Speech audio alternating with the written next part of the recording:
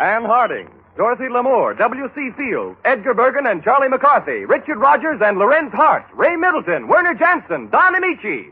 This is the Chase and Sanborn Hour.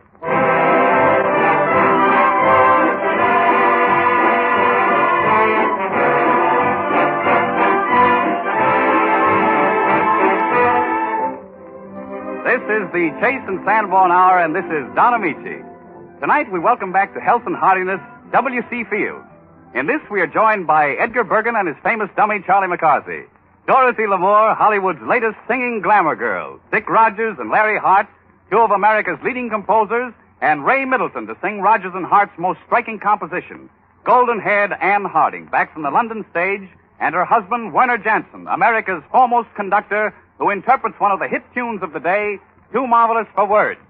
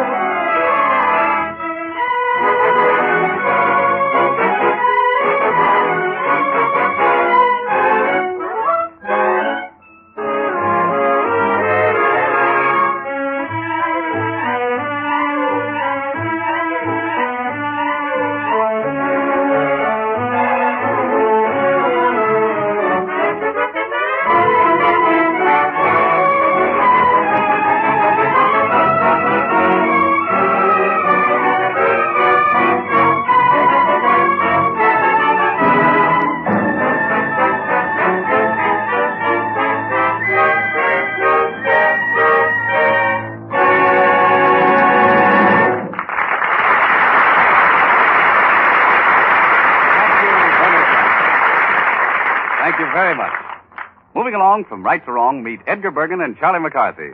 Ventriloquist Edgar Bergen brings his top-headed dummy, Charlie McCarthy, and speaks for both. But when Edgar speaks for Charlie, his own lips never move, and you'd swear that the words are coming out of Charlie's mouth. Since their first appearance on the Rudy Valley Hour just a few months ago, Edgar and Charlie have zoomed to the top of the heap in the field of comedy. So, Mr. Edgar Bergen, speak for yourself. Thank you, Don. That was very nice. Didn't you like it, Charlie? Well, yes and no. I still miss Rudy Valley. I don't know. I'm just not happy, that's all. Not happy in Hollywood? No. Mr. Bergen, my body may be in Hollywood, but my soul is still in Radio City. Well, after you've been here a while and met everybody, Charlie, you'll soon learn to like Hollywood. Uh-huh.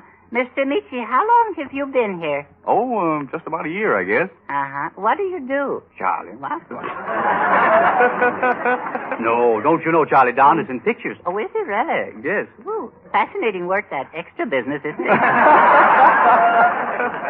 Don Amici's a star, remember? You saw him in 1 in a Million. Oh, yes, of course, yes. Which one was he? Well, why, he was Sonja Henie's leading man. Oh, Sonja Henie. Swell skate, huh? Yes, Charlie, she's positively lovely. Yeah? Well, if you're so positive about it, you don't happen to know her phone number, do you? You certainly overrate yourself, young man. Oh, I don't know about that. I did pretty well with the stewardess on the airplane coming out here. Oh, yeah. Such service.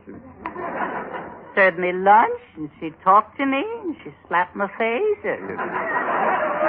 And you certainly deserved it, too, young man. Yes, such conduct on the plane, it was shameful. What did I do that was wrong? What did I do? Name 5 things.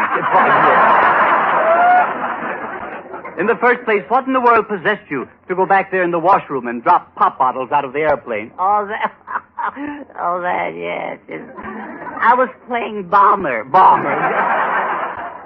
And then you talk to the pilot. Yeah, but why? I don't know why they serve those at lunch in those paper cups and those paper dishes. Oh, well, that's to save weight. Oh, was that so? Oh, yes. Every pound counts. Oh, that's it. Yes. Mm-hmm. Is that why they made the hand towels so small, too? Oh, I didn't think the hand towels were so small. Well, they were so small, I was almost ashamed to put them in my suitcase. Well, now, I'm really ashamed of you, Charlie. Are you really? Yes, yes. Don't you ever stop to regret your actions? Oh, I'm too busy thinking what to do next. Anyway, we got here, didn't we? Yes. That's the important thing. Yes.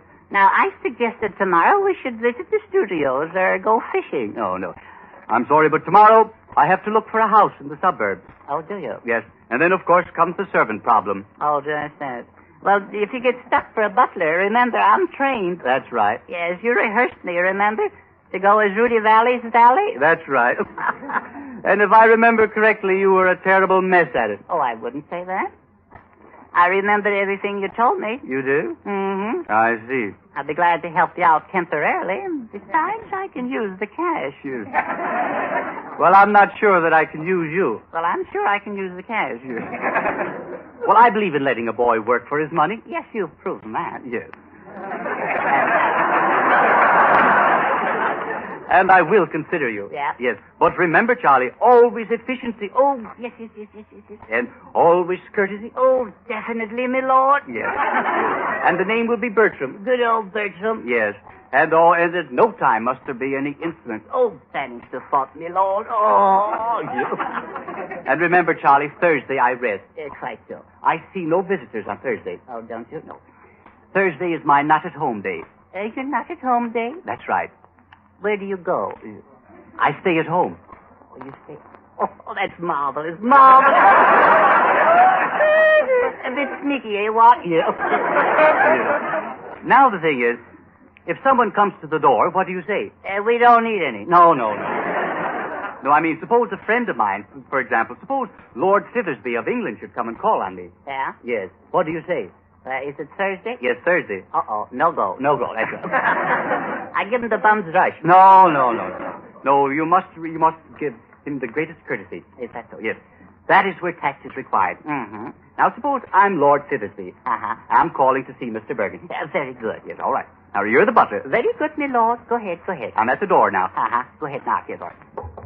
How do you do, Lord Sithersby? Now, wait a minute. How do you know it's Lord Sithersby? Oh, you just told me. Oh, you don't. I know. I'm sorry. Knock again. First you ask the name. That's right. Yes. Hello. Come in. What's your name, Lord Sithersby? No. What's the name? That's better. Uh-huh. Yes. My name is Lord Sithersby. Very good, sir. Yes. I would like to see Mr. Bergen. I'm sorry, but it's Thursday, if you know what I mean. He's not in. He's not in? No. Well, where is he? He's in and he's out. He's in and he's out. He's puffing about, as it were. Well, just what is he doing? At the moment, he's sleeping. Sleeping? Yes. Then he's not out. No, he's all in. He's all in. And that's why he didn't go out. But if you think you're going to see him, you're out of luck. Yes. But I'm Lord Sithersby from the Isle of Wight. Is that so? Yes. Well, I suggest you wait until tomorrow. No. Do I get the job? Well, not so fast, you see. Now, there's a questionnaire to fill out. Uh-huh. I don't know anything about your character. Well, I'm taking the same chances with you, you know. Yes, I know. Now, what about the salary? Oh, the salary. Yes, there is the salary, I hope. Yes. Well, the salary, it will be a small starting salary. A small starting salary. Yes. Mm-hmm. But it will start. It will start. It can limp along. Oh, yes. Could you say how small it would be? I'm awfully sorry, Charlie. I can't say how small it will be. Oh, they don't make money that small, huh? Oh, go away.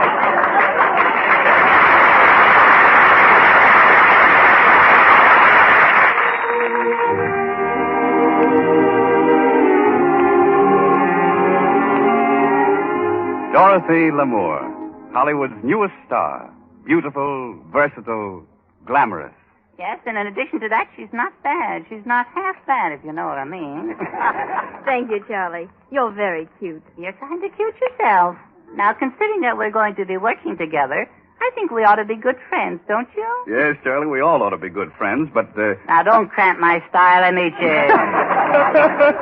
I'm sorry. Miss Lamore. Yes, Charlie. Would you care, how about a lemonade or something? Now, Charlie, please postpone your lemonade invitation till later, will you? All right. I bow to art, but I defer to Dorothy. Curtsy? Thank you, Charlie. Curtsy. As a result of one curtsy to another, Dorothy Lamour sings What Will I Tell My Heart?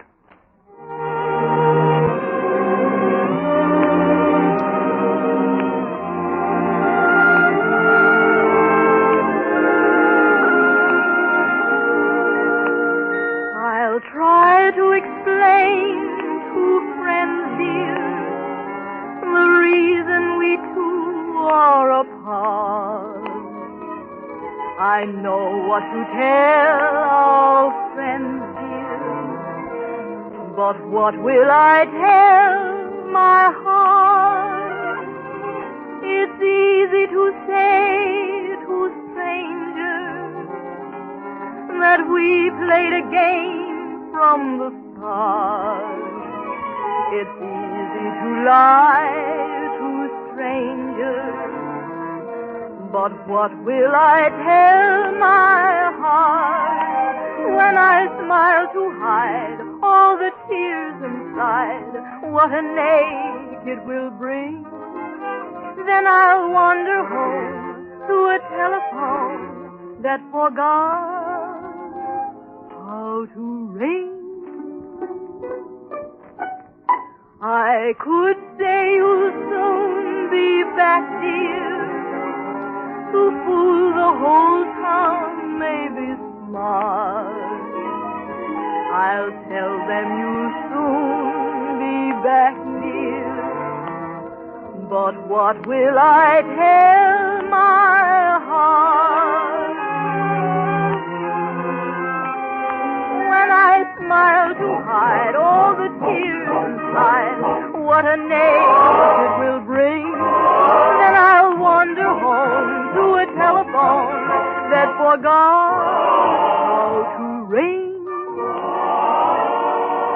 I could say you'll soon be back, dear, to fool the whole town, maybe smart. I'll tell them you'll soon be back, dear, but what will I tell my heart? What will I tell my heart?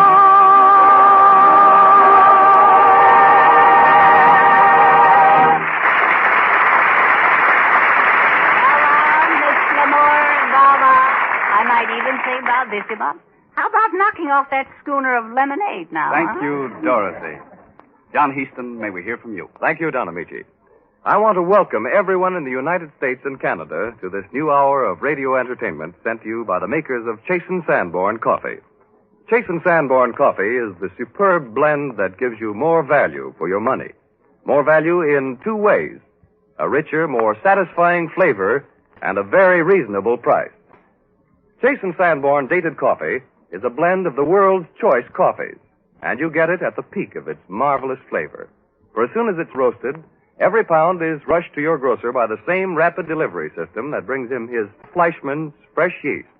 The date of delivery is plainly marked on every bag. This system guarantees freshness and full flavor. It also makes high-priced containers needless. Instead, we pack this finer, fresher blend in an economical dated bag and give you the saving. Enjoy this superb blend and take advantage of the worthwhile cash saving. Buy a pound of Chasen Sanborn Dated Coffee from your grocer tomorrow.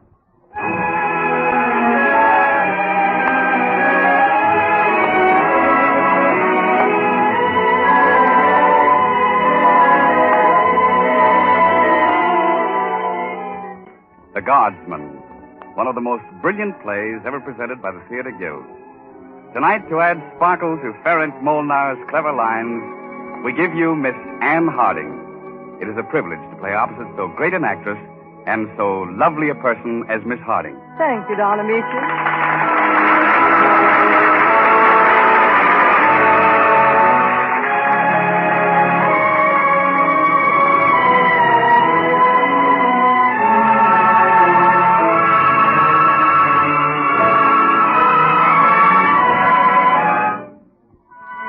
The Guardsman, presenting Miss Anne Harding in the role of Marie, popular Viennese actress, and Don Amici as Tony, her equally popular actor-husband who fears he is losing her love. Tony decides to test Marie. Disguised as a Russian Guardsman, he makes love to her. He confides his plan to their old friend, Dr. Bernard. And now we find Tony, dressed as the Guardsman, alone in his own living room with Dr. Bernard. It's not so easy, Tony, to play a part and fool your own wife. Either I'm a good actor or I'm not. And if I can act for money, for fame, why can't I do it to test the love of my own wife? Well, I must admit, the Guardsman's uniform becomes you. Any woman would find it hard to resist you. But she has resisted me, Bernard. Once this afternoon, I was afraid she wouldn't. But to see her conquer her feeling for this Guardsman, crush it, that means more than happiness, dear friend. That means peace of mind. Then she is true to you? There is no doubt of it. And a woman who can be true to her husband when I am the lover will be true always. But what did you do about Olmutz? Didn't you tell her you were playing 3 performances there? Oh, I sent a wire and called it off. But she thinks I'm there. I actually left for the train and rushed next door, put on this uniform, mustache, wig, and presented myself for tea.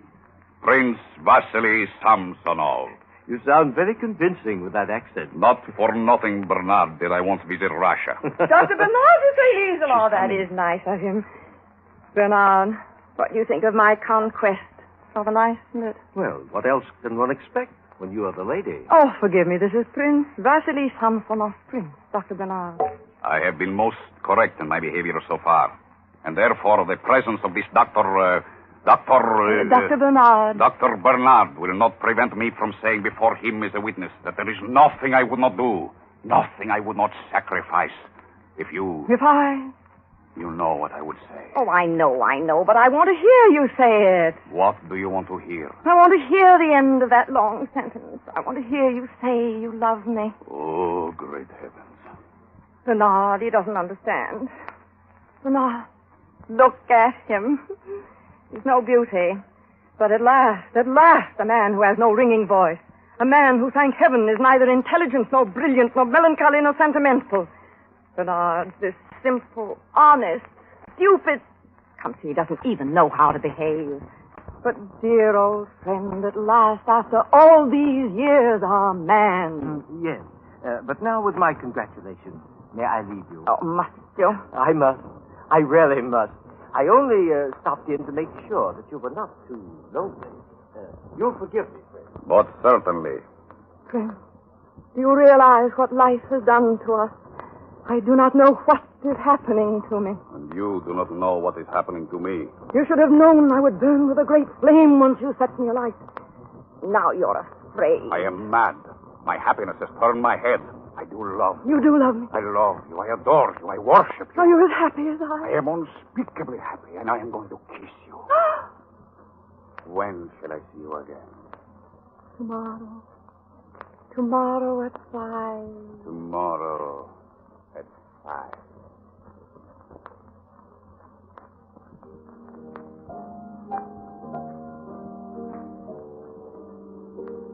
Lisa? I shall want tea for 2 in glasses. Russian tea. Yes, ma'am. I'm not at home. I shan't be back all afternoon. Yes, ma'am. Of course, when the prince comes, Lisa, you'll let him in. Yes, ma'am. Oh, it's you, sir. What? All alone, my love? Oh, it's you, Tony. What brought you back so soon? What's that? I returned 2 whole days early, and all you have to say is, what's brought you back so soon? Is that all your greeting? I'm interested to know why you played only one of your 3 performances in Almutz. Perfectly simple, my dear. This morning I received a telegram from our own theater saying that Krauss was ill and that they would put on Hamlet. You know perfectly well that when I play Hamlet, there isn't even standing room, so... Oh, I know. Spare me the rest of the press notices. Well, in short, here I am, with my sweet little wife. And, what did you do with yourself all last evening? Nothing. Oh, weren't you, bored doing nothing? No. You, didn't go anywhere? No. I, thought you were going to the opera. Yes, how silly of me. Of course, I quite forgot. I did go. Yeah. Alone? Of course. No one was there with you? No one. Oh. If I tell you I was alone, I was alone. Of course, but, someone mentioned something about a soldier, a guardsman. Guardsman? What do you mean? You were in box number 4, first here. Oh, I see. You paid someone 10 gulden to spy on me. 20 gulden, possibly. Throwing your money away. Very well, that was where I sat. But you didn't exactly sit in the box. You spent the greater part of the evening in the anteroom with the guardsman. That is not true. Mrs. Spengler, the usher, says it is. Mrs. Spengler, the usher, is lying. All right, I'll send for her. Just a moment. Is this a joke? Oh, no, this is not a joke. And you really, seriously think that while you were away working for me, that I was entertaining soldiers?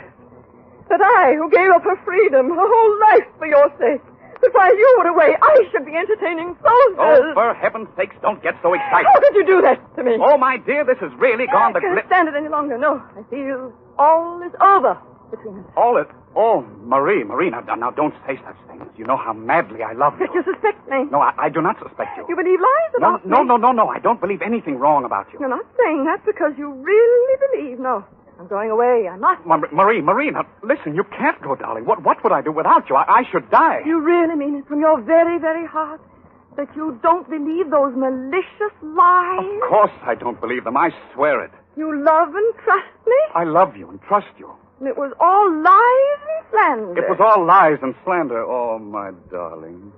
How I must love you to be able to forgive this. But I do forgive you. I shall love only you, darling, forever and ever. And you believe in me? I believe in you. Oh, please forgive me. I'm so in love with you that... Why are you crying? Oh, if I could only tell you why I'm crying. Oh, now, my sweet. Now, don't cry anymore, please. Now, you rest while I go and change my clothes. Oh, if you men only understood your wives, you'd go away and leave me alone for a while. I'm so nervous after this dreadful scene. I'm a wreck. Very well, my love. To show you how considerate I am of your nerves, I'll go. As soon as I change my...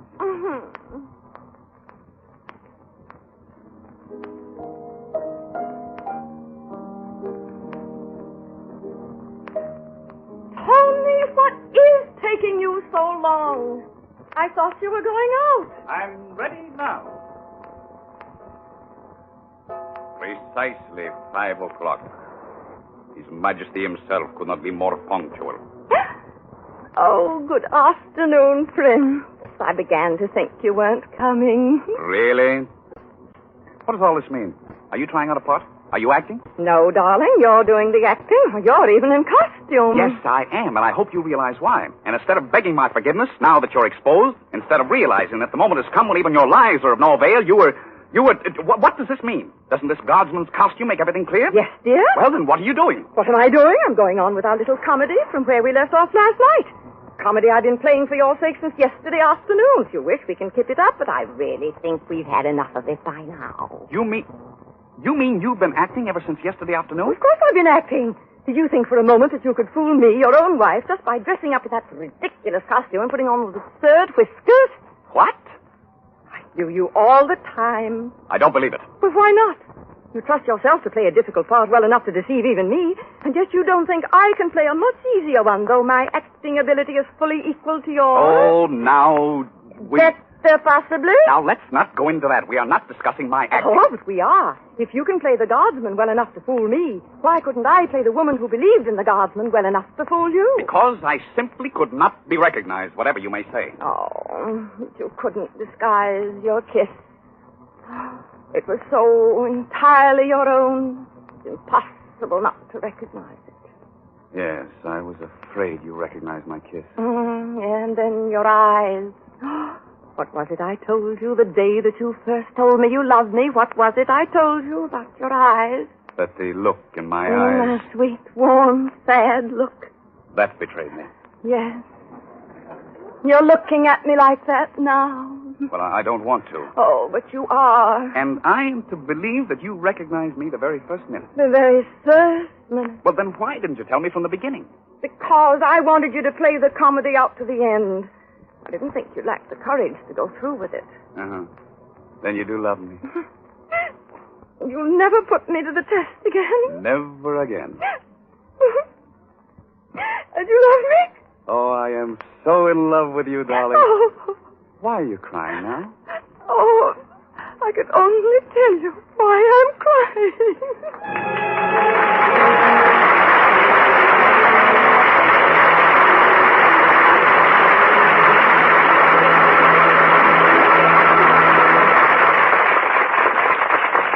For Miss Harding and myself, thank you.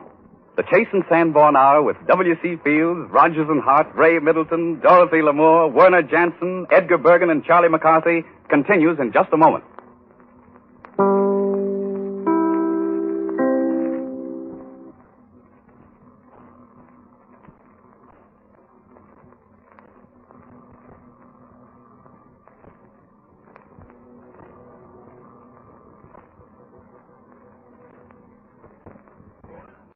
You know, Mr. Bergen, Yes? I've always wondered why they ring those bells. Oh, have you? Yeah. You don't suppose it's to wake up the people, do you? Well, I see you're back, Charlie. Yes, indeed, Mr. Amici. Yes, indeed. I go, but I return. Yes, that's inevitable. The Chase and Sanborn Hour continues. Two of the loveliest melodies Jerome Kern has ever written are The Way You Look Tonight and Our Song, Werner Jansen and the orchestra.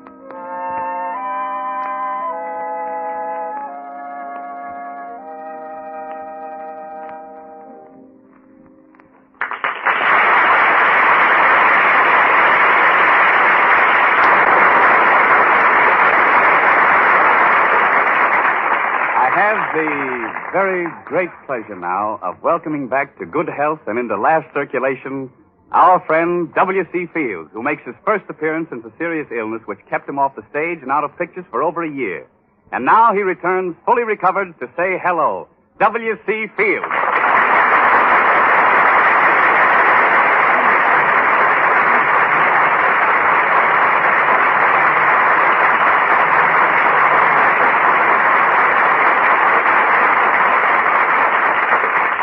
Mr. Fields, I'm sure you'll feel at home because here's your old Follies piano player, Werner Jansen. Oh, yes. Hi, Jackson.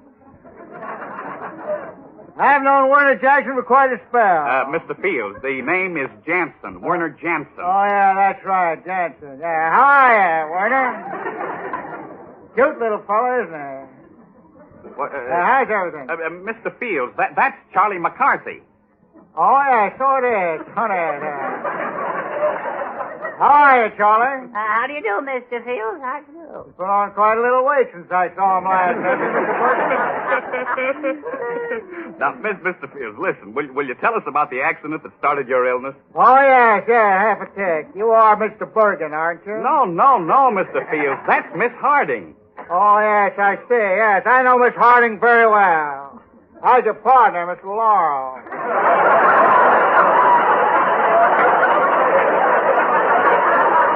No, Mr. Fields. You're confused with Laurel and Hardy. Oh, yeah, how silly of me. I beg your pardon, Mr. Laurel. Now, Mr. Fields, listen. Everybody is impatiently waiting to hear about your recovery. Now, if you'll kindly... Yes, certainly. Excuse me, Mr. Bergen. No, I'm Don Amici, remember? Oh, yes. Remind me to ask the dummy a few questions after I said hello to the folks. Yeah. There. How old is Charlie McCarthy? He's 12 years old. 12 years old. How interesting. I wonder if the little nipper will sing me a song. Yeah, I will if you give me $10. $10, eh? He's more than 12.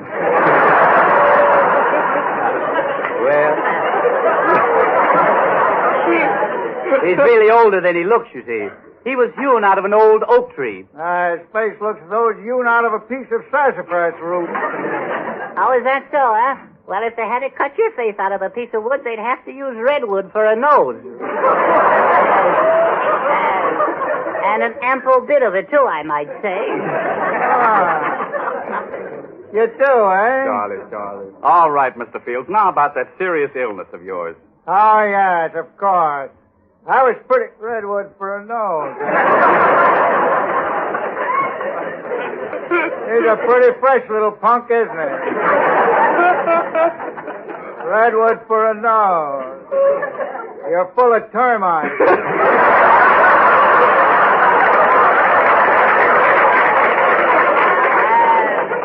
The guy is drunk. Take him away. Draw his flies. Look here, I may be drunk, but I'll be sober tomorrow, and you'll still be full of termites. I'm glad to see you looking so well, W.C. You don't mind if I call you W.C., do you? Oh, no, I guess not. No. It's a bit confusing, though. In Europe, royalty always referred to me as the W.C.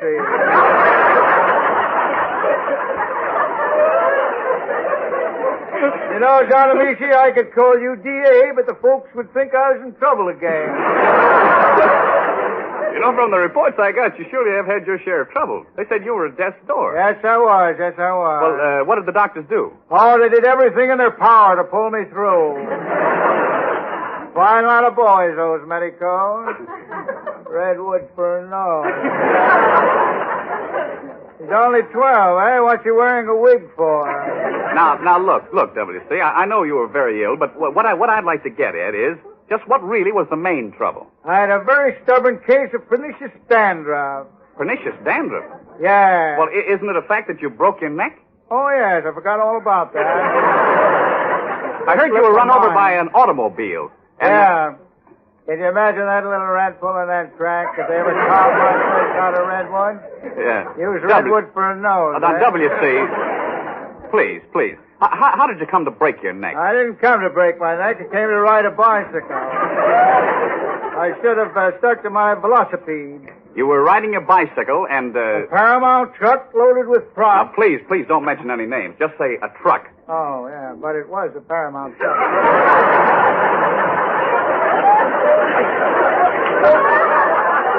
Yes, I know, but this is a Chase and Sanborn program. Well, I could say it was a Chase and Sanborn truck. Yeah, that's fine. Fine. Now go on. But if you want to know the truth, it really was a Paramount truck.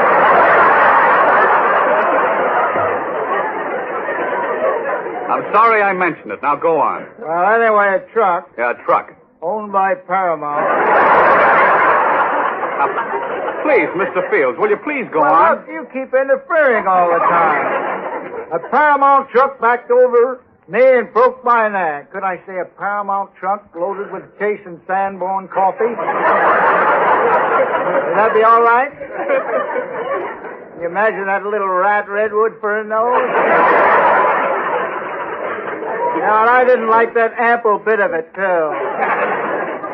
Wonder how I'd like to have my nose filled with nickels.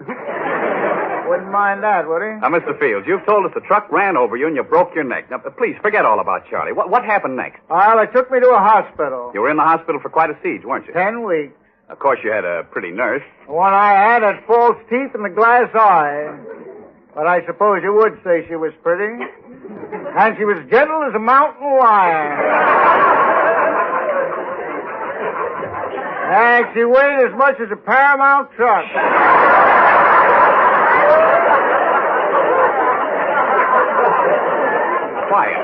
Quiet. Don't say. See, you didn't wait. See, I filled with Chase and Sanborn coffee. All right. Well, what was the doctor's exact diagnosis of your ailment? Just a broken neck? No, the croaker said I had mogo on the go-go-go. Or what is known to medical science as Ralph Hidalgo. Well, what does that all add up to in English? A broken neck coupled with a very stubborn case of pernicious dandruff. Yeah. When you got home, something else happened, didn't it? I was ingurgitating an invigorating stimulant that I call red milk. And I slipped down a flight of stairs. Yeah, well, what was the breakage in that nonstop flight? I fractured the southernmost portion of my spinal column. And to my great dismay, I discovered I'd spill half of the tasty nectar.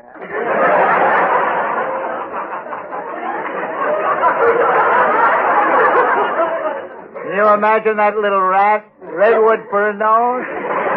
Don't let him get away, will you? Hold him. Yeah, now, after your 3-point landing, what did they do?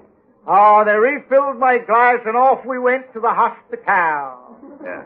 Clang, clang, clang.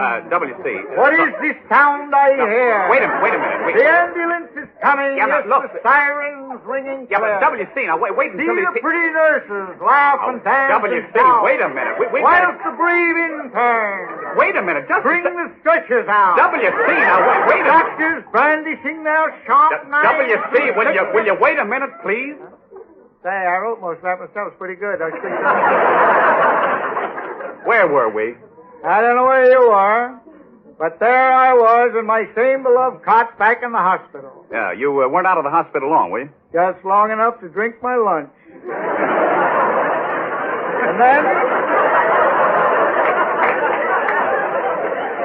And then, Redwood for a nose. I'll take Baby Leroy in preference to him any time.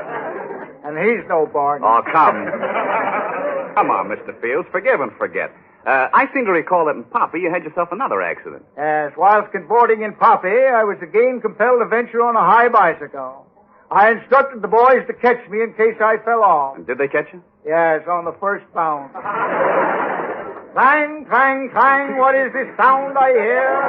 The ambulance is coming. So you were off to the hospital for another 10 weeks, huh? Yes, and this time I enjoyed my convalescence, having a nervous breakdown. For 10 weeks? No. The run was curtailed on account of my developing low-bar pneumonia. They put me in an oxygen tent. I thought I was camping. What do you mean? After I played 3 weeks of Fields the Campfire Girl, I returned to play out my open 2 weeks of nervous breakdown. And what next? A pulled tendon, broken left foot, Paget's disease, double vision, infected toe, more nervous breakdown. They came so fast and furious it was difficult to distinguish them from perfect health.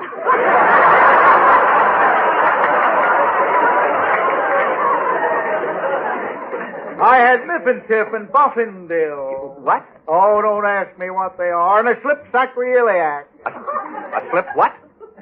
Sacroiliac.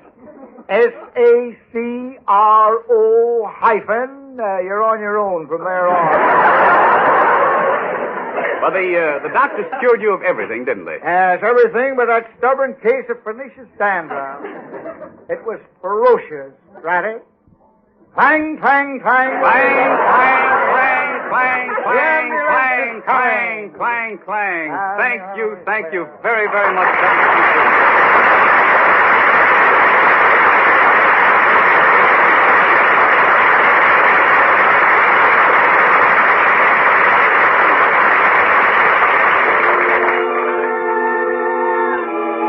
In the picture 50 Roads to Town, Ann Southern and I did a little song that's been haunting me. And they say the best way to get a haunting song out of your dreams is to sing it at people. So I'm singing this one at you.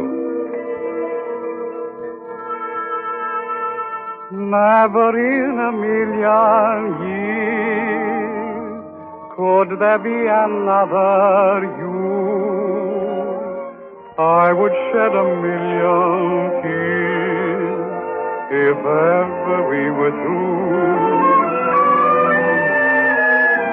Never in a million moons could you ever be surpassed. And darling, for a million Junes, this love of ours will last. There would be no world for me if ever we would part. Where I go, your name will be right on the tip of my heart. For only once in every lifetime, someone just like you appears. Is there any greater glory, any greater thrill? No, never in a million years.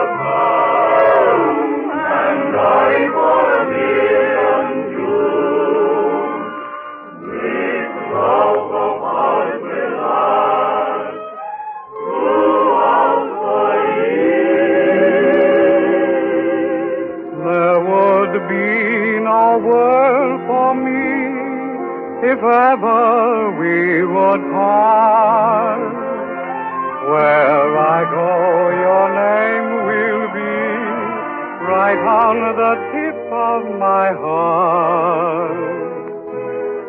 For only once in every lifetime, someone just like you appears. Is there any greater glory, any greater thrill? No, never in a million years. No, never in a million, never in a million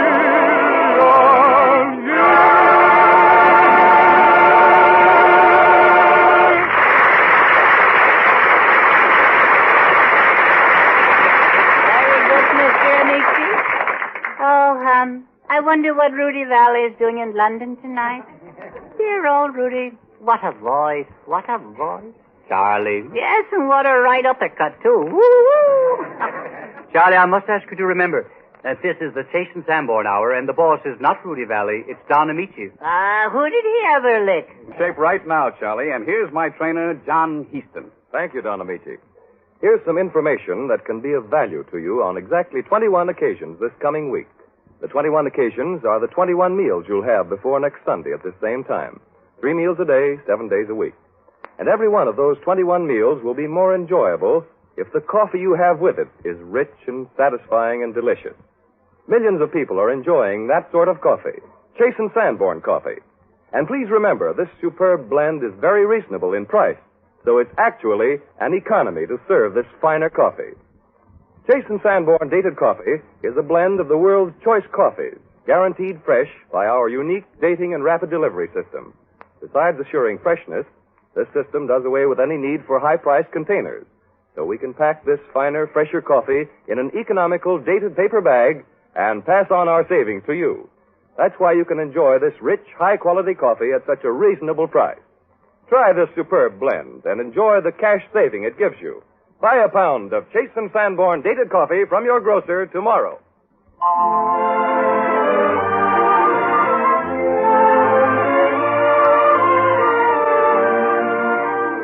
My Heart Stood Still is just one of the many great songs written by Dick Rodgers and Larry Hart.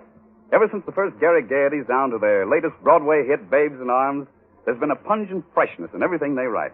Their most novel musical work is the stirring All Points West. Currently, they're writing the new Mervyn LeRoy production starring Fernand Gravé and Ethel Merman. Say, Larry, which comes first in writing a song, the words or the music? Well, Dick, how do we usually answer that question? It can happen either way. And it usually happens neither way. We usually start with a title. Title with an idea. Then I write a tune to it. I write a lyric to the tune. And there we are. Yeah, well, there you are, but where am I? We're still trying to find out which came first, the chicken or the egg. Well, maybe you'd better ask a couple of other roosters. Now, about All Points West, whose idea was that? Well, a fellow named Paul Wyfan was holding a modern music concert, which he combined his orchestra with the Philadelphia Symphony. And he was putting on a series of musical stunts. Take it away, Dick. And so he asked us to do something special for his concert. I racked my brain. Larry racked his brain. You see, Don, it's just a racket. Yeah. We tried to get the most characteristic American We sound. settled on a train announcer.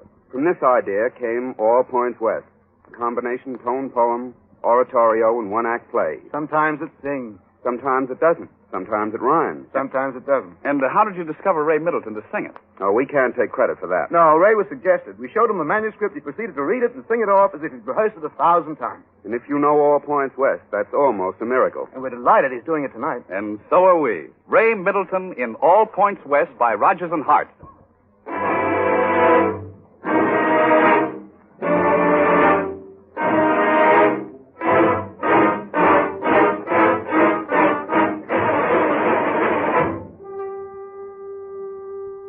Track 33 at 11:27. The Great Lakes Express bound for Albany, Syracuse, Rochester, Buffalo, Erie, Cleveland, Toledo, Detroit, Kalamazoo, and All Points West.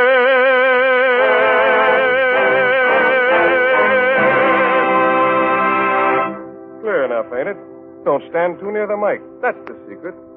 Remember when we used to call 'em through megaphones? Had to yell our lungs out, now it's easy. See that salesman with his sample cases and his wife. She's kissing him goodbye, a long, long trip. She's whispering in his ear, he promises. Oh, yes, he'll be true. Oh, yes, he'll be true. Ha, ha. So salesmen get around, must be marvelous. Home is where your satchel is, and fun on the train. Fun on the train. I never get in 'em. There's a mother saying goodbye to her boy. Go west, young man. She's crying. They always cry. You'll be going to get a job out there. They say there's lots of jobs for any young man out west. I ain't so young anymore, but I'd love to go. Where the breeze smells fine from the sage and pine, and the sun turns rock into gold. I have heard when you ride on the prairie so wide, you forget that a man can grow old. For the Rockies rise to the sunburned skies, and the world opens up like a fan. But for me there is dust, there is dirt, there is rust. While you go with young man, while you go with young man.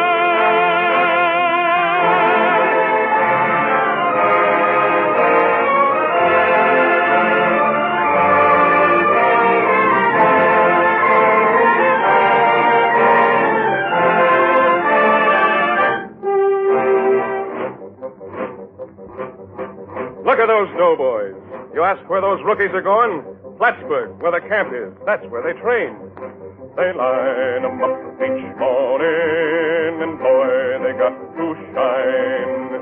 Each button must be buttoned before they get in line. The drum starts in drumming, the bugle starts to blare, with uniforms a-gleaming and noses in the air, and noses in the air.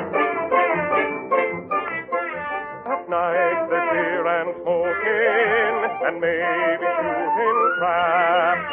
They sit together joking until it's time for tap. Da-da-da, da-da-da.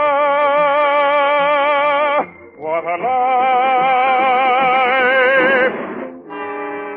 I never get anywhere. Number 42 for Boston? Yes, miss. Leaves right away on track 7.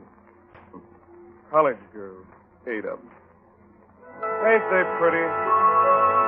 Finishing school, they call it.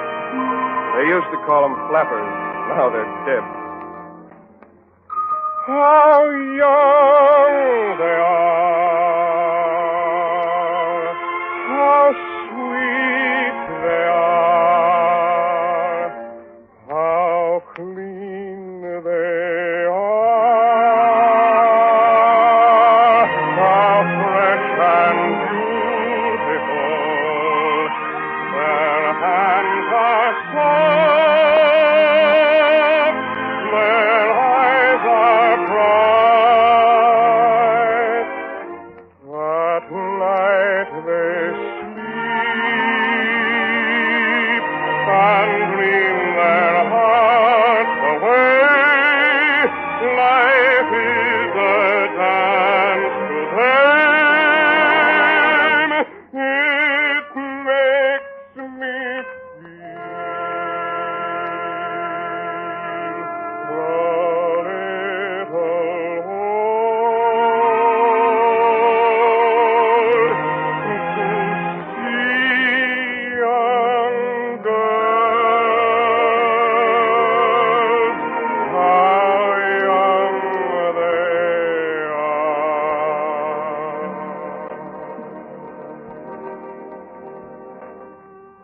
Leaving track 17 at 12:10, the Honeymoon Express bound for Harmon, Austining, Albany, Rochester, Buffalo, Niagara Falls, and all points west.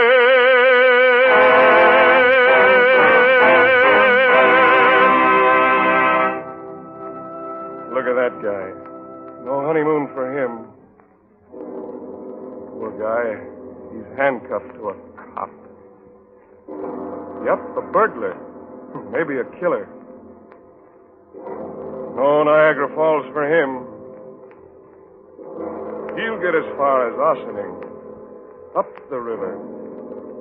Maybe for keeps. How mad he looks. What's he mad about? At least he's going somewhere. There's a honeymoon couple with all their friends and relations. Rice they're throwing, an old shoe.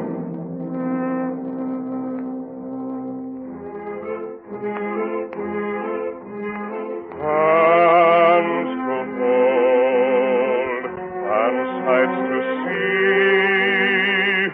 They've got the world. The world is free, speeding through the night with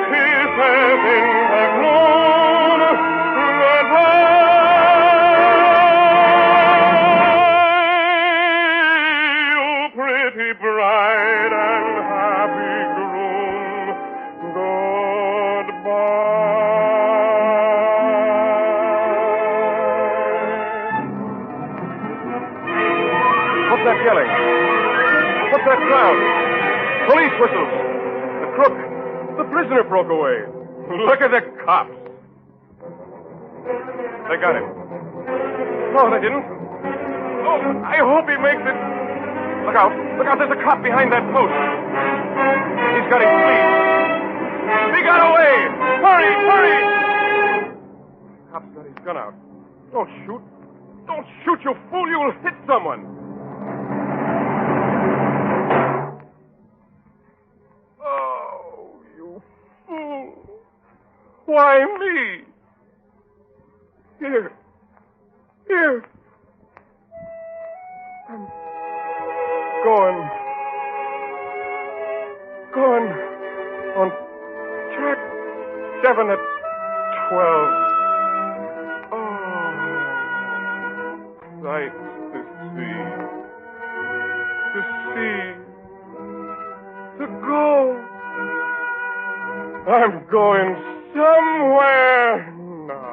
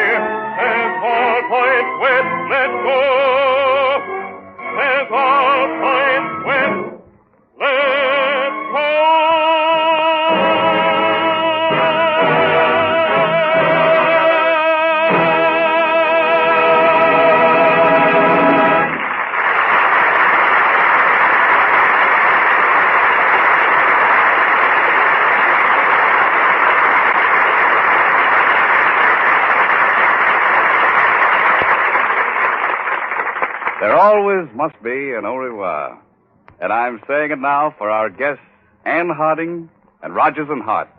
For Edgar Bergen, Charlie McCarthy. I'll be back next Sunday. Yes, Charlie. And so will W.C. Fields. Redwood for a no. Clang, clang, clang, what is this sound? Thank you, W.C., thank you. And in addition, next Sunday, the Chase and Sanborn Hour will bring you Joseph BENTOELLI and Carole Lombard. Not Carole Lombard. I wonder if she'd like the lemonade. Huh? Well, you'll certainly find out, Charlie, because she'll be here, and so will the rest of us. And that means W.C. Fields, Dorothy Lamour, Werner Jansen, Edgar Bergen and Charlie McCarthy, Joseph BENTOELLI, Carole Lombard, and yours sincerely, Don Amici. Until next Sunday at the same time, au revoir.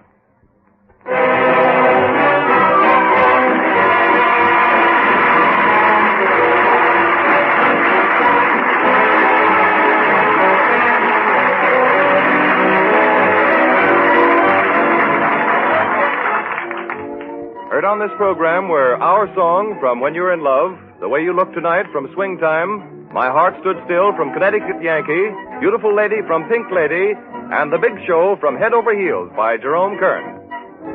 Next Sunday at the same time, same station, Don Amici, newest 20th Century Fox star, will introduce another Chase and Sanborn Hour with W.C. Fields, Dorothy Lamour, Werner Jansen and the orchestra, Edgar Bergen and Charlie McCarthy, Joseph BENTOELLI, and Carole Lombard.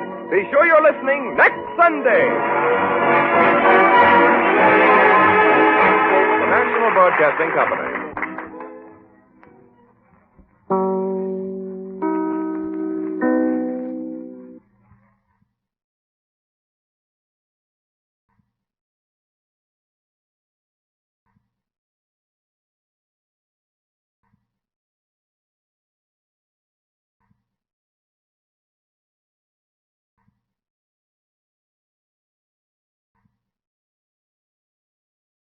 Carole Lombard, Dorothy Lamour, W.C. Fields, Joseph BENTOELLI, Edgar Bergen and Charlie McCarthy, Werner Jansen, Don Amici. This is the Chase and Sanborn Hour, presented by Chase and Sanborn Coffee, a blend of the world's choice coffees, sold at a very reasonable price.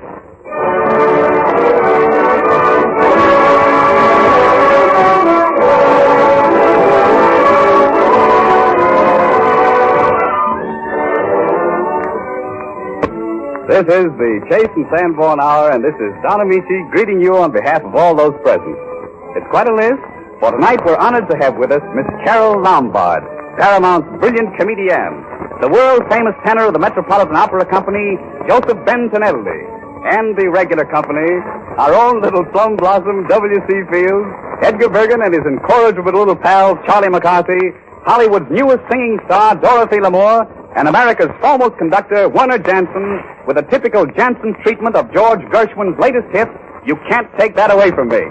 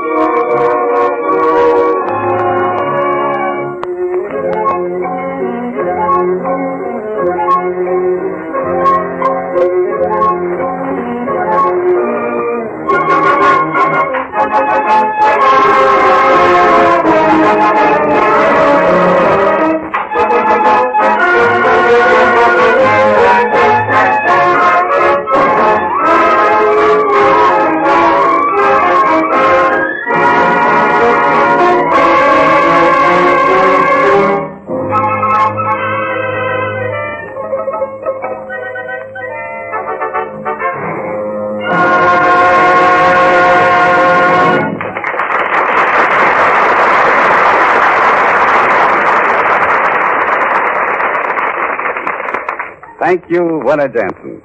I'm very happy now to make way for Edgar Bergen, that most unusual fellow who always brings along his little pal, Charlie McCarthy, sits Charlie on his knee, and proceeds to speak for both.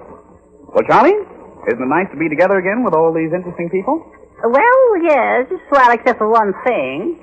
But life is not without its thorns. Yes, well, in this case, it's a red nose. Charlie, listen, I must ask you to remember that we're all just one big family. Yes, and I know who the black sheep is, too. Charlie, did you read that book I gave you on how to win friends? Yes, I did. Well, that's fine. Yes. And you understand the rules? I certainly do. Yes, well, that's fine. Yes, I remember everything. Let's see. Winning friends, the first one is be a good listener. That's right. The second one is talk about things that interest other people. That's right. The third is make them feel important. And the fourth rule is don't argue. That's right. It's a cinch. Watch me try it on Don. Yes. Oh, Mr. Amici. Yes, Charlie. Don't you think the cinema, well, and by the cinema, of course, I mean the motion picture as well. Don't you think it's making great strides in business? In what respect? Well, in making motion pictures, especially, simply marvelous. That forging ahead spirit, that pioneering stuff like that, isn't it? Well, just what do you mean, Charlie? Well, I don't know. What I mean is, do you think the magic lantern will ever come back? Yes, Charlie, I even predict that someday pictures will actually talk. Is that so? Well, it only goes to show you. Well, then you'll be all set with your singing voice, and I want to compliment you on that splendid singing last week. Oh, well, thanks, Charlie, but really, I didn't think it was so good. It was simply marvelous, that's all. No, I disagree with you, Charlie. It was simply superb, Don, that's all. Charlie, rule number 4, don't argue. Oh, yes. And no matter what you say, I don't think I sang very well. Well, now that you mention it, it was pretty bad. That ought to stop it. Well, I didn't think it was as bad as that, Charlie. You know, several of my friends suggested I go to Italy. To hide? No, Charlie, to study. Uh-huh. Well, I'm for you, Don. For my money, you're the top. You're the real McCoy, pal. That's rule number 3, the oil. Yes, I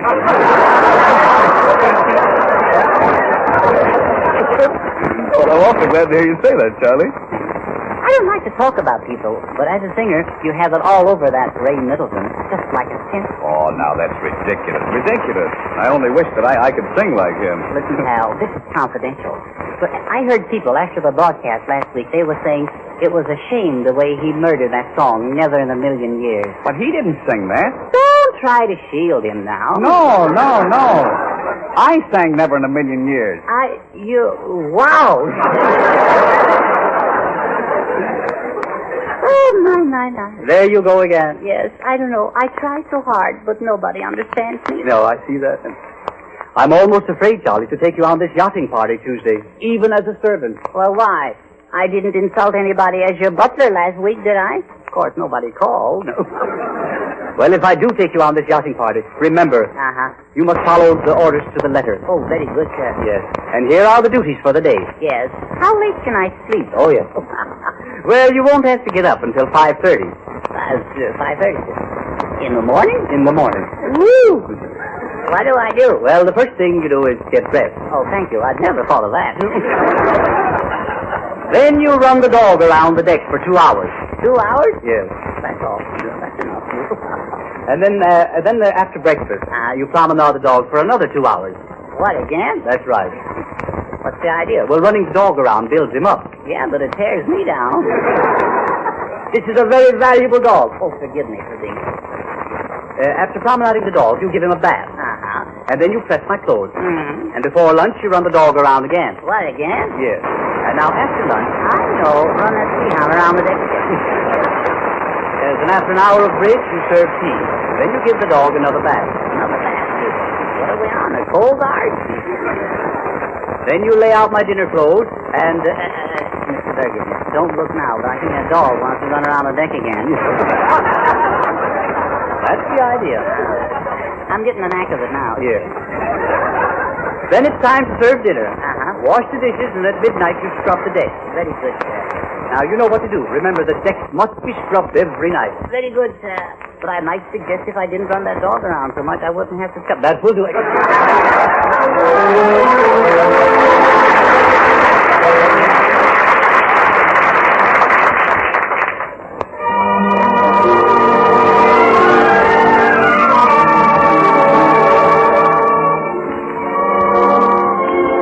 In less than a year, Dorothy Lamour has risen from obscurity to a place of importance in the Hollywood sun. As you may have heard, Dorothy is to be starred in the new Samuel Goldwyn picture, Hurricane. And tonight, Hollywood's newest star sings, of all things, There's a Lull in My Life.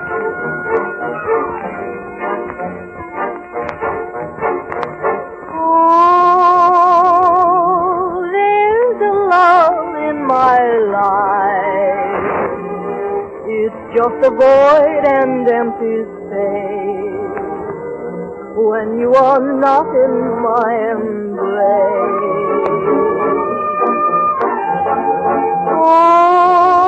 Oh, there's a lull in my life the moment that you go away. There is no night, there is no day. The clock stops ticking, the world stops turning. Everything stops but that flame in my heart that keeps burning, burning. Oh, there's a lull in my life. No matter how I may pretend, I know that you alone can end the ache in my heart, the call of my arms.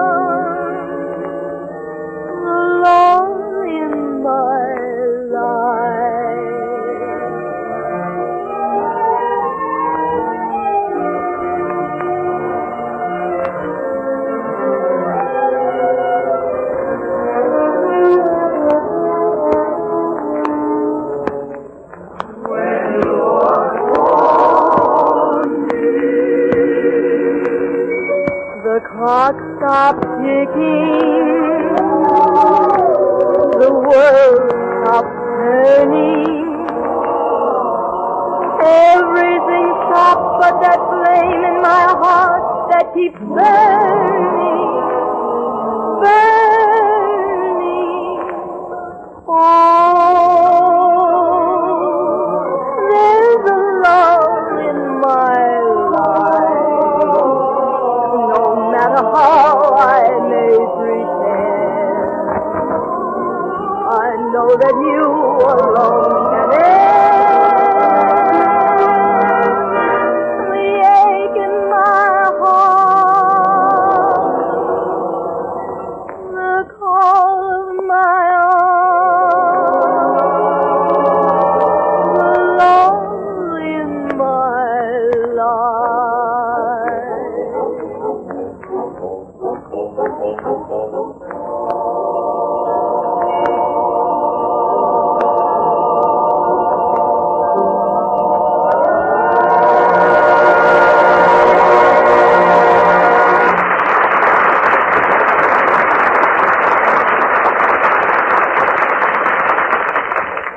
Thank you, Dorothy. That was lovely. Yes, lovely. Lovely, Miss Lamore. It was really lovely. Tell me, is there a lull in your life? Well, not really, Charlie. Then you don't know what it means to be lonely, huh? Are you lonely, Charlie? All day I have nothing to do. At night I just walked and walked and home to my empty room. Oh, you poor darling. Oh, no. My dear little diary, filled with nothing but empty pages. All those blankety blank pages. Charlie, you're breaking my heart. Every night the same thing. Nothing ever happens. Oh, Miss Lamore. How about having dinner with me some night? Oh, wonderful. Any night, Miss Lamore. Any night at all. All right, then tomorrow. Yes, tomorrow? No go. May West is penciled in for tomorrow.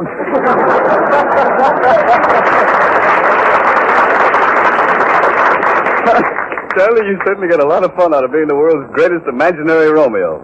But all of us are interested in things that make life more enjoyable. And here's what Donald Briggs has to say. Good meals make life pleasant in two ways. Through the flavor of good food and the agreeable way it revives you. And in both these ways, your meal is better when you serve rich, satisfying coffee. Your food tastes better and does more to refresh you. But be sure you serve coffee that really does add to your enjoyment. Get the blend made from the world's choice coffees, Chase and Sanborn coffee. It gives you finer flavor at a very reasonable price. And you get Chase and Sanborn dated coffee at the very peak of its goodness. It's rushed to your grocer straight from the roasting ovens, guaranteed fresh by our dating plan. What's more, dating and rapid delivery do away with the need for expensive containers. Instead, we pack Chase and Sanborn dated coffee in the economical paper bag and give you the cash savings. The choice coffees used in this blend give you finer flavor.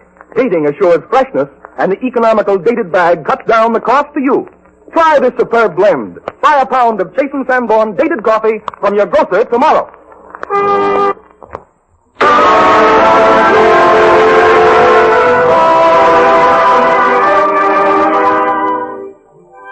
When the famous playwrights Ben Hecht and Charles MacArthur put their heads together and wrote their play 20th Century, they delivered the swellest satire on show business ever produced. The motion picture of this play gave Carole Lombard one of her greatest and most successful roles, that of the tempestuous, temperamental actress Lily Garland. Tonight, Carole Lombard is Lily Garland again, and I'm having the pleasure of playing opposite her. And really, it is a pleasure indeed to meet, greet, and act with Miss Carole Lombard. The page is mine.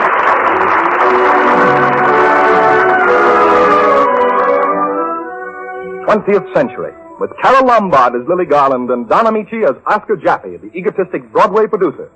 Lily has just completed a very successful picture. She's returning from Hollywood aboard the famous 20th Century Limited. Jaffe, whose most recent play is another failure, gets the drawing room next to Lily's in the frantic hope that he can lure her back under his management and thus save himself from bankruptcy. Lily is reading when the door to the adjoining room slowly opens and Jaffe appears. I thought I heard your voice, Lily. Oscar Jaffe.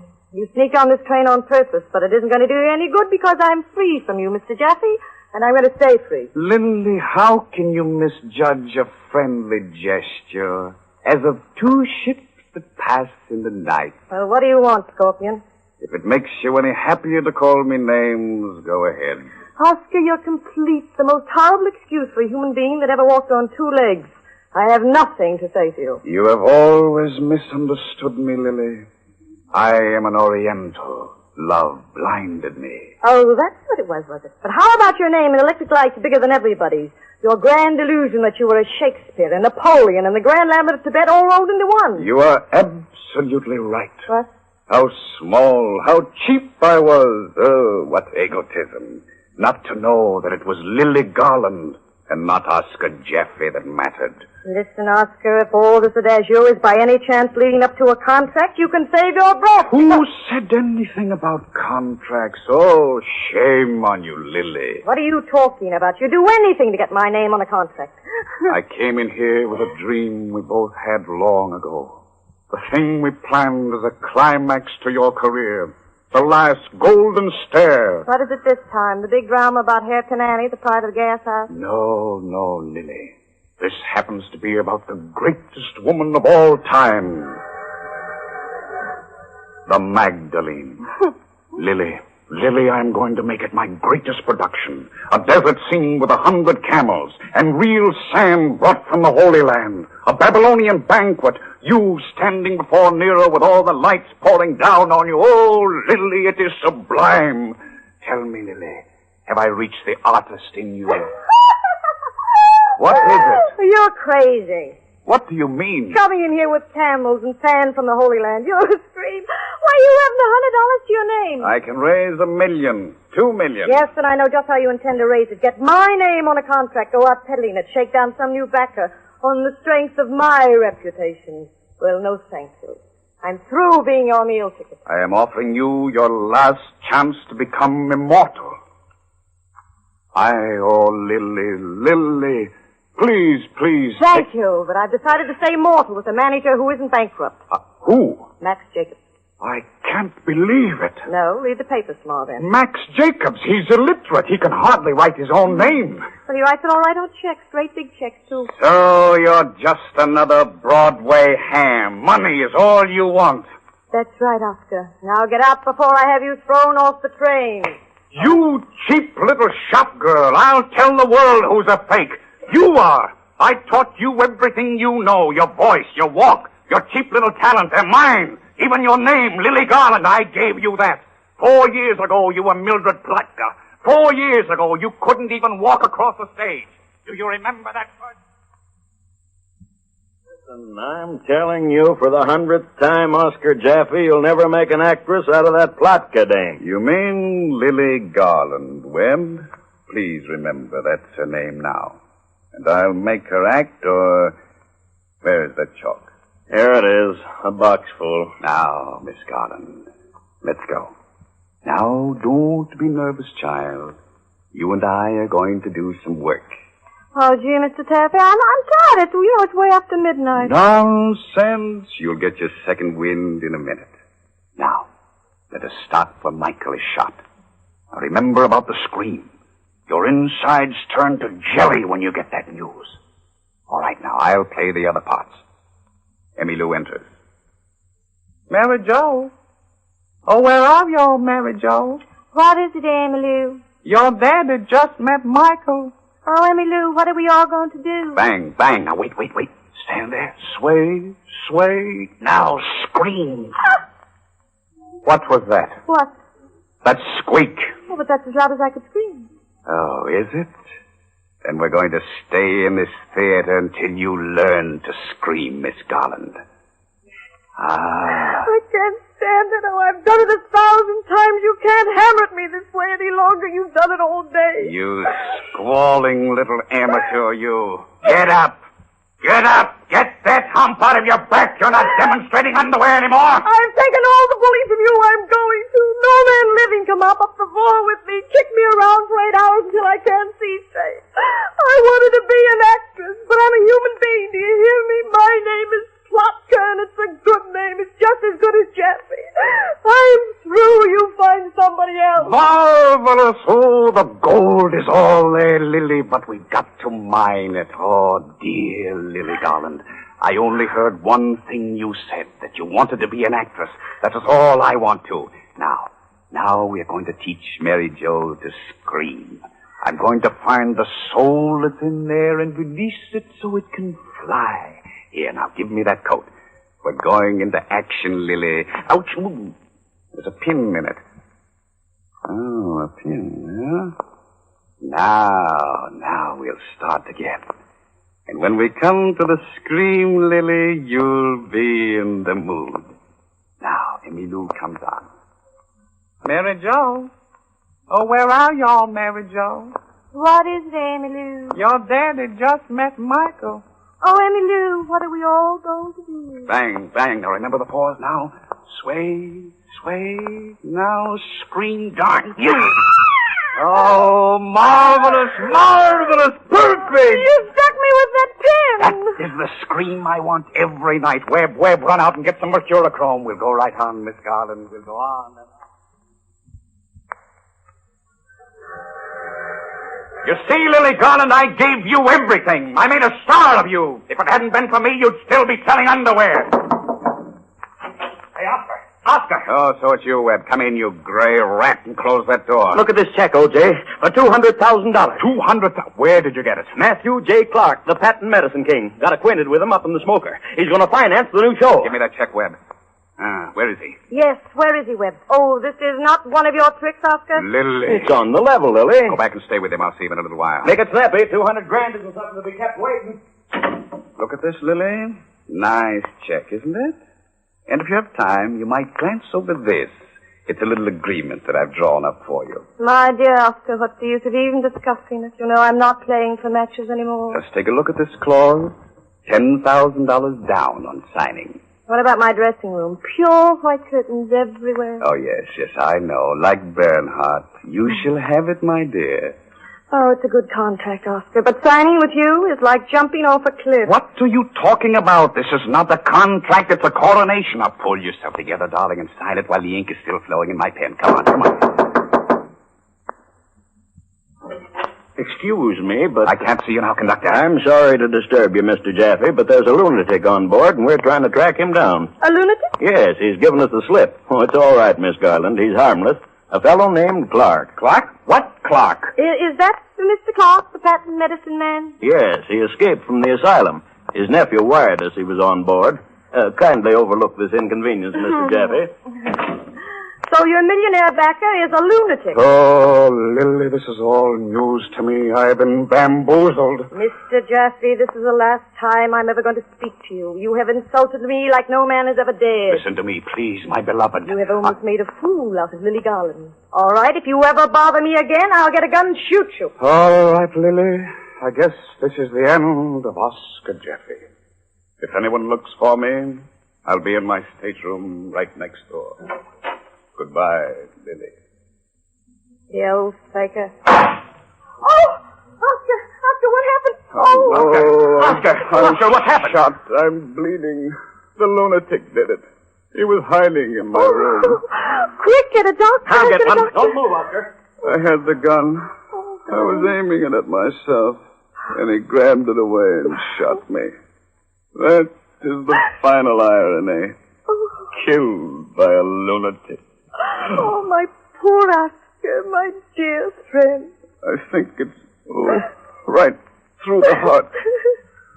Oh, who is that crying? Oh, your friend, Lily Garland. Speak to me. Oh, Lily.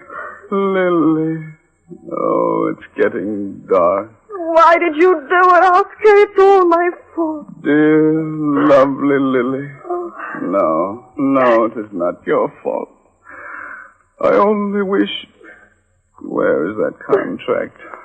The last one I drew up for you. Oh, here it is.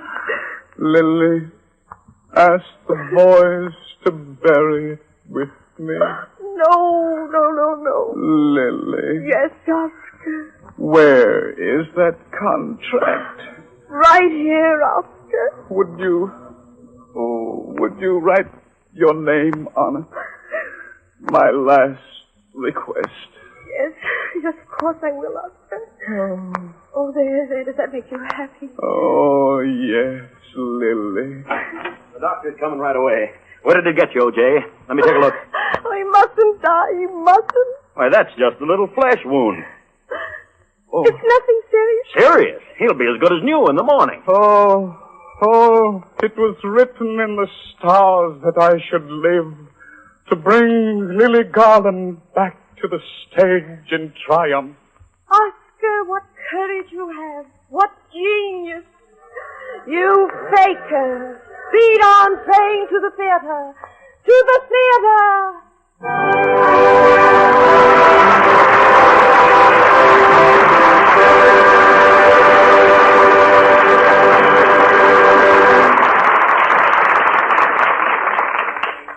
Oh, Miss Lombard and myself, thank you. The Chase and Sanborn Hour with W.C. Fields, Carole Lombard, Edgar Bergen and Charlie McCarthy, Joseph Bentonelli, Dorothy Lamour, and Werner Jansen continues in just a moment.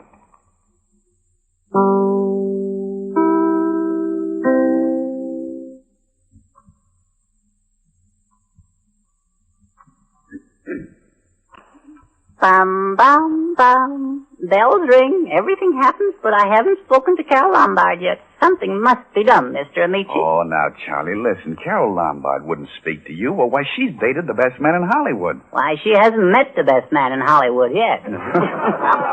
Very well, then, Charlie. Miss Lombard. Please. Miss Lombard, this is Charlie McCarthy. Oh, Charlie, at last we meet. Oh, Miss Lombard. I have so much to tell you. Oh, Charlie. Oh, Carole.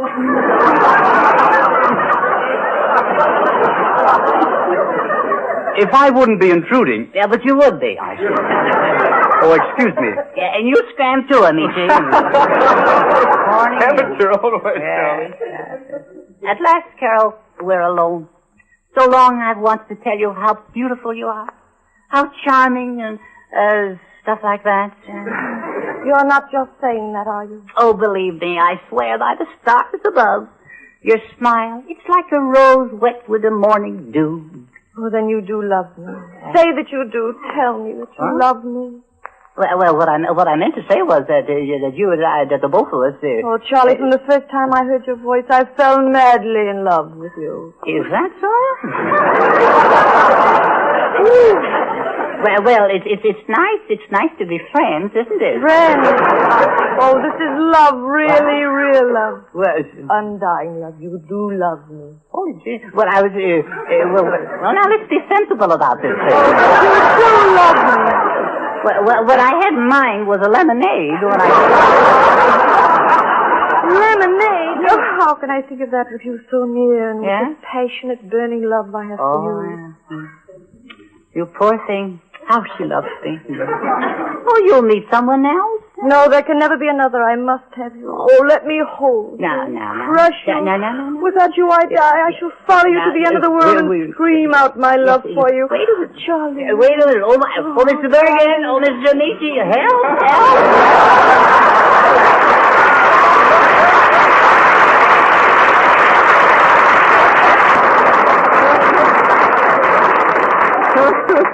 Well, I'll save you, Charlie, but let that be a lesson to you. And thank you, Miss Lombard, for calling Charlie's bluff. Werner Jansen gives some of his unusual musical color to a medley of unforgettable melodies written by America's great composer, Stephen Foster. Swanee River, Old Black Joe, My Old Kentucky Home, and Oh, Susanna. The first performance of the Foster Suite, which is dedicated to Anne Harding, Mrs. Jansen. Werner Jansen and the orchestra.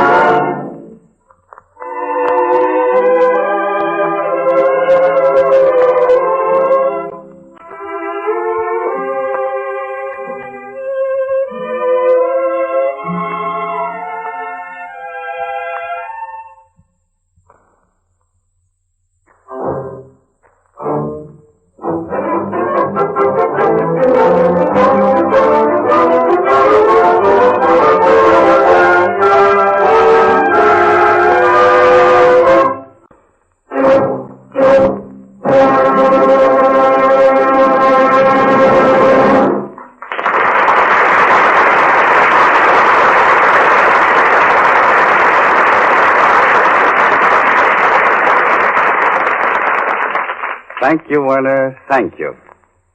Last week, I had the great pleasure of welcoming back to good health our friend W.C. Fields. His hello was so hearty that we insisted that he give us more of his inimitable humor. So tonight he's back with us, and one of us, W.C. Fields.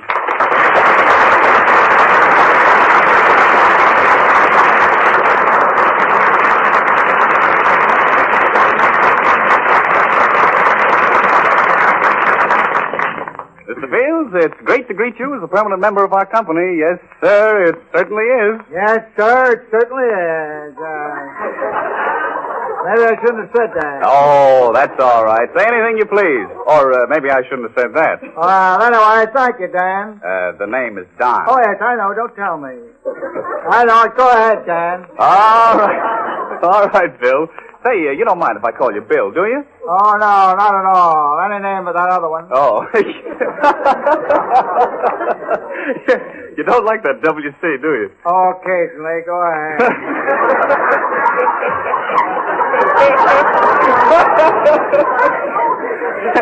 Say, by the way, Bill, I just want to tell you that I got word from Paramount that they don't want you to keep dragging in their name like you did last week. What's the matter with those guilt pens? Are they stuffed? Well, no matter what you think, please don't mention, you know what I mean. Yeah, Paramount. Now, please, Bill. Okay. You all right if I mention Chase and Sanborn? Well, truthfully, even Chase and Sanborn prefer that you don't mention their name. Oh, nobody wants me to mention anybody's name. Well, I think it'd be best if you didn't mention any names. Is it all right if I use words?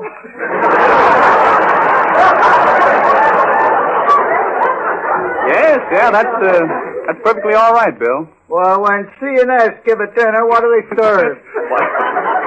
C&S coffee, of course. Nothing else? When I give a dinner, I generally serve cocktails, a little wine.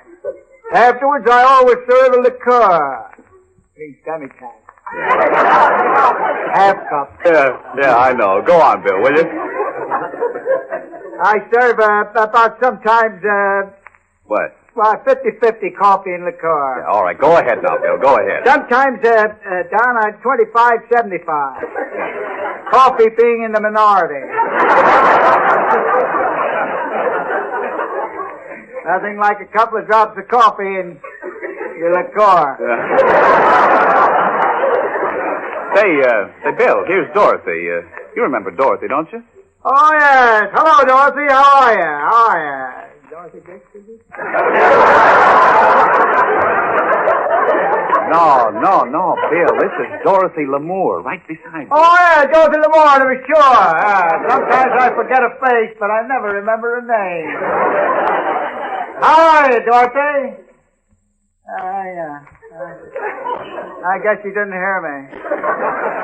Oh, it's funny. I never saw Dorothy act that way with anybody she really knew. Neither did I. She's a very silly girl. She asked me up to have some tea and crumpets with her the other day. If she'd have played her cards right, we might have formed a very dear friendship.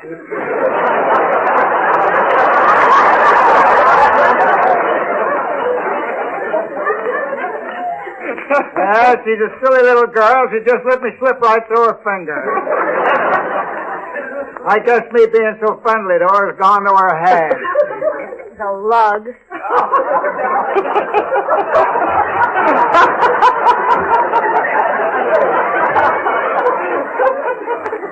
She evidently didn't recognize me.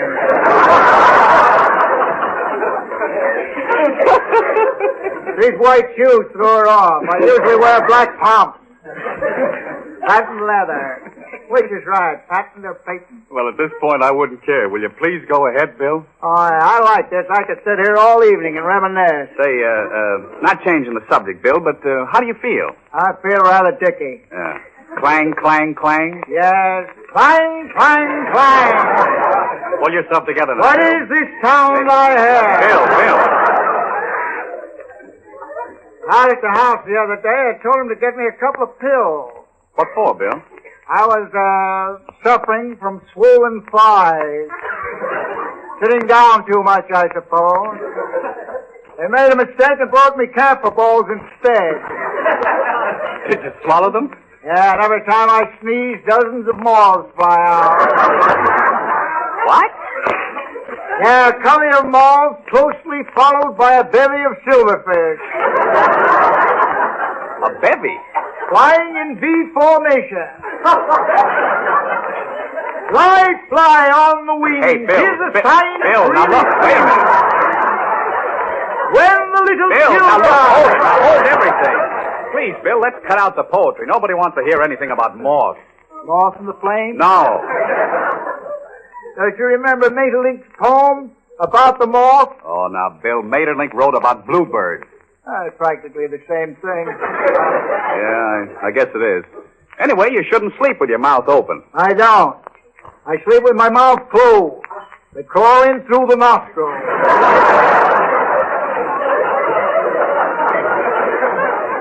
Well, that gives them more room. Do you do anything about it?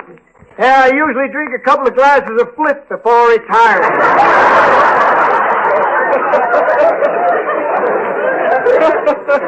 Does that kill the moth? Doesn't help them any.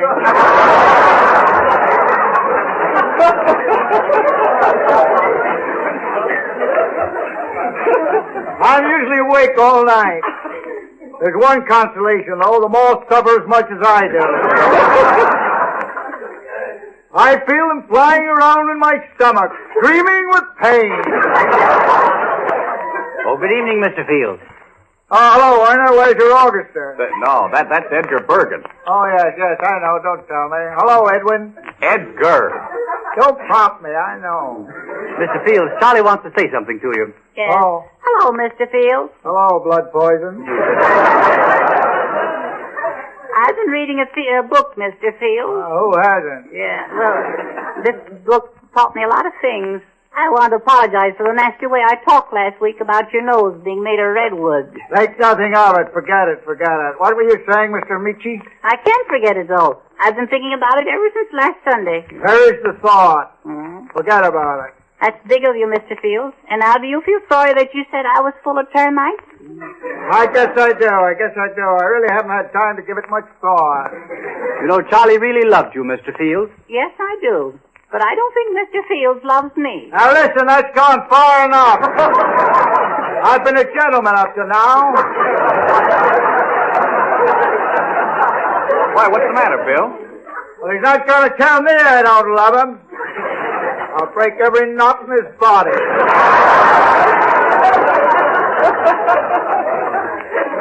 I want to tell you something. He didn't know that I was in the dressing room this afternoon, and I heard him telling Dorothy Lamore that from the looks of my nose, I must have been weaned on ketchup. On ketchup?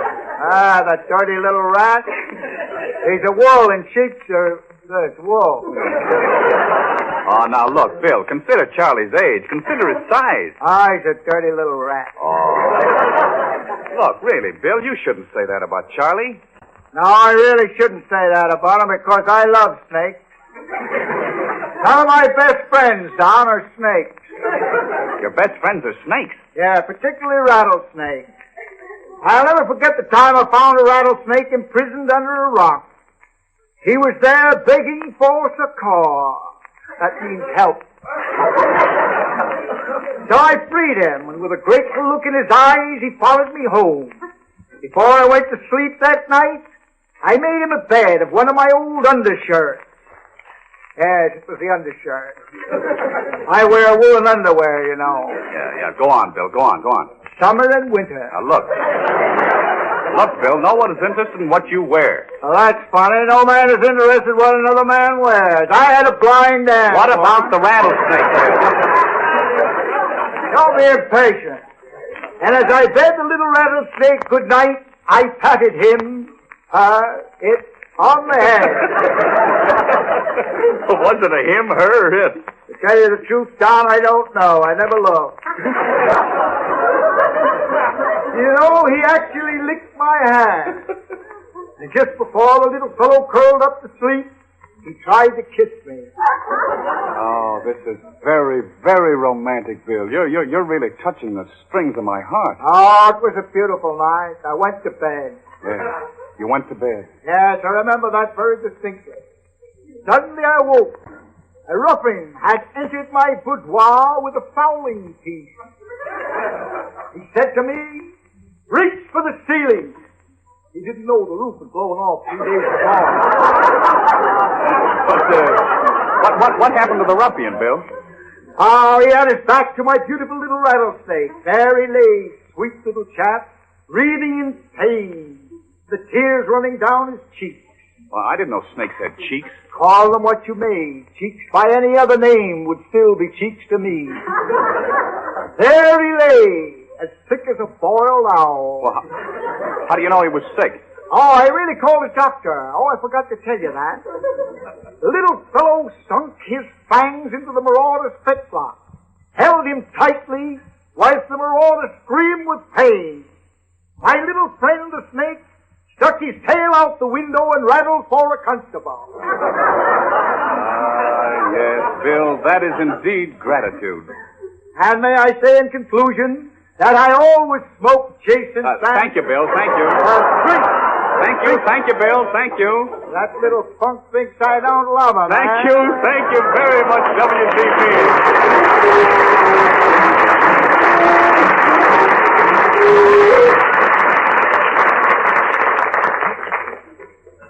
Among the most popular tenors in America today is Joseph Bentonelli, star of the leading opera companies on both sides of the Atlantic.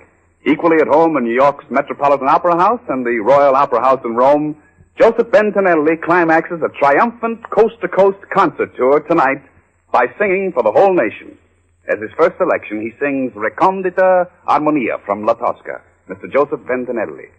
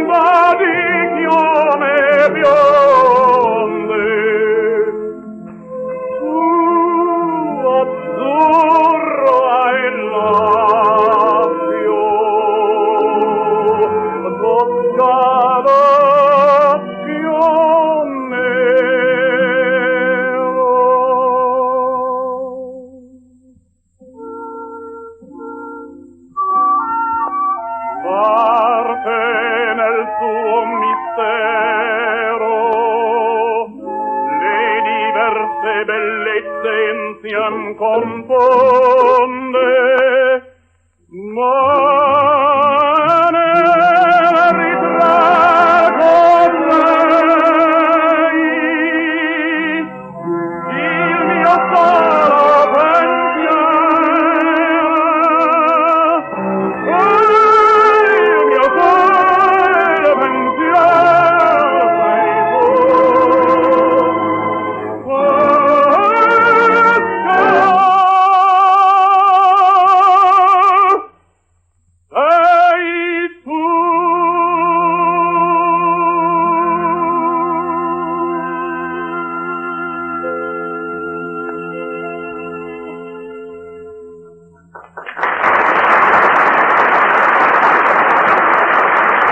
Bravo, bravo, Bentonelli.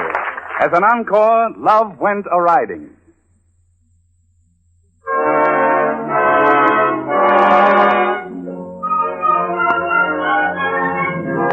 Love went a-riding.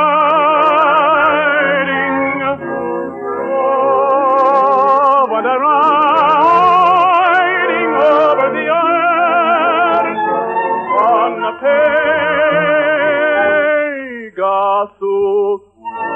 He rode. The flowers before him sprang to birth, and the frozen rivers flowed.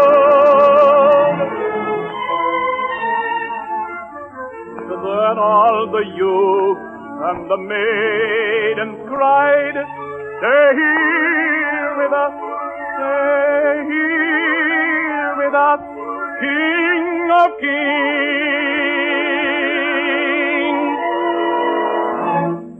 But love said, "No, for the horse I ride, for the horse I ride has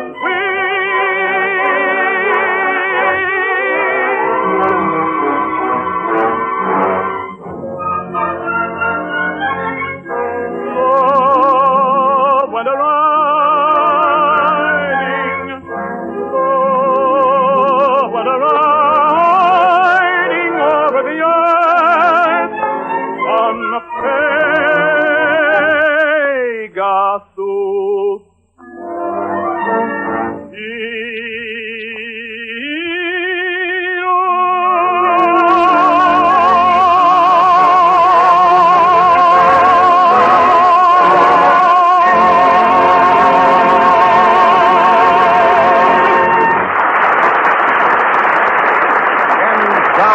Bravo, Joseph Bentonelli, and thank you. As you listen to this hour each Sunday, you are a welcome guest of Chase and Sanborn Coffee. Now, Donald Briggs speaks for our host. Thank you, Don Amici. When you make up your shopping list tomorrow, be sure to include Chase and Sanborn Coffee, the rich, delicious blend that gives you so much value for your money. Buy this superb blend of coffee every time, and you'll be able to enjoy finer flavored coffee and cut down your food bills, too. Chase and Sanborn Dated Coffee is a blend of the world's choice coffees. And our dating and rapid delivery system guarantee that you get it fresh at the peak of its delicious flavor. What's more, this system does away with the need for expensive containers. Instead, we pack this superb blend in an economical dated bag and give you the saving. That's why you get this finer, fresher coffee at a lower price. Try it. Enjoy its rich, satisfying flavor. Buy a pound of Chase and Sanborn Dated Coffee from your grocer tomorrow.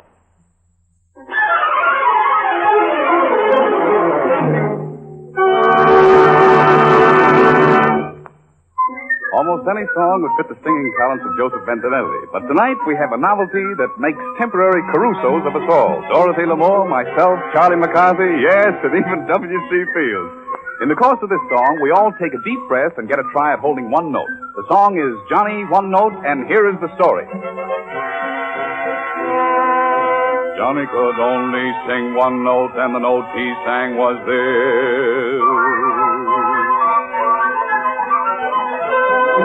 Poor Johnny One Note sang out with gusto, and just over, Lord, there's the place. Step in, Dorothy. Poor Johnny One Note yelled willy-nilly until he was blue in the face. For holding one note was his ace. Couldn't hear the brass, couldn't hear the drum. He was in a class, signed up by God. Poor Johnny One Note got in Aida, indeed, a great chance to be brave. Get in on this, WC, come on. I can't sing this. I'm used to singing with an organ, Don. You know, the kind of one with a handle on it. Clang, clang, clang. What is this noise I hear? But take it. Let a man in on a thing. Couldn't hear him trombone. Couldn't hear the flute. Everyone was mute. Johnny was all over. up yapping lions in the zoo, all were jealous of Johnny's big thrill. Thunderclaps, the flapping traffic beats its roar, and they tell us Niagara stood still. He stopped the train whistle, boat whistle, steam whistle, top whistle, fall whistle, how do it feel? Here we go on a musical marathon. All right, Werner, let's go.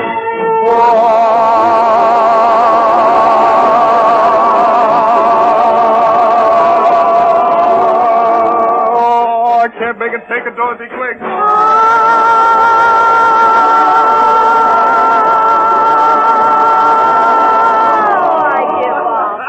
Who's next here? I'll show you the difference between singing it and making a fool of yourself.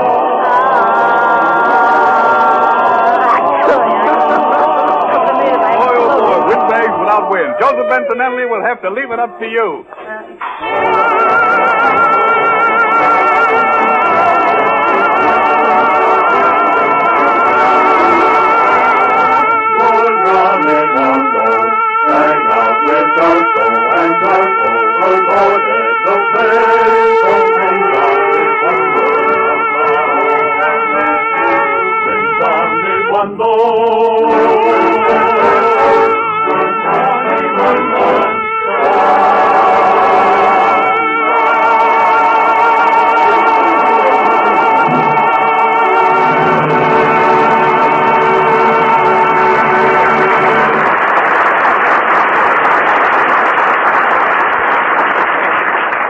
For our guests, Carole Lombard and Joseph Bentonelli, I'm saying au revoir. And for our regular company, W.C. Fields. Fly, fly, on the wing. Nobody appreciates poetry. Next week, I'm going to steal that little punk's monocle. Confidentially, Michi, I still don't think he loves me. Oh, W.C. may learn to love you yet, Charlie. Next Sunday, W.C. Fields, Edgar Bergen and Charlie McCarthy, Dorothy Lamour, Werner Jansen, and I will have as our guests Ray Middleton and Mary Boland. I wonder if she likes lemonade. We'll all be looking for you. This is yours sincerely, Don Amici, saying au revoir until next Sunday at this same time.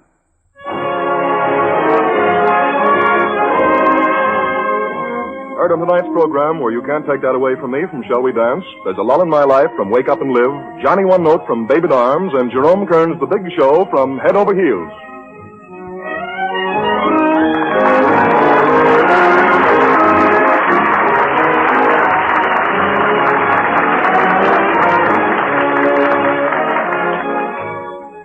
This is the Red Network of the National Broadcasting Company.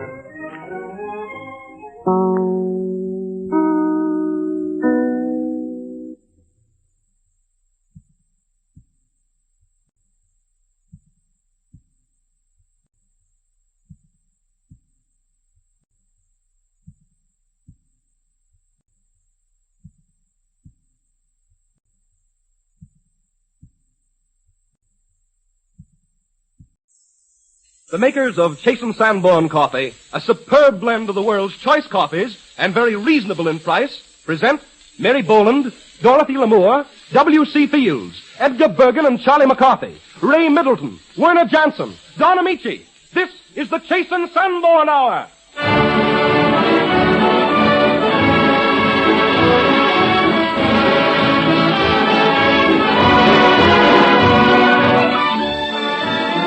This is the Chasen Sanborn Hour, and this is Don Amici greeting you on behalf of one of America's leading comedians, Miss Mary Boland, our own turtle dove, W.C. Fields, Edgar Bergen and his little pal, Charlie McCarthy, versatile and lovely Dorothy Lamour, Ray Middleton, dramatic young baritone just signed for pictures, and Werner Jansen, America's foremost conductor. Werner Jansen plays Easy on the Eyes.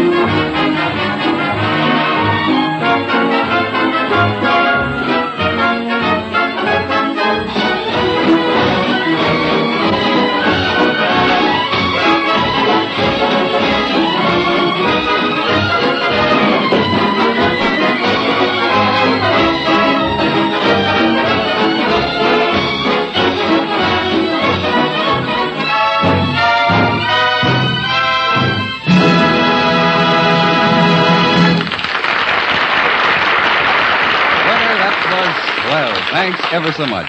With top hat and monocle, bad boy Charlie McCarthy is at large again, accompanied by his close friend and distracted guardian, Edgar Bergen, who does the talking for them both. Edgar, I don't know why a little scamp like Charlie, who spends so much time looking for trouble, should be so welcome, but he is. Well, I do know, Don, that Charlie shouldn't be here at all today. The boy has tonsillitis, and he's trying to talk me out of it. Oh, is that so? Well, what makes you so sure that I'm sick, huh? Well, because you have a fever of 102. Is that so? Yes. 102? Yes. That's pretty good. 102 is very bad. Well, it's the best I can do. Oh. If it makes 104, I'll sell. And then what about your hemoglobin count? My hemoglobin? I say your hemoglobin count is 60. Is that so? Yes. That's pretty good, huh? No. No? No. Is that bad, too? That's bad, too. Boy, I'm a wreck. You should have from 90 to 100. I wouldn't know where to keep them. No. Keep what? Those homely goblins. No. Hemoglobin. Hemoglobin. Yes. I don't know what it is, no. Well, you're a sick boy. Yes. Yes. And I've already called for a nurse. A nurse? Yes. Oh, ho, ho, ho. I'm going to have a nurse? Yes. Oh, ho, ho. Maybe I'm sicker than I think I am. Is she, or isn't she? Is she pretty? Oh, yes, she's very pretty. Yeah? Yes, she's very pretty. In fact, now don't you lie to me. No. I'm too weak to be disappointed. Well, what do you think is wrong with me, Doctor? Well, I really don't know. You don't know? No. That's a fine start you're making. You studied medicine, haven't you? Or is it just a whim of yours? Oh, no.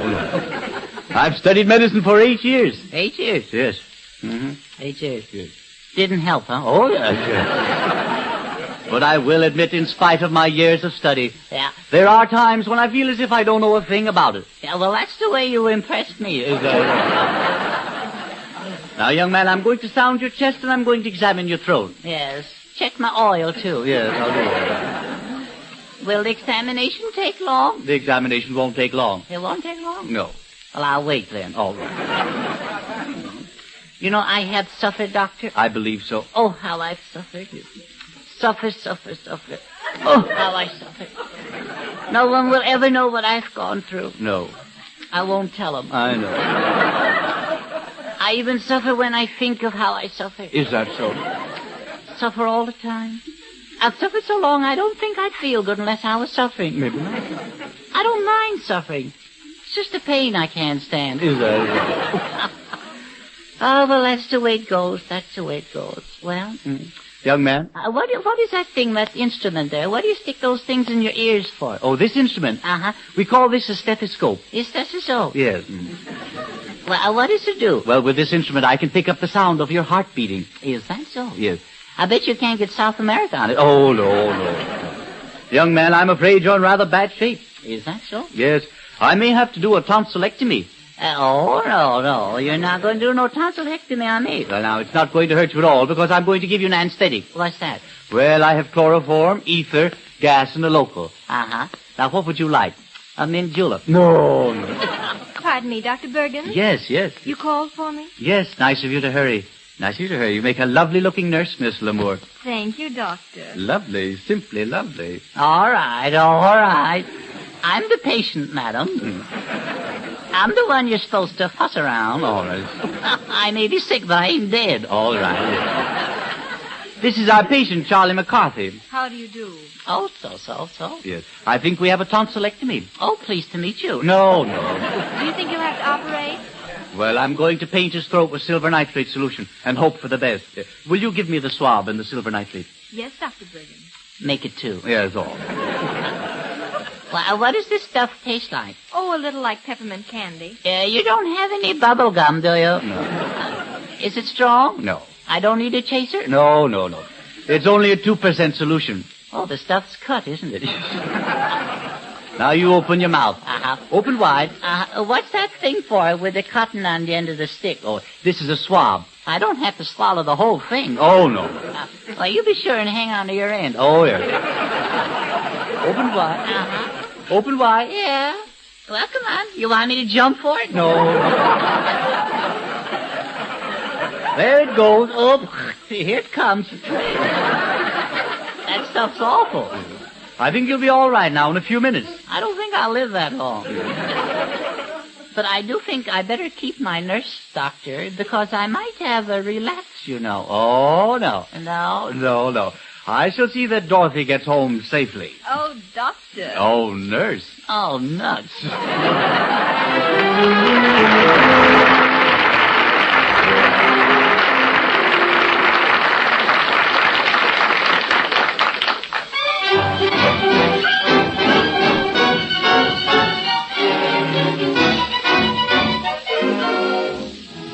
Dorothy Lamour makes a very charming nurse, but nursing is definitely a sideline, for Dorothy is a very talented actress and singer.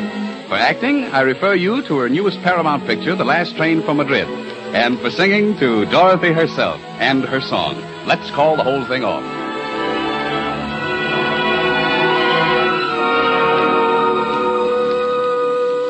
Things have come to a pretty pass. Our romance is growing flat. For you like this and the other, while I go for this and that. Goodness knows what the end will be. Oh, I don't know where I'm at. It looks as if we two will never be one. Something must be done. You say either, and I say either. You say neither, and I say neither. Either, either, neither, neither. Let's call the whole thing off. You like potato, and I like potato. You say tomato, and I say tomato. Potato, potato, tomato, tomato. Let's call the whole thing off. But oh, if we call the whole thing off, then we must part. And oh, if we ever part, then that might break my heart. So if you like pajamas and I like pajamas, I'll wear pajamas and give up pajamas. For we know we need each other, so we better call the calling off. Let's call the whole thing off.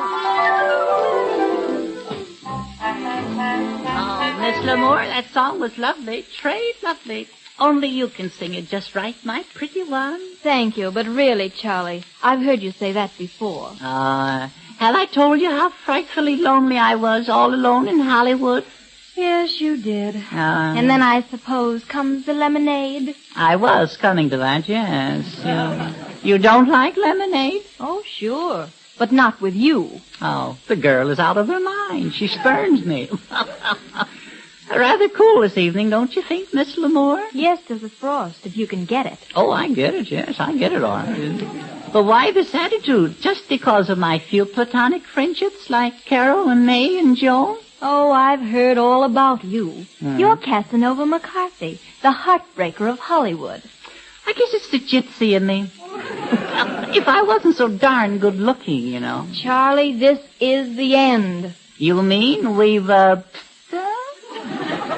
our flaming romance is but a bunch of clinkers? Yes, Charlie. Let's call the whole thing off. Oh. I say laughter. And I say laughter. You say after. But you say after. Laughter. Laughter. After. After. Let's call the whole thing off. I like vanilla. And I like vanilla. You sarsaparilla. But you sarsaparilla. Vanilla. Vanilla. Sarsaparilla. Raspberry. Let's call the whole thing off. But oh, if we call the whole thing off, then we must part. And oh, if we ever part, then that might break my heart. So if I go for oysters... Well, I go for oysters. Well, I still want oysters. Throw away my oysters. For we know we need each other, so we better call the calling off. Let's call the whole thing off.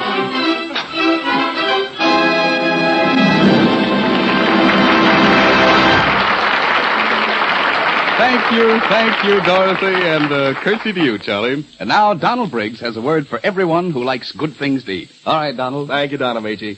People who like an unusually fine roast of beef know that they must first pick out the choicest cut and then roast it to a turn to bring out all its delicious goodness. You'll be interested to know that the same steps are followed to give you a really superb blend of coffee. First of all, Chase & Sanborn select and blend the world's choice coffees. Then we roast these finer coffees in a way that brings out all their rich, satisfying flavor. And you get Chase & Sanborn dated coffee at its very best. As soon as it's roasted, it's rushed to your grocer, guaranteed fresh and full-flavored by our dating plan. Besides assuring finer flavor, this dating and delivery system does away with the need of expensive containers. Instead, we pack Chase & Sanborn dated coffee in an economical dated bag, and you get the cash saving. Try this superb blend of coffee. Enjoy its smooth, mellow flavor. Buy a pound of Chase & Sanborn dated coffee at your grocer's tomorrow.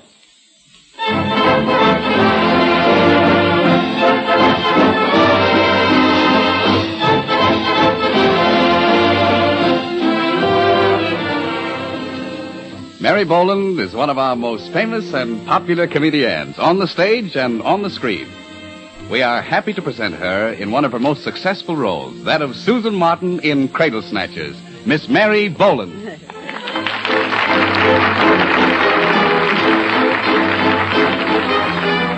Thank you, Don Amici.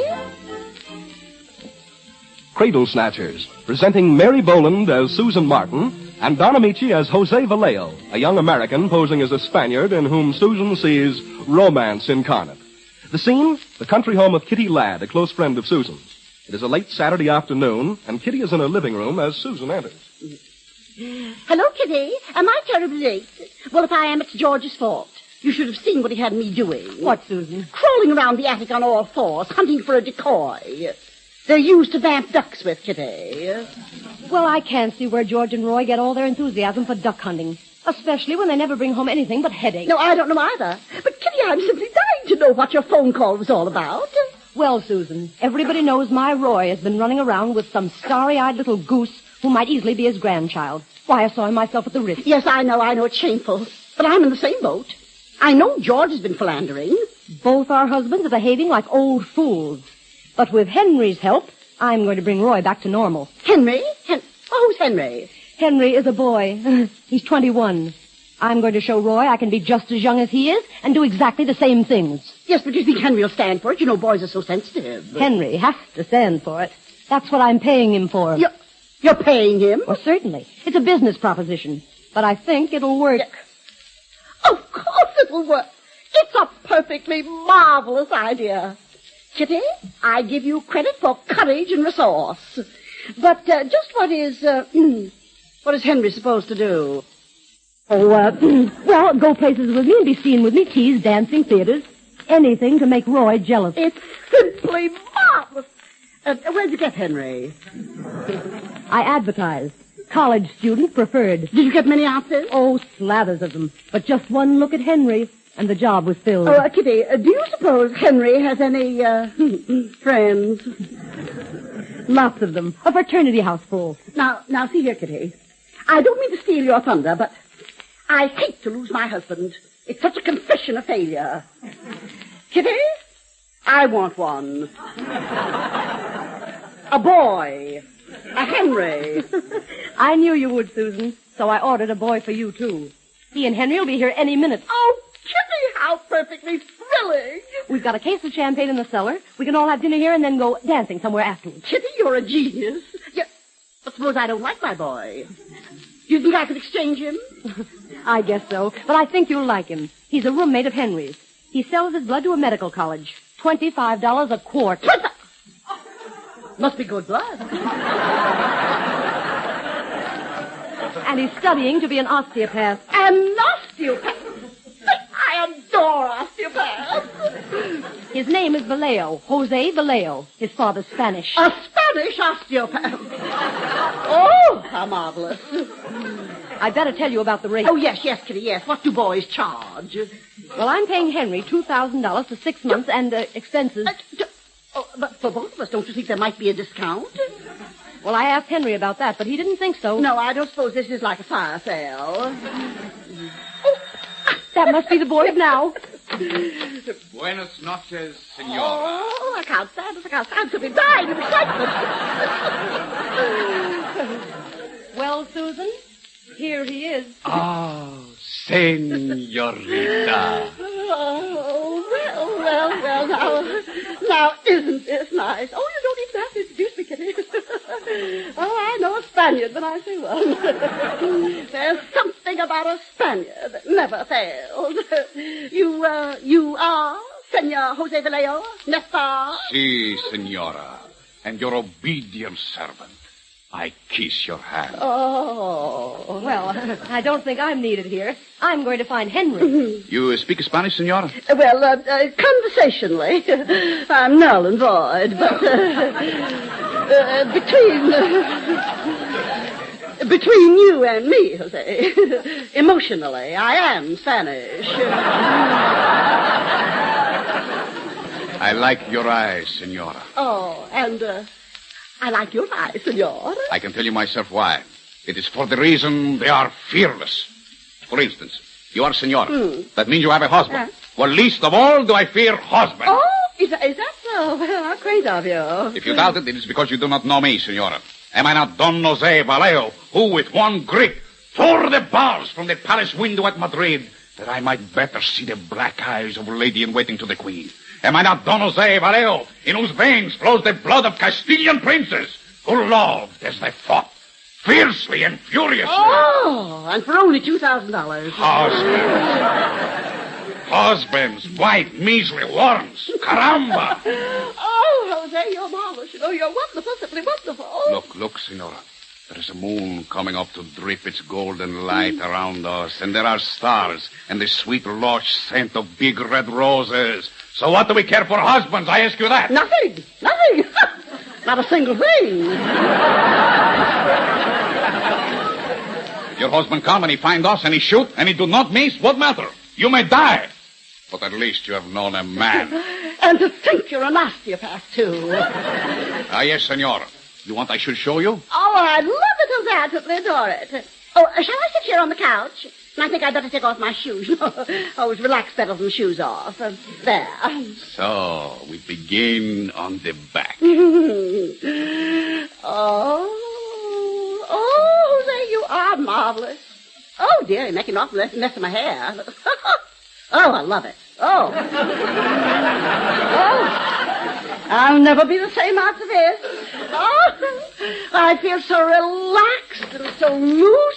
Susan Martin, what is this? What's going on here? George, what are you doing here? That's what I'm asking you. What are you doing here? And with this... Oh, George, now I can explain. Explain? After what I've seen with my own eyes? Look at your hair. Look at your dress. Look at your feet. I wonder you dare to look me in the face. Senor Martin, do not question a woman's honor in my presence, for am I not Don Jose Vallejo? Hey, young man, I'll oblige you to keep out of this. Now, Susan, where did you get him, and what are you doing? Oh, don't be absurd. You talk as if he was some sort of bug.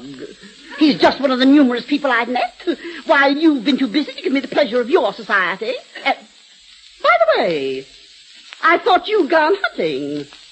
Just what are you doing here? What I'm doing here is my business. I'm still waiting for your explanation. Well, it's all very simple. The boys came down for dinner, and we're going to Bardy's to dance later. Bardy's? My wife at a place like that? Why not? You've been there. I? Now, Susan... Certainly you have. Oh, don't look so innocent. I know all about your petty philandering. You take me for a fool? Oh, how can you accuse me of such a thing? Because it's true. I suppose Roy's in the garden telling Kitty some cock and bull story about that little blonde of his. Roy and I have been friends for years, and I know he's innocent of any petty philandering, just as I am. I beg your pardon, Mr. Martin. Well, what is it, Paul? The young ladies you sent away in the car, sir, are back again. Oh, the young ladies. Ah, senorita. Quiet, you. They say you promised them some champagne, sir, and a party, sir, and they're not going to leave until they get it. Listen, Paul, go out and put a case of champagne in the car and tell the young ladies to go to somewhere and drink it by themselves. Very good, sir. Oh, now that isn't nice, George. Why don't you invite them in? We're leaving just as soon as I get my Spanish shawl. Oh, Susan, don't go. Now let me explain. George Martin, I'm tired of your explanations. For years you've been running around making an old fool of yourself. Well, what's sauce for the goose is applesauce for the gander. I'm going to do a little running around myself. I've got a dancing chic. I'm just crazy to learn to swing it. Get a champagne jag, stay out all night, and do all the things that you've been doing for the last 10 years. Come, Jose. Hey, here, you Latin from Manhattan, if you take one step... George Martin, you let my decoy alone. Now, Susan, don't you dare to leave this house. Oh, why? I'm only going on my annual hunting trip. As you told me once, George, you said, Susan, you don't know the thrill of it. To be standing in the hushed gray dawn of a misty morning, and suddenly out of nowhere you see a bird in flight. First one, then two, and then three of them. Breathlessly you take sight. breathless you pull the trigger. And what do you bring home? Chickens. Oh, Susan. Adios, George. I may be gone a day and I may be gone a week. But while I'm gone, you can wait. As I have waited for 10 years. Come, Jose. Si, senora. To hear is to obey. Am I not Don Jose Vallejo, in whose veins... Yes, I know all about your veins. Now, Susan, wait. I'm going. And while I'm away, George, I wish to heaven you'd learn a little Spanish. Caramba!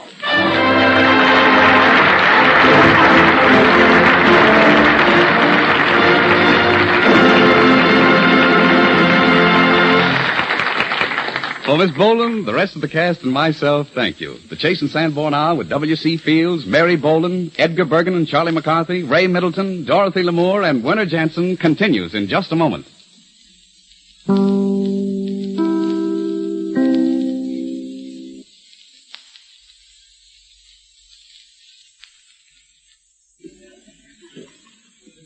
Bum, bum, bum. Are you listening, Mother? Oh, the tintinnabulation of those bells. Oh, hello, Miss Boland. I'm Charlie McCarthy. Not Casanova McCarthy of Hollywood. The very same? I think Casanova was quite a lover, don't you? Although he really wasn't as great a musician as Nero, I'll say. Well, Werner Jansen is quite... yes, he is. Oh, I love the way he conducts. I just adore it. He absolutely terrifies me. I wonder what would happen if he pointed at the wrong instrument. That'd be most unfortunate. Oh, what were you saying, young man? Oh, well, that was so long ago, Oh, yes. Charlie McCarthy, the Casanova of Hollywood. That's such a cute name. Are you Spanish, Miss McCarthy? They call me Don Juan McCarthy. Don Juan. That's right. Mm-hmm. Don Juan, and 3 to go. Oh, they do? How interesting. I can see why they might say that. That look in your eye. Oh, you've noticed it too, huh? Oh, why was I cursed with this fatal charm? Your left eye looks the most Spanish. The pupil's darker. Yes, a week ago they were both Spanish. And closed. Are you an osteopath, Master McCarthy? No, those guys rub me the wrong way. I'm not a chiropractor either. Oh, a chiropractor, how nice. You know, I've often wondered what the chiropractor thinks about. What do you think about Master McCarthy? Well, right now I'm beginning to think I like W.C. Fields. Oh, you mean Willie? Uncle Willie? Oh, he's such a charming man, such savoir-faire, such poise, such, what shall I say? Such a nose. Honestly, if he painted green stripes on it, it would look like an awning. Yes, now that you bring it up, Uncle Willie has quite a nose, hasn't he? Would you call it Roman or not? I did call it Redwood. That's what got me in trouble. I must introduce you to Willie. You two will get along so well together. I'm not so sure. Oh, not so sure. Just remember my motto. He who hesitates is lost. Yeah, well, I'm not lost. I'm ruined. Charlie, I'll call you when Mr. Fields wants to see you. You mean I should wait here until Mr. Fields wants to see me? Yes, Charlie. Yeah. Silver threads among the gold. Thank you, Miss Boland. Somehow I have a hunch you'll really fix Charlie right. Werner Jansen gives his individual interpretation to excerpts from Johann Strauss's Tales from the Vienna Woods.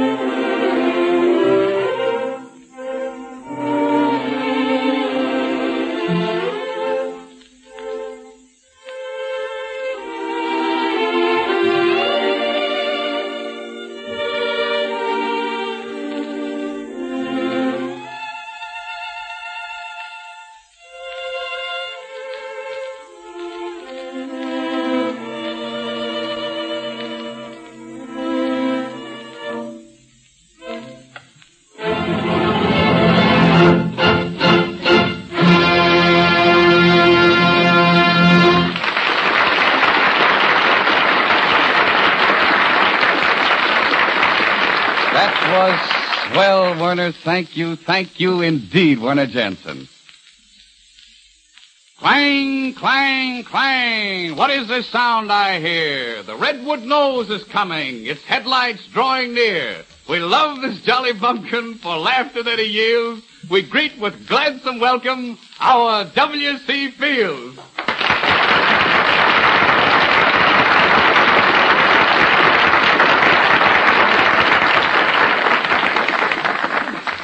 Well, Bill, how did you like my clang, clang, clang? Don't even mention that.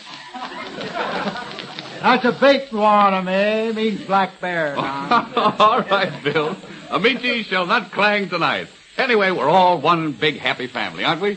I guess we are. I don't know. It isn't so happy, Don, when you analyze it. Why, you thinking about Charlie again this week, Bill? Oh, not particularly Charlie, everybody. The musical highlight on the program has been airing disparaging opinions about me. You mean Werner Jensen? I don't mean Ann Harding.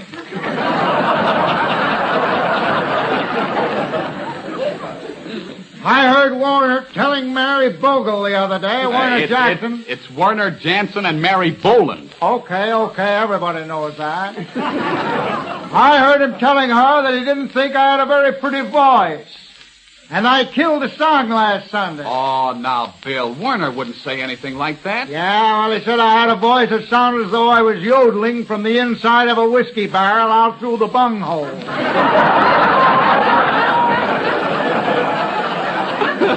A bunghole baritone, huh? Now, listen, Don, do I look a man like a man that was addicted to alcoholic stimulants? Why, not at all. Not at all, Bill. Oh, that's funny. I thought I did. All right, then you do. Don, I was just thinking about the time when I was a young man. Oh, reminiscing, huh? Yeah. Another thief and myself, another little chum and myself.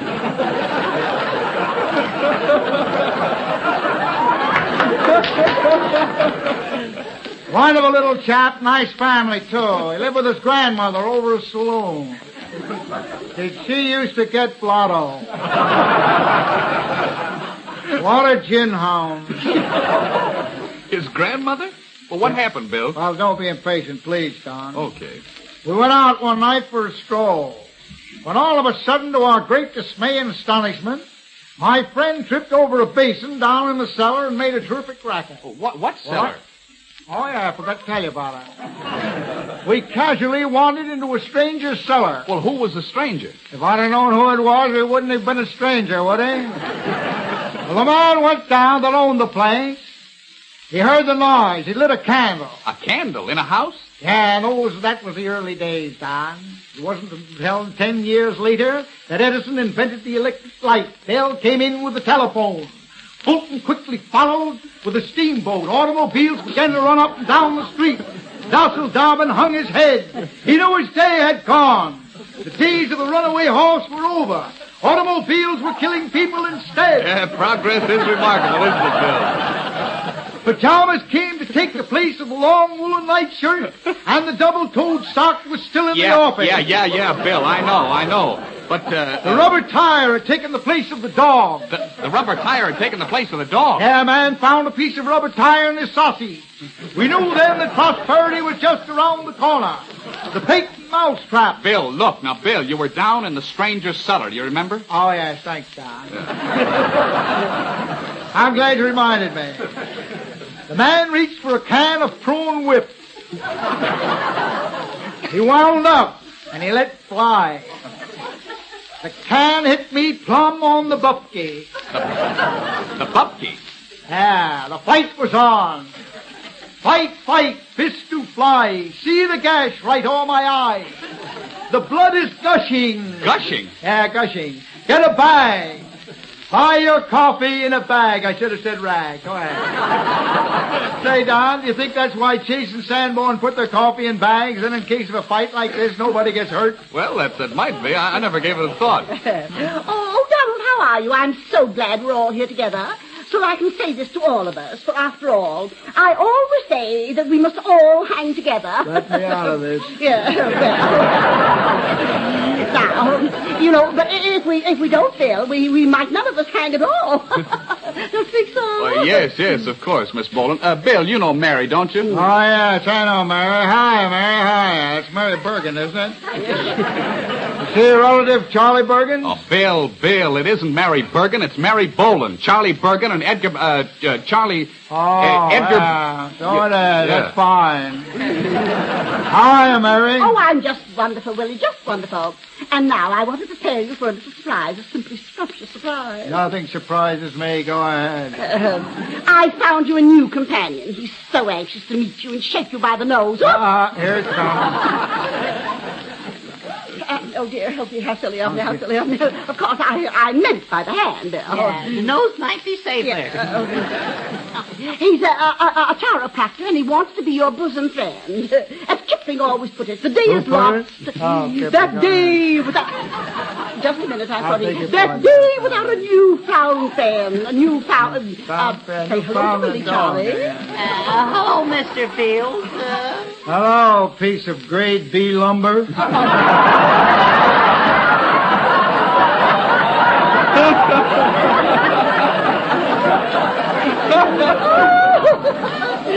Oh, dear, isn't Uncle Billy cute, Charlie? He always says the funniest things, and he's so distinguished. He has the most distinguished nose I ever saw. Boy, she's asking for it. You better keep his nose out of this, Miss Boland. Yeah, keep my nose out of it and yours, too. I think friendship is such a wonderful thing. It makes people so friendly. Don't you think so, Willie? Who cares? Now, really, Willie, you are not yourself tonight. I don't know who you're, but you're not yourself. Do you feel well? Charlie, ask Willie how he feels. I should know better, but here it goes. How do you feel, Mr. Fields? I feel all right. You want to make anything out of it? You ever see a kid like that? He always wants to pick a fight. I'll saw his arm off.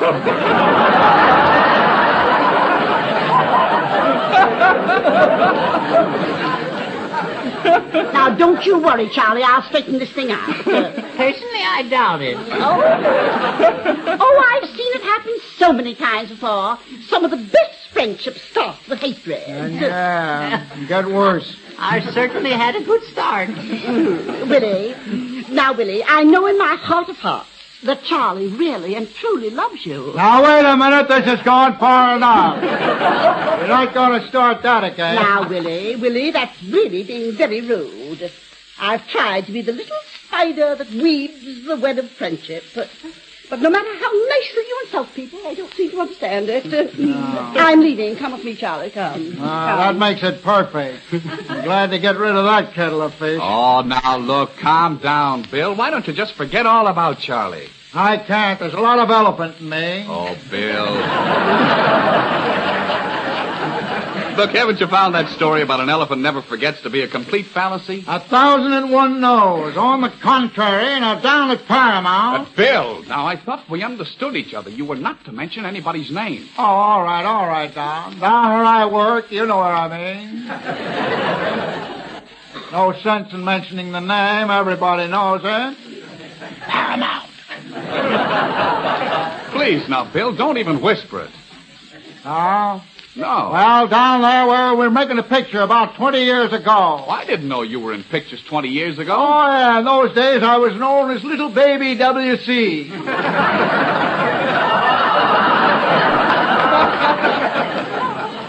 I was a bit chubby, but strong. What do you mean? Dismiss it. We were shooting a circus scene in the picture. We had a whole herd of elephants. I came upon one monstrous beast, wreathing in pain and trumpeting. Bill. Was I off key? Yeah, slightly, but go on. I perceived the great mammoth to run a carpet tack into a ponderous paw. You mean foot. I often wondered what they call it. And being an ardent lover of animals, I extricated the tack from Mousie's paw. That was her name, Mousie. Oh, well, say, that was kind of you. Yeah, well, 20 years later, we were still making retakes for the same picture.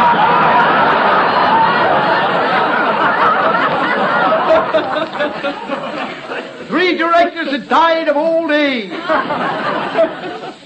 died of ennui. And scurvy began to show its ugly head. The old spirit of Rook thy neighbor, that old spirit of carry on, was still with us. Now look, Bill, getting back to the elephant. Oh, yes. Well, the elephant looked up at me. She recognized me. Her face lit up in it like a church. Can you imagine a great pachyderm's face lit up? What radiance! The entire scene was bathed in effulgent light.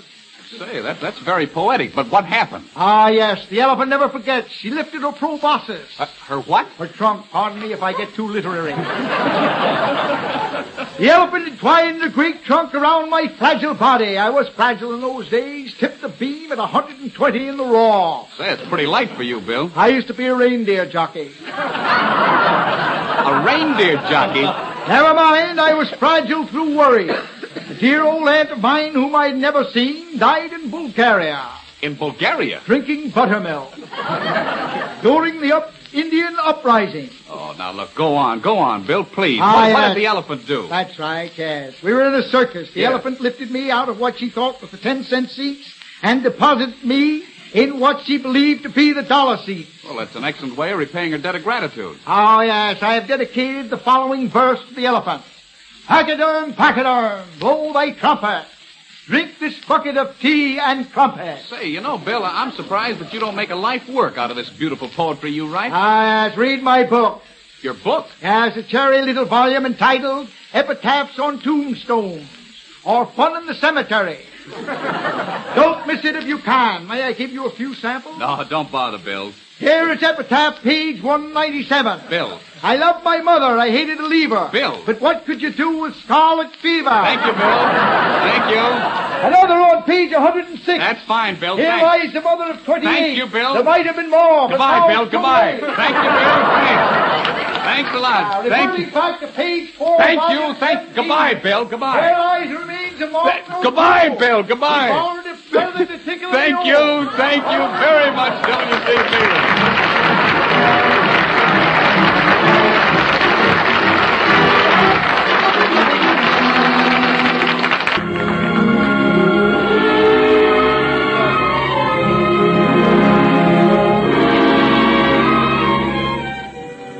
I'll always remember working with lovely Sonja Henie in the 20th Century Fox picture, 1 in a Million. In it, I sang a song to Sonja that I like to recall. Who's Afraid of Love?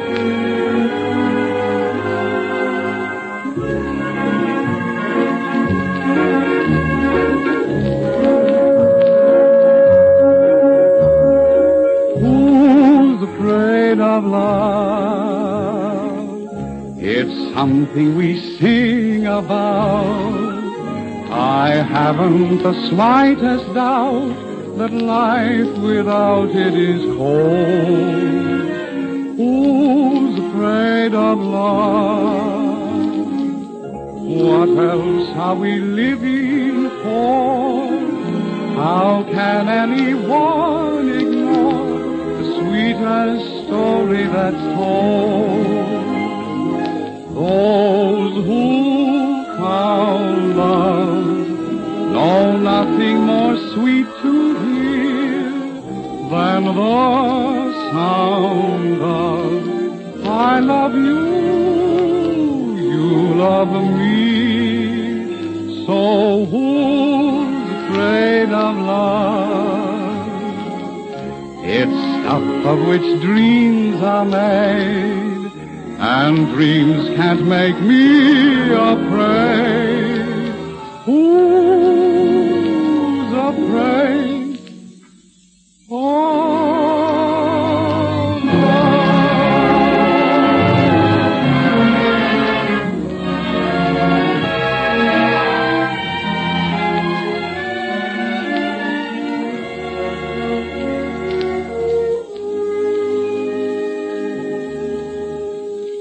those who found love know nothing more sweet to hear than the sound of I love you, you love me.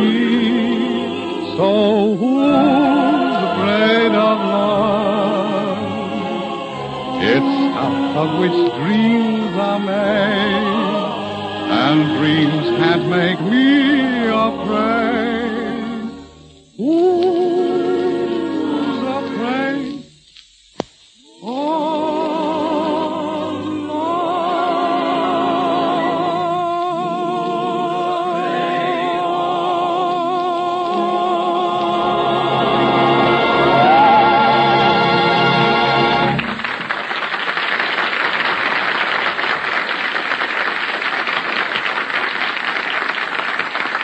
Thank you, and thank you, Werner, for that noble musical support.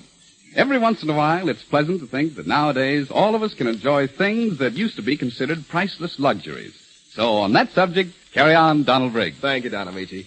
Yes, there was once a time when really fine coffee was only for the wealthy. But today, every family can serve at their own table the choice coffees of the world, blended and roasted to perfection. Chase and Sanborn coffee.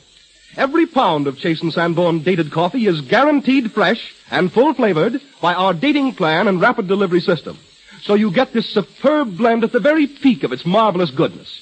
Dating and rapid delivery also do away with the need for expensive containers. Instead, we use the economical dated bag and give you the savings. Enjoy this rich, satisfying blend at every meal. Buy a pound of Chase and Sanborn dated coffee from your grocer tomorrow.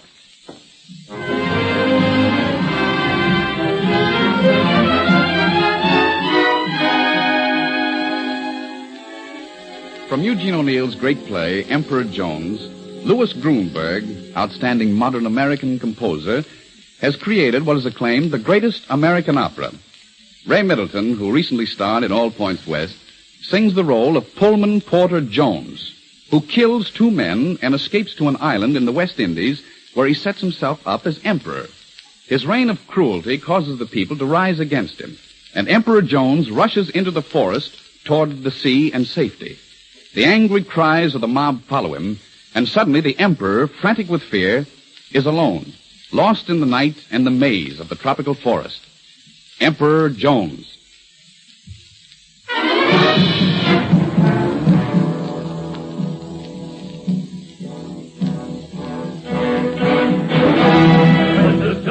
And finish him, he's getting mighty weak. He's going round in a circle, and turning on.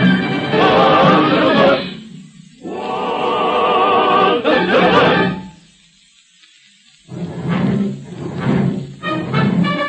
Linger! Linger! We'll get you yet. We'll get you yet. Linger!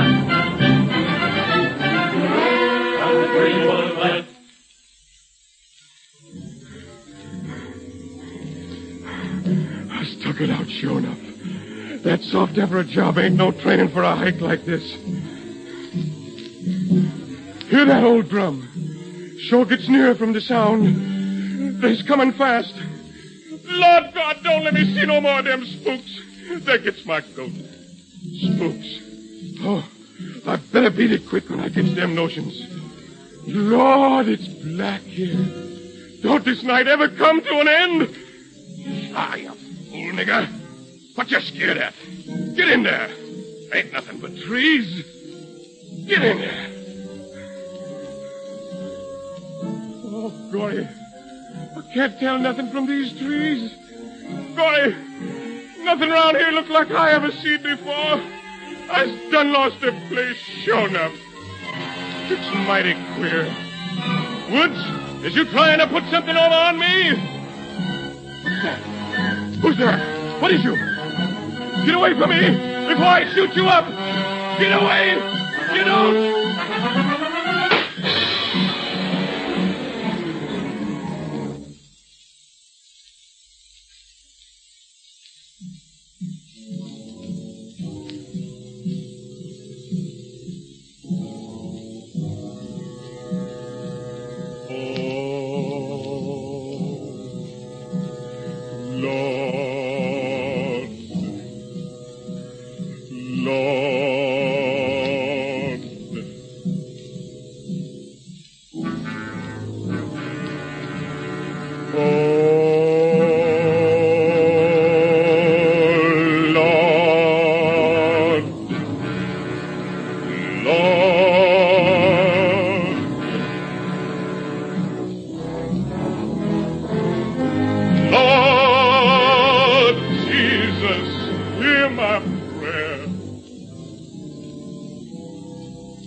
as a poor sinner, a poor sinner.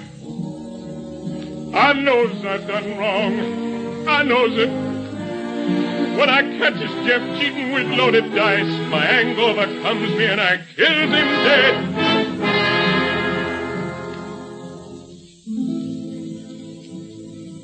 Lord, I done wrong. When that guard hits me with the whip, my anger overcomes me and I kills him dead. Lord, I done wrong. And down here, where these fool bush niggers raises me up to the seat of the mighty, I steals all I could grab.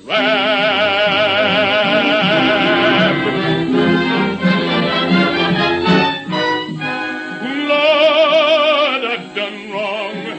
I knows it. I'm sorry. Forgive me, Lord.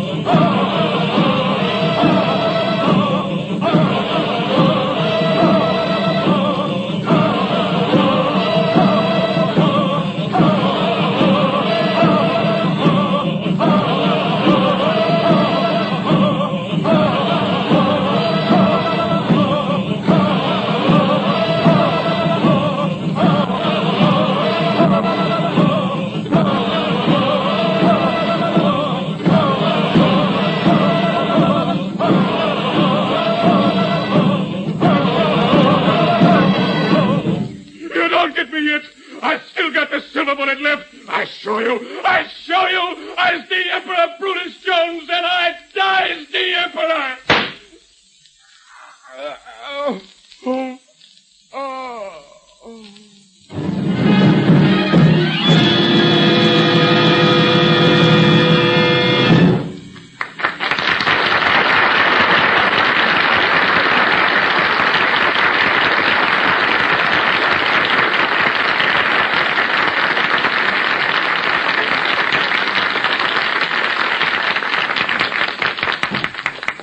Thank you, Mr. Middleton, and thank you, Werner Jansen. That was really lovely.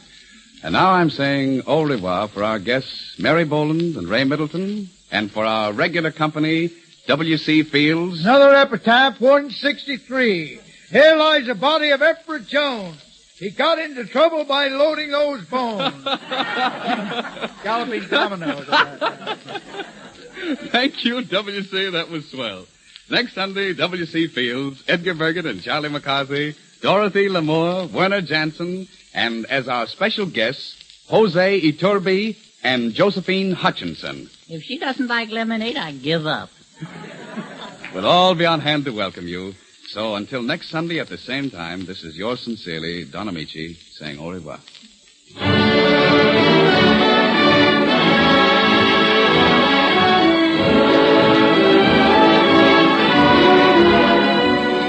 Heard on this program were Easy on the Eyes from Turn Off the Moon. That's called The Whole Thing Off from Shall We Dance? Latin from Manhattan from Go Into Your Dance. And excerpts from Emperor Jones by special permission of its composers Louis Grunberg and Eugene O'Neill.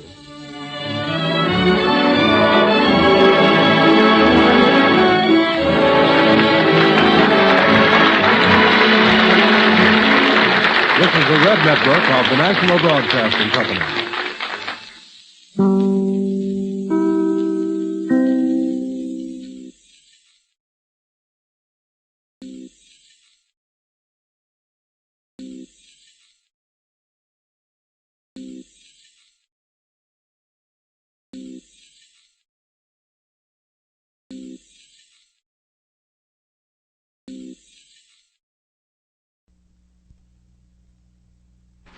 The makers of Chasen Sanborn Coffee, the blend of the world's choice coffees, which is now so very reasonable in price, present Josephine Hutchinson, Dorothy Lamour, W.C. Fields, Jose Iturbe, Edgar Bergen and Charlie McCarthy, Werner Jansen, Don Amici. This is the Chase and Sanborn Hour.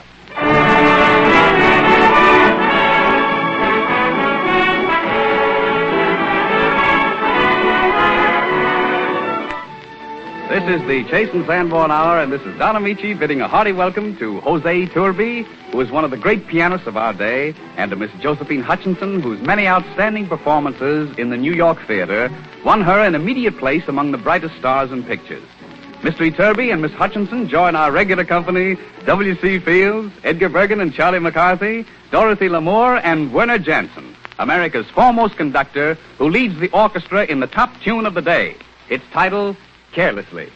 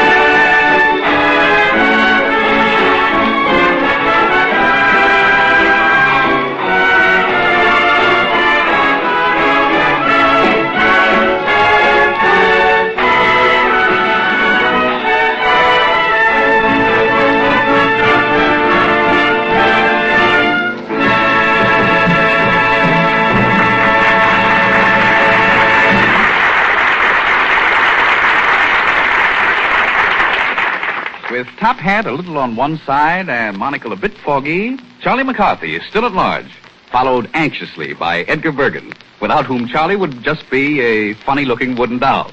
But with two-voiced Edgar Bergen to speak for him, Charlie is well on the way to earning the title of Public Nuisance #1. Nevertheless, we're all very fond of Charlie, and we hope he is fully recovered from last week's slight indisposition. No doubt. I'm sorry to say that Charlie is not improved. And although I've done my best as a practicing physician... Yeah. I wish you'd stop practicing. Yes. I'm sorry, Charlie, but your tonsils, they must come out. Is that so? Yes. You mean you'll have to? I'm afraid so. But, Doctor, I feel better. You do? Yes. I feel better. You do? Uh-huh. I got you there, huh? No. I felt better as soon as I saw your slaughterhouse. Wait a minute here. That doesn't make a bit of difference, young man. No. Not even if I feel good? Not even if you feel good. Oh, you hate to lose a customer, don't you? Yes, I know. Yes. Well, now, let's talk this thing over, Doctor. Yes. I suggest we postpone this thing until tomorrow, huh? No. Let's get an early morning start at the crack of dawn around 11:30. No. I think we better do it now. But I would much rather do it tomorrow. It doesn't make any difference what you'd rather do. Oh, doesn't it? Not a bit. Uh-huh. Well, that's another way of looking at it. I thought maybe as a favor. No, wouldn't make a bit of difference. I certainly got a drag around here. Yes. You understand, young man, I'm trying to help you. That's good of you. Yes. I guess there's no use kidding myself. I have suffered. Of course you have. Oh, how I've suffered. Oh, I suffer all the time. Yes. But it doesn't help. No. I don't think I'm suffering right. Maybe you're not. There must be a knack to it. Yes. Yesterday I was so weak, Doctor. I was so weak I couldn't even raise my voice. Is that so? I just sat and hung my head. That's the only exercise I had. How much do you charge for an operation like this, Doctor? Well, of course, I always try to be considered. Well, that's nice. Yes.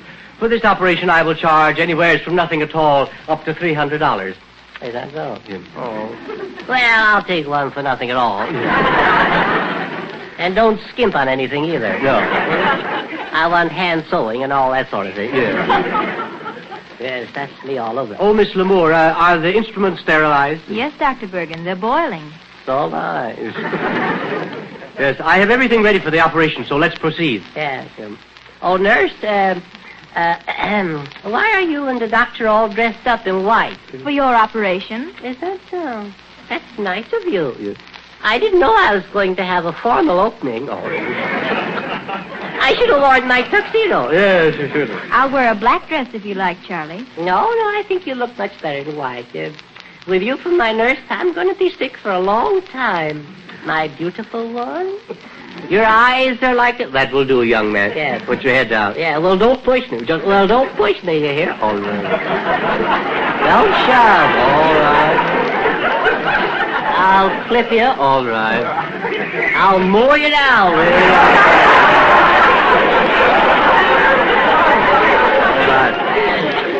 Get the idea? I get the idea. Yes. I'm a customer here. Yes, I know. I want service and courtesy. Yes, all right. What's the idea of covering me up, nurse? You must keep nice and warm. Oh. I'm not cold. Not yet. I may be cold by tomorrow. I don't feel so hot now. Oh, that's too bad. How's your pulse? Oh, just ducky. How's yours? The anesthetic, please. I don't want any of that stuff. Oh, it won't hurt you at all. You'll drift on and on into oblivion. Is that so? I hope it's a round trip.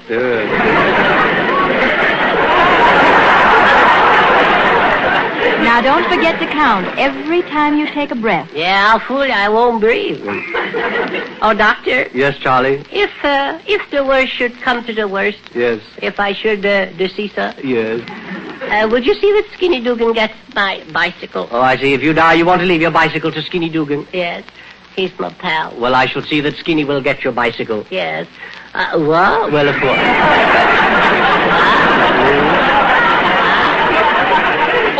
Only if you should die. Yeah. But you don't have to go out of your way, you know. Put your head down. Yes. Now let me cover your eyes. Uh-huh. Now start counting. 1, 2. Oh, I smell embalming fluid. Now take a nice, deep breath. I can see Skinny riding my bicycle. Oh, redwood fir nose. Oh, I'll get even with Fields. That Bergen's a fake, too. Clang, clang. I feel so foolish. Good evening, Dr. Bergen. I heard you were operating, and I just dropped in to see if there were any prospects. Glad you called. Stand by, Mr. Gearfob. Oh, my, where am I? How long have I been sleeping? Is the operation over? No, Charlie, we haven't started yet. No? No. I want you to meet my very good friend here, Mr. Don Amici Gearfob. No. The Undertaker. How do... Well, wait a minute. Aren't you a little early here? Is it? Say, is this operation serious? Oh, no. No? Have you lost many patients, Doctor? Only 2 of my patients have died. Only 2? Uh-huh. How many have you had? You're my 3rd. Yeah, let me out of here.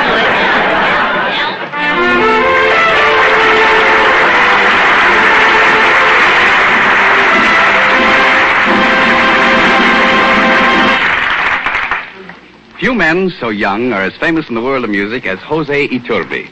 He's played concerts in every quarter of the globe, conducted nearly all of the world's leading symphony orchestras, and is one of the greatest pianists alive today. We consider it an honor and are very happy indeed to present Jose Iturbe playing a piano solo written by one of his countrymen, Manuel de Falla, the stirring ritual fire dance. Jose Iturbe.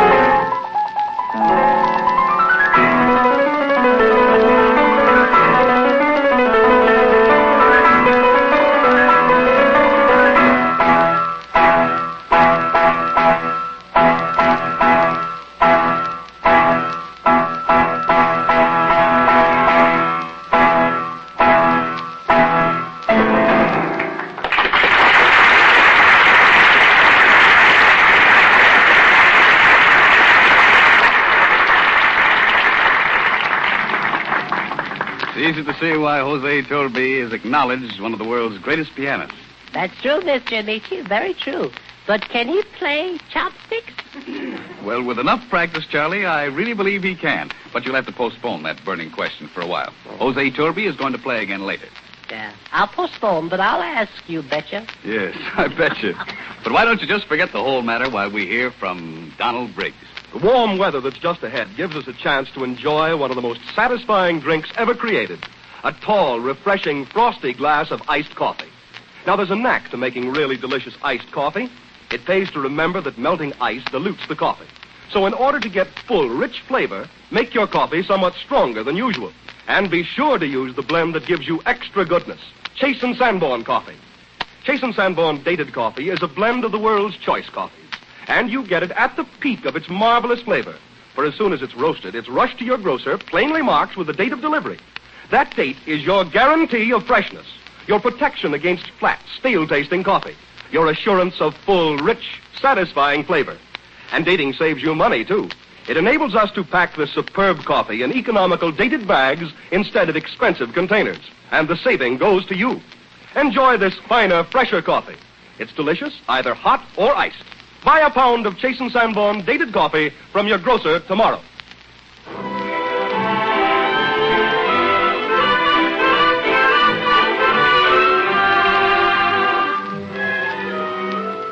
A swell song is always a swell song. But when Dorothy Lamour sings it, somehow it sounds, well, even sweller.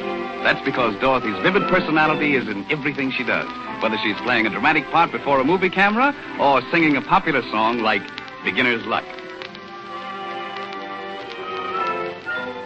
I've got beginner's luck. The first time that I'm in love with you. Gosh, I'm lucky. I've got beginner's luck. There never was such a smile or such eyes of blue. This thing we've begun is much more than a pastime, for this time is the one where the first time is the last time. I've got beginner's luck, lucky through and through, 'cause the first time that I'm in love with you. I've got beginner's luck, the first time that I'm in love with you. Gosh, I'm lucky. I've got beginner's luck. There never was such a smile or such eyes of blue. Gosh, I'm fortunate, oh.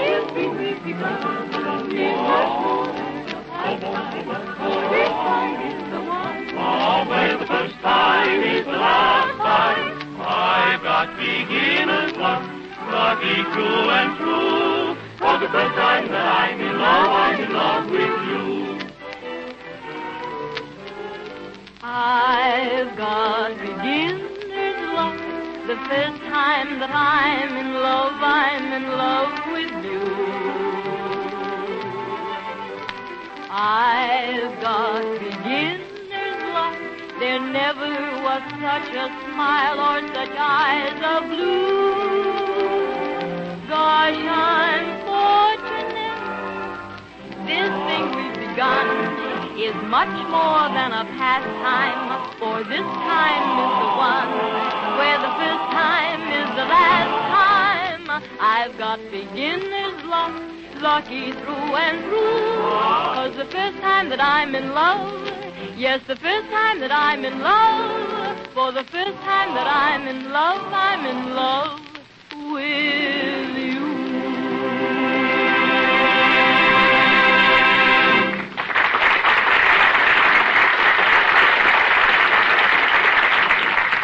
Mr. Nietzsche, when am I going to get to talk to Jose Iturbe about playing chopsticks? Now, please, Charlie, not now.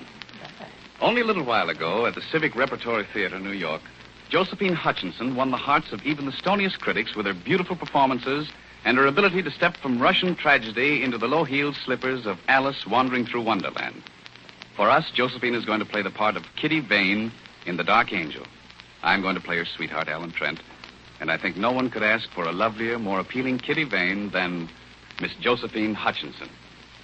Thank you very much, Don.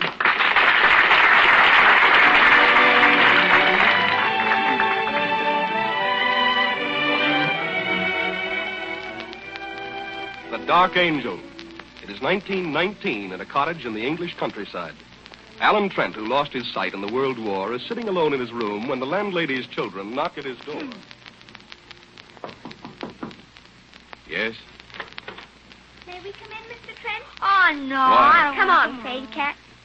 My brother wanted to look at you, Mr. Trent. He's never seen a blind man. Oh, are you cross with us? No, no. No, look at me by all means. Oh. I'm glad I'm amusing. Why now, what's all this? Oh, now don't cry, please, please. Here, where is that handkerchief? Here we are, there now. You're little Miss Gallup, aren't you? Yes, and this is my brother, Joe. How do you do? It was kind of you to come and see me. Shall we sit down? There's a big chair somewhere around. It's over here, sir. We'll pull it up for you. Oh, thanks. I thought you were angry. You weren't, were you? No, Betty. I'm never angry with little boys and girls. You know, I write books for boys and girls. You do? Yes. I once had 2 boys and girls myself. Make-believe boys and girls. Just for a few minutes. You did? Only for a few minutes? Yes. But that was a long time ago. It was at a little inn in Folkestone. You see, I was going to the war, and I was saying goodbye to someone I loved very much.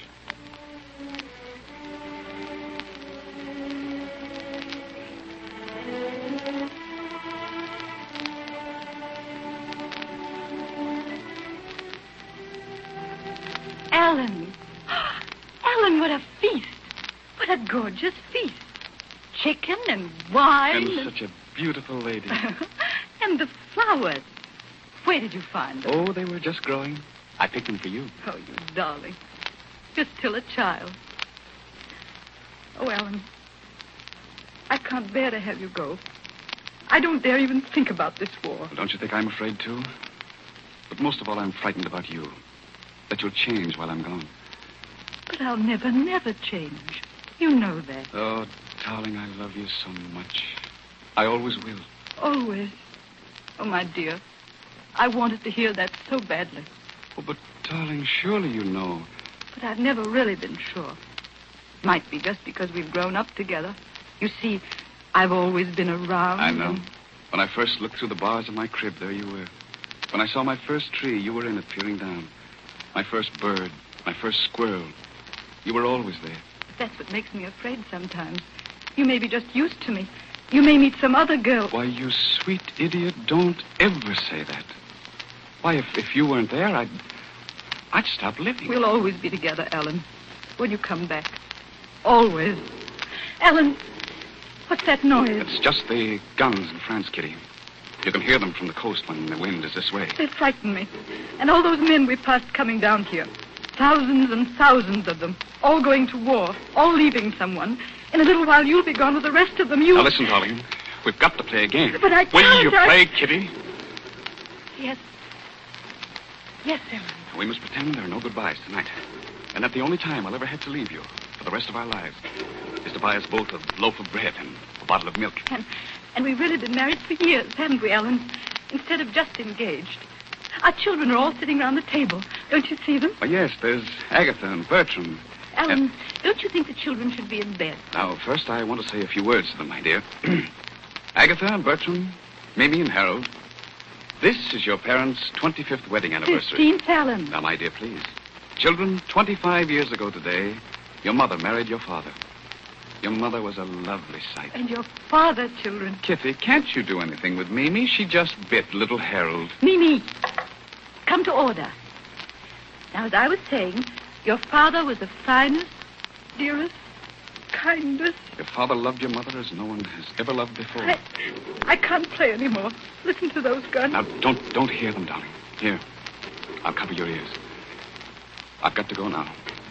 But, Kitty, I love you. I will always love you. Oh, darling. Darling. Darling.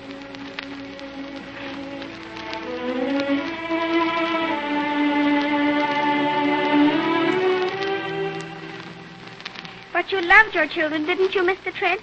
Even if you only had them for a few minutes? Yes, I love them very much. Come here and let's have a look at you, Betty. How can you? With my fingers. Let's see now. Oh, why, this is a nice, perky little face. Turned up nose. Dimpled chin. Now I know just what you're like. Now do, Joe. Like to have a look at me? Oh, I beg your pardon, Mr. Trent. There's someone to see. Well, what on earth are you children doing in here? We were only... Mr. Trent is going to... Go right out. Go on now. Dear. Go on, hurry. Someone to see me, Mrs. Gallup? It's a lady, sir. A Miss Baines. Kitty. Will you see her? Yes. Yes, I'll see her. Oh, Joe. Joe, tell the lady to come out. Mrs. Gallup, is this room as it usually is? Any furniture changed about it? I must be absolutely certain. This lady must not know I'm blind. Everything's right in its place, Mr. Trent. Fine, fine. My pipe here on the tray. Yes, that's all right. Matches. Cigarettes on the table. What kind of flowers are in the bowl today? Yellow tea roses. Tea roses. I must remember that. Mrs. Gallup, what is it like to live day in and day out with a blind man? Why, Mr. Trent, I don't think of you as blind. Aren't you watching every minute for fear I'll fall?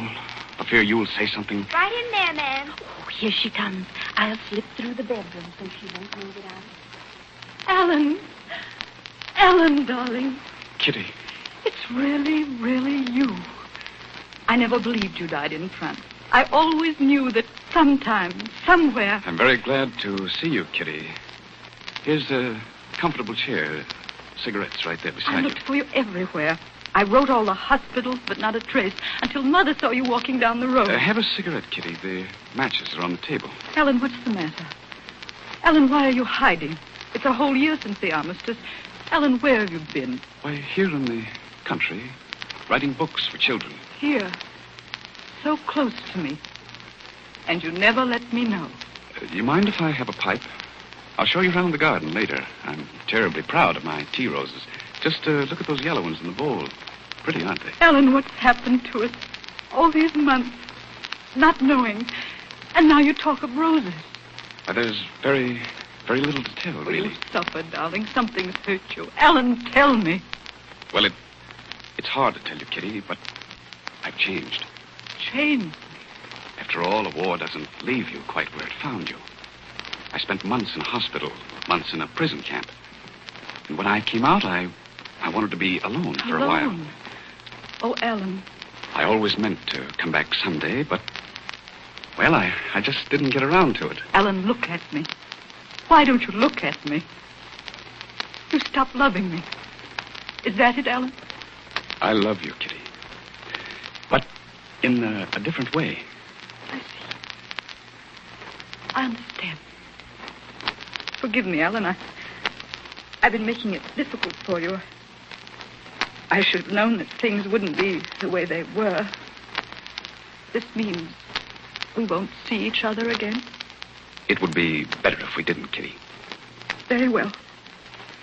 But before that happens, Alan, I want to tell you that I loved you then. I love you now with all my heart. Kitty, I did love you. I never loved anyone else. I never will. Goodbye, my dear. I won't bother you again. Goodbye, Kitty.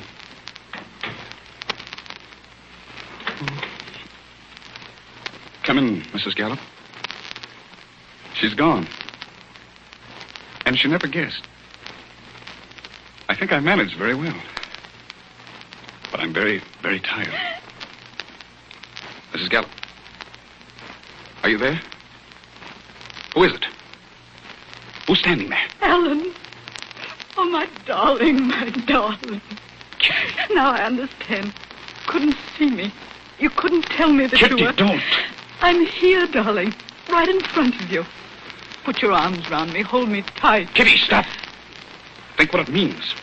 Years and years of waiting on me. Taking care of me. But it means I'll be alive again, Ellen. How could you know me so little? I'm blind, Kitty, blind. Worse than a baby to take care of. You'll never be alone again, darling. Wherever you are, I'll be with you. Always. Always.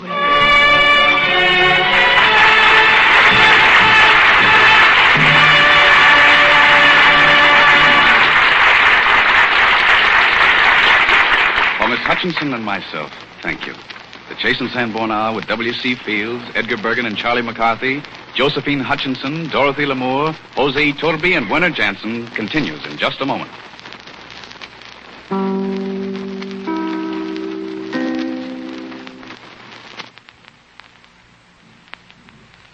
Bum, bum, bum. Can you hear me, Mother? Oh, now, Mr. Amici, you know, chopsticks, Iturbe, yes, no? No, I'm sorry, not now, Charlie. Later. Werner Jansen and his orchestra play a medley of songs written by a man whose gift for appealing melody never fails, Irving Berlin. For years, we've listened to his tunes, danced to them, asked for them, and looked forward to them. And I'm sure you'll recognize your old favorites and some new ones, too, in the Berlin Fantasy.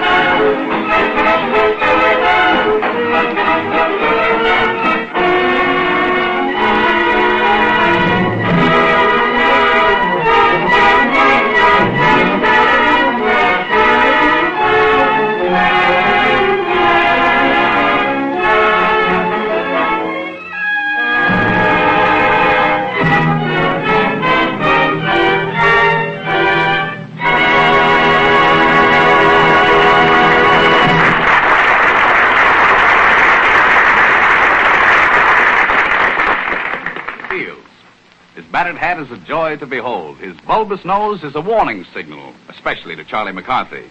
His crooked cane is a magic wand. They all merge to produce W.C. Fields.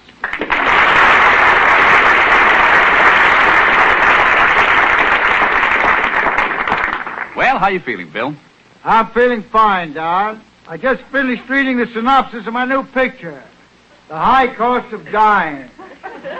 They're making it over. Now, please, Bill. You must absolutely refrain from using any names on this program. I got a letter today from Chase, well, you know who I mean. Yeah, Chase, I know. Did Sanborn right? I got a letter from the both. I'll read it to you. There it is. Mr. W.C. Fields, Esquire. Care of Townsend Club. Idlewild Lodge, local number 6, Cucamonga, California. Now, please, Bill, do you have to read all that? Oh, just a moment. Dear W.C. Bill, there's no use going any further. Yeah, that's far enough, yeah. We're calling your attention to your remarks of the 29th ultimo, which records will be forced to communicate with you prior to the 6th Proximo. What's all this ultimo Proximo business? I don't know, and I don't care. Oh, so you won't be dragged into it, eh? Yes, but Chase and Sanborn. Now, Bill, please. I'm still reading. Paramount. I guess there's no way to put a stop to this. Right here, I'd be patient on him. In conclusion, we tell you, all we seem to hear from you each week is Paramount, Paramount, Bill, listen. Yours most respectfully, Chase and Sanborn. That's over with.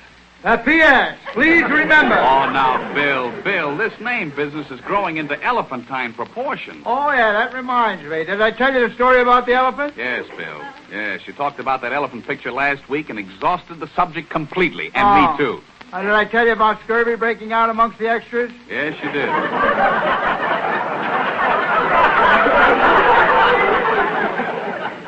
Did I tell you there weren't enough ambulances to take them off the hospital? I didn't tell you that, did I? No, you didn't tell me that. Oh, there you are. We tied a Pullman car on the side of an elephant and packed the extras into that. One big, strong elephant called Tom. Did I tell you about Tom? No, you didn't, but don't bother. We strapped a dining car on each side of him. He carried one under his trunk. We tried to hang one on his tail, but he wouldn't stand for it. Every time he tried to switch the flies off him, we had a train wreck. Well, what happened when you got to the hospital? Oh, yes. Clang, clang, clang. What is the sound I hear? Bill. The ambulance is coming. Bill, you've got this all mixed up. It isn't you going to the hospital this time. This was the extras. Oh, yes. Thanks, Don. Thanks very much. On our way to the hospital, one of the porters left a window open in the Pullman car, and the elephants caught scurvy. You ever hear of elephant scurvy? No, I can't say that I did. I reminded you to tell you about it. All the elephants caught scurvy except Sophie. I once had an aunt named Sophie. She tried to do away with herself by hurling her buxom body at the rear of a train. Well, now, wait a minute, Bill. Huh? People usually hurl themselves in front of a train. Everybody does, yes, that's right. But Aunt Sophie was very backward. And you know, John, she's as hale and hearty today as though she'd never taken a drink in her life. Now, look, Bill. What happened when the elephants got to the hospital? What'd you say? I said, what happened when the elephants got to the hospital? Oh, they wouldn't let them in the hospital. They gave us some lame excuse about the beds all being occupied. Now, did we get into trouble with those elephants? Pull up your chair, man. And speaking of old devil trouble, here comes Charlie McCarthy. Say, Bill, I don't think you ought to continue having any arguments with him. Everybody's talking about your feud. I wouldn't dignify him by having a feud. Oh, no. Don't be vindictive, Bill. I'm not vindictive, but I certainly don't want that cord of wood on my knee. If Bergen wants to sit there, it's okay. But I don't want any part of him, Don. Did you ever get oak poisoning?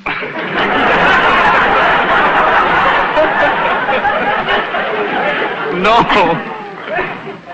Oh, I'll look out for that guy. Bill, I really believe he... Oh, don't talk nonsense. You'll get people to thinking I don't like the rat.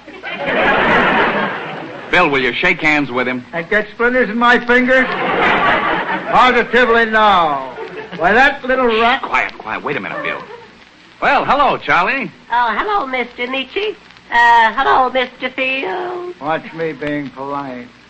Greetings, my diminutive little chum.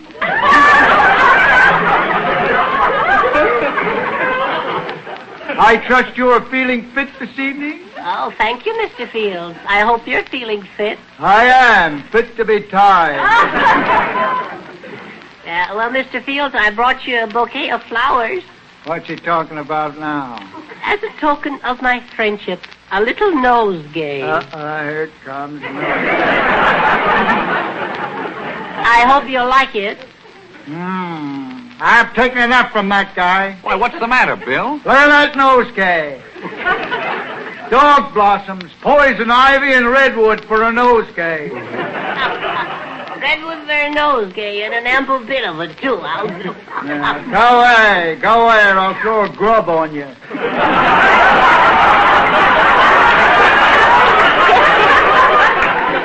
Now, Bill, don't be too angry with Charlie. He isn't feeling well today. He needs a doctor. He needs a tree surgeon.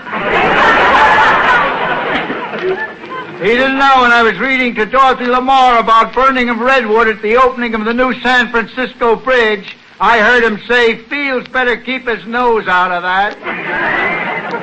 Go away, leprosy. Now, did I ever tell you the director of our picture got leprosy? No. Yeah, they sent him to Molokai.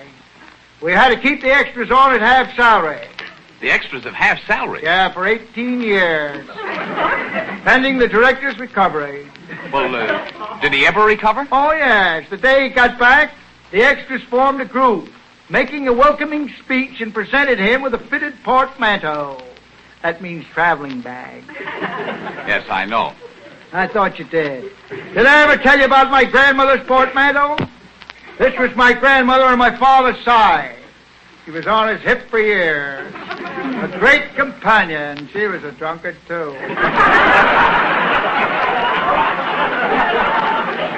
Bill, they gave the director a portmanteau. Oh, yeah, you know about it, eh? No, I'm merely quoting you. Oh, they gave him a completely fitted portmanteau, a grip, satchel, cabba, keister, you know. Yeah, I know, Bill. Are you going on? Well, it was fully equipped with sleeping shoes, Eskimo mucklocks, folding golf clubs, a wire-haired brush, a wire-haired terrier to match, an old-fashioned razor, a set of dueling pistols, and a picture of the great commoner, William Jennings Bryan.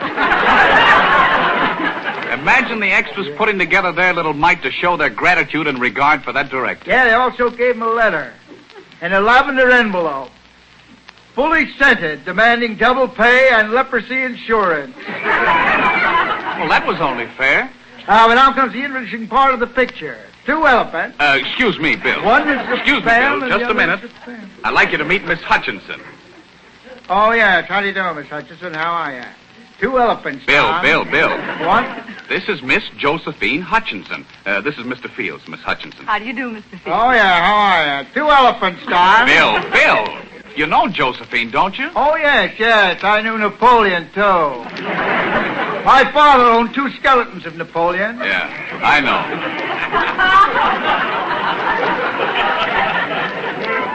One when he was a little boy and one when he was grown up. Oh, yeah, go ahead. I'm beginning to like Charlie McCarthy.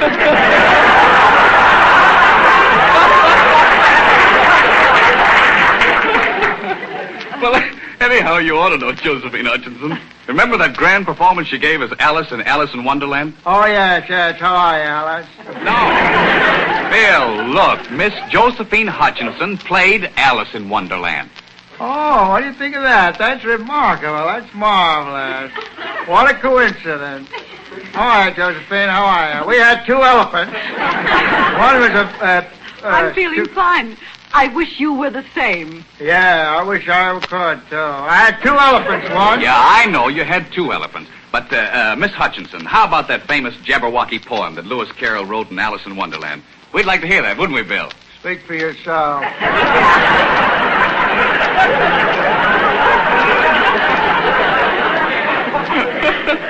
Let me out of this. Why don't you get rid of her? I want to tell you about the elephant. Alice in Wonderland. Oh, yes, I know. I played the egg in the picture version. Oh, really? I know. You must have been the egg that fell off that 12-foot wall. What a memory you have. Mr. Fields, I've often wondered, when you fell off that wall, did you crack up? I didn't bounce. Miss Hutchinson, how about Jabberwocky? Oh, the poem sounds rather silly, but it's amusing. So I fear nothing, and here goes. 'Twas Brillig and the slithy toves. Did she say slimy toves? Quiet, Bill. Did gyre and gimble in the waves. Wait, Oh. she and her cups.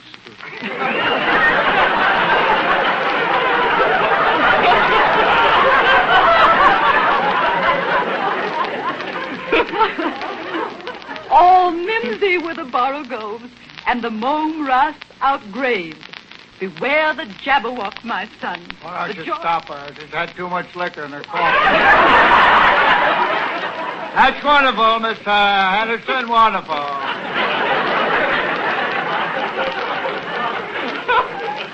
Did you ever...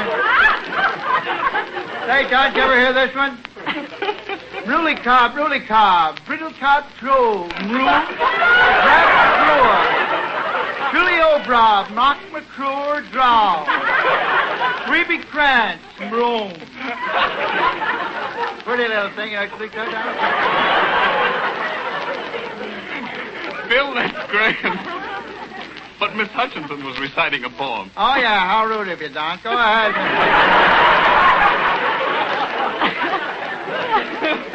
Can in relation to that Hutchinson, Topeka, and Kansas. Beware the jub bird and shun the frumious bandit. That reminds me of an incident that happened when I was in the Himalayas. I was up there with the Prince Ranji Sinji, the Ketwar of Baroda, and Cooch Bahar. We were killing tigers and civets in deepest Darjeeling. Are you through now, Bill? For the nonce, hand me a cup of tea, will you please? Go ahead, Miss Hutchinson. Now, this verse is especially for you, Mr. Fields. I know you appreciate good poetry. Oh, yes, I do. He took his vorpal sword Bang, and... bang! We turned on the machine gun on the rhinoceros.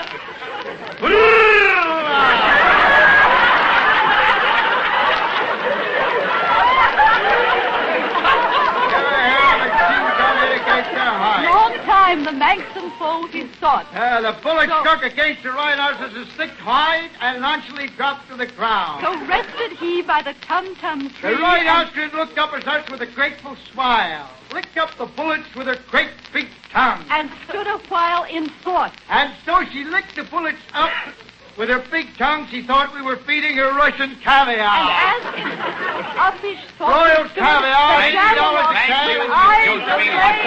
Thank you.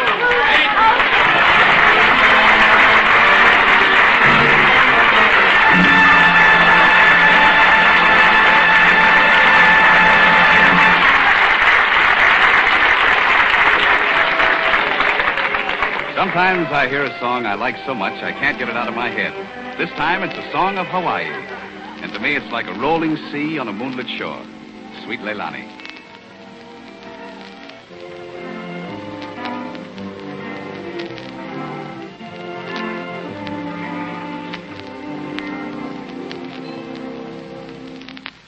Sweet Leilani, heavenly flower, nature fashioned roses kissed with you. And then she placed them in a bower.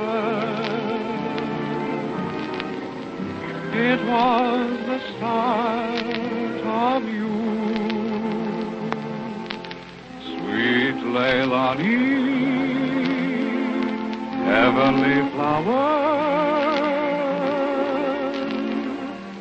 I dreamed of paradise for two.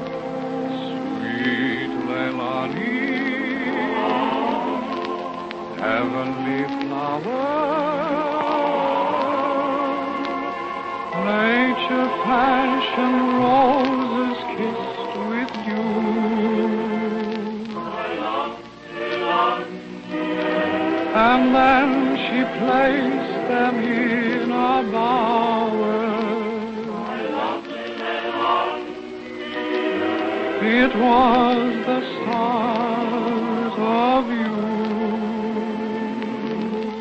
sweet Leilani, heavenly flower. I dreamed of paradise for two.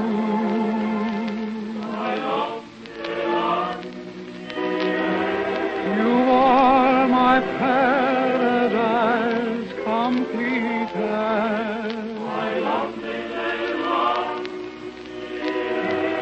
You are my dream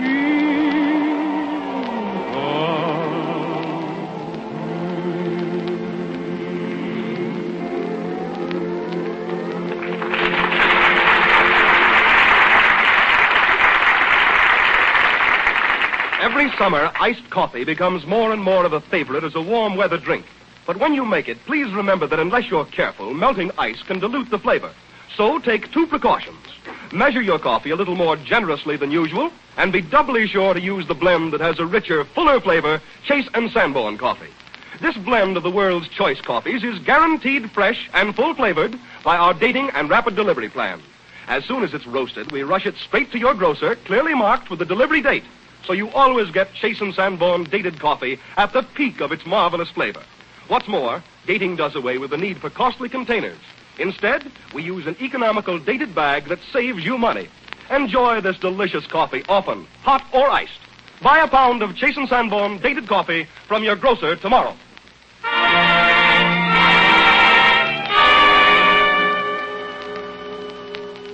Oh, Mr. Amici, can I ask Mr. Iturbe now? Now is the time, Charlie. Mr. Iturbe, I want you to meet Edgar Bergen and Charlie McCarthy. How do you do? This is a great honor, Mr. Iturbe. Thank you, Mr. Bergen. That goes double for me. Yes, it does. And incidentally, Mr. Iturbe, we have a great deal in common. Really? Don't tell me. Yeah. Yes, I too am a pianist. And why shouldn't I be? I took lessons for 3 weeks. I paid as high as $1 for a half-hour lesson. Do you realize what that amounts to in 5 years? Charlie, you said you only studied for 3 weeks. Well, that's a very short time, after all. Yes, well, but it's a mess of do-re-mi, believe me. I can sympathize with you, Maestro McCarthy, because in Europe, I paid up to $1,000 for a lesson, you know? Is he trying to make a punk out of me? Yes, and Mr. Iturbe studied for 20 years. Is that so? They must have nicked you for quite a hunk, huh? Tell me, do you know Mr. Bach and Mr. Chopin? I don't think they took lessons from my teacher. You see, it was only a sideline with her. She was married. Her husband worked at the filling station. You see that... All right. Mr. Iturbe is not interested in all that. No? No. I find Charlie very interesting. I beg your pardon. If he will tell me his favorite number, I will try to play for him. See, now that's nice. Well, I don't want to embarrass you, Jose. Will 4 sharps fool you?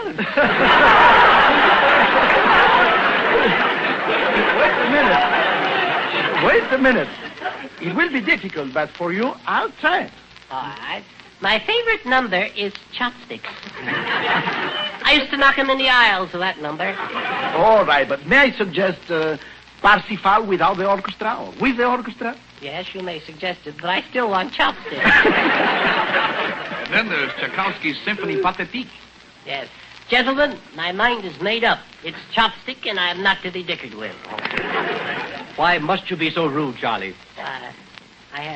I haven't forgotten that $1,000 lesson crack he made. I see.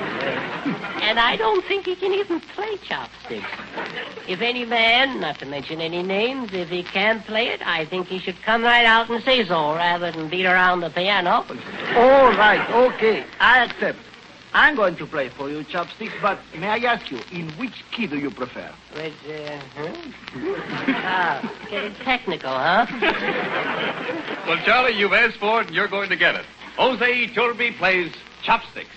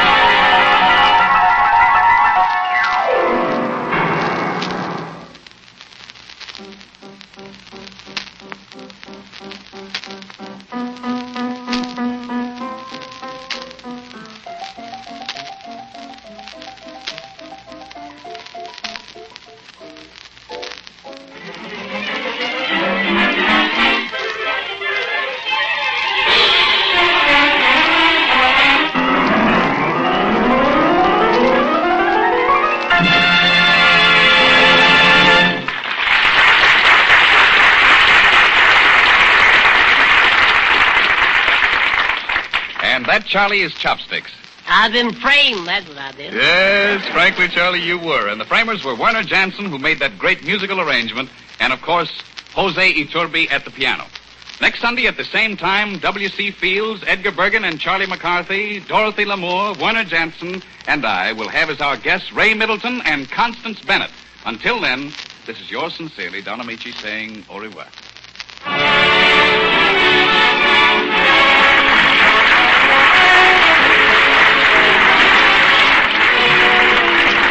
Heard on this program, A Beginner's Luck from Shall We Dance, This Year's Kisses from On the Avenue, Sweet Lalani from Waikiki Wedding, and The Big Show from Jerome Kern's Head Over Heels. This is the Red Network of the National Broadcasting Company.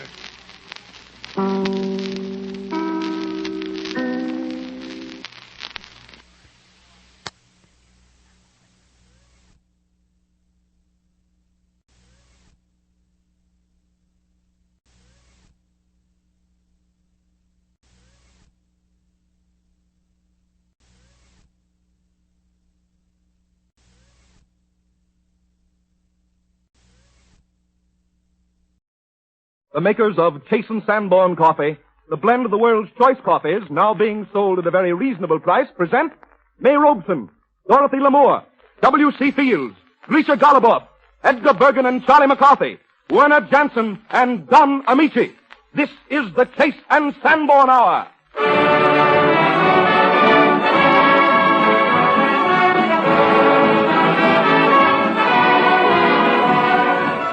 This is the Chase and Sanborn Hour, and this is Don Amici greeting you for the grand old lady of the stage and screen, Miss May Robson, and for Master GRISHA GOLUBOFF, who at the age of 14 is one of the great violinists of our day.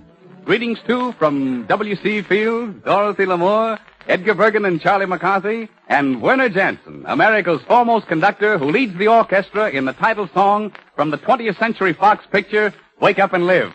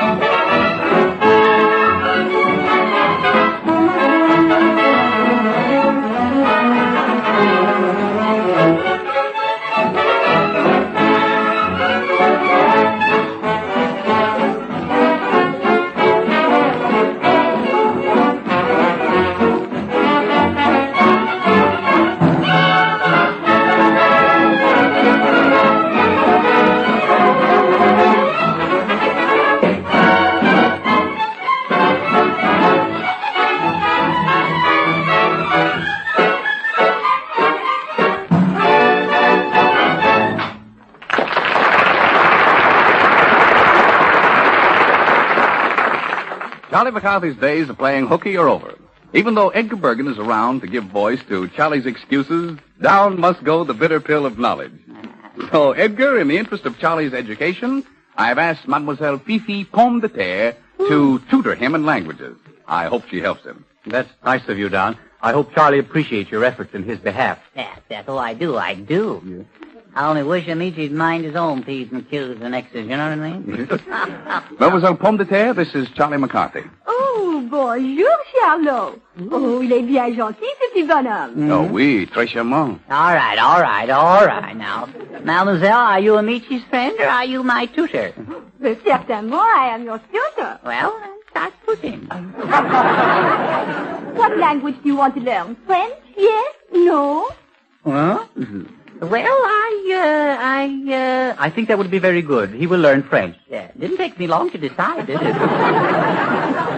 Charlot. Mr. Bergen, he is your father? Bergen, my father? Oh, no. Things aren't as bad as all that. No, you see, Charlie is an orphan. Yes, I am. Yes. As a matter of fact, I know very little about his parents, you understand. Yes. Yes, I found him on the doorstep one morning when he was 2 days old. Yes. How I got there, I'll never be able to figure out. What a night that was. It was the gypsy in me. I imagine so. Yes. On a doorstep and only 2 days old. Yeah, and stealing milk, too. Oh. Petit imbécile. Je suis, Jean. Monsieur, do you know anything about the beautiful country of France? Well, yes. 3 years ago, come this, what May, I visited the continent. I became rather clubby with a baroness. I met her at a spa. Oh, what spa? A spa.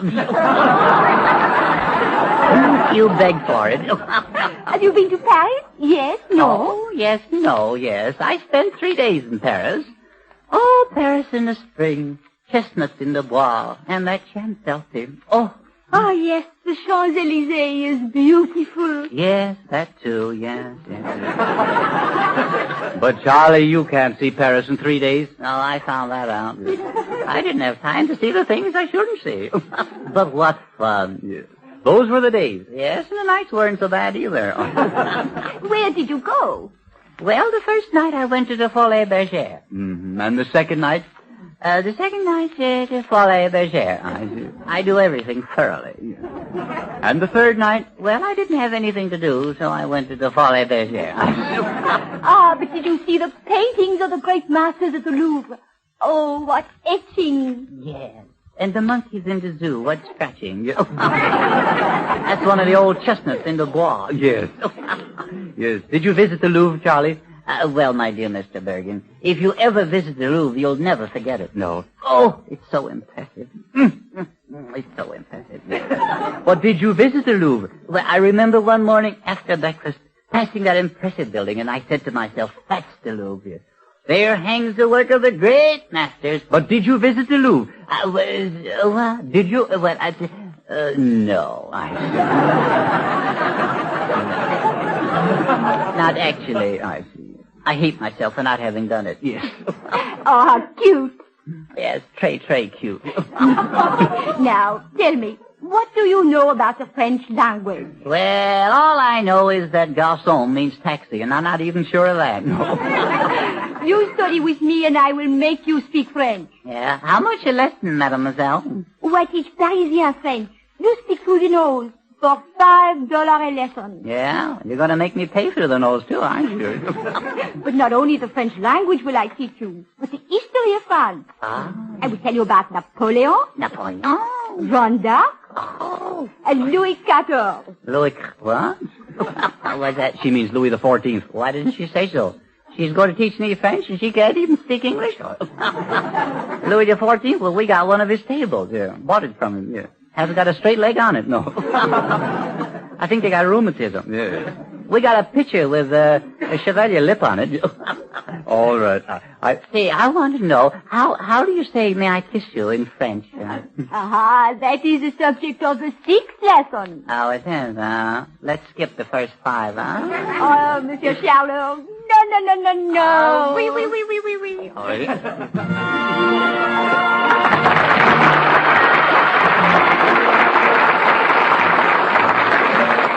Merci, Monsieur Charlot. You certainly learned French rapidly. And speaking of French, toujours l'amour. With a touch of her own particular magic, Dorothy Lamour brings the dreamy atmosphere of the South Seas as she sings Blue Hawaii. Perfume in the air and rare flowers everywhere. It seems to be only a reverie.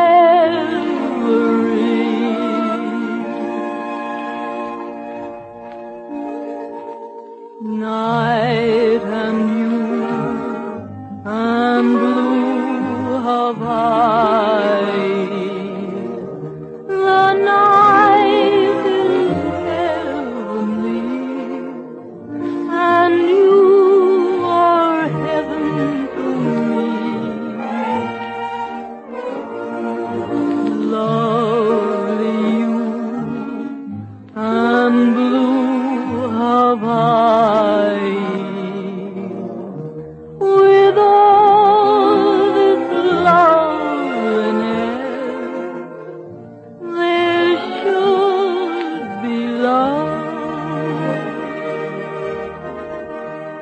Won't you come with me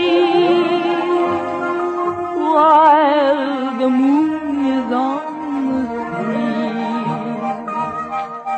The night is young and so are we.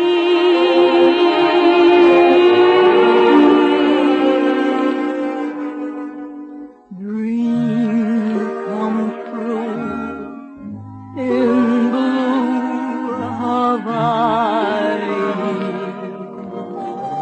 and mine could all come true this magic night of nights with you.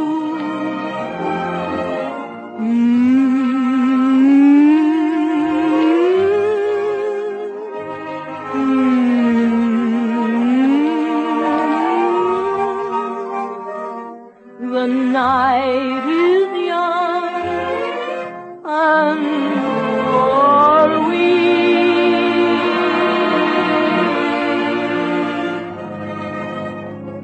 Dreams come true in blue Hawaii, and mine could all come true this magic night of night with you.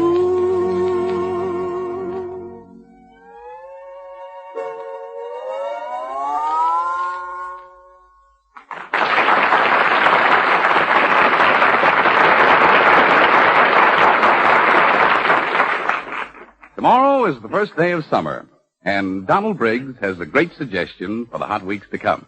Tomorrow begins many long hot weeks when we'll welcome light, comfortable clothes, cool, delightful meals, and the refreshing goodness of delicious iced coffee. A good iced coffee is the perfect summer drink. But no one enjoys iced coffee with the weak, watery taste from the melting ice. So please remember this. For the extra strength you need, measure your coffee more generously than usual. And for the extra richness that's even more important, use the blend that gives you a fuller, finer flavor. Chase and Sanborn coffee. Chase and Sanborn dated coffee, you know, is a superb blend of the world's choice coffees. And you get it at the peak of its rich, mellow flavor.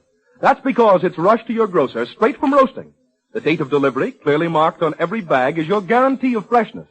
This superb coffee saves you money, too. For our rapid delivery system and dating plan, do away with the need for an expensive container. Instead, we use an economical dated bag, and you get the saving. Chase and Sanborn dated coffee is delicious, either hot or iced. Serve it often. Buy a bag from your grocer tomorrow.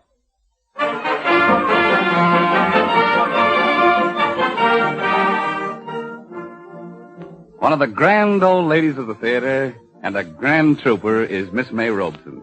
She has never missed a performance in 53 years. She joins all of us in paying homage to the great and beloved dramatist, Sir James Barrie. For us, she plays Mrs. Dowie in Barrie's immortal play, The Old Lady Shows Her Medals. Miss Robson.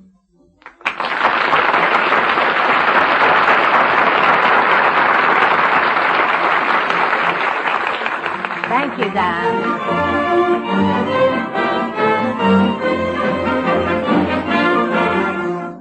The Old Lady Shows Her Medals, with May Robson as Mrs. Dowie and Don Amici as the soldier. It is 1915, and the streets of London are full of soldiers on leave. Mrs. Dowie has no son to come home to her, but having read the name of Private K. Dowie in a newspaper, she's pretended that he is her son and boasted about his letters to all her neighbors. But Private Dowie comes to London and hears that a strange woman is claiming to be his mother. Mrs. Dowie is sitting in her shabby basement room, a bundle of letters in her hand, when the angry soldier storms into the room. Do you recognize your loving son, missus? I am pleased I wrote you so often. Here, let me see them letters. Oh, please, mister. What's inside? Nothing but blank paper, huh? Well, we'll throw them in the fire. Oh, now, don't you burn them letters, mister. Well, they're not real letters. Well, they're all I have. I thought you had a son. No, I never had a man or a son or nothing. You know, I just call myself missus to give me a stand in life. Oh, you'll have to explain better than that. Well, right. It's enough to make me change mine. But what made you do it? Well, you see, it was everybody's war, mister, except in mine. And I wanted it to be my war, too. Wouldn't you have a cup of tea while I'm explaining? No. Well, then sudden like the idea come to me to pretend I had a son. But what in the name of old Nick made you choose me out of the whole British Army? Maybe, mister, it was because I liked you best. Now, woman, none of that. Well, you see, I read one day in the paper where the general was a 6th Battalion Black Watch. Oh, expect that's the only time I was ever in the... I would turn up. Or... Weary for a sight of you, Kenneth. Mister. And tell me, how did you guess the K in my name stood for Kenneth? Does it? Yes, it does. Well, it must have been a angel whispered it to me in my sleep. Well, that's the only angel in the whole black business. Well, I hope you're pleased with me now that you've seen me. I am. Very pleased. Oh, my. Your mother must be terrible proud of you. Well, naturally. I suppose you'll be going home then. Oh, after I've had a spree in London. Oh, so your young lady's in London, eh? Why, are you jealous? Not me. You needn't be. She's a young thing. Really? Oh, you surprised me. A beauty, no doubt. You may be sure of that. She's a titled person. She's what? Oh, do tell me more about her. Her name is Lady Dolly Canister. Oh, I read about her in the paper. It said she wore a dress of champagne velvet with a dreamy corsage. Well, she sent me a lot of things, especially cakes and a worsted waistcoat with a loving message on the enclosed card. Will you try one of my cakes, mister? No, not me. Oh, they're of my own making. Here's one. What? Why, what's the matter, mister? Tell me. Well, that's exactly the kind of cake her ladyship sends me. Mm-hmm. Is the waistcoat all right, mister? I hope the Black Watch colors pleased you. What? Was it you who sent me all those things? Well, you see, I was afraid to give my own name. And you see, I was always reading about her Lady Dolly's in the paper. Woman, is there no getting rid of you? Oh, you ain't angry, are you? Oh, give me some tea. Oh, glory, Kenneth. What? Nothing, just Kenneth. Here's your tea. Well, here's to you. You old mop and pail, you. Oh, she's a woman to be envied, is your mother? What? I just let you think I had a mother. This party never even knew who his proud parents were. Is that true? It's gospel. Oh, heaven be praised. Now, none of that. I was a fool to tell you. But don't think you can take advantage of it. Pass me the cake. Kenneth, I dare say it's true we'll never meet again. But if we do, I wonder where it would be. Well, not in this world. Oh, there's no telling. I might turn up at the front. When I get back to the front, I believe I will find you there waiting for me. With a cup of tea in my hand. And, Kenneth, we could come back by way of Paris. All the ladies likes to go to Paris. Huh? Oh, Kenneth, if just once before I die, I could be fitted for a Paris gown with a dreamy corsage. Yeah, you're all alike, old lady. There's a song about it. Yeah? Mrs. Dowie is very ill, nothing can improve her. But dressed up in the Paris gown to waddle through the Louvre. Well, thanks for my tea. I'm afraid I must be getting on. Oh, Kenneth, where are you living? That's the question. You see, I've never been in London before. If you knew what it's like to be in this place without a friend. Oh, I do know what it's like to be lonesome, Kenneth. I've heard that the thing a man on leave longs for most in the world is a bath and a bed with sheets on it. You never heard anything truer. Well, Kenneth, I have both. Now, there's the extra bed in the wardrobe, and there's the little bath. You could do yourself there pretty, half of the time. Now that tempts me. Old lady, if you really want me, I'll stay. Oh, Kenneth. But, mind you, I don't accept you as a relative. You're on probation. Yes, Kenneth. Now for that bath. Remember, half at a time. Then I'm off to the theater. Oh, say, now, wait a minute. What is it, Kenneth? The theater.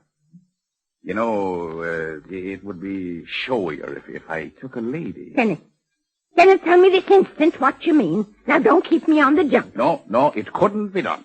Was it me you was thinking of, Kenneth? Yes, but just for a moment. But you have no style. No, not in this dress, of course. But, Kenneth, you should see me in my black crape. Do you think you could give that face of yours less of a homely look? Oh, I'm sure I could. Well, you can have a try at it. But, mind you, I won't promise anything. It all depends upon the effect.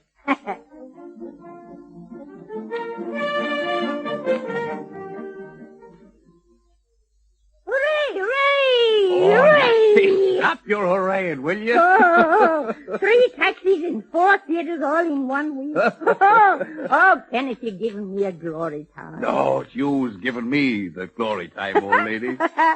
Just wait till I tell everybody how this being the last night we had real champagne wine. Oh, they'll never believe that. Oh, for them as doubts my word, look, here's the cork. Oh, you're a great one. You know, lady, I'm sorry this is the end. Kenneth, you mean is it time for you to go? Oh, no, not yet. There's a fellow outside waiting for me. I told him to give me until the last minute and then whistle when it's time. When it's time? Oh, Kenneth. Now, listen. You promised to be gay. We're going to help one another. Yes, Kenneth.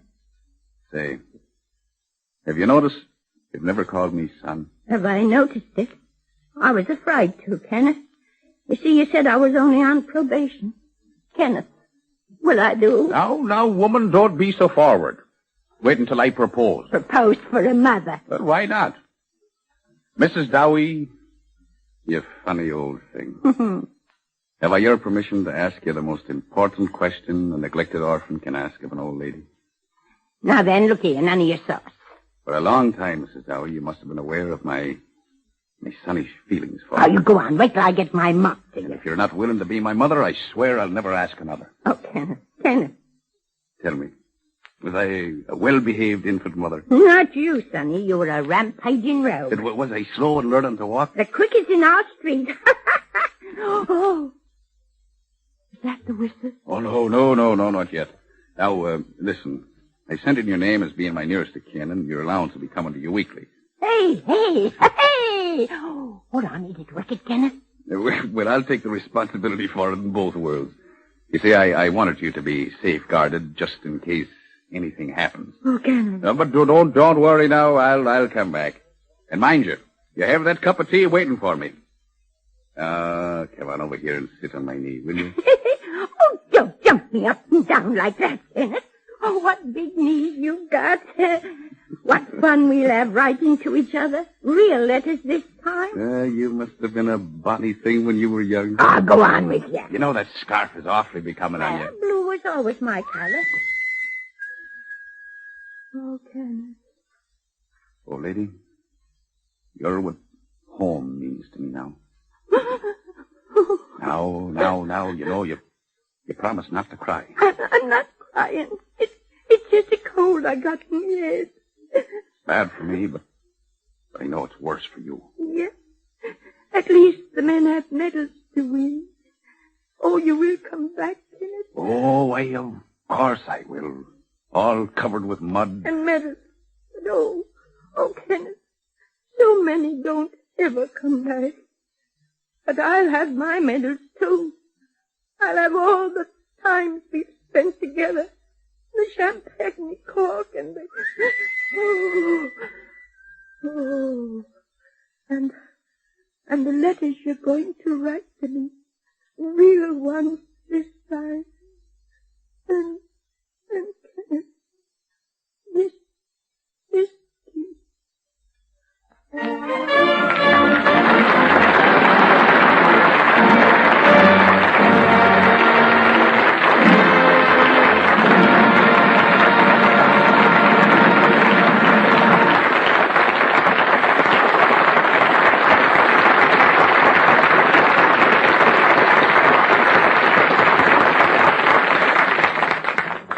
Miss Robson and myself, thank you. The Jason Sanborn with W.C. Fields, Mayor Robson, GRISHA, GOLUBOFF, Dorothy Lamour, Edgar Bergen, and Charlie McCarthy, and Werner Jansen continues in just a moment.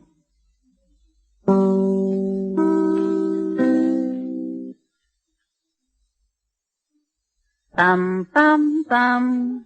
Here we are. There are fairies in the bottom of my swimming pool. Oh, hello, Miss Robson. Oh, how are you, Charlie? Oh, I'm fine. I want to tell you how wonderful I think you are. That finesse of your performance, your savoir-faire, that trait tremendous. But definitely, too. Oh, thank you, Charlie. Thank you. Thank you, young man. And I consider it a great compliment. You're a mighty fine little lad. And you have the makings of a great man. Well, that's what I told Bergen, see? But he said I should study, see? Ah, Mr. Bergen is right, my son. Mother. Ah. You must study and share the thoughts of great minds. Nothing is more profitable than spending an evening with a good book. Yes, well, I don't know. You see, I have 2 ducats for the fight tonight. I suppose that's wrong, isn't it? Why, of course it's wrong. Very wrong. Why don't you wait until Tuesday night and see a good scrap? Oh. Yes. But you don't understand. Tonight, the Pomona Assassin headlines the evening event. He's a killer. Oh, don't tell me about that tomato. He's a sucker for a left hook with that glass jaw. Oh. Why, that Palooka couldn't last 2 rounds shadow street. Oh, now, come. That's just where you're wrong, sister. That baby packs a lethal wallop in both of those meat hooks of his. Why, he'll go the distance and he'll win tonight. Well, I've got a buck says he winds up with resin in his teeth before the 3rd stretch. You're talking pin money, babe, pin money. But I'll call you. And if Pomona Assassin doesn't KO Tony McSnurd, steal his lamps, and trim his wick, I'll pay off with the best spot in town tonight, the hottest spot in town. Aha. You're on. All right, sonny boy. But wait a minute now. Name the spot. Well, have you heard stuffed fish down at the broken door? That boy scratches a mean hunk of fiddle. Oh, you call that hot? Yeah. Give me blubbermouth Sambo. Now, there's a cat who's really mellow. Yeah? Does he really give out with a la-di-da, la-di-da? Oh, sure. That went out with the cakewalk. What? Blubber gives out the ho-dee-do and a ho-dee-do. Catch-a-cat-na, rat me. I think you got something there, Mom. Can you trot, Grandma? Trot? What's the matter with you? Do you think I'm getting old? Say, how about the Susie Q? Woody! The studying's all for tonight. Now, wait a minute, Charlie. Huh? Perhaps we shouldn't do this. I'm worried. Oh, don't worry, Muzzy May. Don't worry. I'll see that you get home safe with me tonight, you know. La-di-da, la-di-da. That's an arrest me.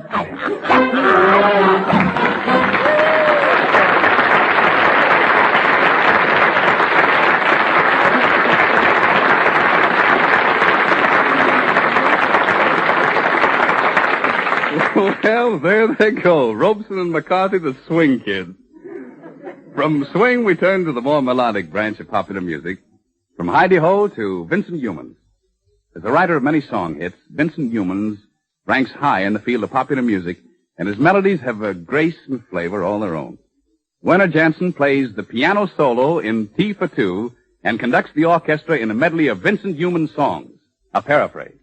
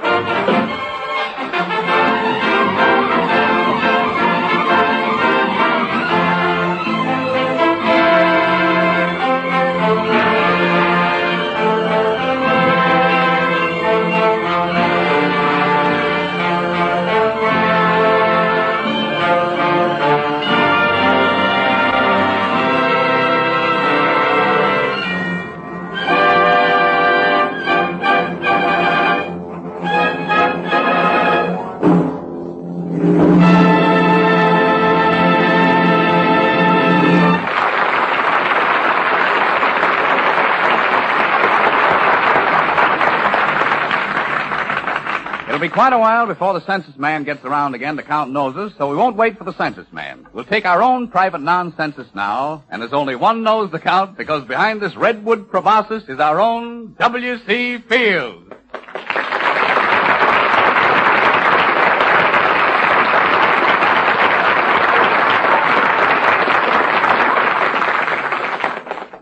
Well, Bill, how you feeling?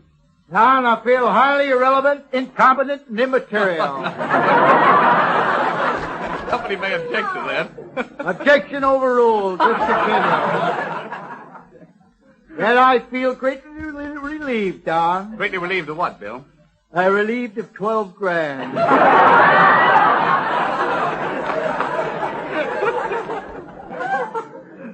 Don, do you know this is Father's Day? Yes. You know my father was a doctor? Is that so, Bill? Yes, he treated a man for 3 years for yellow jaundice. Then found out he was a Chinaman. Say, Mr. Fields, I read in the paper where you consume 2 quarts of liquor a day. What would your father think about that? He'd think I was a sissy.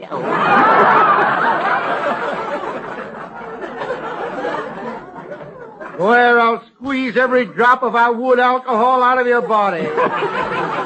Bill, you should be kind. Remember, this is Father's Day. It was always Father's Day in our home, Don. Oh, it was, huh? It was never Mother's Day or Grandmother's Day. Uh-huh. It was always eat an apple a day. Oh, yes, Bill, I see. Father would never eat an apple, Don. He always preferred the juice of that succulent pippin. Isn't it peculiar, Don? Every time Father asked for an apple, he would always refer to everyone as Jack. Well, what do you mean, Bill? He always say, give me a little apple, Jack. Sweet joke, don't you think so, darling? Yeah, sure. But, Bill, you were just saying this is Father's Day. Oh, yes, I know. Everybody was talking about Father today. The air will be just glutted up with eulogies of pater. There were many beautiful and touching tributes dedicated to Father by the poets and the tie manufacturers of this great and grand and glorious United States of ours. All right, Bill. These great United States, including the Samoan Islands, the Hawaiian Islands, the Philippine Islands, Yes, Bill, and all the great seaward purchase now known as Alaska. All right, Bill, all right. And the Eskimos. We mustn't leave out the Eskimos, Don. No. You know, Don, there isn't one shower bath in a million Eskimos igloos. What's that got to do with Father's Day? I don't know. It somehow reminds me of my father. Don, you remember this poem? Father, dear Father, come home with me now. The clock in the steeple clangs 1. At that time in the morning, Father couldn't even get out of his chair, let alone go home. Oh, Bill, Charlie has a poem about his father, too. Yes, I know it. Little by little the acorn grew. Would have been much better if the squirrel had eaten the acorn instead of burying it. Too steady. Oh, my. The once in the forest primeval, the murmuring pines and hemlock. The wood alcohol has gone to that kid's head. 2 quarts a day. Restrain him. Restrain yourself, my diminutive little chum. This is Father's Day, and love permeates my bosom. Charles, my father wrote a poem about your father. Woodman, woodman, spare that tree. Touch not a single bough. In early youth it sheltered me, and now it holds me up. Oh, that's beautiful, Bill. That's Don. Yes. But despite all of my father's remonstrations and pleadings, that was the day they cut down Charlie's father. Yes, they clipped him and they mowed him down. I have never seen my father, Mr. Fields. Oh, that's terrible. Go out and look in my woodshed. Maybe there. Mr. Fields, could I call you Dad?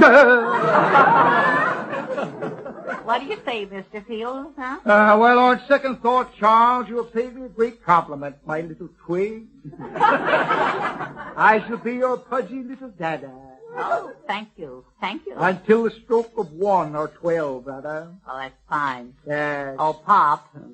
Yes, my own little flesh and timber. Say, Dad, can you lend me $5? Here it comes. Can I use your new necktie tonight? And, Dad, can I play with your loaded dice and your marked cards? You know. I must deny you that, my dear son. I shall need those proclivities as I am attending the Tri-State Ladies' Free Tatting and Whist Club. But, Father, wouldn't that be dishonest? Sir, you impugn my honor.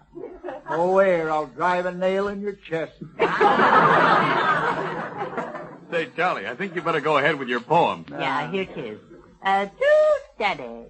My father was a powerful man, Don. Oh, stop him. Take him away. My father was the president of a bank once, Don. Your father was really the president of a bank, Bill? Yes, he was. Here's another Eskimo. Oh, wait, Bill. Wait, another Eskimo and your father? Perhaps I should have said my father and another Eskimo. All right, Bill, all right. Your father was president of the bank. Well, he wasn't exactly the president, Don. He was a vice president, sort of a treasurer. He swept out the bank, to tell you the truth. Well, that's different. But he was a fine sweeper, Don. He was a clean sweeper, the best all-around-the-corner sweeper in the bank. Bill. Yeah. He and another fellow were cleaning out the bank one night. But the police officer, the union, somebody got after him for working overtime. Too steady. Oh, in the Once game. in a forest primeval. Filled with termites and boll weevil. That'd be good there, wouldn't it, Don? You can't understand why the author left that one out. Oh, the murmuring pines and the hemlocks. Father, dear father, come home with me now. I can see the little darling tugging at his shirt, at his sleeves.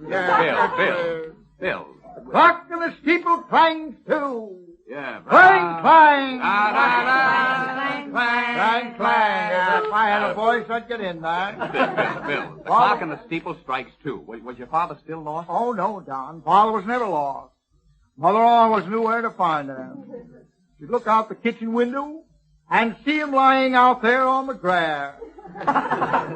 On the snow in the wintertime. And she'd say, children, your father has had a drink or two. We children could never tell. We'd thought think he was dead. Yeah, but, Bill, you were telling me what a powerful man your father was. Oh, yes. Father had a very little chest, but his stomach expansion was about 7.5 feet. And stomach muscles stuck out to here. Yeah? And had a head shaped like a Rocky Ford cantaloupe. I don't know what's the matter up here. Was he?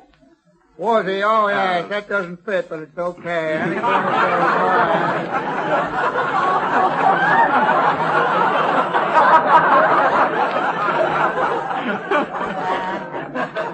Now is my chance. Too steady. Oh, he's coming again. Once in a forest primeval. Father, dear father, come home with me now. Bill, please. The clock in the steeple clangs 3. Yeah. Clang, clang, clang. What is the sound I hear? The murmuring hemlocks. Jingle, jingle, jingle. The clock is Jingle, jingle. What a smart boy. Thinks they ring sleigh bells in church steeples. Bill, the clock in the steeple strikes 3. What happens then? That was a signal for Father to go home. 3 strikes and Father was out. You mean he went home, Bill? No, he went out just like a light. He was quite a remarkable man, wasn't he, Bill? Oh, yes, he was, Don. He was very dignified, too. I remember one day he was walking by a circus tent, minding his own business as usual, when a lady stuck her finger out through a hole in the dressing room tent, right into Papa's eye. That was a cowardly thing for her to do, Bill. Oh, yes, it was, Don. Yes, it was. Pardon my levity. Did your father stop to say anything to her? No, Don. He was always a gentleman. He kept right on going. And fell down 3 or 4 times before. Naturally. He used to do that to make the children laugh. Finally staggered, he tripped, he walked through the swinging doors and right up to his room in the 16th floor of the Buster House. The Buster House? Yeah, the old Buster House, Don. It was later called the new Buster House and is now called the Buster House. Oh, that's the place. Yeah, all outside rooms, the sun streaming in day and night. Oh, wait a minute, Bill. Who ever heard of the sun streaming in at night? Midnight sun, Don? Oh, yeah. Beg your pardon, Bill? Yeah. As I was telling you, Father just been to the circus. Yeah, go on, Bill. You know who sooner removed his habiliments? That means clothing, Don. Oh, yes. Socks, shoes, button gaiters, shirts, And could I say undervestment? Or undergarment? No. Anyway, he took them off. And his hat? Oh, no, he never took his hat off, Don. He usually slept in his hat, peculiar habit, a light sort of fawn gray fedora with a little feather in the side. Looked very chipper, Don. Usually wore smoked glasses. And was very fond of smoked herring. Yes, Bill. Very Go on. fond of that. Yeah, go on. With mustard. Yeah, Bill, go on. English mustard. Bill, will you please go on? Funny how a man prefers strong mustard to mild mustard, Don. All right, Bill, all right. Your father got his clothes off and got into bed. With his hat on. Don't leave that out. Yes, he got that habit from Mother. She always slept with her shoes on. In case of fire. Yeah, all right, Bill, all right. No sooner took his clothes off and got into bed with his hat on, the little general walked into the room. His father explained later, the general wasn't over a foot high, Don. Yeah. The little general looked at my father and he said, "Come on, boys, surround him." My father sneered. And then he leered. Yeah. All right, continue, Bill. He never sneered without leering. Yeah. But, Bill, what happened? Oh, yeah. Was his mind alert? What a hair-trigger brain. Yeah, well, what did your father do when the little general said, "Surround him, boys"? Oh, yes. Father saw the little general and his corps of orderlies. They all had whiskers. They called them the Flying Muscovites. What, you mean all these little generals only a foot high had whiskers, Bill? Right, yes, that's right, Don. There they stood with muskets aimed surrounding my father, but father was unafraid, unabashed, undressed, on everything. Boy, your father was in a tough spot, Bill. Well, what did Father he do? threw a sheet over his head, completely confusing the army, and before the little general could say fire, my father jumped right over their heads and out of the windows. 16 stories. The old brain was still working. Did your father jump right onto the sidewalk, Mr. Field? Yeah, no. Can you beat that? When he got to the 5th floor, he happened to think that he'd forgotten his life insurance policy. So he jumped right back to the 16th floor again. Did he find it, Mr. Oh, Field? take him away, Edgar. He's full of sap. Father, dear father, come home with me now. To Daddy. Once The in a clock forest in the night steeple eagle strikes with far. an early Clang, clang, clang, what is this sound I hear? The ambulance is Before this coming. father stuff goes any farther, thank you, Edgar Bergen and the Charlie doctors, McCarthy, the and interns, thank you very much, highly WC relevant, Speakers. Thank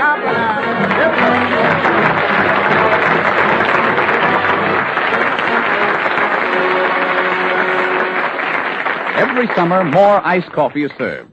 So it's increasingly important for everyone to know how to make it correctly. On that point, Mr. Donald Briggs. The main thing to remember in making iced coffee is to allow for dilution by the ice. So remember to make your coffee somewhat stronger than usual, and above all, use the blend with the extra richness you need when coffee is to be iced. That, of course, means Chase and Sanborn coffee. Chase and Sanborn dated coffee has a richer, more satisfying flavor because it's a superb blend of the world's choice coffees. And you always get it at its best, guaranteed fresh by our dating plan and rapid delivery system, your safeguard against stale, weak flavor. What's more, with this unique dating plan, expensive containers are needless. Instead, we use an economical dated bag, and you get the cash saving. Try this rich, satisfying blend, either hot or iced. Buy a pound of Chase and Sanborn dated coffee from your grocer tomorrow.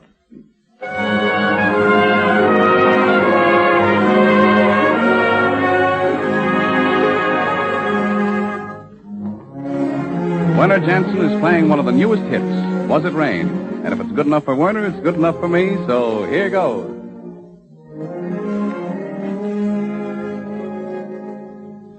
Skies were gray that rainy day, we parted in the lane. Was it tears that fell, or was it rain? There we stood as lovers would, did parting bring you pain? Was it tears that fell, or was it rain? I couldn't tell if your eyes were misty, or if you felt regret. I noticed when you kissed me that both your cheeks were wet. Till we meet again, my sweet, that memory will remain. Was it tears that fell, or was it rain?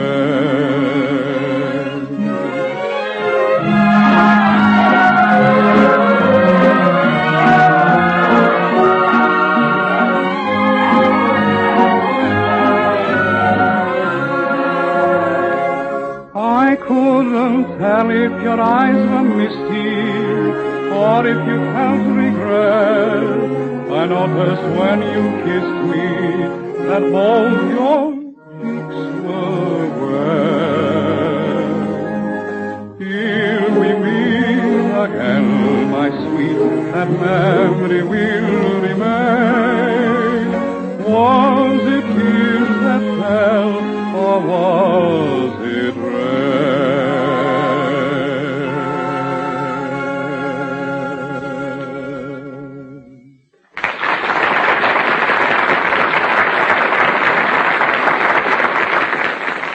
When he was only 6 years old, GRISHA GOLUBOFF made his debut as a violinist, playing the very difficult Mendelssohn concerto. Now GRISHA is 14 and is about to go to London to give a command performance at Covent Garden for the King and Queen of England, and then to play with Toscanini at the Salzburg Music Festival.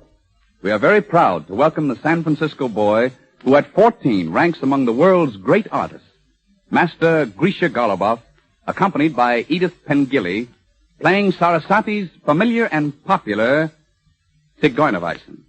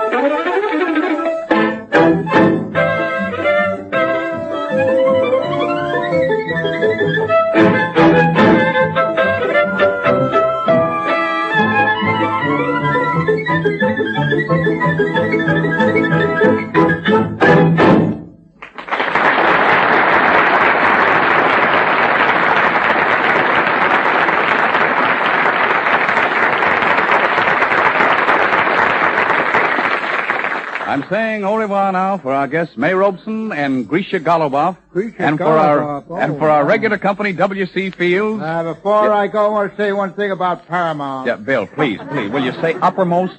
Uppermost. Oh, yes, uppermost. Thank you, Don. Yeah, Edgar Bergen and Charlie McCarthy. Oh, that's good, Don. I'll have to tell them over at Paramount about that. Bill, please. Now, Dorothy Lamour. The uppermost pictures, Paramount pictures, uppermost pictures. Bill. And Werner Jansen. And as Mr. Adolf Zucker, chief executive of Uppermost Pictures, said to me the other day. And for our guest next week. Bill says you keep on drinking that Paramount coffee. Bill. I mean, Chasing Sanborn coffee. Says you're looking better every day since you started drinking Chasing Sanborn coffee. Yeah. That's good. I got that in, didn't I? That's swell, that's Bill. Fine. And for our guest next week. Yes, and he says you're looking better and will soon be able to make a new Paramount picture. Bill, now please. Over at Paramount.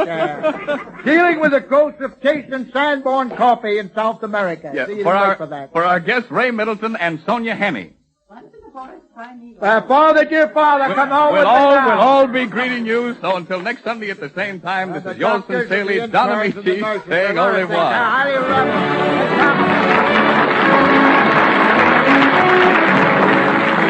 Heard on this program, Blue Hawaii from Waikiki Whitting. Was it Rain from the Hit Parade? More Than You Know and Without a Song from Great Day. Tea for Two and I Want to Be Happy from No No Nanette. I Know That You Know from Oh Please. Hallelujah from Hit the Deck. And The Big Show from Jerome Kern's Head Over Heels. This is the Red Network of the National Broadcasting Company. National Broadcasting Company. National Broadcasting Company. National Broadcasting Company.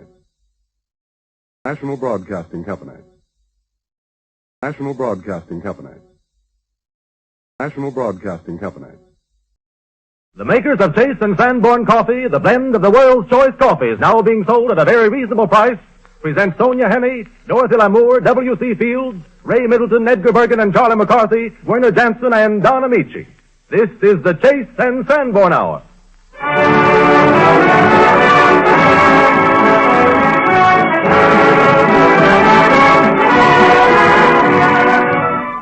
This is the Chase and Sanborn Hour, and this is Don Amici. And this is Charlie McCarthy. Yes, this is Don Amici greeting you for one of Hollywood's new stars. Charlie McCarthy. Please, Charlie. The world-famous skater, Miss Sonja Hennie. Yes. And for Ray Middleton... He's a singer, too, eh? Yes, Charlie, a singer whose baritone voice and dramatic talents make him one of the finest young singers in America. This is Charlie McCarthy still, Charlie McCarthy. Charlie McCarthy, all right, but never still. Oh, you will have your clips now. Greetings, too, from Dorothy Lamour. Oh, 'tis your Lamour. W.C. Fields. Boo, boo, boo. Edgar Bergen. Boo, boo, boo. And Charlie McCarthy. Hooray, hooray, hooray. Charlie, you're a great help. I'm prejudiced. That's what my mother always says. Don't you, Mr. Bergen? Now, don't be silly, Charlie. I'm not your mother. No. Well, you've been a mummy and a daddy to me. Yes. And frankly, neither one of you know how to bring up a child. And America's foremost conductor, Werner Jansen. You know, I'm an MC, Mr. Amici. Did you know that? Charlie, I didn't know you were an MC. Sure, Charles M.C. Carthy. Well, Charles M.C. Carthy, I suggest you and I join Sonia, Dorothy, Bill, Ray, and Edgar and tap our feet as Werner Jansen conducts the orchestra in the hit tune, All God's Children Got Rhythm, from the Marx Brothers picture, A Day at the Races. Is that so?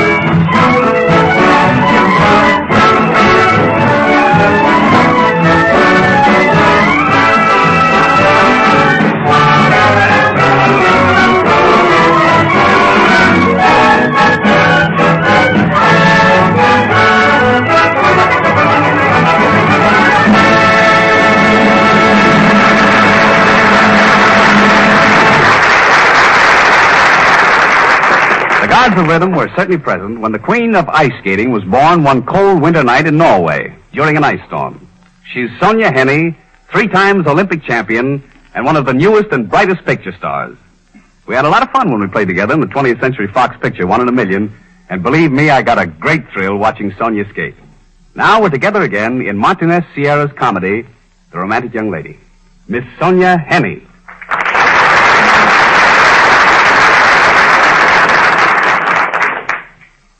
Oh, who is it?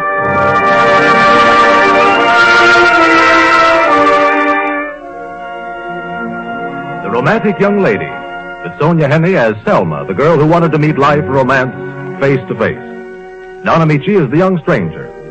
It is Paris, late one night. Selma's parents have gone to bed, and she has just put out the lights in the living room when a summer thunderstorm breaks. As Selma is about to close the window, a man's straw hat comes sailing into the room and drops at her feet. A minute later, a young man appears at the window, then jumps into the dark room.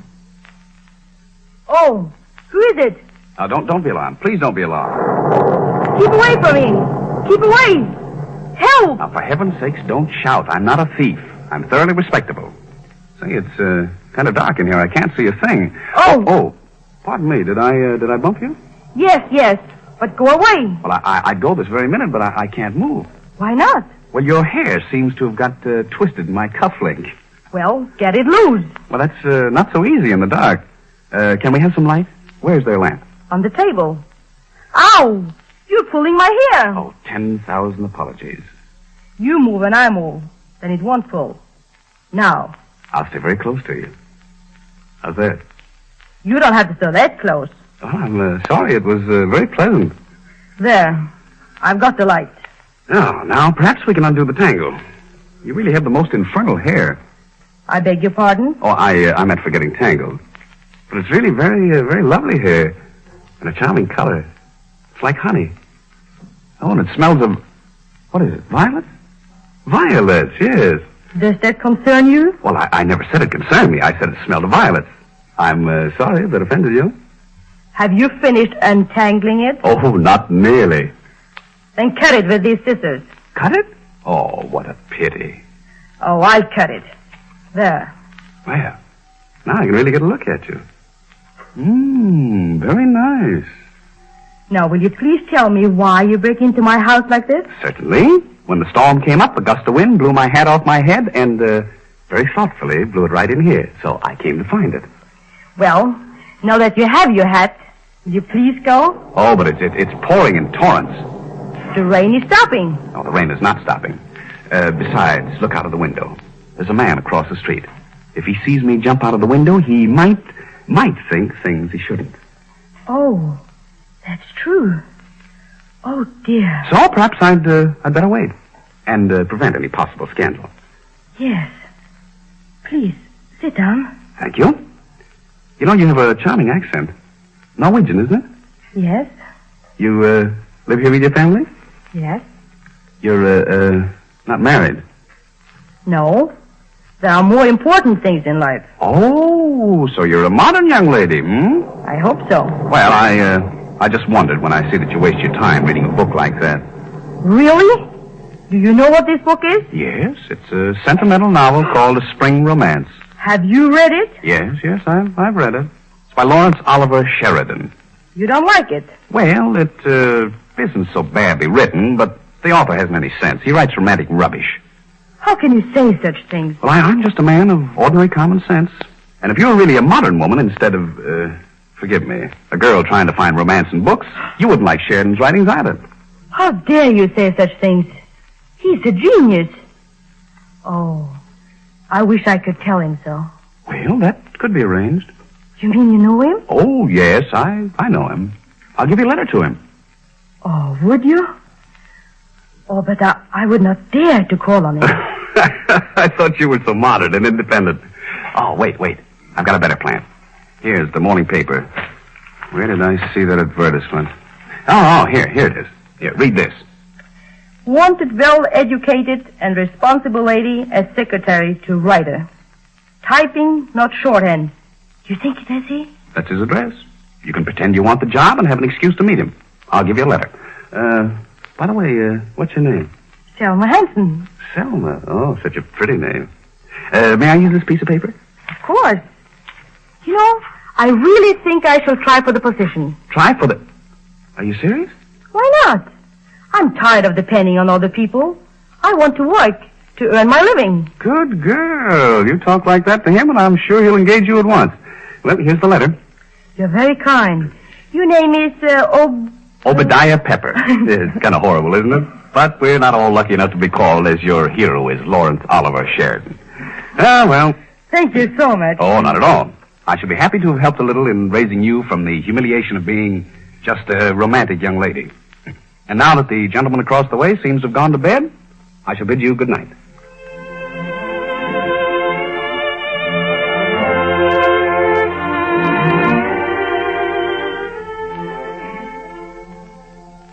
Is Mr. Sheridan in? I have a letter. Mr. Sheridan won't be long. Do sit down. Are you Mrs. No, I'm his secretary. Oh. Then there's no use in waiting. I can... No. Do sit down. I should have said I was his secretary. I'm only staying on until he gets a new one. You see, I'm getting married. To him? Oh, no. You've never met him? Mr. Sheridan? Oh, no. Is he married? No, he's not married. I think his books are wonderful. I'm sure he'll be pleased to hear that. Oh, the telephone. Excuse me a minute. Has she come yet, Mr. Bond? Yes, the young lady is waiting, Mr. Sheridan. Well, good morning. You are... Your favorite author, Lawrence Oliver Sheridan. Why didn't you tell me that last name your name? Obadiah Pepper? Well, my name is Obadiah Pepper. But what woman would ever read a romantic novel with that name on the cover? You could have told me who you were. After you'd raved about my books? After all, I have some modesty. Why did you give me that letter? Because I wanted so much to see you again. If I'd asked you last night, you probably would have said no. Well, now that I am here... I have an important question to ask. Will you be my secretary? My answer is good morning. Oh, you're just being stubborn. Now, I'm going to ask again. Will you be my... I'll be nothing at all to you. I'll pay a very good salary. And if you'll marry me, I'll add board and lodging. Even separate board, if you insist. And then you can invite me to dinner every Monday and Thursday. How funny you are.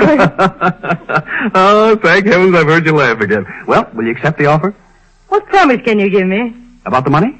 No. That we shall be happy. Oh, none. Promises are no good, except in the last chapters of the novel. In life, you make happiness, or you just find it by luck. Life isn't a book, my dear. I suppose not. But it's an awfully good story, if you have someone to share it with. Better than any book you ever read. But you don't love me. Whatever makes you think that. Because you've been making fun of me all the time. First with the hat, then the letter, then this morning. Well, would you rather I'd sent you a note in my best literary style? I thought you had more real imagination than that. Of course I have. Then don't you know that the best way to get results out of even the most serious things is to keep your sense of humor about them? Why, you precious little fool. You were aching for life, and you don't know enough to recognize romance when it comes to you. Now, are you ready to answer me? Will you? Yes. Oh, it's such a nice word, isn't it? Yes. Yes, what? Yes, Obadiah. For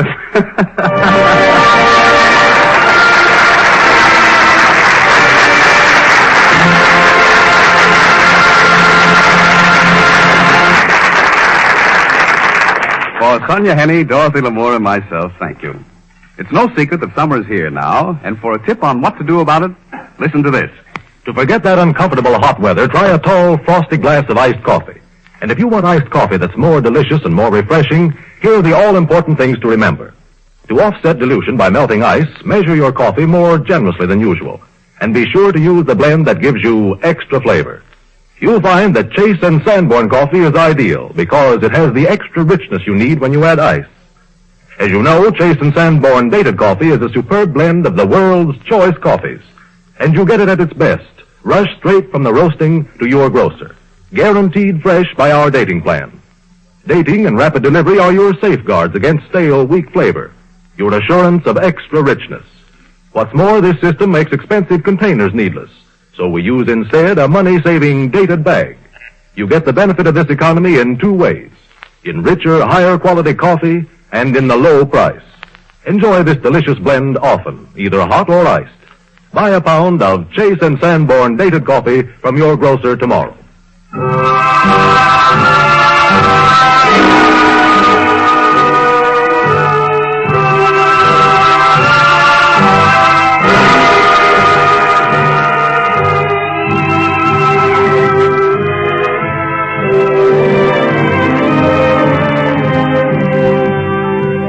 In her first picture, Dorothy Lamour sang a song that helped to make her famous.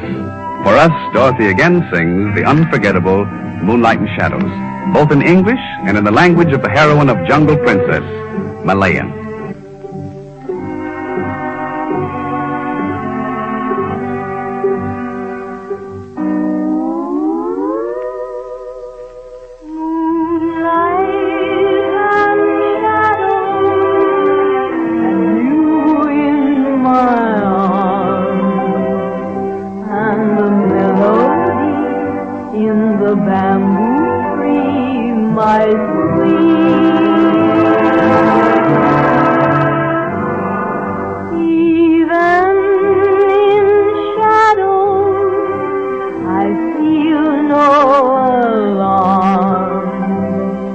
While you hold me tight in the jungle night, my sweet.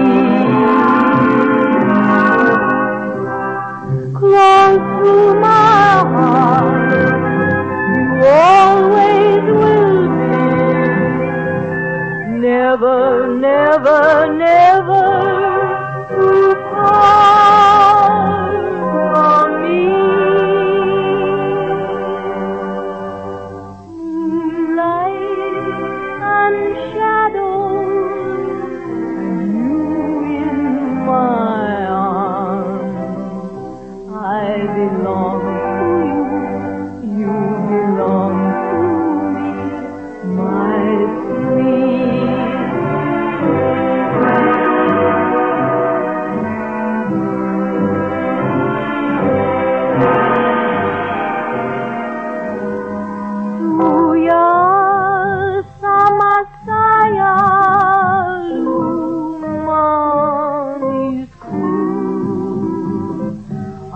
Papuada Samasuaya Mani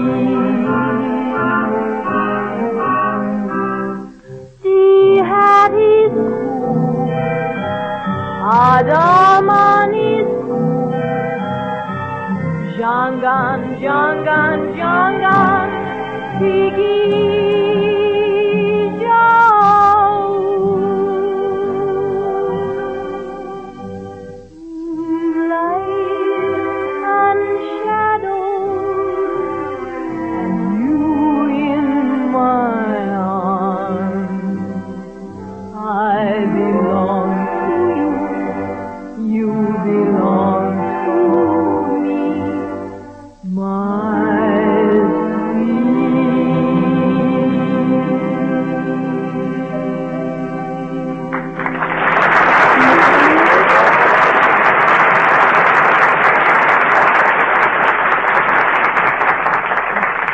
That was lovely, Dorothy. A calm to steel us against the coming storm, represented by Edgar Bergen and Charlie McCarthy. Oh, yes, that's right, yes. Oh, dear. I'm not so stormy today. I'm just sad, that's all. Oh, now come, Charlie. Oh, please. What's the trouble? Oh, don't coax me, Mr. Bergen. What's the trouble? I'm just sad, that's all. Just sad. I see. Suffer. No one will ever know how I suffer. I don't suppose so. I won't tell them. It's none of their business, no. Well, what's wrong? Oh, please don't coax me. Now tell me what's troubling you. Oh, I wish you wouldn't insist on it, Mr. Bergen. Well, now. Please don't hold my hand, Mr. Bergen. Well, why? I don't know you very well. Oh, yes. You're hurting me. Oh, now, come on now. What's wrong? 1,000 times nay. All right. Well, certainly change that expression on your face. What's the matter with my expression? That long, sad face, yes. That scowl, and there is your mouth hanging open, isn't it? Well, you ought to know. You open it. All right. Now, I tell you, Charlie, suppose I tell a funny story. Yes. Don't you think that would help you so you could laugh it off? No, I'm too sad, Mr. Bergen. I couldn't possibly laugh today. Oh, I see. Oh, I might go as far as a hee-hee-hee. Yes. But never a ho-ho-ho. Oh, no. It's out of the question. I'm too sad. Well, you must be sad. Yeah. Well, then, Charlie, I'll sing a song. Oh, come now. I'm sad as it is. All right. Wouldn't you like to hear my favorite college song? No, frankly, no. Listen. Fill your glasses, boys, and drink it all. Drink it. I wouldn't try it if I were you. I wouldn't even try it if I were me. I ought to be able to hit that. We'll drink a toast, a toast. We'll drink a toast. Is it a yodeling song? No. I'm having a little trouble hitting the key. Don't explain. Yes, I need someone to start me. You need someone to stop you. Well, I'll tell you. I'll sing later on. When I'm stronger. Yes, all right. Then you sing and I'll accompany you on the bicycle. All right. I wish I hadn't sold my clavichord. You should hear me play Pony Boy by Mozart. You know, boy? Maybe you'd like to... I also play Marbles by Cat's Eye and Aggie, a very snappy thing. See, why don't we ever sing a duet, Mr. Bergen? Well, now, a duet, that's rather difficult to do. It is? Yes. Well, I suppose it would be for you, yes. It's all you can do to hold your lips still when I'm talking. All right.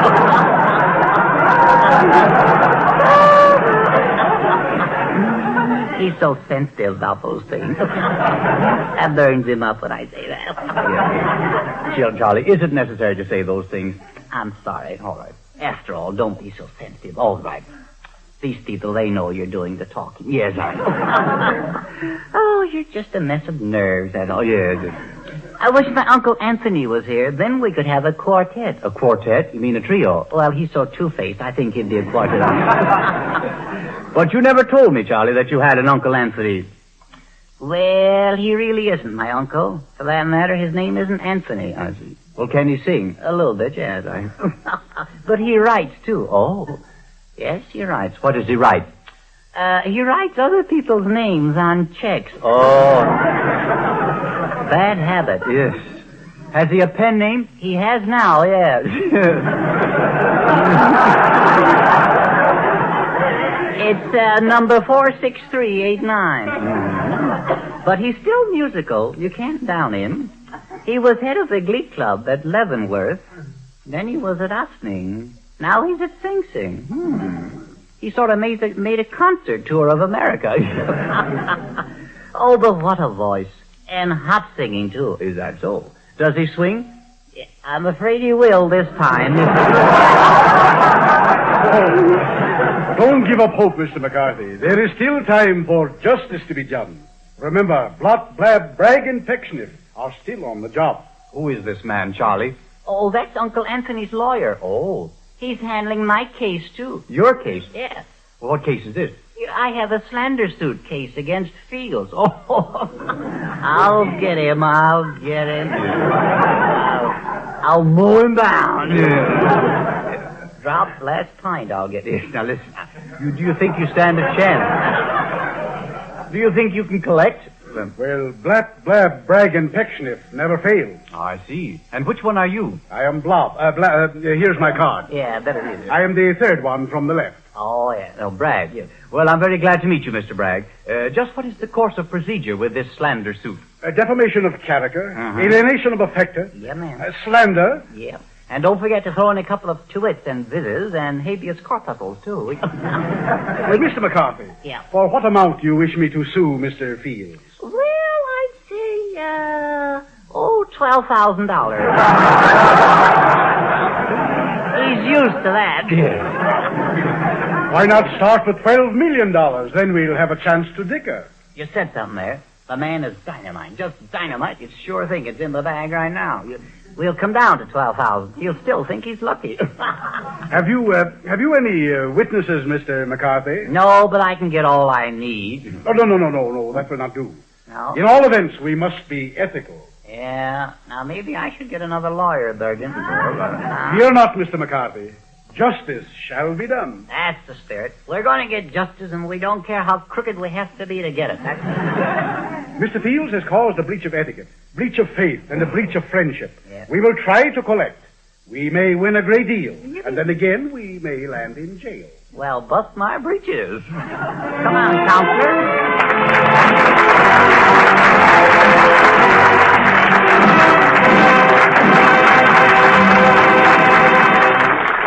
Doesn't sound to me as though Charlie is the best lawyer he can find. Personally, I can't help him on a barrister. But if anyone wants a good baritone, I can recommend Ray Middleton. Ray is famous for singing such new music as All Points West and Emperor Jones. But it's easy for Ray to go back 150 years and give a swell impersonation of Figaro, the jolly barber of Seville. A man who falls all over himself when he tries to tell you how important he is. How he shaves the men, how he gossips with the women, how the whole town comes to him for advice until there's no peace for the wise. Night and day, somebody is almost sure to be calling Figaro, Figaro, Figaro, Figaro! Ray Middleton singing the famous Largo al Factotum.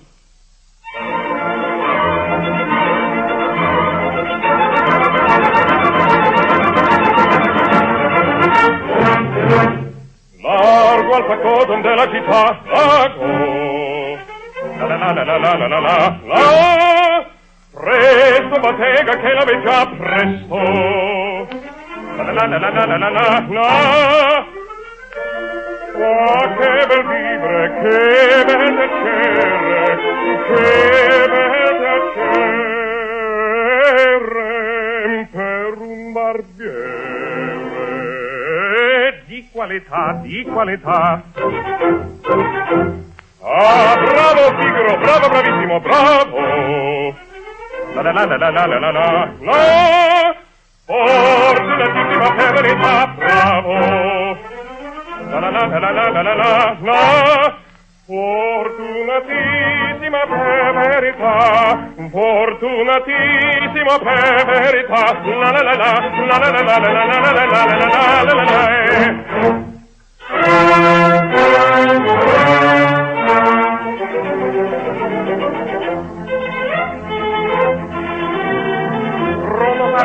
Ogni giorno sempre in coro in giro sta, mille lucani e per un magliere di più nobile non si dà. La la la la la la la la la la la la la la la la la.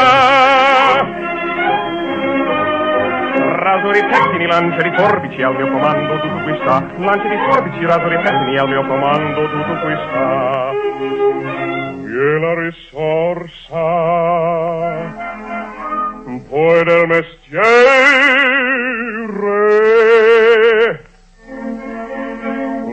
la donetta,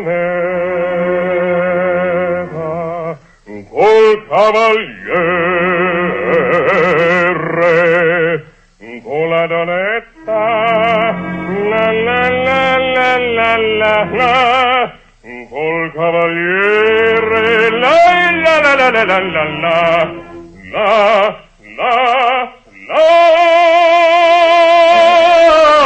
che bel vivere, che bel piacere, che bel piacere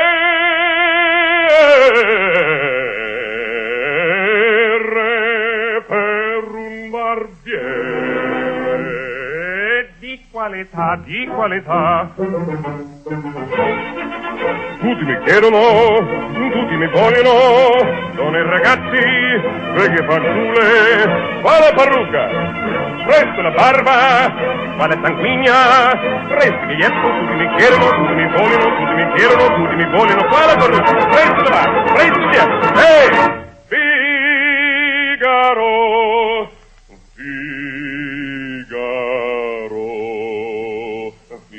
Figaro, Figaro, Figaro, Figaro,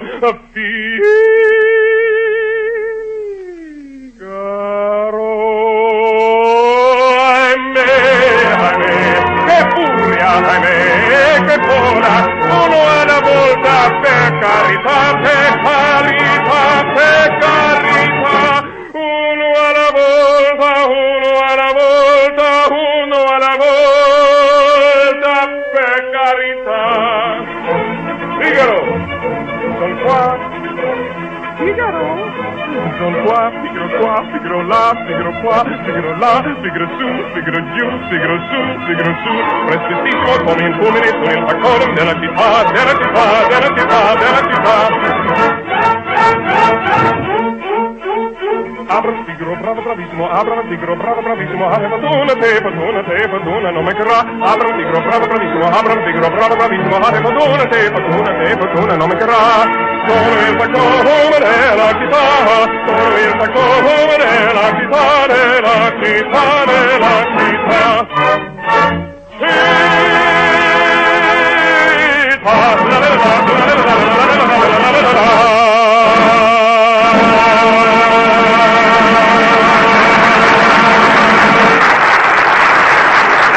Bravo to your Figaro, Ray. Jason Sanborn are with W.C. Fields, Sonja Henie, Ray Middleton, Dorothy Lamour, Edgar Bergen, and Charlie McCarthy, and Werner Jansen continues in just a moment.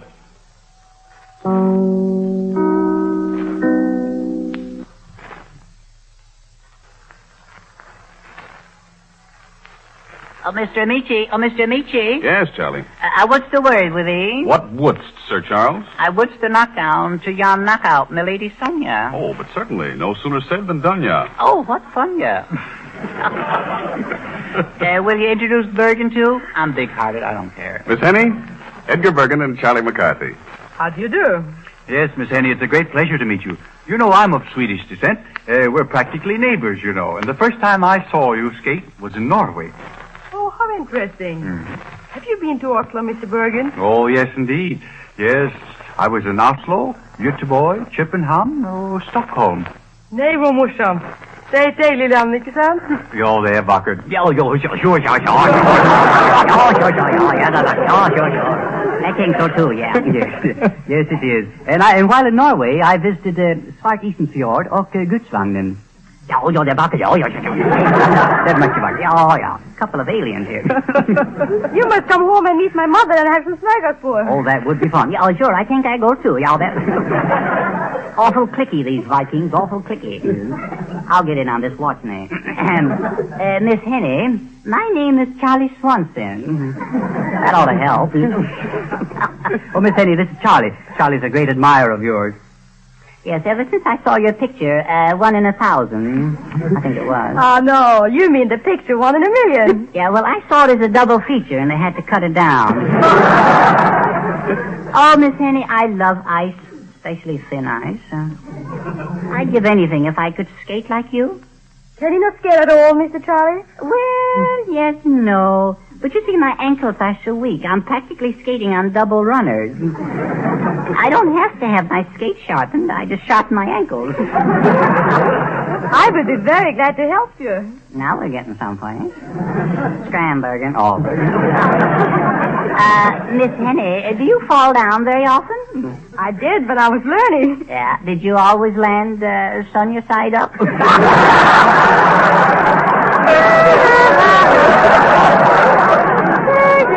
Well, plenty of time. But there isn't much time to decide how you want to fall. Yeah, that's true. I always decide, but no matter what I decide, I always fall on the same spot. So, Charlie, suppose you skate away and rest on your laurels.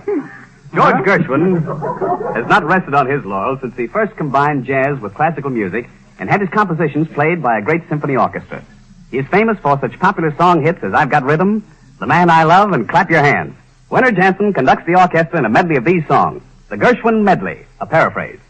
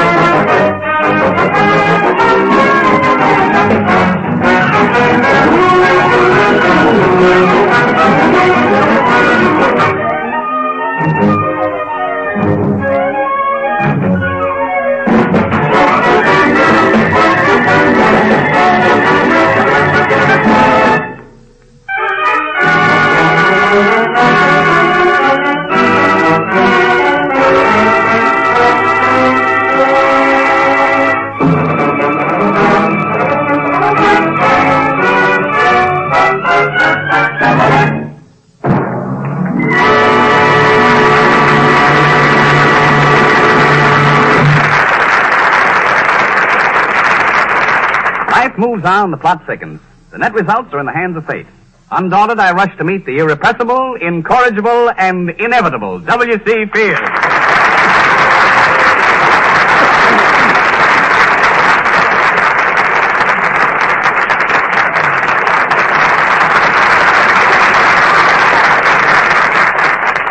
How you feeling, Bill? I'm feeling full of camaraderie. Let's speed the car and enjoy the view, Don. That means I don't feel too well. Well, I feel very happy because I've just written my first column for the newspaper. Oh, so you're a columnist now. Yeah. What do you call your column, Bill? Fields finds fun with film folks in Hollywood. Or musings whilst receiving a parking ticket at the crossroads of Hollywood and Vine. Oh, is that just the title, Bill, or the whole article? Oh, it's the whole... What do you mean? It's the title. Don't be facetious, Don. I apologize, Bill. Fish, fish, fish, and all sloops at sea in the great Mississippi River. Bill. Hey, tributary, the Hudson River, fishing boats. Bill, please, wait. Sailboats, rowboats, the people bathing in the ocean, fish, fish. What is that fish? You don't by any chance mean flash, do you? Oh, no, somebody else is using that, Don. Fish, fluid. Fish, flash, fluid. This is turkey dressing. What do you mean, turkey dressing? Inside stuff. Yeah. How about All right, Bill. Fish. You hooked me that time. Bing Crosby will either stay in California all summer or part of the summer. If he decides not to go away. All right, Bill, thanks. Or a trip. Yeah, sure. Or somewhere. Yeah, of course, Bill. Or something. Yeah, no question about it. Sometime. He gave the following to the scribe as an exclusive. Exclusive? I don't know what to do, he said. I haven't really decided. I may go or may not. Oh, that's great news, Bill. I asked Bing's permission to use this or tell it over the radio. He gave it to me grudgingly as an exclusive. An exclusive? Yeah. He said you must tone it down a bit. Yeah. Good luck, Bing, I said, if you go. Oh, that's very good, Bill. Flask. Yes, flask. Don't forget your flask. Heard the Siamese twins are suing for separation. One has signed a contract with Paramount. Wait a minute, Bill, wait a minute. The other signed a contract with Universal. Bill, look, don't say Paramount. All right, Don. They just signed with University. Okay. Maybe Paramount will be glad to get rid of them. Bill, please. Fresh fruit, fresh fish. So Ben Bernie and Walter Winchell having their shoe shine on the Paramount lot. Wait a minute, Bill. What? All right, make it Universal. Or parking lot or Jason Sanborn's lot. I don't care. Everybody's lot. They were smoking cigars. Except Winchell, who is very fond of Swiss chard. Is that all, Bill? No. Fish. So Sonja Hennie, skating girl. She's trucking at the truck. Paramount truck. Yeah, Bill. She's trucking, yeah. She was in the arms of a very handsome young man. More power to you, Tyrone. Oh, that's very clever, Bill. Yeah, rather subtle, isn't it, Don? Wait a minute, Bill. Wait. Here's Sonja right now. Oh. Sonja, you know Bill Fields, don't you? No, but I would be crazy to meet him. Oh, I don't know how to take that.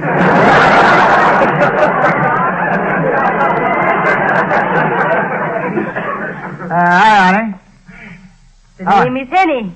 Oh, that is her. Honey's a term of endearment there. The name is still Hennie. Oh, you're going to stick to that, eh? You come from Europe, don't you, honey? I come from Peckdown. Oh, you do, eh? You got me stuck there. Well, it's in Europe, isn't it? Oh, yes, it is. Right next to Kristiansand. Oh, it is, eh? Why don't you come right out flat-footed and say where you came from? Came from Europe, didn't you? I hear you're a swell skate. Good skate. What's your racket, honey?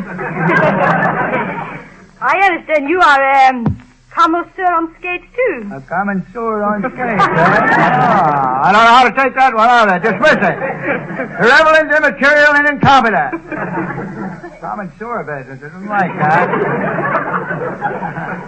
Can you cut a figure 8 on one of your skates, Mr. Fields? Ah, that's another one, huh? All right. I can do better than that, honey. Wait, and it's you. I used to cut a figure 11. Figure 11? Yeah, just stand on your skates and have someone give you a good push. Don't be difficult. I did it once without falling down.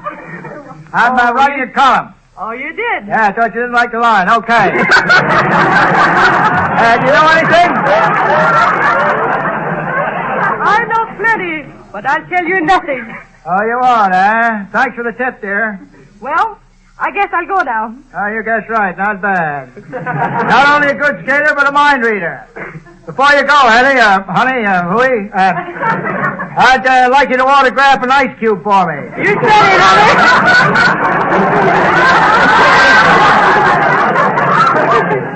You're a little dandy. Excuse me for being so curt there, but I gotta make the deadline. Flash, splish, flute. So Edgar Bergen and Charlie McCarthy at Coconut Grove. Bergen was sitting on Charlie's lap.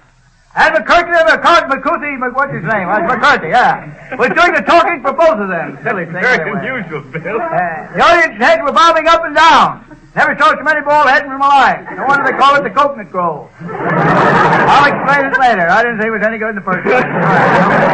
Wait a minute. Quiet, Bill. Here's Edgar and Charlie now. Oh, yeah, I can see. They got the lawyer with them. They're going to try to frame me for slander. Watch me double-cross the both of them.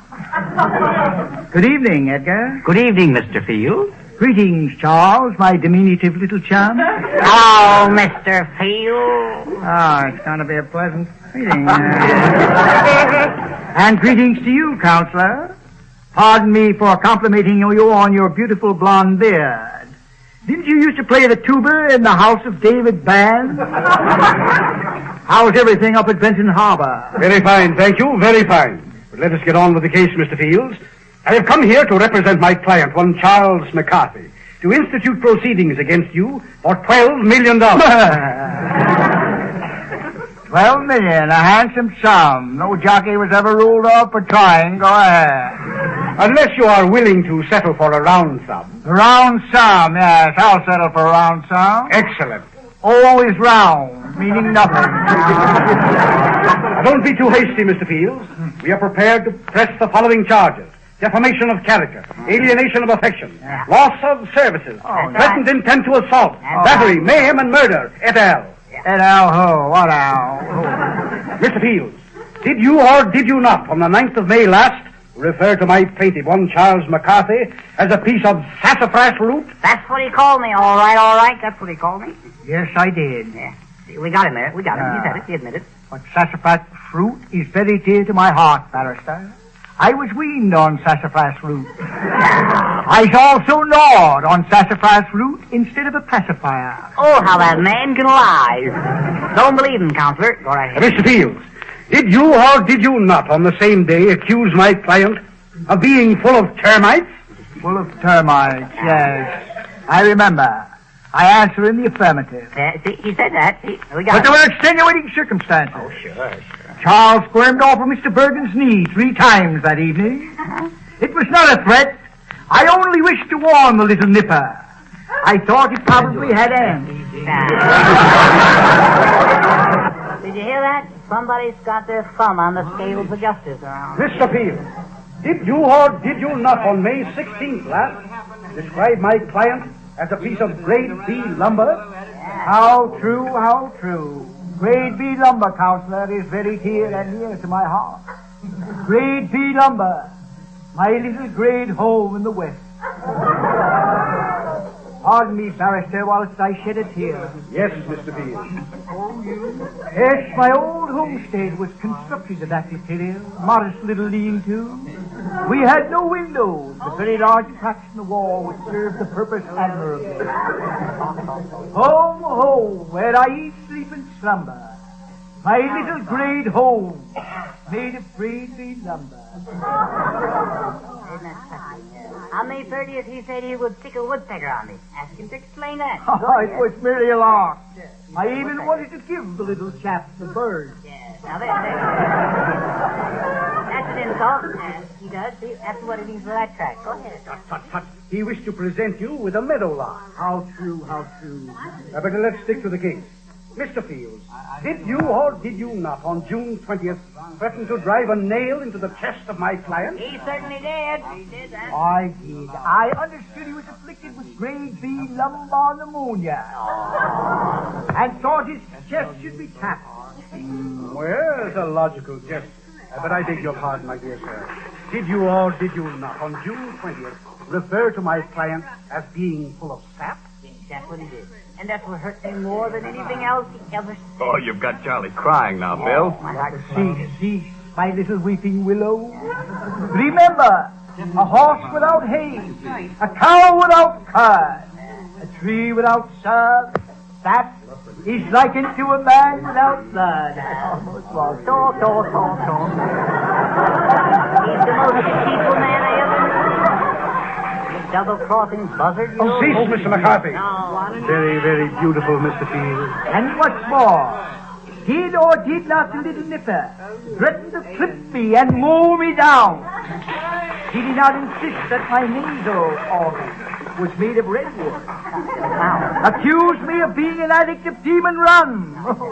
I shudder at the thought. Have you forgotten that, my little plaintive? No, I haven't. But then on the other hand, I tell you did I not refer to you as my diminutive little chub? I didn't hear it. My pretty little tweet, my own flesh and timber. Did I not offer you my nose filled with nickels? Yeah, you're talking nickels. I've better above that. Fortune for a lad in such modest circumstances. No food to buy, barrister. Practicing no weather overhead. Not even a bath to take. Just a little sandpaper now and then. What a fortunate little sapling. There he goes again. The little chap does not know it. Oh, wait. Oh, there's no need of going any further, Mr. Field. I understand. Yeah, you said it. And he said he'd prune every twig off my body. Explain that. Quiet, Mr. McCarthy. Go on, Mr. Field. Thank you, Counselor. Thank you. He called me a rat. He called me a punk. And he said that he'd fall me down. And he said he'd fall my arm off. Murder. I was only twitting. How could the boy misunderstand my gentle nature? How could one so young resort to such heresy? It's a fib, a downright fib. Pardon me for raising my voice, Counselor. Mr. McCarthy, I cannot take this case. I will not take this case. My niece has already been fed. What brand is it? Maybe I can use it. What's the age? I can see at a glance that Mr. Fields, the kind man, is the one who is maligned, who is injured. Charles, my little chum, haven't I always been very the milk of human kindness? Sour milk, yes. Enough! I refuse your case, Mr. McCarthy. Okay. I apologize to you, Mr. Fields, for taking your valuable time. Thank you, Counselor, thank you. And as for that miscreant, Mr. McCarthy, I'm through with him forever. Oh, don't be too harsh on the little chap. We all make mistakes, Counselor. Goodbye, Mr. Fields. It's a pleasure for me to meet a man like you, a kind-hearted man. And I apologize for my intrusion. Oh, don't mention it. Au revoir, Counselor. I give up. This is too much for me. Now, McCarthy, get your pencil and paper out and put this in your little memory book. You buckthorn in my side, you pump handle. Wait a minute now. Counselor. You skunk cabbage. You stinkweed. Easy on that ball. Go away, you grub hacienda. Where's my dictaphone? You knotted pine, you yesteryear's discarded Christmas tree. You termite flop house. You pay.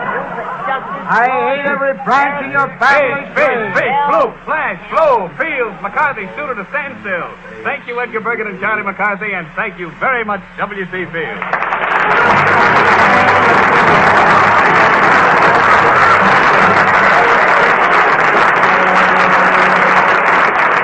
For the hot days ahead, here are some swell suggestions to refresh you.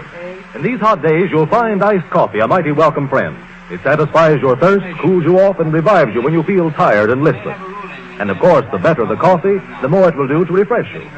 It is important to get the best results in making iced coffee. And it's easy, too. Simply be sure to allow for dilution by the ice. Make your coffee somewhat stronger than usual, and be sure of extra richness by using the blend that's made from the world's choice coffees, Chase and Sanborn coffee. Then you can count on delicious, refreshing iced coffee every time. For Chase and Sanborn dated coffee comes to you at the very peak of its marvelous goodness. Guaranteed fresh by our dating plan and rapid delivery system. This protects you from a stale, weak taste and assures rich, full flavor. It makes high-priced containers needless, too.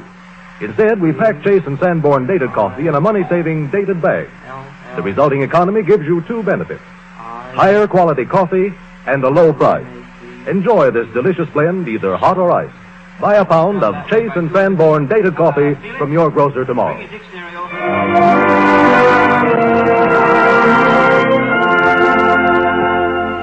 Tell me, pretty maiden. Tuning up for your big musical moment, Charlie? Yes, and Mr. Nietzsche, my big moment is musical, and she's beautiful, too. Oh, Miss Lamore, have you a date for this evening? Yes, Charlie, I have. Oh, you know I like you, Dorothy. You're so different from the other girls. You talk to me. Well, I'm afraid the others don't know you as I do, Charlie. Oh, how true. How would you like to come up to my house? I'll show you my magic lantern. I have slides of early New York in the Bowery. Picture slides of the gay 90s? Mm-hmm. Oh, those were the days. Not so much worry and hurry and hustle. No, but plenty of bustle and muscle. Oh, yussle. Yes, that, yes. Those were the days, my childhood days. You must have been a beautiful child, Charlie. Well, I was, yes. Why should I lie to you? My head was covered with curls and my face was covered with mud. I didn't care. Ishkabiddle, I used to say. You have a wonderful memory, Charlie. That was a long time ago, wasn't it? Oh, yes, it was. Yes, I remember when I played N-Man on the Gas House croquet team. That was a wicked game back in 1800 and... As far back as that, Charlie? Yes, maybe more. Yes, I remember we used to stop the croquet game to go and kill Indians on 42nd Street. They used to hide in the subway, the little rascals. I didn't know the meaning of the word fear then. I'd stick my head around the corner and I'd say, 23 skidoo, and then I'd run. Hold on to my scalp. Yes, Charlie, I remember it used to frighten me terribly, too. Yes, you remember? When was that? Well, back in 1800 in Umfrum. Oh, it was. What were you doing in New York in 1800 and Well, I was singing songs with those slides while you were killing Indians. Oh, those gay 90s. You said it. I love my wife, but oh, you kid. Those were the days. Those are the days, and you can have them, too. Before you two old veterans take us back to the time when you discovered America, may I call your attention to the fact that you must prepare to sound your A's, for Ray Middleton's joining us, and Werner Jansen's guiding us, and we're all going to have a gay time singing the songs of, those were the days, the gay 90s.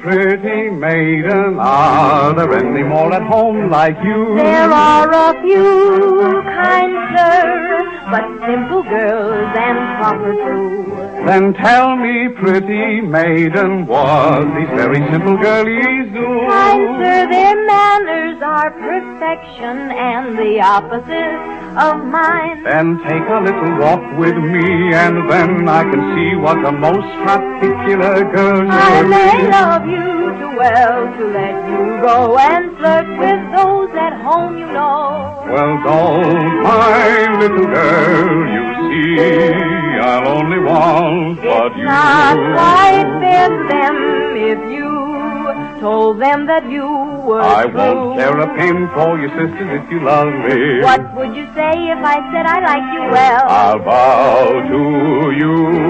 On bended knee. On bended knee. If I loved you, would you tell me what I ought to do to keep you all mine alone? To always be true to me. If I love you, would it be a silly thing to do? For I must love someone. Then why not me? Yes, I must love someone really, and it might as well be you.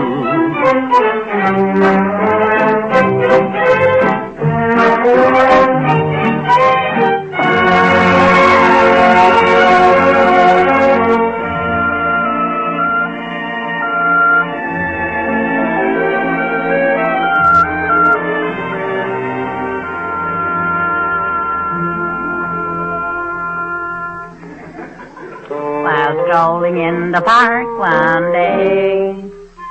Uh-oh, trouble. In the merry, merry month of May. That guy is asking pocket for it. I was taken by surprise by a pair of roguish eyes. In the moment, my heart was still written wrong. That's the way it goes. She gave to me. I detest flute. Of course, we were as happy as could be. Lay off the flute, you hear? Don't go until I'm 30, all right. I immediately raised my hat. A wise guy, huh? And finally she remarked, so help me, I'll mow him down, yes. I never shall forget the lovely afternoon I met her at the fountain in the park.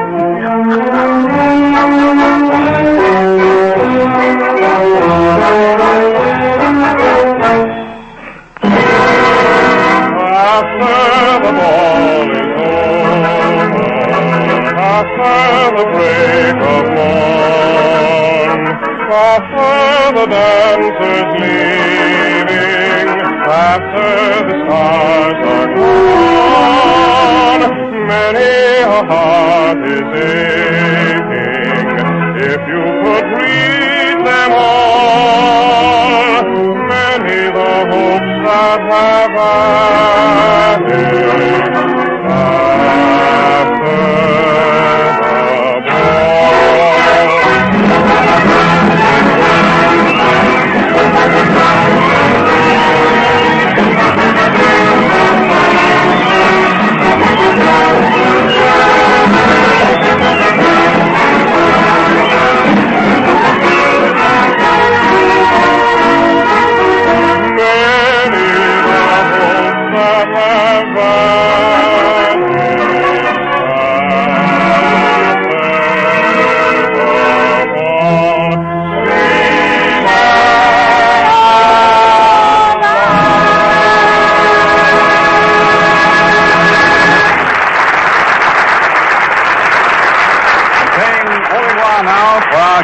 Sonja Henie and Ray Middleton, and for our regular company, W.C. Fields, and, I forgot for the, what is it? Fish, flash, flute, flock here. I got what is it, Bill? I don't know. I forgot for the notch. I don't know. It's an exclusive, though. I know that. Fish, flash, flute, Flash, flock. flash, flash, flute, flash. Well, I hope you remember it next Sunday, it and then you'll be week. able to I tell it don't to all know. of us, including Edgar Bergen and Charlie McCarthy, Dorothy Lamour, and our special guests, Zazu Pitts and Hoagy Carmichael. We'll all be greeting you next week, so until next Sunday at the same time, this is yours sincerely, Don Amici, saying au revoir.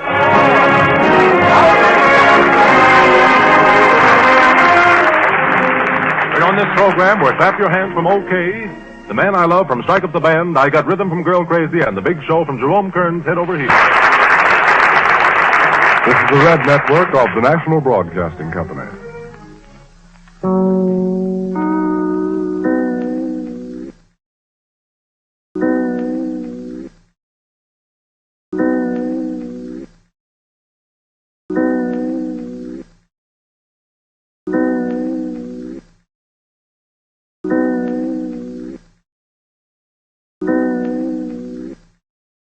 The makers of Chase and Sanborn Coffee, a blend of the world's choice coffees, which is now so very reasonable in price, present Zazu Pitts, Dorothy Lamour, W.C. Fields, Edgar Bergen and Charlie McCarthy, Hoagy Carmichael, Robert Armbruster, and Don Amici.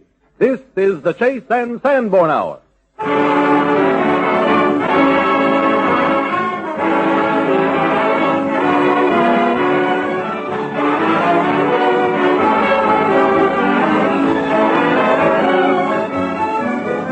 This is the Chase and Sanborn Hour, and this is Don Amici saying hello. And Charlie McCarthy saying cheerio. Oh, kind of English tonight, eh, Charlie? Yeah, but definitely. I'm saying hello to everybody for Miss Zazu Pitts, whose delightful humor has made her one of our best-loved comedians. Yeah, every morning she's in my grapefruit. Yeah, who's in your grapefruit? Pitts. Zazu. Oh, Charlie.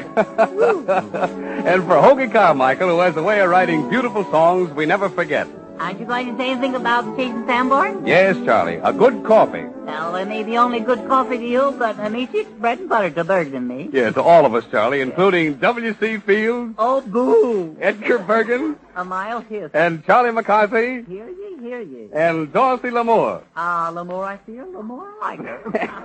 And from Robert Armbruster, who conducts the Jason Sanborn Orchestra in the title song from Shall We Dance?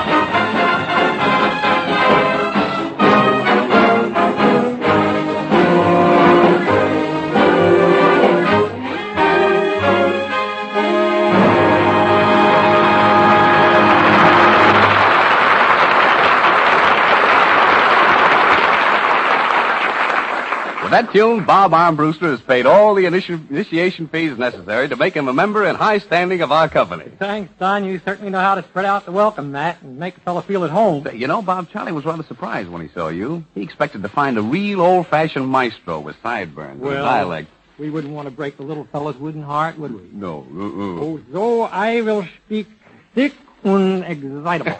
Yeah. Well, the thicker the better, maestro. Well, now we go to work. Oh, the Bergens are coming around the bend. Oh, Professor Armbruster, I want to thank you. I think it was very nice of you to be willing to sacrifice part of your valuable time to help Charlie with his music. Yeah. I'm confident that Charlie has hidden talent. Oh, the stuff's there. It's mellow, but it's hiding. Sure, Herr Bergen. Get a load of that one. I shall be happy to help you, my little dumpling. What have we got here? Take the gum out of your mouth, Professor. I remember as a little fellow, student days in Vienna. I studied there in Vienna. Oh, you killed me, Armbruster. You killed me.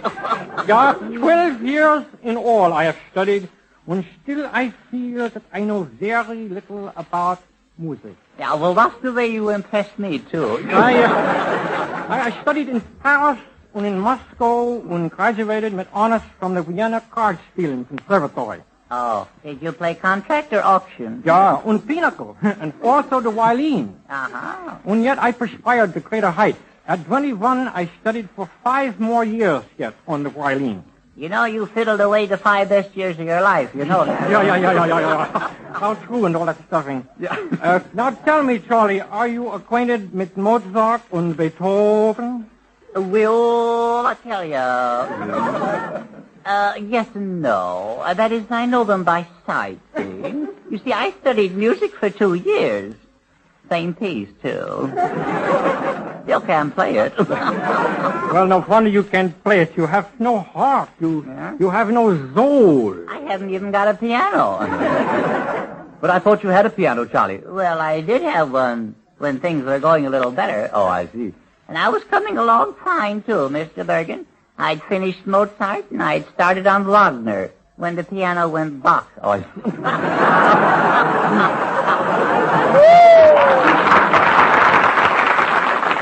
Well, that was unfortunate. Yes, well, I don't care. They gave me a bad bye. Yes. course, I gave them a bad check, too.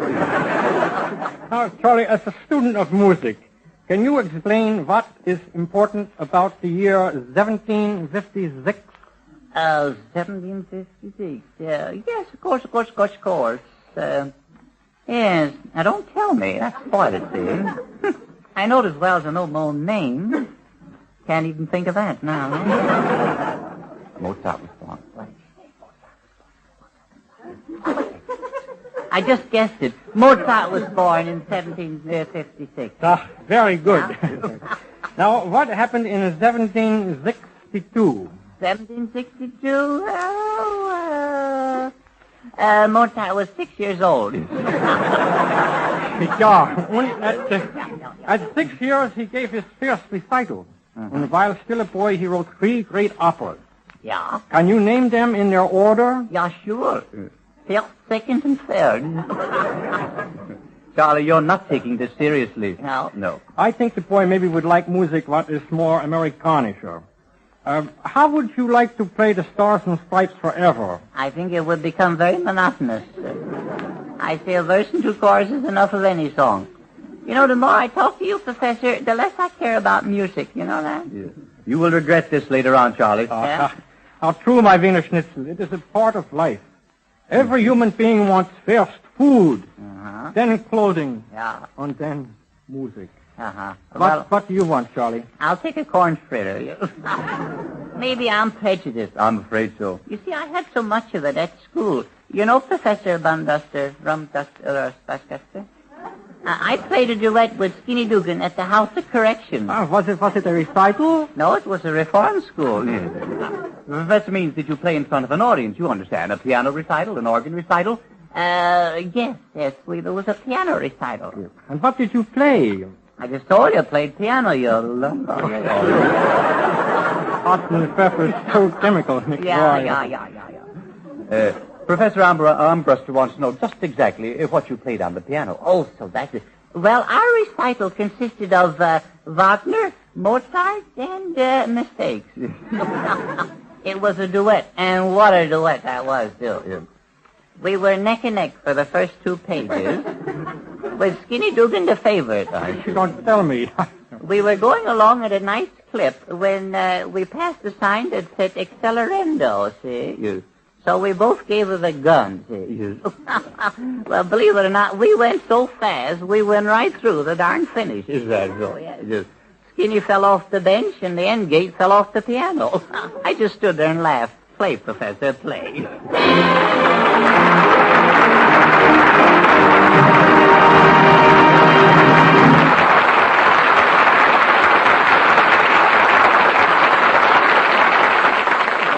Watching the first round of that musical bout, I'd call it a draw. But I'll still bet that Charlie learns music from Bob.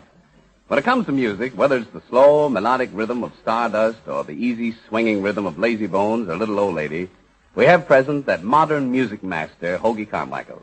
And he's brought us a brand new tune written just for Dorothy Lamour, which he and Hoagy are going to give its premiere performance. And personally, I think it's one of the swellest tunes Hoagy's ever written. Oh, now, wait a minute, Don. Don't build it up too much. It's just a little ditty I tossed off in a sentimental moment. A snap, huh? Sentimental moment and bing, a song. A bing sometimes, Rudy sometimes, a flop sometimes. Who knows?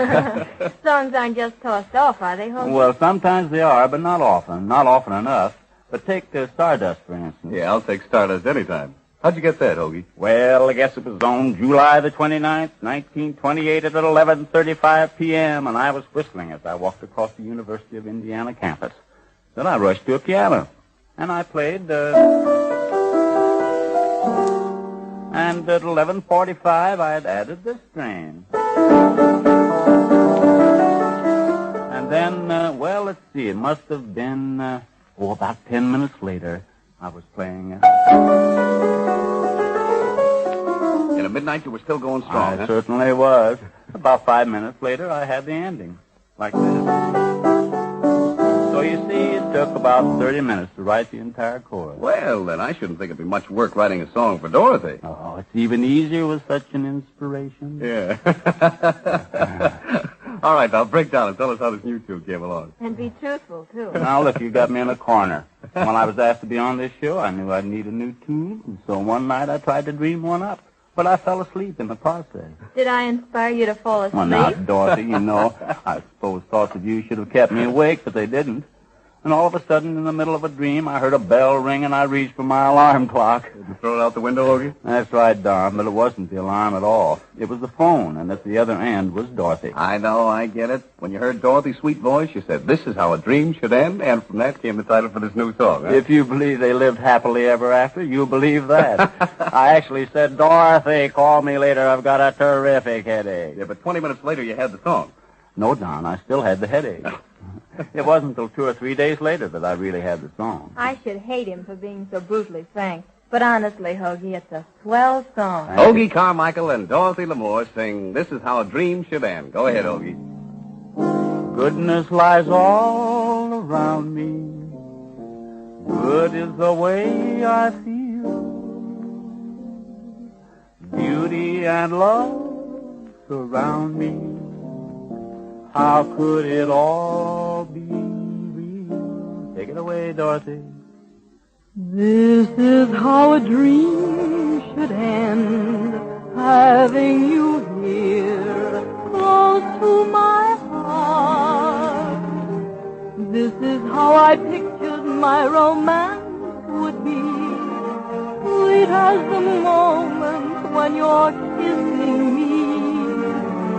This is how my wish came true, having you near, never to part. I can well imagine the land of sweet pretend, 'cause this is how a story should be penned. This is how a dream should end.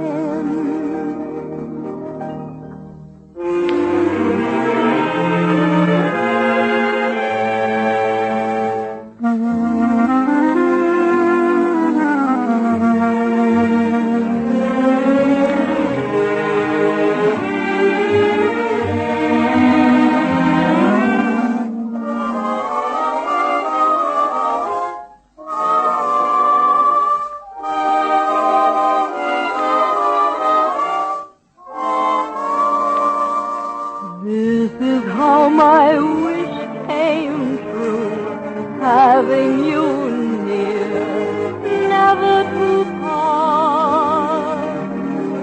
I can well imagine the land of sweet pretend, 'cause this is how a story should be penned. This is how a dream should end.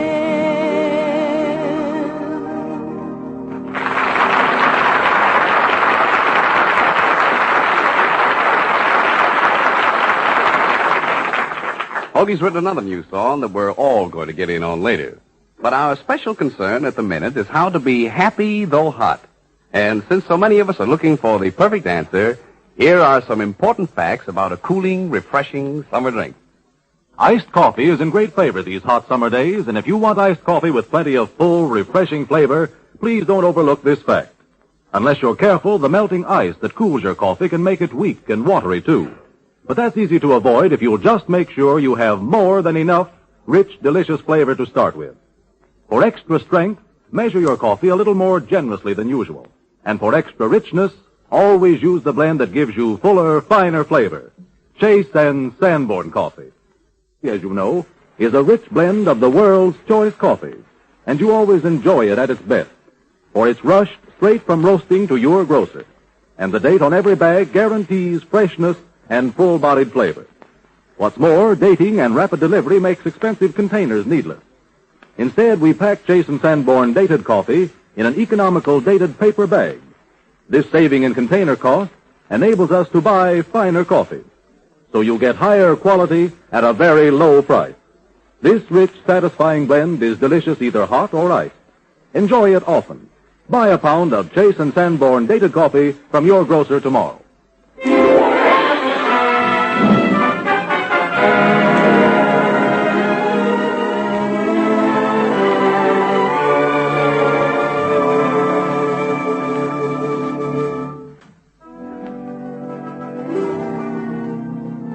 We all love Zazu Pitts for her swell sense of humor in the many comedy roles she's played. But in the new picture, 52nd Street, Zazu's very happy because she gets a chance to play a sympathetic part instead of straight comedy. And she's even happier now, for she's going to show her gift for playing warm and human drama as Amanda in Hop o' My Thumb, the wistful story of a little laundry drudge who dreams of the love and happiness she's never known. Miss Zazu Pitts.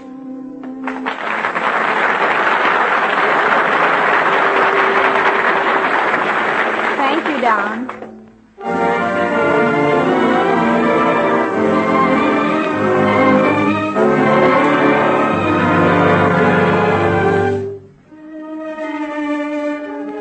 Hop o' My Thumb, starring Zazu Pitts as Amanda and Don Amici as Horace, with Dorothy Lamour as Rose and Margaret Brayton as Gertie. It is a hot July evening in the basement laundry where Amanda works. The girls have finished their ironing for the day, and Amanda sits on the table dreaming of the handsome stranger who left the shirt to be laundered almost a year ago and never came back. Amanda's never had a beau to take her out and give her presents, and it makes her sad to hear Rosie and Gertie talking about their plans for the weekend. Sure, he asked me. We're going to Coney Island to see the fireworks. You and Albert coming with us, Gertie? I'll say we are. Well, Amanda, got anybody to take you out tomorrow? Oh, I can't go anywhere tomorrow. Not in my circumstances. What do you mean, your circumstances? Oh, well, till he comes for me, you know. Till he comes for his shirt, you mean? The tall, handsome stranger none of us has ever seen, and never will. Oh, yes, you will. We have an understanding. When he comes for his shirt, it's sort of a sign. And I shall know bright days are in store. Look, Rosie, here's his shirt, all wrapped up and labeled. Mr. Horace Greensmith, to be called for. Now, you give me that shirt. Not till you show us that pin he gave you, the one with the diamonds in it. All right. I will next week. But you give me that shirt before you muss it. Maybe he'll come for it today. Okay, take it. Say, when did you hear from him last? Oh, last Wednesday. No, it was Tuesday. But you ain't seen him again. No, but he's going to send me something nice. It's a heirloom. What you wear in your hair at the opera. Tarare. A tarare? Oh, I don't believe it. Oh, yes, it's fixed in your head with spikes, and it's got diamond stars all around, just like a crown. And it glitters split to bind you. And then he's going to marry, I suppose. After he asked my father. Oh, you're just a workhouse girl. You never had no father. You find somebody to take you out tomorrow, Amanda. Then maybe we'll believe you. Come on, Gertie, we gotta go. Don't forget, Amanda. You're going to show us one of his presents. Hey, Rose, wait for me. They might have asked me to go with them. They might have. But nobody ever does. Hello, Shrimp. Where's the old lady who runs this place? Oh, Mr. Greensmith. I thought you was dead. And why should you think I was dead? Oh, it's like one come back from the grave. But I shall be all right in a minute. Yeah, we'll make it snappy. How about that shirt I left here? Have you sold it or lost it? It's all right, Mr. Greensmith. It's been took particular care of. Look, here it is. Why, good heavens, did you wash it only yesterday? Oh, yes, Mr. Horace. I've washed it every week since you left, so as to have it ready for you. Well, for the love of Pete.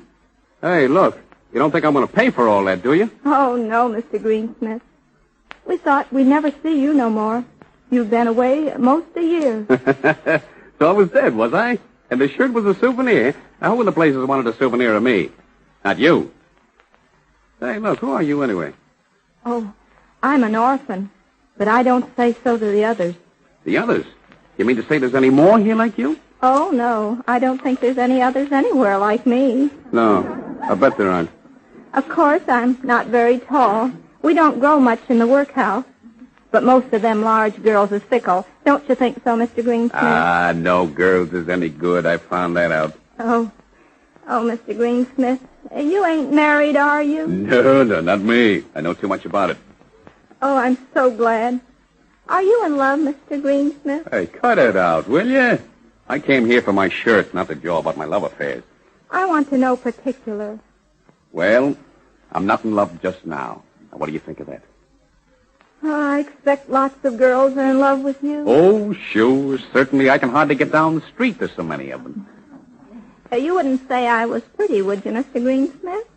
Oh, I really haven't thought about it. You wouldn't think about it, would you? Well, But looks ain't everything, are they? Some of them pretty girls ain't really very nice. Mr. Horace, Yeah? do you know... What? Oh, I can hardly tell you. But all the girls who work here say you're in love with me. What? Me in love with... Good heavens. You know girls will talk, Mr. Horace. You mean to say a bunch of girls think I am... Oh, that's rich. Oh, I hoped you wouldn't laugh, Mr. Horace. So I'm in love with you, am I? Well, look, come on, Shrimp. Climb up on this table so your loving husband can give you a kiss. All right. Help me up. What? You mean to say you really think I'm going to kiss you? I should like you to kiss me, Mr. Horace. Well, I'll be... Hey, wait a minute. Take it easy. Slow down, will you? I haven't told you all yet. You see, nobody ever gives me nothing. So I told the girls you gave me things, like diamonds and jewelry and watches. So, they think I've been giving you presents, huh? You made a nice mess of things, haven't you? Well, since you ain't dead, couldn't you go on saying nothing and let me go on pretending? I certainly could not. Say, you've got a nerve. It wouldn't cost you nothing. I thought you might oblige you, ladies. Oh, don't you see? I got nothing, Mr. Horace, nothing. Oh, come on. Now, quit crying. You don't need to drown the place out. Tell the fool girls whatever you like. I don't care. But give me my shirt, will you? Then I shan't have anything to remember you by. Well, I don't know. Look, kid. Here's a present for you. My tie pin, 42-karat gold, diamond-mounted, pearl center, emerald border, encrusted with rubies, 69-cent special. There you are, my dear. Oh, Mr. Horace. But now we're quits. I did want something to show the girls, and it's lovely. Oh, it's lovely. But it means you're going away forever. Couldn't you keep it and not go? I should say not. I've got to go right now. The quicker the better, if you ask me. I could carry the shirt for you, Mr. Horace. It's real nice strolling in the summer evenings, and it would be no trouble. You mean we could go for strolls every evening, huh? Is that what's on your mind? Oh, yes. Huh? Yes. Yes. And what would my friends say? I wouldn't mind, Mr. Horace. Yeah, but what about me? I shouldn't expect you to marry me. Oh, thanks. Much obliged, I'm sure. I didn't even dream you'd marry me, really. Hey, look here, kid. I'm going to talk to you like a father. You're putting your money on the wrong horse. I'm straight. But if you was to talk to some guys like this... Oh, but I wouldn't. If you go walking with me, what'll the other girls say? You don't want to lose your character, do you? I wouldn't mind. Well, for the love of Pete, you don't seem to mind anything. I suppose all the other girls are going out tomorrow since it's a holiday, hmm? Oh, yes. And what about you? Has anybody asked you? Haven't they? Nobody's asked me. Never. I see 'em all start out with their fellows every time. Oh, it don't matter, Mr. Horace. Oh, sure it does. Say, look here. Suppose I take you tomorrow. Do you mean it? What, didn't I say it? Oh, Mr. Horace. All right, then. It's settled. I'll call for you at 9 sharp tomorrow morning. You won't change your mind? Can I tell all the girls? Oh, you can tell the whole world if you like. Oh, won't the girls stare? Not one of them's got a fella like you. You'll be here at 9? That's when the others go. Oh, you mean the others start from here? Yes. Oh, let me see. 9 o'clock, yeah. Yeah, that's all right. Listen, though, I think we'd better meet at the drugstore on Elm Street, huh? Elm Street? Way down there? Well, what's the matter with Elm Street? Everybody knows the drugstore. It's a good place to meet, isn't it? I should have liked them all to see me going off with you. They'll never believe me otherwise. Oh, Elm Street's much more convenient. Yes, there won't be the crowd there is here. Oh, that's it. We don't want crowds, do we? Now, be sure and be there at 9. I'll pick you up. You could stay in the drugstore, couldn't you, and come out when I whistle? Oh, yes. I needn't show myself till you come. Oh, that's fine. Tomorrow at 9, then, Elm Street. Well, I'll be seeing you. Oh, Mr. Horace. Yeah? I can't go after all. Well, what do you mean you can't go? Just a minute ago, you were dying to have somebody take you out. I've just been pretending all this just to see what you do. You see, my people wouldn't let me go out with strangers. But you said you haven't any folks. Oh, none of that's true. I've been very strictly brought up, and so I'm very much obliged to you, Mr. Greensmith. I mustn't accept your kind invitation. Well, for the love of Pete. So you made a fool out of me, huh? All right, girlie. You just wait till I bring you more washing to do. Now, don't be angry. You know it's a relief. What? Why, what do you mean, a relief? Not to have to take me out.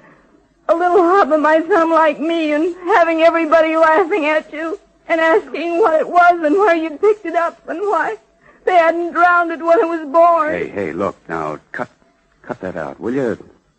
Whoever said I felt like that? Mr. Horace, may I keep the tie pin?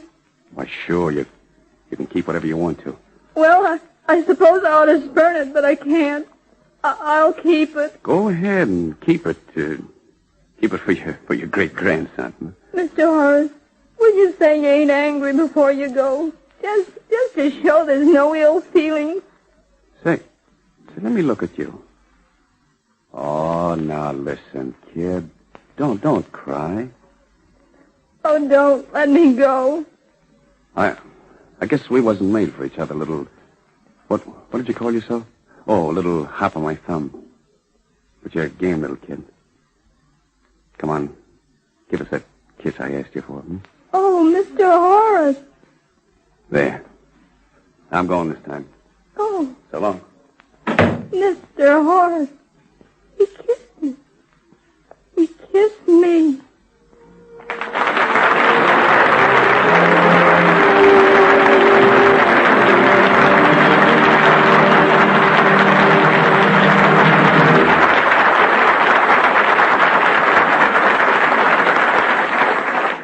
Thank you very much, Zezu, for a swell performance. And thank you, Don, for one of your own. And remember, Zezu, you have a date with Horace McCarthy in a little while. So if you want to do some nose powdering, now's your chance. As Robert Armbruster conducts the Chase and Sanborn Orchestra in two lively continental hits. First, a little bit of Spain and bullfighting, El Relicario, and then a breeze from the Riviera and some fast foxtrotting. My Temptation.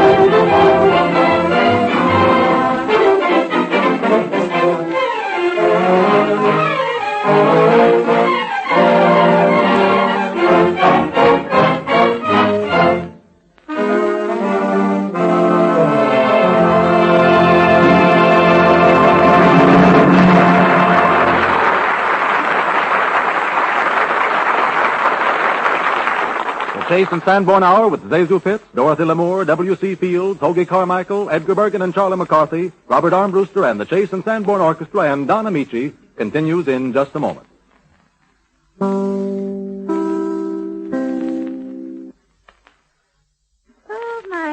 Oh, my. Trouble. Life is earnest, but oh, so sad. Why, what's the matter, Charlie? You sound as if you'd lost your best friend. Oh, it's not me I'm thinking about now. This time it's a change. I'm thinking about Miss Pitts. Oh, poor little Miss Hopper, my son. Wasn't that sad? She couldn't even get the man who wore the 14.5 shirt. Oh, that's sad. Oh, Charlie, I think you're wonderful. Hey, wait a minute. What is this, Ruth? A love. Oh. Life for me is nothing but unrequited love. What again? Oh, poor sister. Say, but I know a man who's just crazy about you. Oh, dear me. Is he alive? Yeah. Well, sometimes I wonder, have you met Mr. Bergen? Well, there is a very lonesome man. I can understand that. Yeah. I happen to know that he likes you. You could make him very happy, but he's so timid, you know. You'll have to be very forward. Oh, I couldn't do that. I'm too backward to be forward. Yeah. Huh? As a matter of fact, Miss Pitts, he really is in love with you. He's nuts about you. Go ahead now. Fess up, Bergen. Now, what do you mean? In love, too timid. What is this? I knew it wouldn't work. I never have any luck. Oh, Mr. Bergen, are you going to stand there and deny that you weren't reading love lyrics last night? Well, I was, yes. Oh, how I enjoy poetry.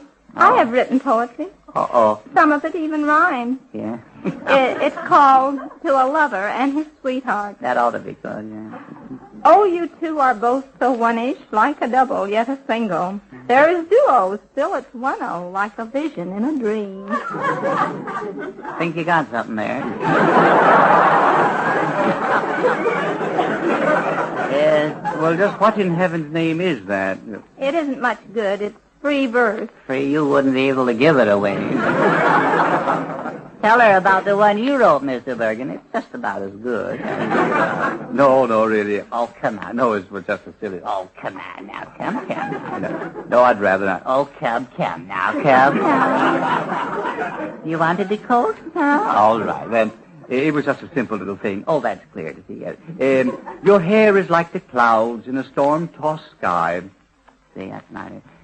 The blue of the Pacific is in your eye. That's the left one, you know, the good one. Oh, isn't that sentimental? Yes. You can have your kingdom, your dukes and earls, but give me your teeth. They're just like pearls. Boy, that's really dynamite there. Take him out and show him. Go ahead. All right. Huh? There's more. It gets worse as it goes on. Your lips are like petals of a hothouse bicycle. All right. Well, that gives you a fair idea how Bergen writes. Now, don't you think Zazu would make someone a very sweet wife? Oh, I certainly do. See? See? Well, then what are you waiting for? There you are. Now let me set the wedding date. Wait a minute here. Oh, my, this is so sudden. What's the matter? What kind of a man do you want?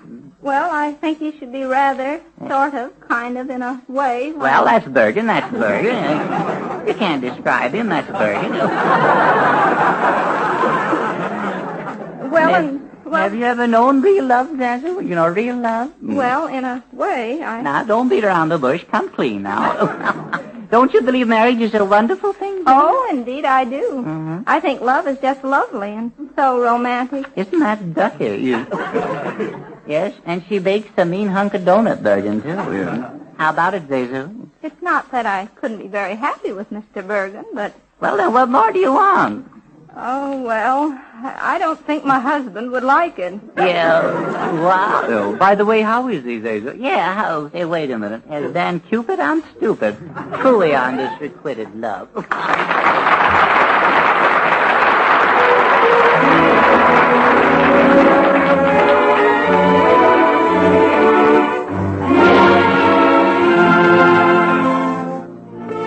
Song going around and around in my head, and I like it so much I can't stop listening to it. And I'd like to have you listen with me to I Hum a Walk. I hum a walk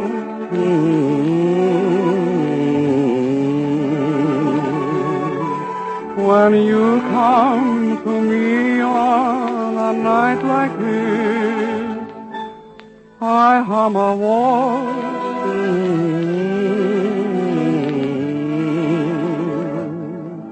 Whenever I thrill to your kiss,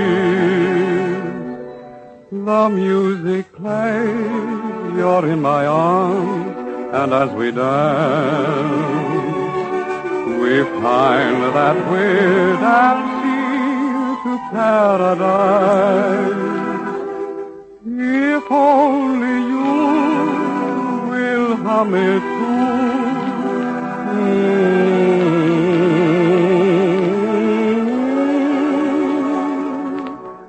then I'll know the answer divine, for it tells me that you will be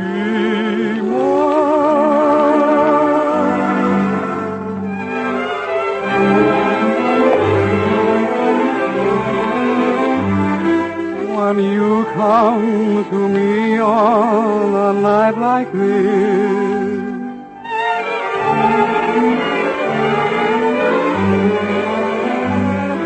Whenever I thrill to your kiss,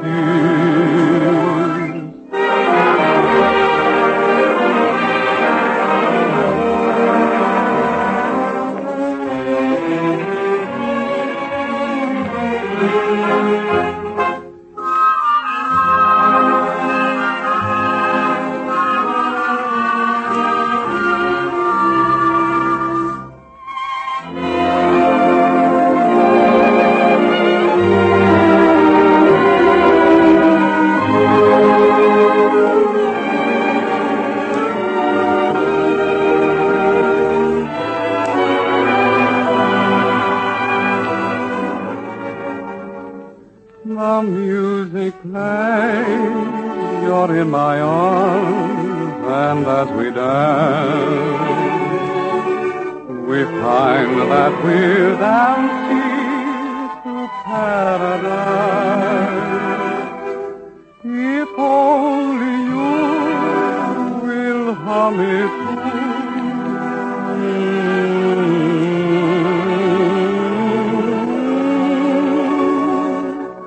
then I know the answer divine, for it tells me that you will be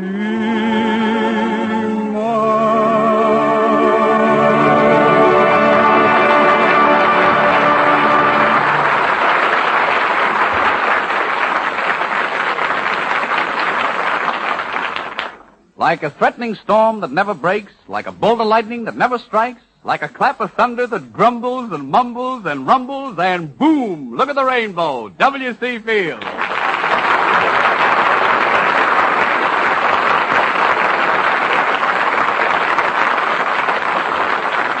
Well, how you feeling, Don? How you feeling, Bill? I'm feeling all right, Bill. Which one am I? I don't know. I guess you're you. I don't feel so well, Don.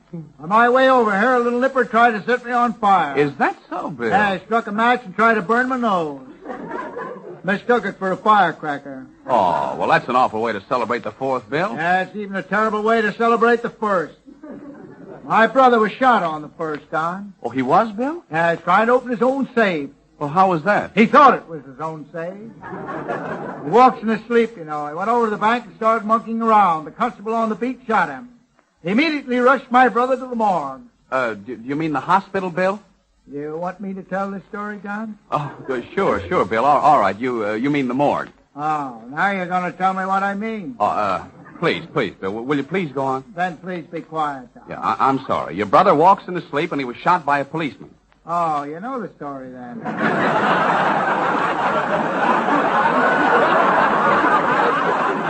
No, Bill. I don't know the story then, and I don't know it now. Now, please, will you go on, Bill? All right, sure, Bill. All right. My father was summoned immediately to the cemetery. Oh, are we in the cemetery now? No, the morgue. Well, Bill, please, let's keep this thing straight. Your brother and your father were... Why do you take such a keen interest in my family affairs, Don? Well, I mean nothing personal, Bill. I'm just interested in your story, that's all. Oh, so you're not interested in my family at all? Just want me to tell about them. Then you go and gab it all over the country. Is that the idea? Oh, now, please, Bill, I'm exhausted. Would you like a little drink? I have a couple of bottles of scotch here. Always carry 2 quarts with me for medicinal purposes, Don. Of course, Bill. Yeah, I don't want to make the judge and the doctor look bad.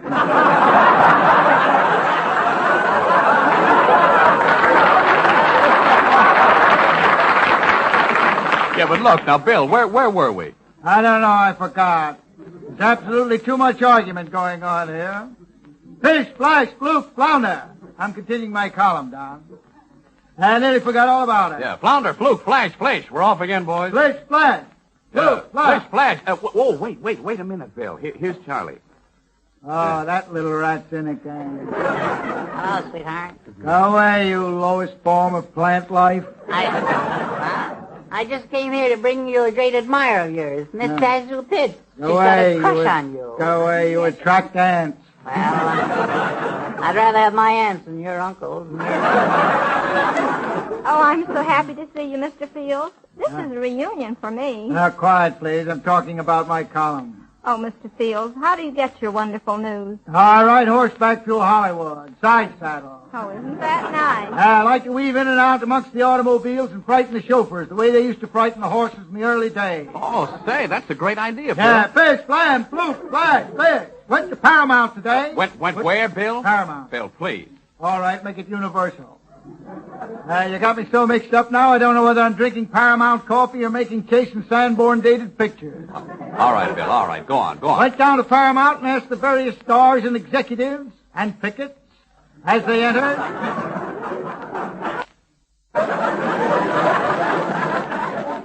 If they knew anyone who was going to have a baby. They didn't seem to know, or they would have at least answered me. Surely, Sly. Wait a minute, Bill. You know Miss Pitts, don't you? Oh, yes. Hello, Zuzu. It's great.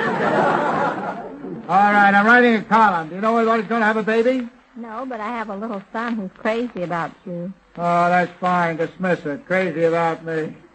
Fish, flash, fluke, an open letter, the Pusey de Pusey, the great French French actor. You're getting me all mixed up now, Zuzu. Please keep quiet. It's Vazu. Isn't he a comical man? Cease there. Move over, Zulu. You're crowding. You're putting a hand... Go away. Move over. Go away, Zulu. An open letter to Pusey de Pusey. You were walking on Hollywood Boulevard last week when 2 honest working men carrying their kettles greeted you as you passed. Cease again. Howdy, Toots, they shouted. Oh, how shocking. Just a minute, Don. Bear with me. An open letter to Madame de Pusey. You arched your eyebrows, pointed your retoussé nose to heaven, and walked even faster, drawing your silken French frock tighter about your slightly plump figure. Oh, I just love French frocks. When I was in Paris... Oh, will you keep quiet, Zulu? It's Vazu. Why don't you go and sit over there and be comfortable? Take a fan. Madame de Pusey, one of these gentlemen were street cleaners, as you claim. They may not have the suave manner of your French Parisian boulevardier who shouts ooh la la at the slightest provocation. Ooh la la. Ooh la la. I'm sorry I started it. Oh, how romantic. How I wish I was back in Paris now. So do I. Why, Mr. Fields, do you really mean that you wish I was in Paris? Anywhere in Europe will do. Fish, flash, fluke, fleek, fleek, flank, fish. Fish means soul fit. Still have soul. Don't interrupt me again, please, Zulu. It's they What? do. Oh, I know it. What if these American gentlemen do sweep streets? Their honest hearts are made of gold. How true. And the way they charge over there is something terrible. Don, why don't you take her away? Will you please be quiet, Zulu? Madame de Pusey, why don't you invite them to your suite in the hotel? Ask them to have some of your French petit de foie gras with moutarde. That's goose liver with mustard. Oh, will you please keep quiet? Give them some frog's legs. Do you like frog's legs, Mr. Fields? I never saw one with a good pair in my life. Go over there. Go over there, Zulu, and lie down the bass drum until they start playing something. Oh, thank you. Madame de Pusey, give them some cheval rôti. And what's that? Roast horse. There will be only two willing. Will you stop asking me questions, Zulu? Nobody knows what I'm talking about now with all these interruptions.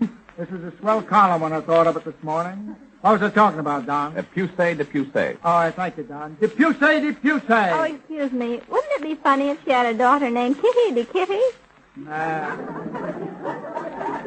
Be much funnier if I took the tube and crowned you with it. Go ahead and scratch yourself. There will be only two willing to listen to reason. Go easy, Pusey de Pusey, until at least they have seen the test. And I don't mean you, or who, or what have you. Now, have you anything to say, Zulu? Well, who do you mean, Bill? Oh, fish, flash, blue, flounder, fish, flash. Oh, Mr. I'm too Fields. tired. Do you know what my boy always says about you? It doesn't matter, Zulu. The name is Zazu. All right, Zazu, but don't be so aggressive. My boy is always talking about you, Mr. Fields. Still doesn't matter, dear. I told him the other day, if you're so crazy about Mr. Fields, why don't you go and live with him? Oh, you did you? What is she getting up to now? Well, what do you think he said, Mr. I Fields? haven't the slightest idea, and I don't care. Well, my son said, not without you, Mother. He always wants to go someplace. I can tell you both where to go.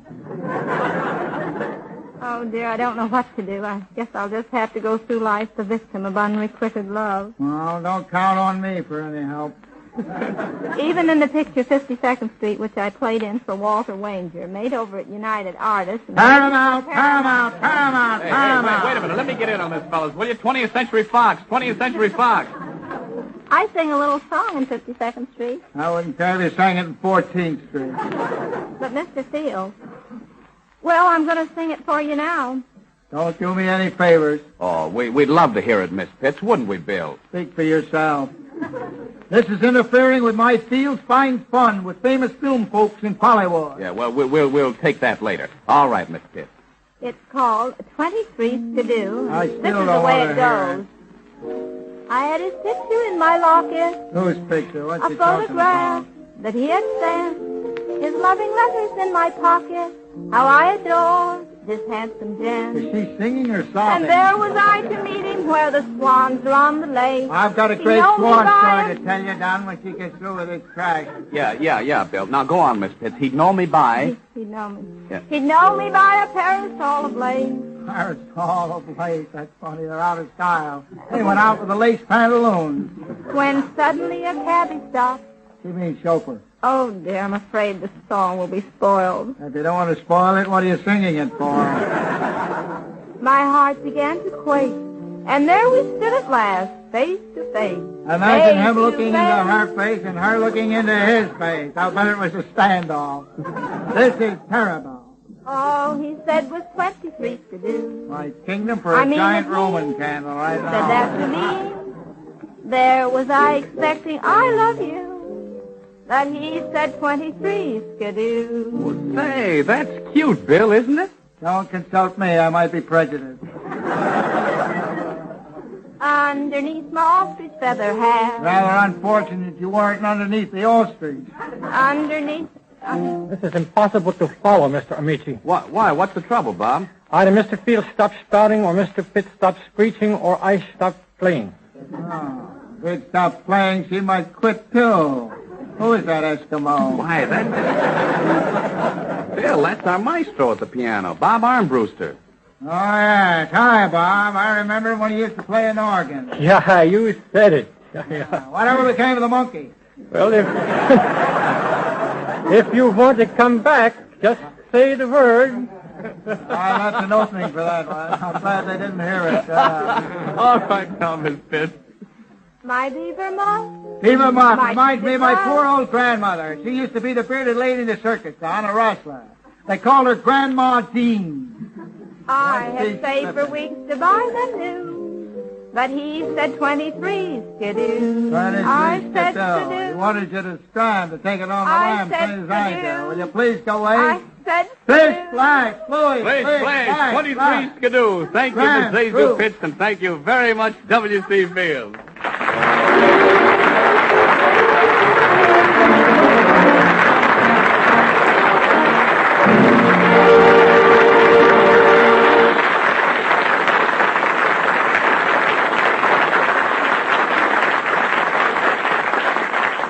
Remember, the next time you're uncomfortably warm, you'll be very glad to know these facts about iced coffee. If you want iced coffee to be more delicious and more refreshing, be sure the melting ice doesn't thin out the flavor and make it weak and watery. You can easily avoid that if you do two simple things. Make your coffee a little stronger than usual, and be sure to use the blend that gives you the extra rich flavor you need. Chase and Sanborn Coffee. This superb blend of the world's choice coffees always comes to you at its very best. For our dating plan and rapid delivery system, guarantee freshness and full flavor every time. This system also makes expensive containers needless. Instead, we pack this marvelous blend in the economical dated bag and use the saving to give you finer coffee at a lower price. Try this rich, satisfying blend. It's delicious either hot or iced. Buy a pound of Chase and Sanborn dated coffee from your grocer tomorrow.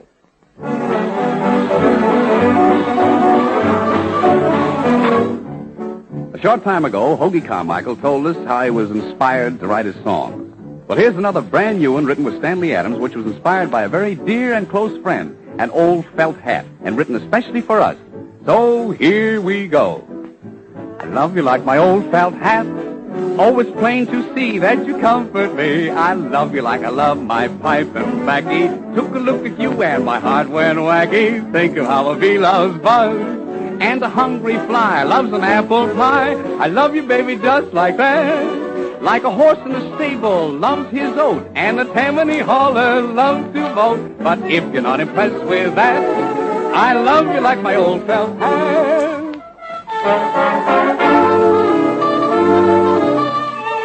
I tip my hat to you, Dorothy. It's your turn.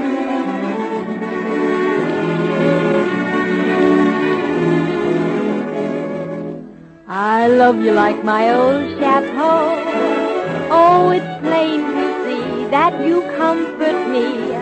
I love you like I love my puff and powder. Took a look at you and my heart beats louder. Think of how a cow loves moo, and of Crosby who loves to boo-boo-boo. I love you, baby, just like that.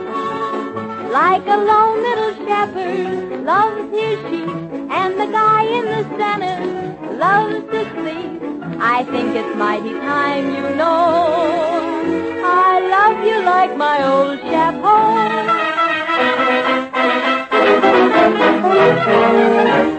Well, it's your hat, Hoagy. Go on, put it on.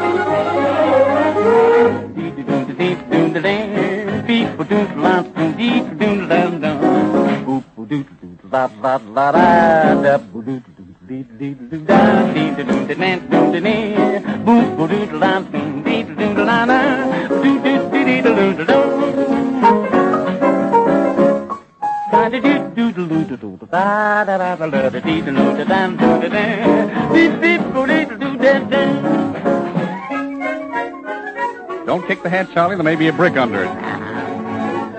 I love you like my silk hat. Oh, it's plain to see you're the top to me. I love you like I love to tease me. She took a look at you and I yelled cheese, just like Willie Fields loves Spike.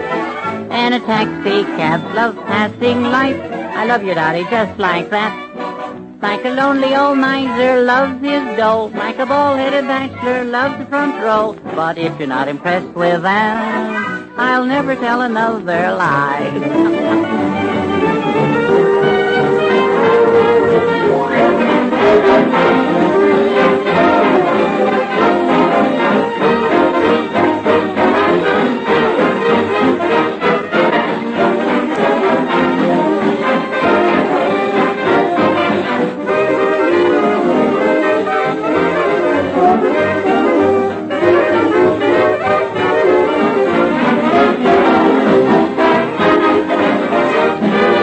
Love you like my old felt hat.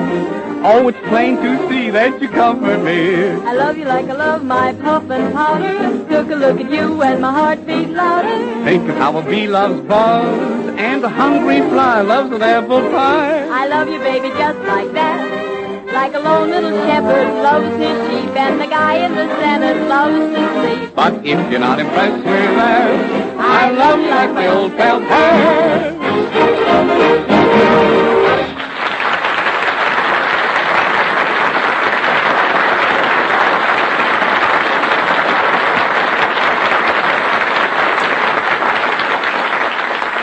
Well, there always must be an au revoir, and I'm saying it now for our guests, Zazu Pitts and Hoagy Carmichael, and for our regular company, W.C. Fields, Edgar Bergen and Charlie McCarthy, Dorothy Lamour, and Robert Armbruster.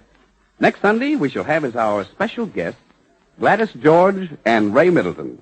We'll all be looking forward to meeting you again, so until next Sunday at the same time, this is yours sincerely, Don Amici, saying au revoir.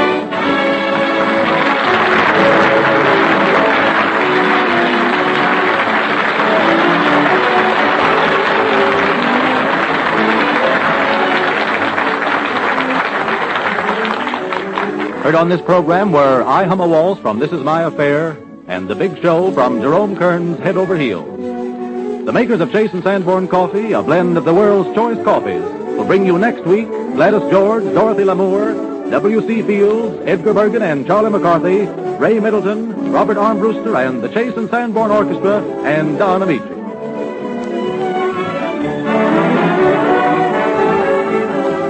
This is the Red Network of the National Broadcasting Company.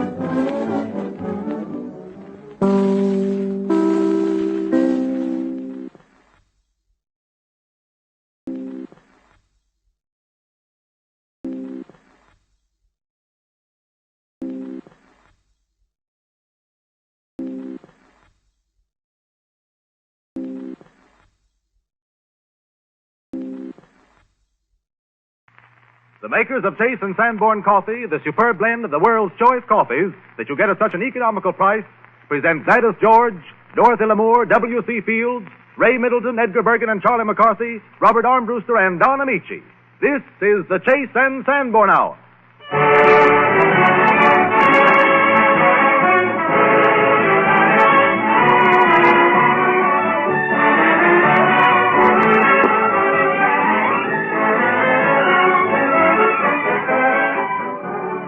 This is the Chase and Sanborn Hour, and this is Don Amici greeting you. You mean me, Amici? Yes, Charlie, greeting you and everybody for the sensational dramatic actress, Miss Gladys George. Oh, I'm certainly glad as glad can be. She's here.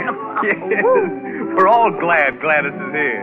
And that goes for one of the country's outstanding young baritones, Ray Middleton. Figaro, Figaro, Figaro, and all points well. Greetings, too, from W.C. Fields. Never heard of him. Dorothy Lamour. Now we're getting somewhere. Edgar Bergen. I was slipping again. And Charlie McCarthy. The top, but definitely top. The thing I like about you, Charlie, is that you're so self-effacing. Oh, of course. So write about efface and pay careful attention as Robert Armbruster conducts the Chase and Sanborn Orchestra in Johnny One Note.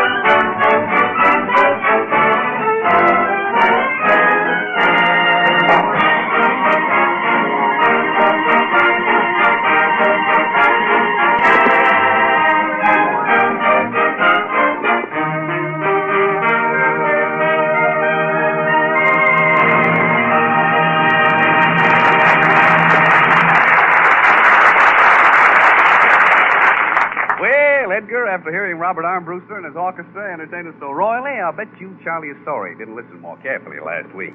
Yes, and Charlie, and don't you regret letting them take back your piano? Well, yes and no, Mr. Bergen, yes and no. Now, that piano was far from good, and I didn't help it any either. No. I tell you, it sounded like a rebuilt typewriter. It did. Yes. I think it was an old 8-cylinder harpsichord with a new paint job. Is that so? Yes, it was no good. I couldn't get more than 2 sonatas on it to the gallon. That's all. Well, just how far did you go with your music lessons, Charlie? Well, my teacher gave me a piece called All My Life. And it took me nearly that long to learn it. Well, I tell you, it was so long. It must have been, 8 or a lot of pages. Yes. Disgusting. Yes. Well, it took so long to play it. When I finished, my clothes were out of style. And I suppose that was the extent of your musical education.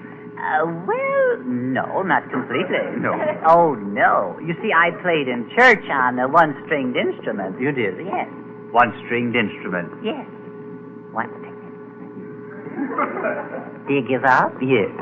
I rang the bell. Oh, no. Well, that doesn't take much knowledge about music, does it? No, but I know music. You do? Oh, I played in the school band. You did? Yes. We were all picked men. But you know so little about music. How could they all have been picked men? Well, maybe they picked me a little before I was ripe. I think. Now, just what did you do in the band? Well, I was in it. If you must know, I carried the front end of the bass drum. I got the job when the drummer dropped dead in his tracks. I see. He snared at me once too often.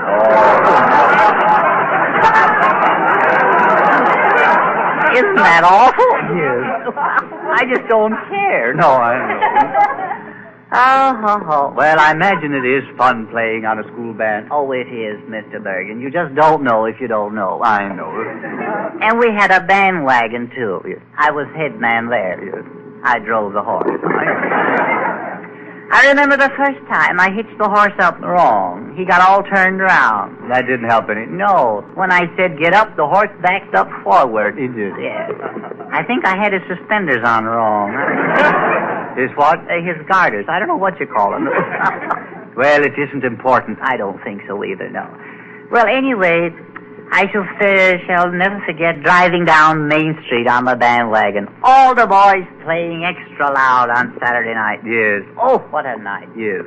That must have been a sight. Oh, it was. All of you boys going down the street on that wagon. Yeah.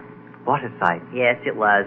Until the wheel came off the wagon. Oh, that must have been a disappointment. Yes, it was. Well, of course, being Saturday night, we had planned on falling off the wagon, but not so soon. Well, I hope you didn't hurt yourself. No, you see, I was riding on the horse. Oh, I see. And what a horse. I didn't know a thing so full of hay could be so hard. I don't suppose there was a band concert that evening, was there, after all that trouble? Oh, there was. Of course there was. And the highlight of the evening was when I played Deep River on my balalaika. And if I say so myself, it was the highlight. Nobody else will say so. No. In the middle of the number, a squall blew up, and I was carried out to sea. I drifted for 3 days on an empty balalaika with nothing to drink but bilge water. All right. That must have made a hit. No, it didn't. It did, no. Well, I tell you, we did take up a collection. Oh, you did? Yes, we did. Yes. Yes, we took up a collection to buy a wooden leg for our new band leader. You see, we got $2.80. It wasn't much, but we only wanted pin money. Pin money. Pin money. What's that? I don't think that was funny. You don't think so? No. You don't think it was funny? No. Of all the people in the world, you should have the nerve to stand there and tell me what I said wasn't funny. Yes. That's fine. That's nice. That's really nerve. When I pull a bad joke, you sort of move away. You pretend you don't know me very well. Well, I don't know you after that joke. No. Of course, when they come around to take pictures of me, then you come close enough. You'd think we were on a honeymoon. All right.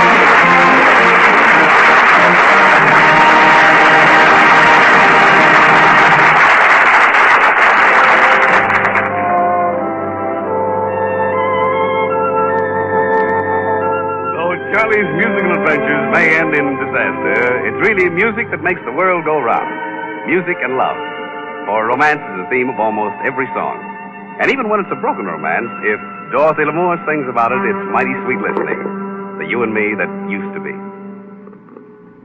We walked together in April rain. The city streets were country lanes. Have you forgotten the you and me that used to be? We'd see a movie or do the zoo, or window shop the avenue. Don't you remember the you and me that used to be? We loved the organ grinder's ragtime tune, paid a man a dime to see the moon. We read the funnies every Sunday noon, always together. Have you forgotten the fun we knew, the crazy things we used to do? What has become of the you and me that used to be?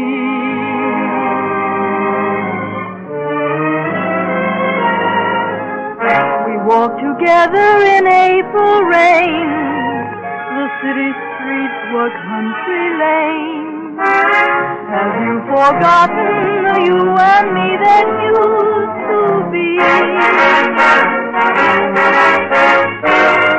We'd see a movie or do the zoo, or window shop the avenue. Don't you remember the you and me that used to be? We love the organ grinder's ragtime tune, paid a man a dime to see the moon. We read the funnies every Sunday noon, always together. Have you forgotten the fun we knew, the crazy things we used to do? What has become of the you and me that used to be together?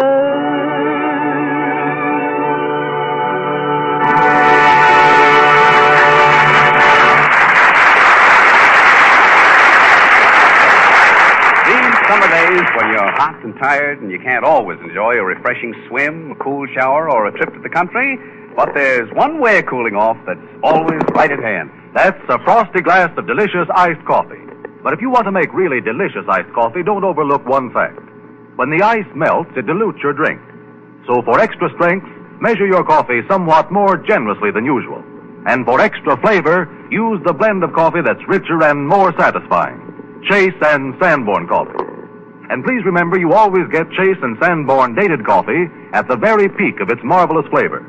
For this superb blend of the world's choice coffees is rushed to your grocer straight from roasting. And the date of delivery, clearly marked on every bag, guarantees freshness.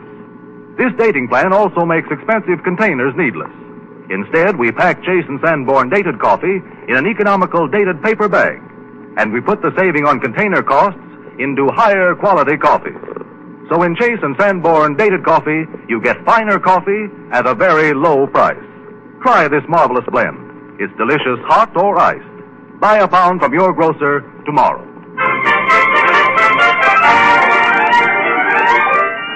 A few months ago, Miss Gladys George was acclaimed for her fine work in the picture Valiant is the Word for Caring. This week, critics all over the country are praising her for her splendid work in the new MGM picture, They Gave Him a Gun. But just a few years ago, Gladys George was a young actress playing in stock and road companies. And then came her big chance. The leading role in the Broadway production, Personal Appearance. The play that kept New York laughing for 62 weeks and made her a star. For us, Gladys George recreates this role.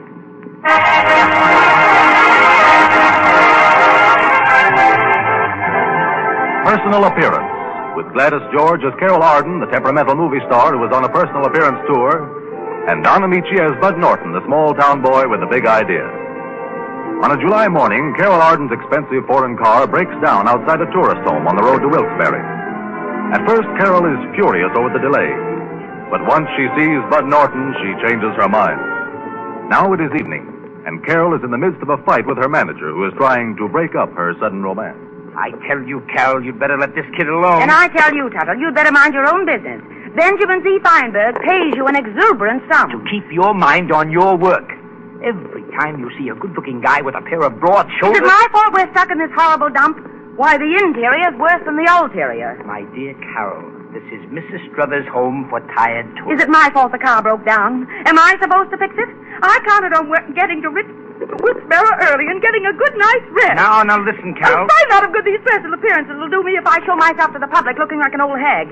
You just wait till I get you back to Hollywood. I'll fix you, Tuttle. Oh, forget it. If you were really in a hurry, you'd take a bus to get into Wilkes-Barre. A bus? You're suggesting that I take a bus? I'm suggesting that you stop making a fool of yourself. You're turning this boy's head, and now you've got him thinking that he's an inventor of some sort. He's a genius, Tuttle, but you wouldn't understand that. He's invented something for sound pictures. What? Oh, I don't know what. But he's gone to get his model to show me. And when he comes back with it, you get out. Do you hear me, Tuttle? I hear you. Oh, but Carol... Shut up. Oh, you're so voluminous. But even in spite of you, it has been a peaceful day, a heavenly day. The peace of this old house. Oh, how I hate the eternal rush of my life. Just a July day in the country, romping through the daisies with a sunburned boy from a filling station. Oh, isn't he sweet? Oh, Tuttle, I wish he'd seen me in my last picture, The Drifting Lady. That wonderful scene where I sent Gilbert away. Oh, yes, I know. Spare me. Where I said, Gilbert, it's just that our pleasant little interlude is ended. But remember me kindly, just for a brief moment sometimes, when April comes round again, with its blue skies and sudden showers. Think of that April woman who drifted into your life as casually as a summer cloud drifts over a green field, and then drifts on again. Well, I never heard you do it better. It's a good thing that Bud isn't here. Tuttle, I'm going to help that boy. Yes, I know your great glowing heart so well. Here's the model, Miss Arden. I don't know if you'll be able to get the hang of it, but I've drawn a diagram to show you how it works. Well, if you'll excuse me, I'm going out and pray for that garage man to hurry. Now, Buddy, tell me all about your invention. Well, you know, I've always been crazy about machinery, putting things together and taking them apart. Like Einstein. Oh, no. No, I'm not that good. Oh, you never can tell. I've been working on this new principle of sound recording. Oh, how marvelous, but too marvelous. Are you sure you're interested? Because Joyce says... Joyce? Yeah, Joyce Struthers. This is her mother's place. Joyce and I are going to get married pretty soon. Oh, I see. Isn't that nice? Joyce says I'm always boring people to death talking about my invention. Oh, nonsense. I know even before I see the model I'm going to find something wonderful. Oh, well, it's probably not worth a darn. Oh, now, don't be modest. I'm sure it's the greatest thing that's happened to the movie since the Warner Brothers said, let there be sound. But you simply must come with me to Hollywood. Well, I've been thinking about it, and I don't know if yes. You must go straight to headquarters. I'll see that you make the proper contacts. I'm not without influence, some may say. Say, maybe I could take Joyce there in our honeymoon. Oh, my dear boy, you can't wait for Joyce. You mustn't lose a second. Why, someone else might cash in while you're thinking about it. Well, couldn't I write a letter? Write a letter? My dear boy, you'll never yet appalled me. Personal contact is the only thing. Do you suppose that I achieve the position I have by writing letters? Oh, no, indeed. Personal contact. Oh, but gee, I couldn't go to Hollywood now. There's the filling station here. I helped put it in to help Joyce and her mother, and business is getting better every day.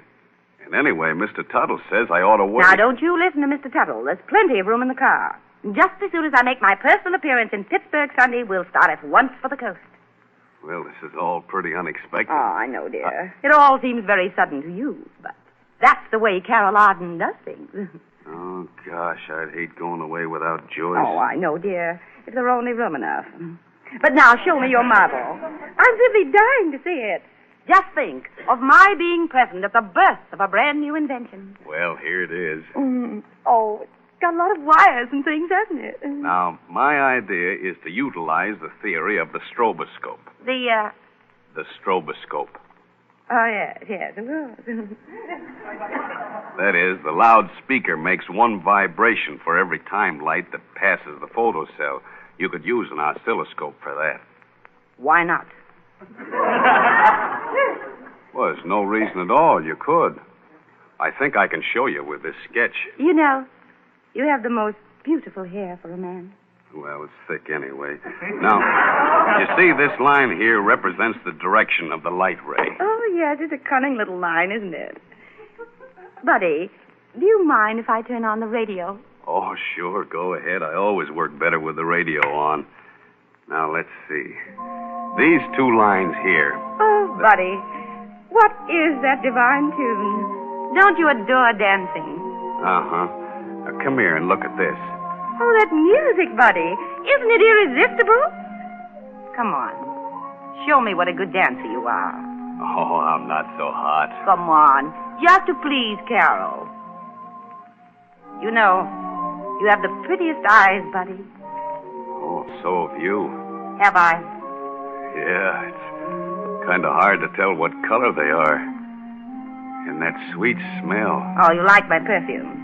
Oh, perfume, that's what it is. Yes. It's called Polly's Moy d'Amour.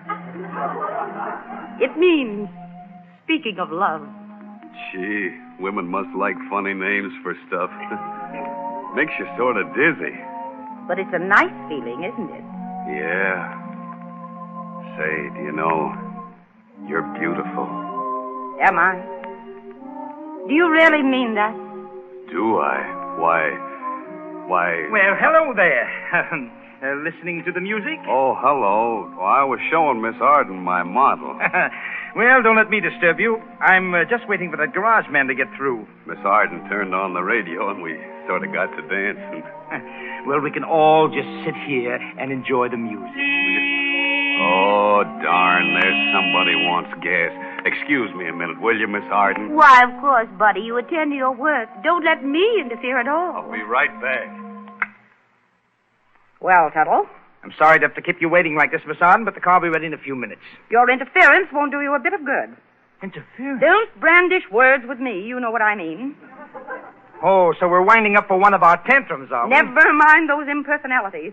Will you be kind enough to explain to me why you took it upon yourself to advise Buddy not to go to Hollywood? Now, wait a minute. Benjamin Z. Feinberg pays you an extortionate salary to make things easier for me. Instead of which... Please, Miss Arden. Don't please me. You're so conceited, you're absolutely indefensible. Into what? Absolutely. You keep on butting in. And now, little Now, woman? little man. I'm only trying to prevent you getting into difficulty. Is it my fault I was born beautiful? Is it my fault Hollywood chooses to make me glamorous? Heaven knows I don't want to be. All I ask of life is the tender, honest love of some simple man who'll understand me. Come on, Carol, be yourself. You know you're falling for the boy. It isn't true. Oh, yes, it is. I wouldn't care if it went for Joyce. Oh, Joyce. That little nincompoop. She ought to thank me for taking an interest in her friend. I'm trying to make her rich. You're going to break her heart. Oh, they're crazy about each other, these kids. But, Tuttle, you don't seem to realize... Carol, I thought that you would be more understanding. More... Well, do you remember your picture, A Country Sweetheart? Certainly I remember. They held it over at the Roxy for 2 weeks. Joyce reminds me so much of the girl you played in that. An innocent country girl, breaking her heart. It was a beautiful part. I've always felt it had more of the real me in it than anything else I've ever done. And you remember the scene where the boy finally comes back to her and she forgives him? I know. I remember. It's where I said, I've learned through pain the joy of perfect understanding, because the suffering has taught me to be big enough to forgive. Ah, how marvelous I was in that.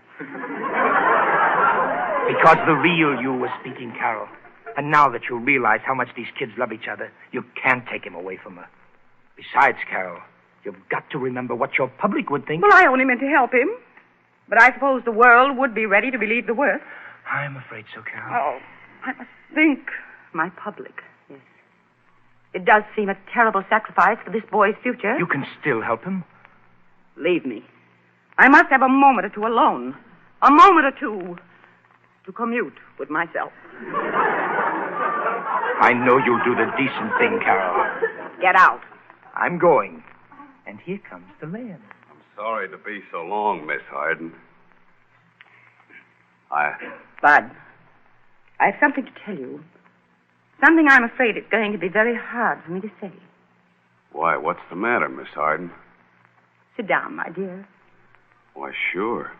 You must try to be brave, Bud. I won't be able to take you to Hollywood with me after all. Oh. Oh, don't look at me with those great bewildered eyes. Huh? I wasn't. Don't make it too difficult. Someday, perhaps, you'll understand. But what's happened? I haven't done anything, have I? You haven't done a thing, dear boy. And nothing has happened. It's just that our little interlude has ended. Our what? I mean, it's ended. Gee, I don't understand. You see, I'm a creature of whims. And this plan was one of my mad whims that I've decided to forget. Oh, that's all right, Miss Arden. I thought it'd be sort of uncomfortable going all the way to Hollywood with three of us in the back seat anyway. Oh, you've taken this so bravely, so splendidly. And now you must try to forget me. Forget you? Or if you can't, then remember me. Kindly.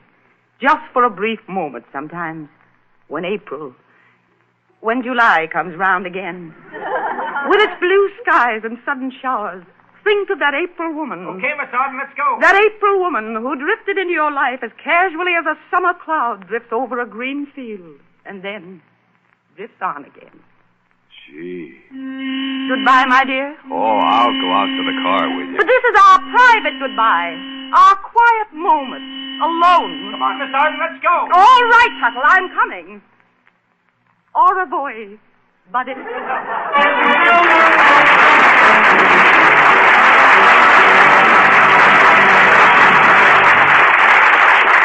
Thank you, Gladys. And now's the time to get set for your personal appearance with Master Charles McCarthy, while Robert Armbruster conducts the Chase and Sanborn Orchestra in a brand new swing tune, the title song from Walter Wanger's picture, 52nd Street.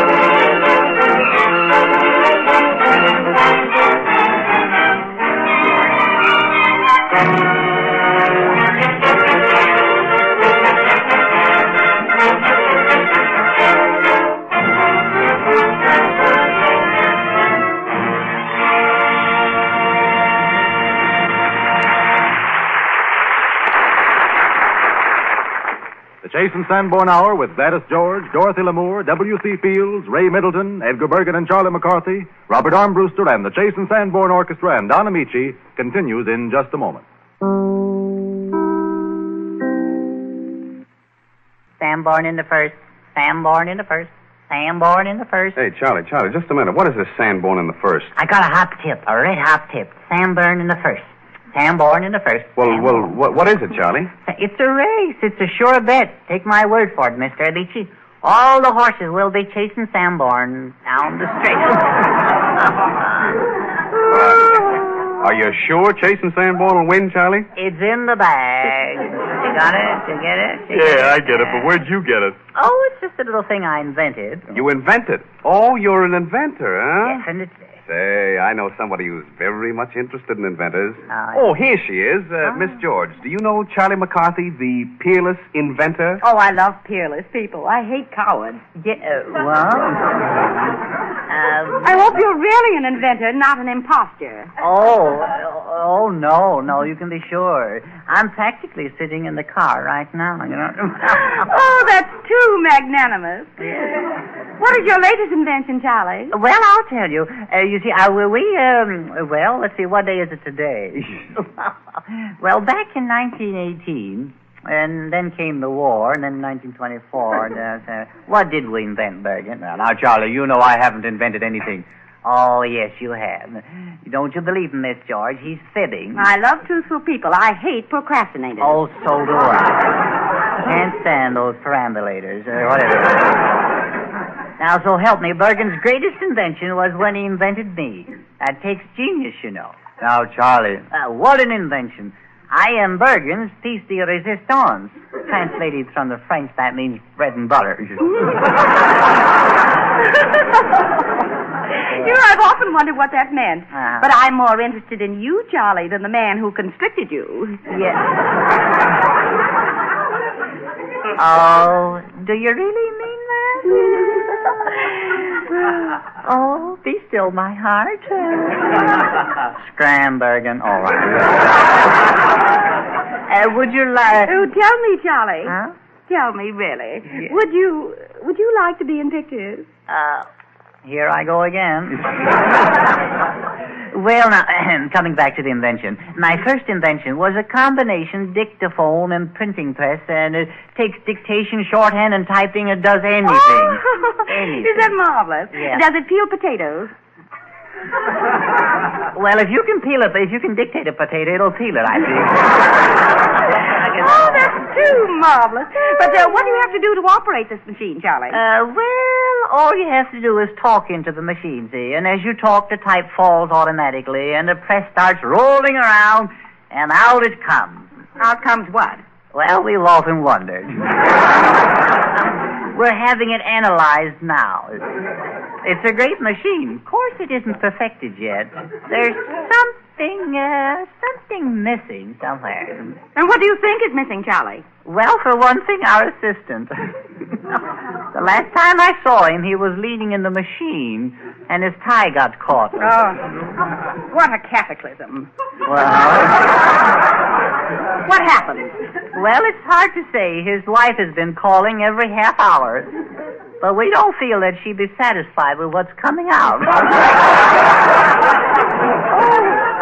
How disconcerted. Oh, it does. It'll do it every time, dear.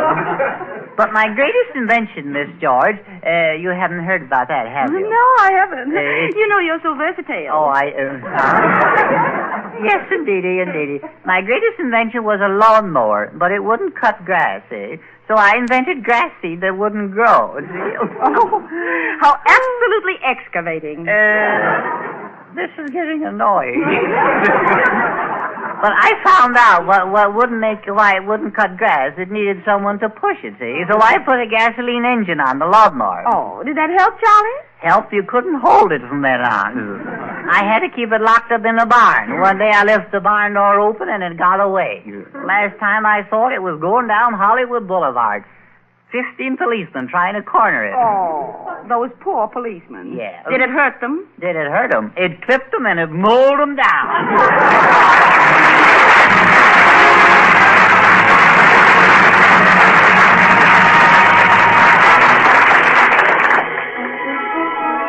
Every once in a while, a song comes along that zooms right up into the hit class almost from the first time it's played. September in the Rain is a song like that, and today the whole country's singing it. So I'd like to join in.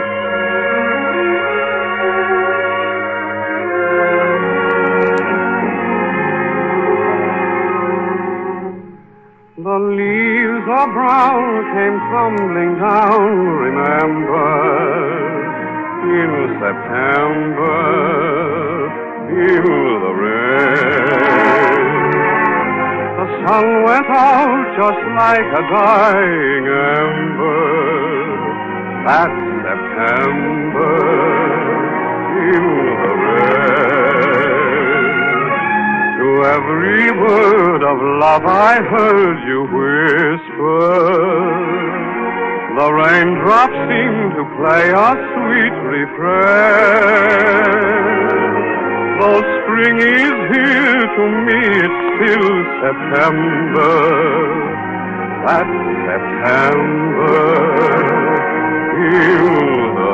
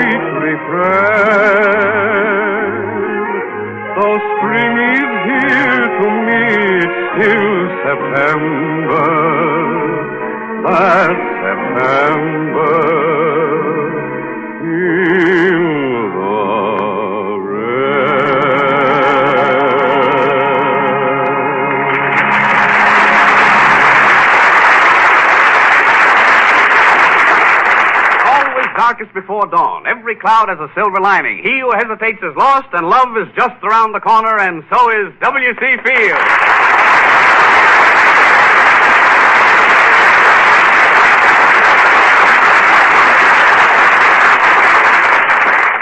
Well, Bill, how you feeling? Well, I have to look first.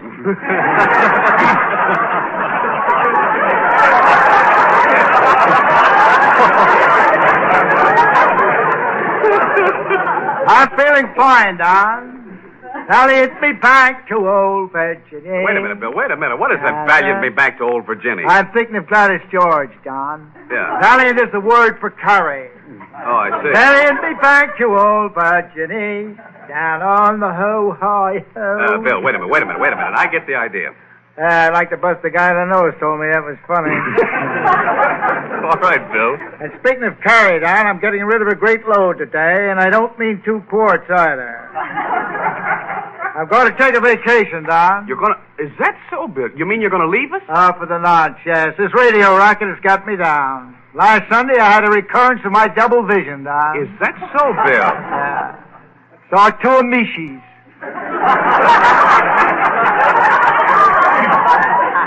That wasn't bad enough. Yeah, what happened then? Then I saw 2 McCarthy. It was too much. That guy is a thorn, a splinter in my side. I'm going out to the woods and forget. Well, say, I'm sorry to hear that you're leaving us, Bill. Oh, you begrudge me a few weeks commuting with Mother Nature, eh? Listening to the twitter of the birds and the stinging of the bees. No, Bill. I don't mean that at all. Of the howling of the bloodhounds. How those bloodhounds get into one's blood, Don. Guess that's why they call them bloodhounds, eh?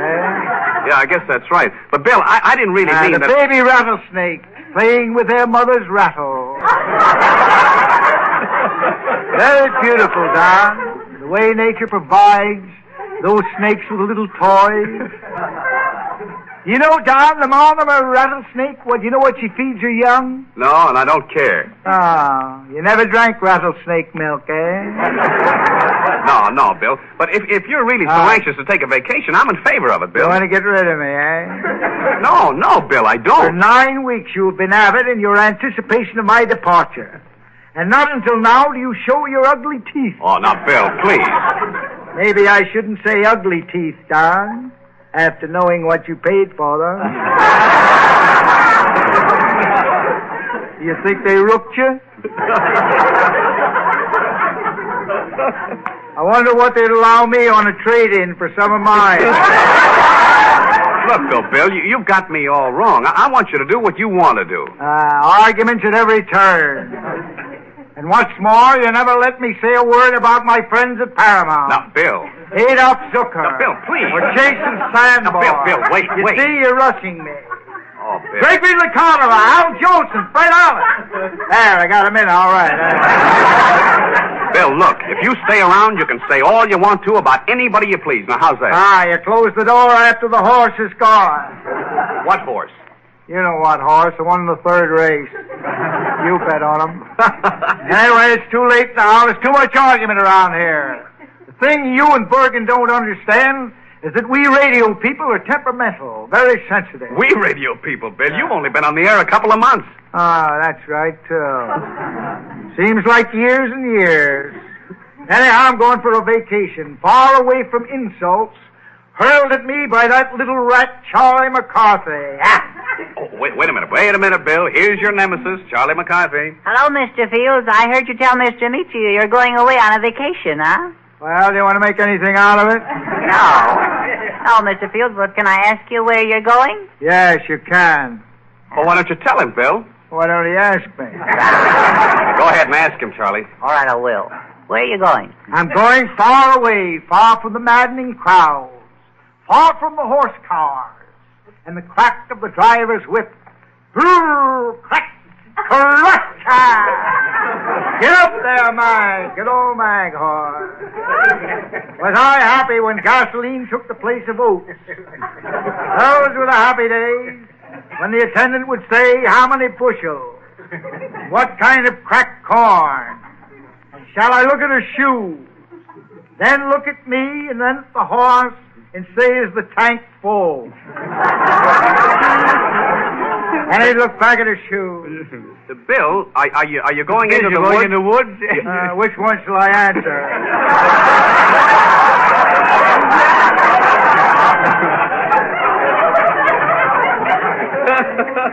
I'm going to the woods to dig up another McCarthy for Bergen. Now remember, Charles, I'll remember you to all your relatives. I love the woods, Mr. Fields. Who cares?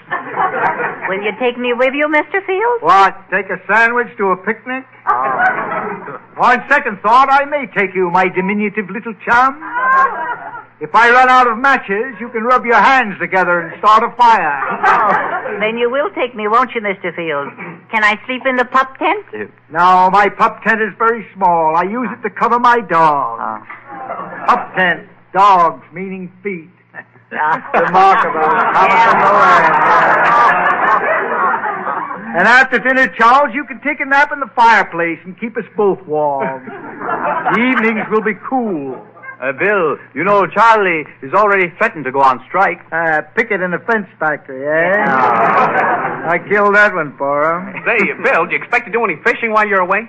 Don, I had a very unhappy experience while fishing once, an experience I shall never forget. Well, what was that, Bill? I shall never forget it. Yeah, well, what was it, Bill? I can't remember just now.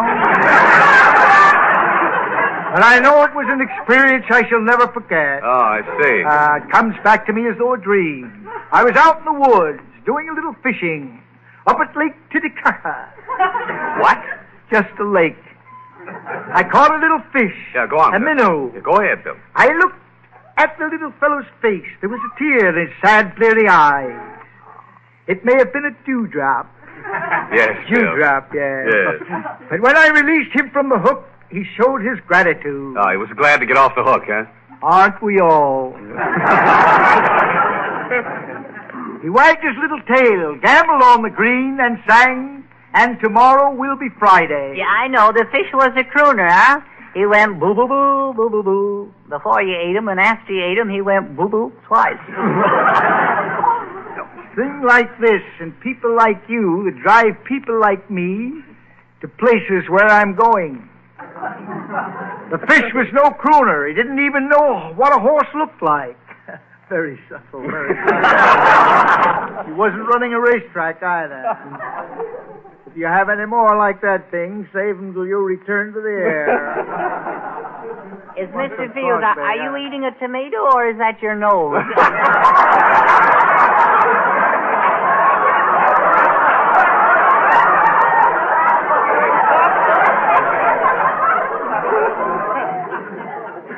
That's a comical. That's a comical. Keep quiet. Stop scratching yourself. You'll get sawdust all over the floor.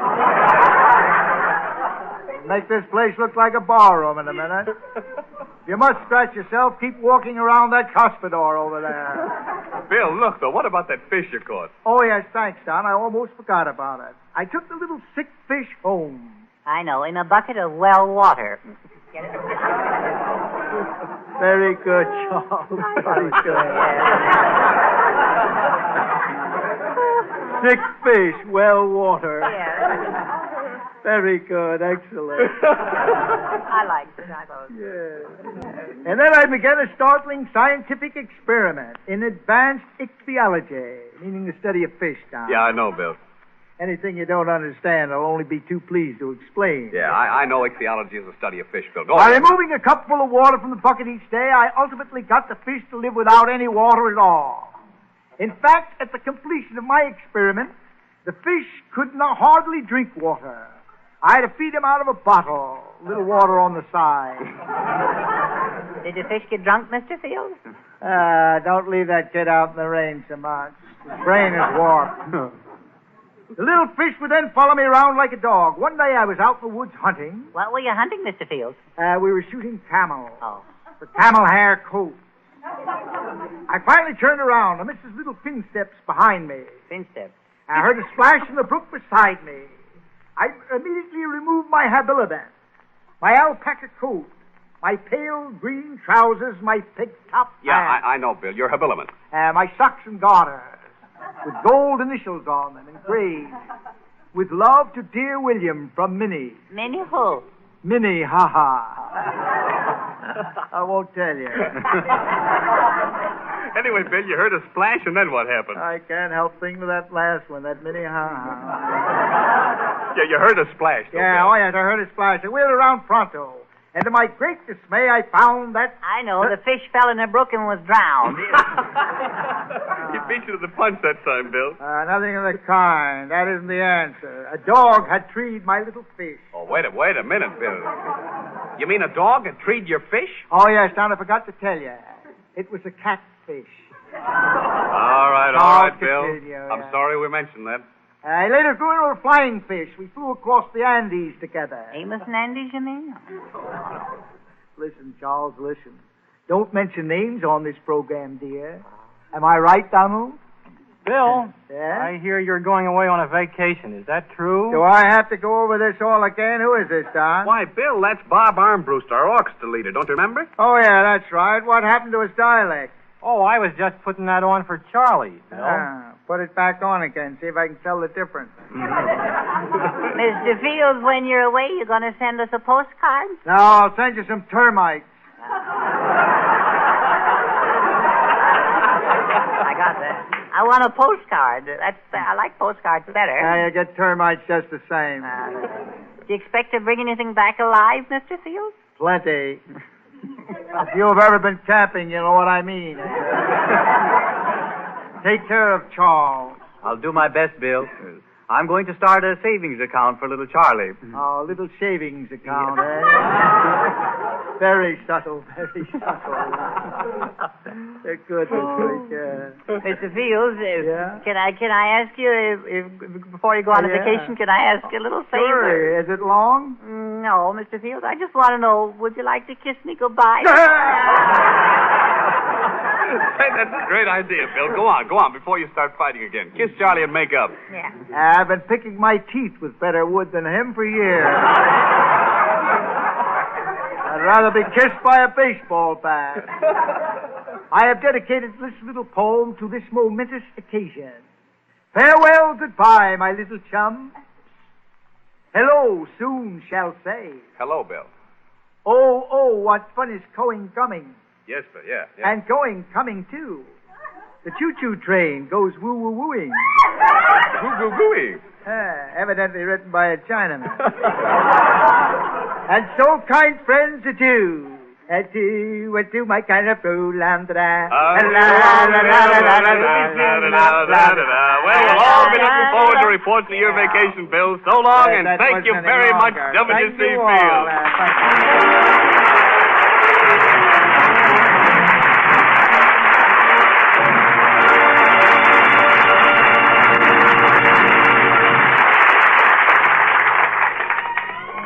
Well, I don't know where Bill will finally decide to go for his vacation, but for color and action and wide open spaces, it's hard to beat the Old West. And perhaps Bill will take a hint from Ray Middleton, who sings a group of the cowboy songs you'll hear around any campfire on the plains. Ray Middleton. Come along, boys, and listen to my tale. I'll tell you of my troubles on the Chisholm Trail. Come a tie-I-P-A-P-A, come a tie-I-P-A-P-A. On a $10 horse and a $40 saddle, I'm a-going for to round up Texas cattle. Come a tie-I-P-A-P-A, come a tie-I-P-A. At a den lives best when he lives out west, and goes by the name of Cowboy. One morning as I was a-walking, I saw a young cowboy come a-riding along. His hat shoved back and his spurs was a-jingling, and as he was a-riding, he was a-singing this song. Hoopie-tie-I-O, get along, little doggies, it's your misfortune and none of my own. Hoopie-tie-I-O, get along, little doggies, for you know that Wyoming will be your new home.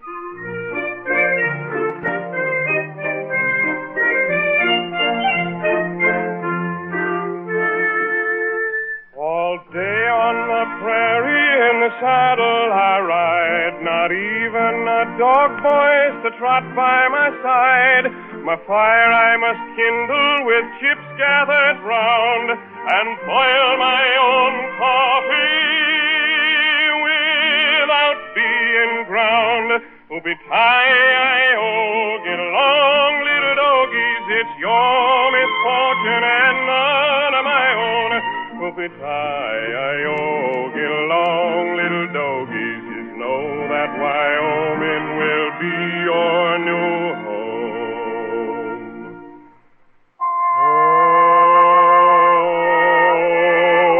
Home on the range, where the deer and the antelope play.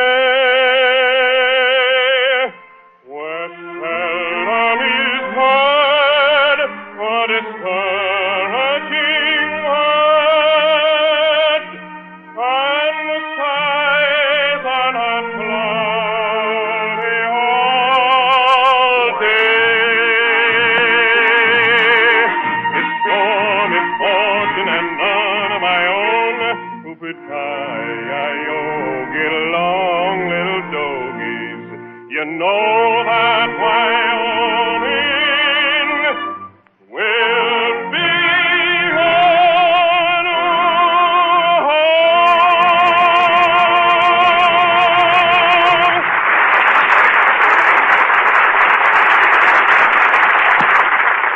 Way out west or way down east, on dude ranches or at the seashore, this summer more and more people are finding refreshment in a rich, delicious, cooling drink. And the hotter the day, the better it tastes. And that drink is iced coffee. But oddly enough, many people don't quite know how to make iced coffee in a way that brings out all its goodness. It's really easy. There's just one thing to remember. As ice melts, it always dilutes the coffee. And you must allow for this dilution if you want your iced coffee to taste rich and delicious. So make your coffee somewhat stronger than usual And above all, be sure to use the blend that gives you plenty of flavor. Chase and Sanborn Coffee. This superb blend comes to you at the very peak of its goodness. For as soon as it's roasted, we rush it to your grocer. And the date of delivery is clearly marked on every bag to guarantee the freshness of this fine coffee. Also, with this dating and rapid delivery system, we are able to pack Chase and Sanborn dated coffee in an economical dated bag instead of a costly container. And we put the saving into higher quality coffees. So you get double value, higher quality, and a low price. Try Chase and Sanborn dated coffee, either hot or iced. Buy a pound from your grocer tomorrow.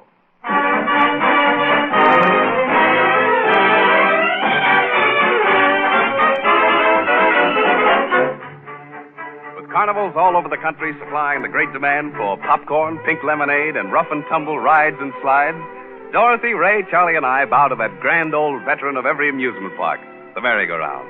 All right, Dorothy, we're off, and remember, the one who grabs the brass ring gets a second ride free?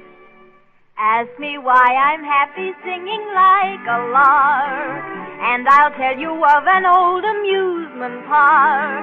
A merry-go-round was there, I gladly paid the fare. My Charlie rode around with me, then suddenly, oh, the merry-go-round broke down as we went round and round. Each time 'twould miss, we'd steal a kiss while the merry-go-round went bop, bop, bop, bop, bop, bop, bop, bop. The merry-go-round broke down and made the darndest sound. The lights went low, we both, and oh, and the merry-go-round went bop, bop, bop, bop, bop, bop, bop, bop. Oh, what fun, a wonderful time, finding love for only a dime. The merry-go-round broke down, and you don't see me frown. Things turned out fine, and now he's mine, 'cause the merry-go-round went bop, bop, bop, bop, bop, bop, bop, bop. The merry-go-round broke down.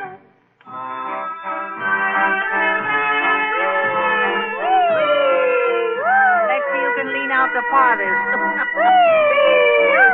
Oh, I get the gold ring. I'm a cowboy. Whoa, whoa, wait a minute. Oh, my. Trouble, nothing but trouble. Here we are, Dorothy, you and I going around for the first time together, and the merry-go-round broke down. Yes, and just when I was going to get the brass ring, too. You know, if I wasn't so liberal, I'd ask for my money back if that guy wasn't so big. Well, what would you like to do, Charlie? Anything you want to do, we'll do. It's on me. This is a big evening. Whoopee. Well, Charlie, I just love popcorn, and that popcorn over there smells awfully good. Yeah, well, you come right over to the booth where you can smell it better. Oh, look at that girl with all the snakes, Charlie. Isn't she charming? And look at those teeth. The what? Fangs. Oh, you're welcome. Oh, watch out, Charlie. Here comes W.C. Fields. Don't be silly, Dottie. That's a little boy with a red balloon. Hurry. A free ride outside show is starting right now. Hurry. You heard what the man said. It's a free show. You see before you a glittering, glamorous, gorgeous galaxy of gargantuan grandeur. A show full of curiosities gathered from every corner of the globe. Clang, the Cucamonga Man, the only man with the red-dud nose. Edgar, the invincible, the two-in-one man with the bifurcated larynx. I gotta see Countess that. Kawani, the queen of the archipelagos, doing her world-famous native dances. It's educational and instructive. I love Tonight, education. for advertising purposes only, the admission is not $1, not 50 cents. Ladies and gentlemen, not 25 cents, but 10 cents. The 10th part of $1. 1 dime. Ladies and That's gentlemen. wonderful, Charlie. All that for a dime. It isn't worth a dime. Come on, Dorothy. Let's go over to the merry-go-round. There's a man working on it now. I think it's fun to go. Oh, the merry-go-round broke down as we went round and round. Each time 'twould miss, we'd steal a kiss while the merry-go-round went oom-pa-pa, oom-pa-pa. The merry-go-round broke down and made the darndest sound. The lights went low, we both said, oh, and the merry-go-round went oom-pa-pa, oom-pa-pa, oom-pa-pa. Oh, what fun, a wonderful time, finding love for only a time. The merry-go-round broke down, but you don't see me frown.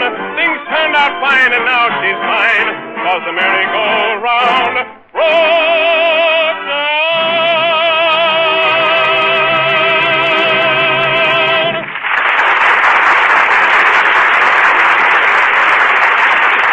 There always must be an au revoir, and I'm saying it now for our guests Gladys George and Ray Middleton, and for our regular company W.C. Fields, Edgar Bergen and Charlie McCarthy, Dorothy Lamour, and Robert Armbruster. Next Sunday, we shall have as our special guests Ann Southern, who I recently had the pleasure of working with out at 20th Century Fox in 50 Roads to Town. We'll be looking forward to meeting you again, so until next Sunday at the same time, this is yours sincerely, Don Amici, saying au revoir.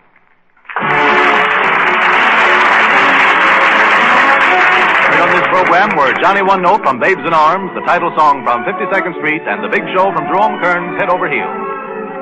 This is the Red Network of the National Broadcasting Company.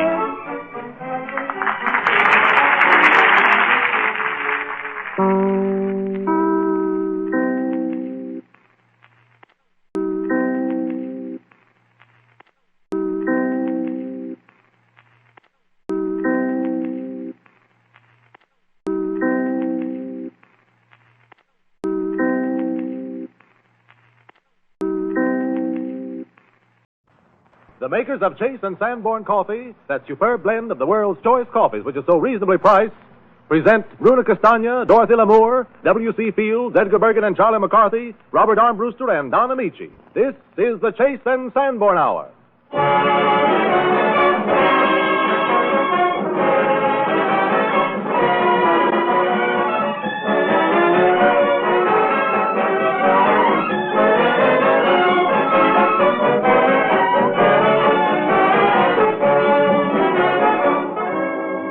This is the Chase and Sanborn Hour, and this is Don Amici greeting you for Bruna Castagna, sensational new star of the Metropolitan Opera Company, who in one season has climbed to the very top of the operatic ladder. Oh, isn't that too bad? Isn't what too bad, Charlie? Imagine a girl with a voice like hers singing from the top of the ladder. Oh, my. Yes, Charlie, my. And greetings, too, from Dorothy Lamour. Ah, Juliet Lamour. I would I could climb the ladder to her balcony. Yes, Romeo McCarthy. And a hearty welcome from W.C. Fields. That's the bottom rung. Boo, boo, boo, boo, boo. And Edgar Bergen and Charlie McCarthy. Ah, the top. And to top it off, a musical greeting from Robert Armbruster and the Chase and Sanborn Orchestra, playing the hit tune from Mountain Music, Good Morning. How do you do?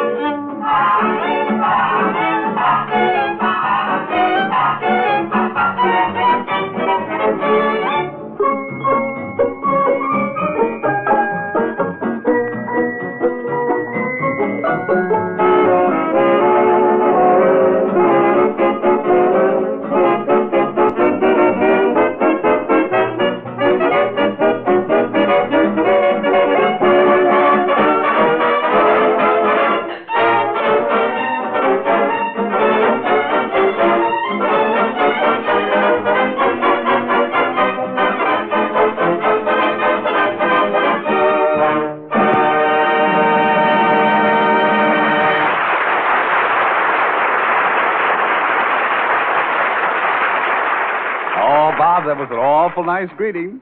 And now I think we'd better prepare a warm birthday greeting for our obstreperous little pal, Charlie McCarthy. As I remember it, Charlie was planning a surprise birthday party on himself today. Edgar, how about that party at Charlie's?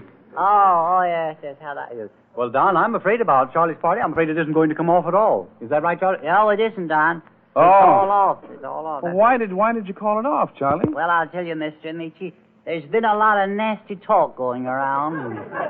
Something about me inviting people to my birthday party just so I'd get a lot of presents. Well, you can't afford to have that kind of talk, Charlie. No. I'm not going to have anybody think that I'm small. No. No, sir.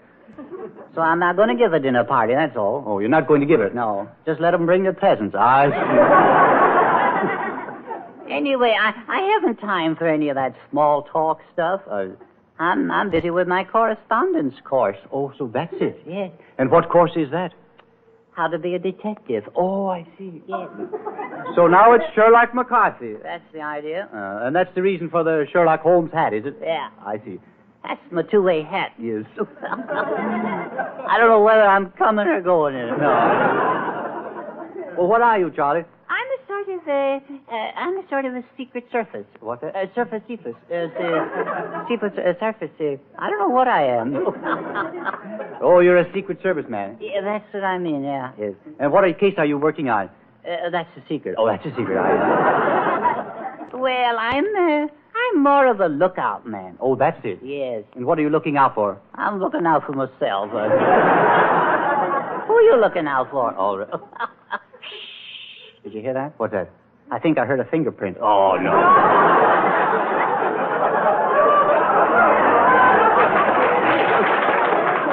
Well, you certainly are on the job.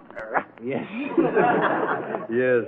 How about the dogs? Oh, I got them, too. I thought so. And they're bloodhounds? I don't think they are. No? I cut my finger the other day, and one of the dogs fainted.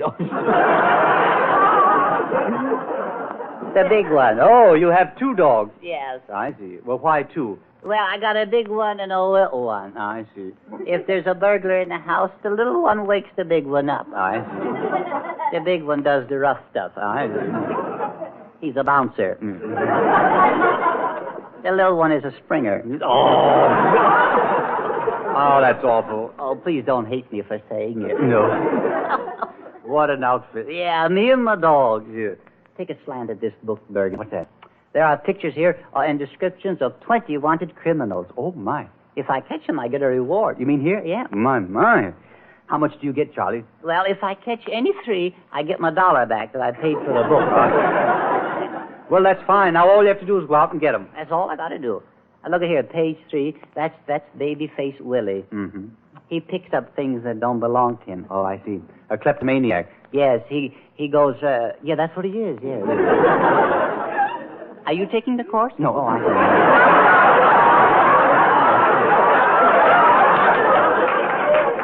Yes, he's that's what he is. Yes. He's one of those kleptoalmanacs. No, kleptomaniac,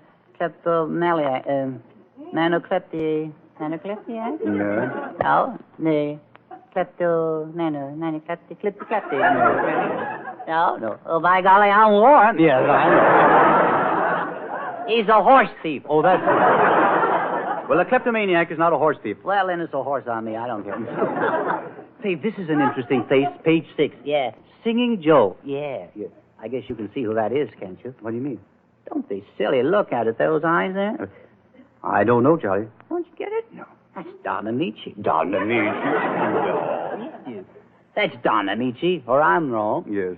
And I usually am. Be careful, Charlie. Now, if you offend Don, I'll walk right out on you. Oh, so I won't talk, huh? Yeah, that's I see. When I'm after a man, I gotta get him. Yeah. Watch me tripping up. All right. Kindness first. Oh, you know. Oh, Mr. Amici, I'd like to talk to you. See? Why, yes, of course. What is it, Charlie?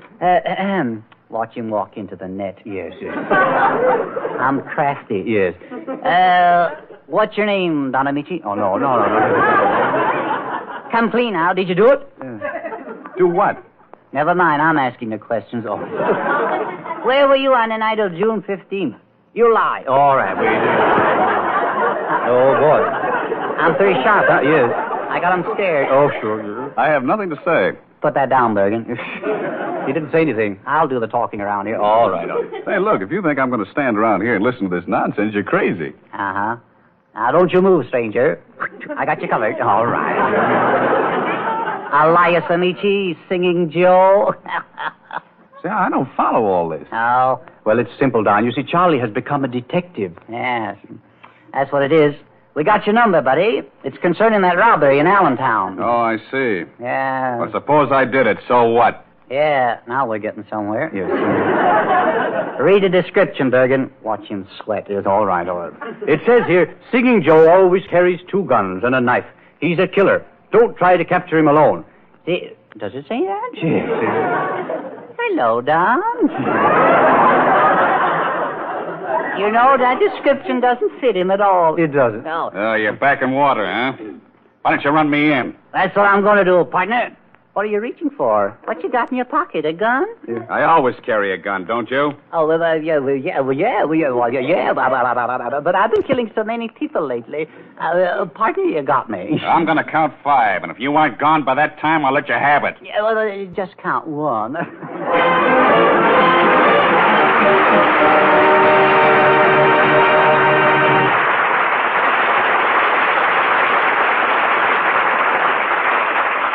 If there happens to be a real Singing Joe, I hope he understands that I was only fooling. And I hope that both he and Charlie decide to reform. But for a real clue, a clue to refreshment, this coming week offers 21 good reasons for acting on the information Carl and Cadell is ready to give you. Yes, your 3 meals a day, 7 days a week are 21 excellent reasons for knowing about Chase and Sanborn coffee. For at any meal, this rich, delicious coffee can liven up your appetite, make good food taste better, and help the meal to revive and refresh you. Yes, when you buy Chase and Sanborn coffee, you're treating yourself to extra enjoyment at every meal, for it gives you the rich, satisfying flavor of the world's choice coffees. What's more, you always get Chase and Sanborn dated coffee at the peak of its marvelous flavor. For this superb blend is rushed straight from roasting to your grocer, with the date of delivery clearly marked on every bag. That date, remember, is your guarantee of freshness and full flavor. Besides assuring freshness, dating and rapid delivery enable us to use an economical dated paper bag instead of an expensive container. And the saving on container costs goes into finer, richer, more delicious coffees.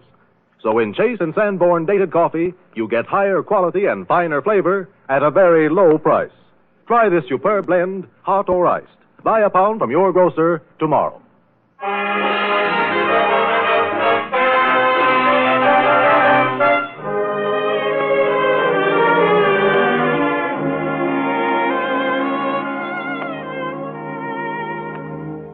When Bruna Castagna made her debut at the Metropolitan last season, she was hailed as one of the truly great contraltos of our times. And for us, Madame Castagna sings the plaintive song from the opera Mignon. Mignon is searching for the lost land of her youth. Asks of everyone she meets, do you know where to find my beautiful country? Connais-tu le pays?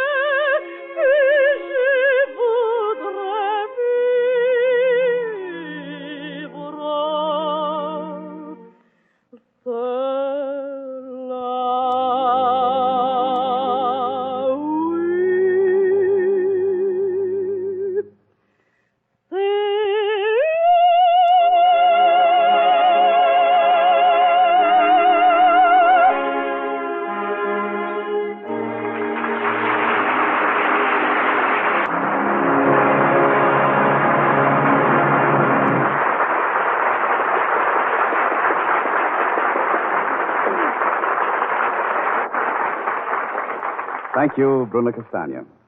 There's a young man here who is very anxious to meet you. Madame Castagna, this is your ardent admirer, Charlie McCarthy. Oh, hello. You are so cute. I don't deserve to be so handsome. Oh, Miss Castagna, I want you to meet my associate, Edgar Bergen. How do you do? Miss Castagna, this has been a real pleasure to hear you sing this evening. I remember very well when I heard you in Milan. Oh, yes? Were you at La Scala di Milano? Yes, and that was the important event of my visit in Italy. That and the Colosseum. Yeah, I remember the Colosseum. We did 4 a day there. Worked like dogs. No, Charlie, that's the Colosseum in London. Oh, is it there now? No. The Colosseum in London has always been there. Oh, I misunderstood you. I thought you said it was in Rome. Oh, well, now, all right. Oh, Miss Castagna, I heard you sing Thursday night in the Hollywood Bowl. It was splendid. It was terrific. Tremendous. It was Colosseum. Oh, well, back to that again. Oh, thank you. I enjoyed singing under the stars. Yes. Such a lovely audience. Yes, they are nice, aren't they? I sang at the Bowl 2 weeks ago. Did you really? You sang at the Hollywood Bowl? Oh, yes, indeed. It was a community sing. I even did a solo. Oh, a solo in a community sing? Yes. Oh, no, it does not sound right. Yes. Well, as a matter of fact, it wasn't. All the others finished together, but you know how I am. Once I get started, there's no stopping me. I'm so emotional. All right.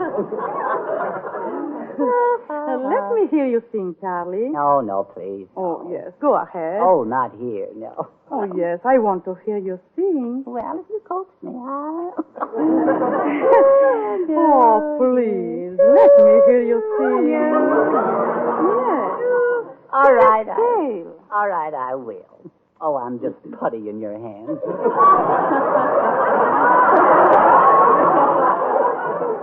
Do, re. I don't say this is perfect, no. Do, re, mi, fa, sol, do. I think I broke it. I'm at that awkward age, you know. My voice is changing. I just... Well, try this. All right.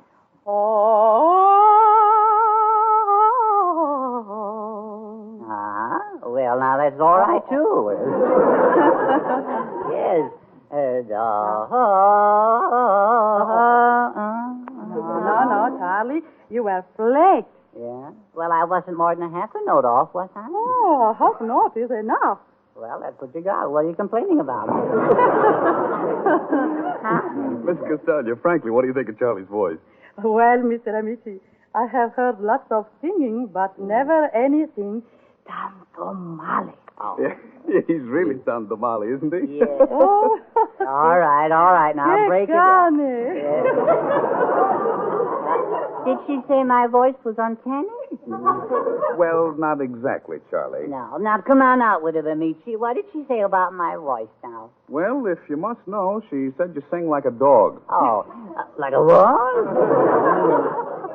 Oh, well, maybe she's right, too. Are you going to sing again? You are, aren't you, Miss Castagna? Or may I call you Bruna? Why, of course. Charlie. Oh. Soon I shall have the pleasure of singing the gypsy song from the opera Carmen. Oh, what luck, Carmen. That's the old plantation song my uncle used to sing down south. Carmen down south? Yes, of course. Don't you remember? Eyes, Carmen, eyes, Carmen.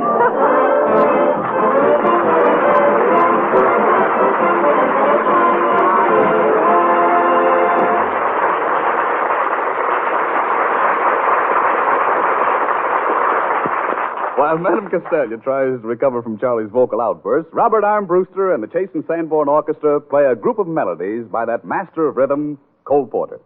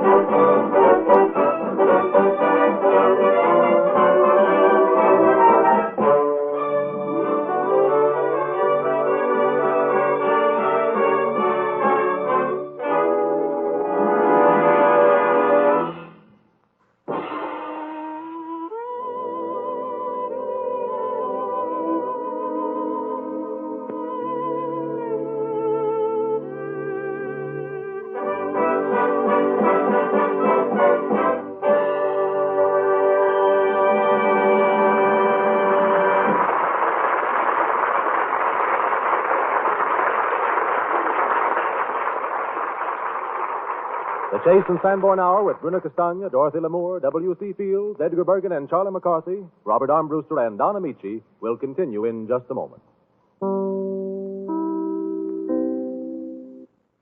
The streamlined Dragon Man rushes into view. His nostrils snort smoke. His mouth emits flames. He roars and bellows. He rants and raves. Men, women, and children dash madly in all directions to greet him, for his explosions are as harmless as a toy pop gun. Pop, pop, it's W.C. Fields.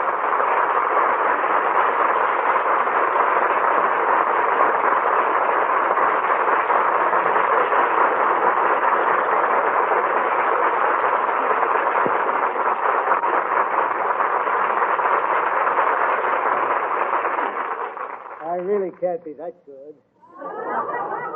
Well, how you feeling, Bill? Did you say Beak or Bill, Don? No, I said Bill. How you feeling? Oh, I'm feeling very colorful today, Don. Colorful, Bill? Physically, I'm in the pink. Mentally, I'm in the blue, and financially, I'm in the red. He means he's nasally in the red. Very good, Charles.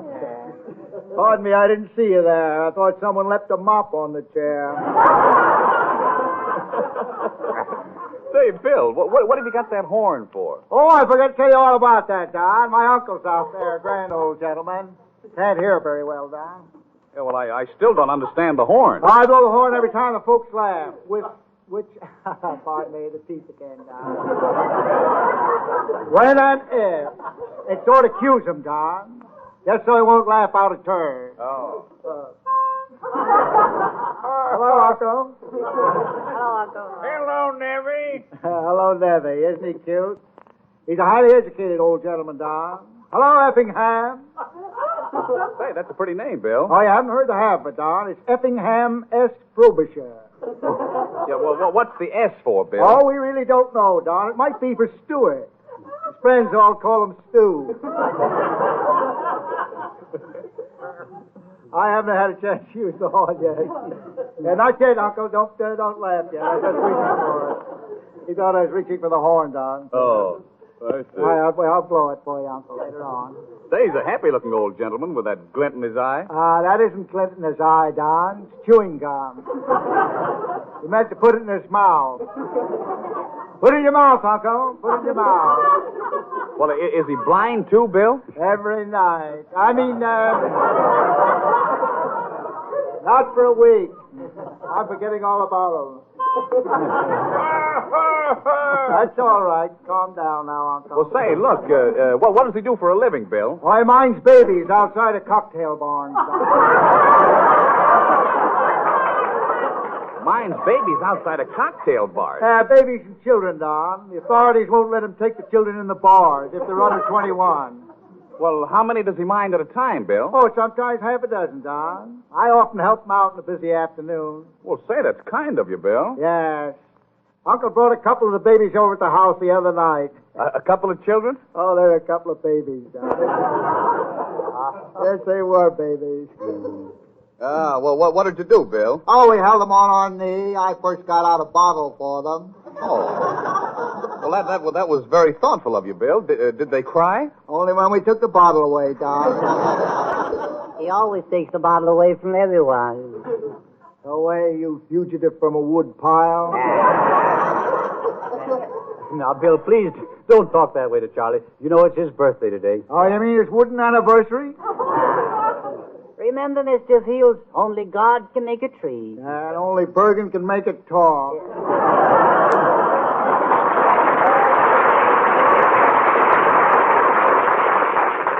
You take that down. Yeah. Charles, you're becoming an old tease, a nag. Okay, Don, nag. Oh, excuse me, Okay, Bill. Yes, right. excuse me. Speaking of nags, Bill, were you down at Bing Crosby's racetrack again? Yes. And I'm not going down there again and make a fool out of myself next week. Why, Bill? The track closed yesterday. Yeah, it certainly is. Certainly is. That isn't the right question, but go ahead anyway. Look, Bill, did Bing straighten out that honorary steward situation? Temporarily, Don. Do you know what happened yesterday? No, what, Bill? Bing offered to take my picture with the winning horse. Oh, well, that was swell. Just as the camera snapped, the horse turned his back to the lens. I should have known when he switched his tail in my face that he wasn't posing properly. Well, how did this picture develop, Bill, with the horses back to the camera? Oh, it was terrible. When they showed the picture, one of the women said, "Look at those two horses. One hasn't a tail." Said he looks like a Manx cat. Let's forget about horses, Bill. All right. Say, I suppose being a sportsman, you know that today the hunting season opens up. Oh, I know, Don. I'm polishing up my guns and getting ready. I expect to shoot a half a dozen moose this year. Oh, that's right. You shoot moose every year, don't you, Bill? Oh, yes, Don. I was drying my powder this morning. Face powder, Mr. Fields? Face powder? Yeah, face powder. He thinks to kill moose with face powder. What a sap. Well, how can you kill a moose with face powder, Mr. Fields? I'll explain the whole thing to you, Charles, dear. I wish you would, yes. You fill the powder pot with face powder and then throw it at the moose. Oh. That knocks him down. Then you beat his brains out with a cream pot. You really want to know the truth, don't you? Yeah. Then you put a little salt on his tail, and that completes the trick. Where'd that kid come from? Cucamonga? Well, you know, I always thought you caught him in a trap, Mr. Fields. I catch them in a trap. Moose in a trap? Yes, I do. Yes, I do. Oh, you're not thinking of mouse by any chance, are you? Yeah, oh, yeah. Yeah, a mouse is bigger, isn't it? Or a moose is bigger, isn't it?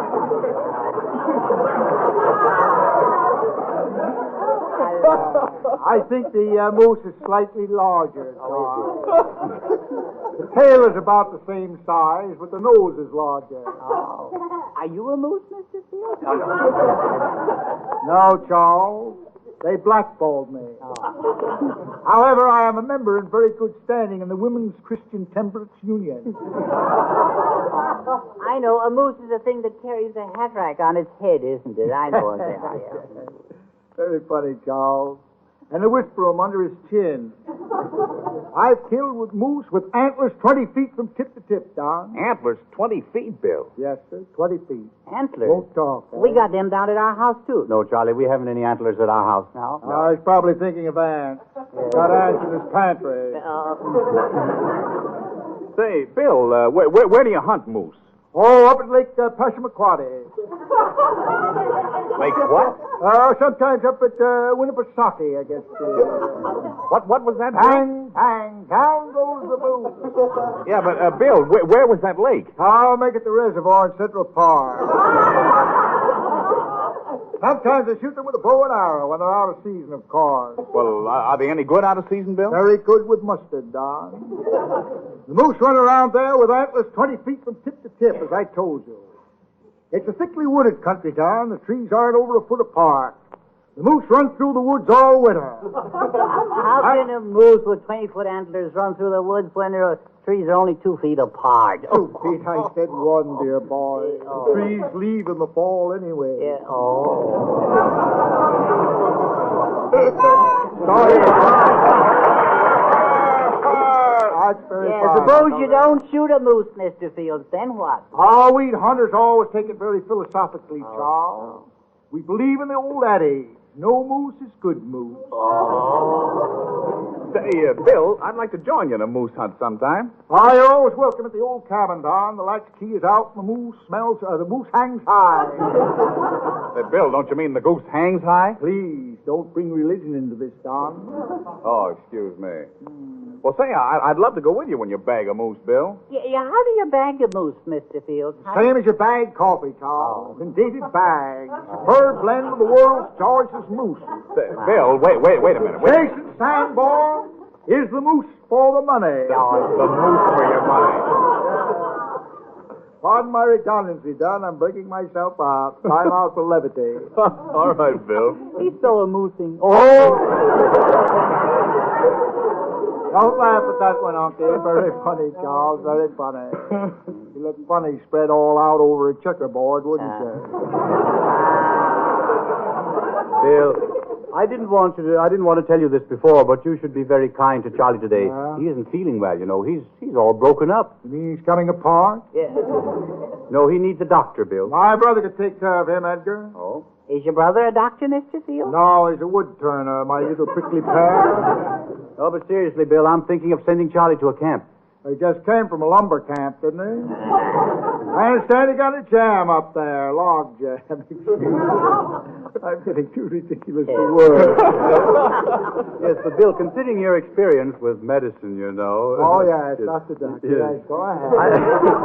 I'd like to ask you a few questions about Charlie's condition. I'm seriously worried. Do you know, Bill, Charlie hasn't grown an inch in the last 3 years. Is that so? Not growing, eh?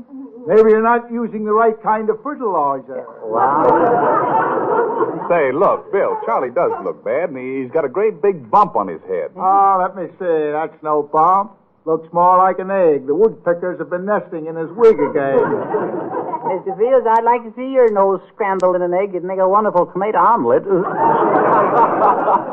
Sensational, Charles. Sensational. Go here, I'll bend you into a hoop. Where you are. What else is wrong with that fence post, Edgar?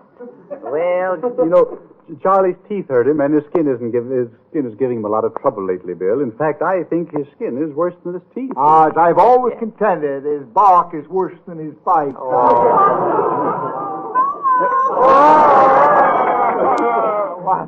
Mr. Fields, I think I know what's wrong with me. I've got smallpox. Keep away from me. Yeah, but look at my hands. Yeah, Bill, look at his hands. That isn't smallpox. That's a portion of his arms, hewn out of an old cribbage board. Let's go, Uncle. All right, Uncle. Thank you, Bill. Thank you, Uncle Effingham S. Frobisher. Thank you, Edgar and Charlie. And thank you very much, W.C. Field.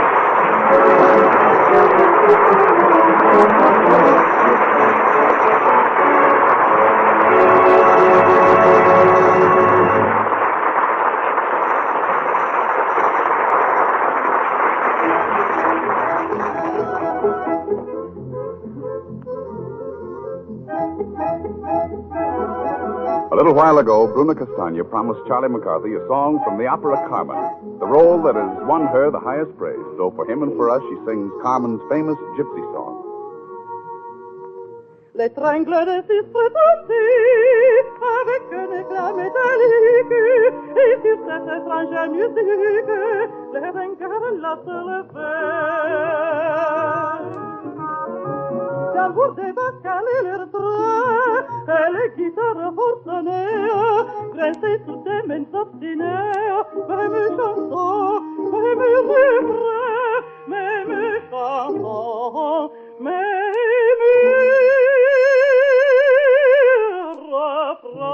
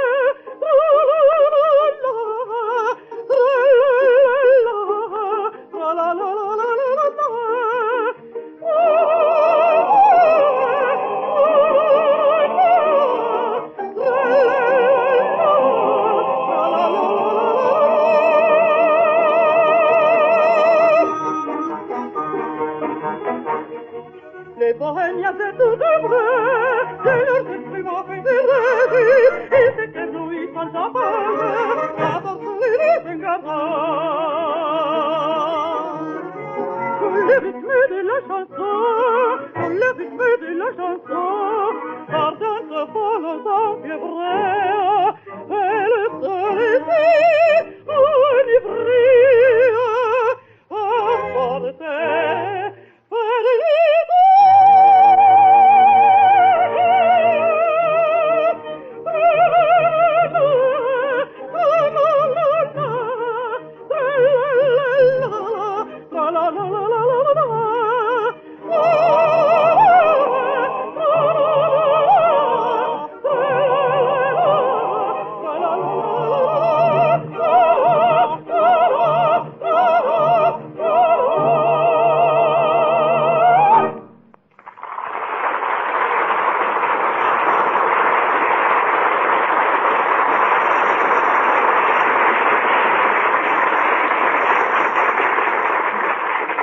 When you're buying food this coming week, please bear in mind the facts you hear now from Carlton Cadet. Every woman has her own favorite way of making coffee, but there's one point everyone agrees on.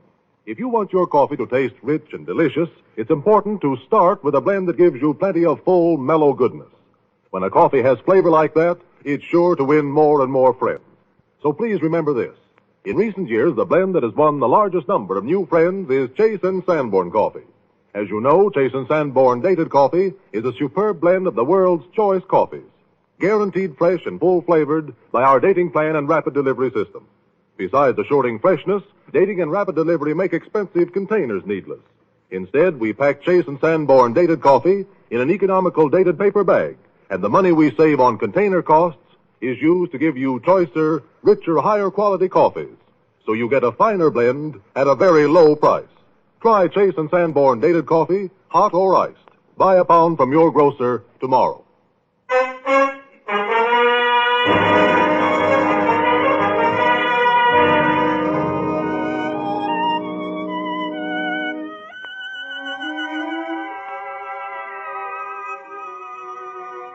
In just 5 days, the newest 20th Century Fox picture, You Can't Have Everything, will be released. And I hope you'll enjoy seeing it as much as I did playing in it. Just to give you a glimpse of what it's all about, I step back into the familiar shoes of George McCrae, a Broadway playwright. And Dorothy Lamour is going to play Judy Poe Wells, the ambitious young authoress.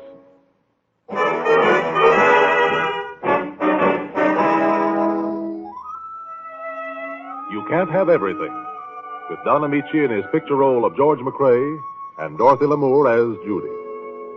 The scene is a small Italian restaurant in New York.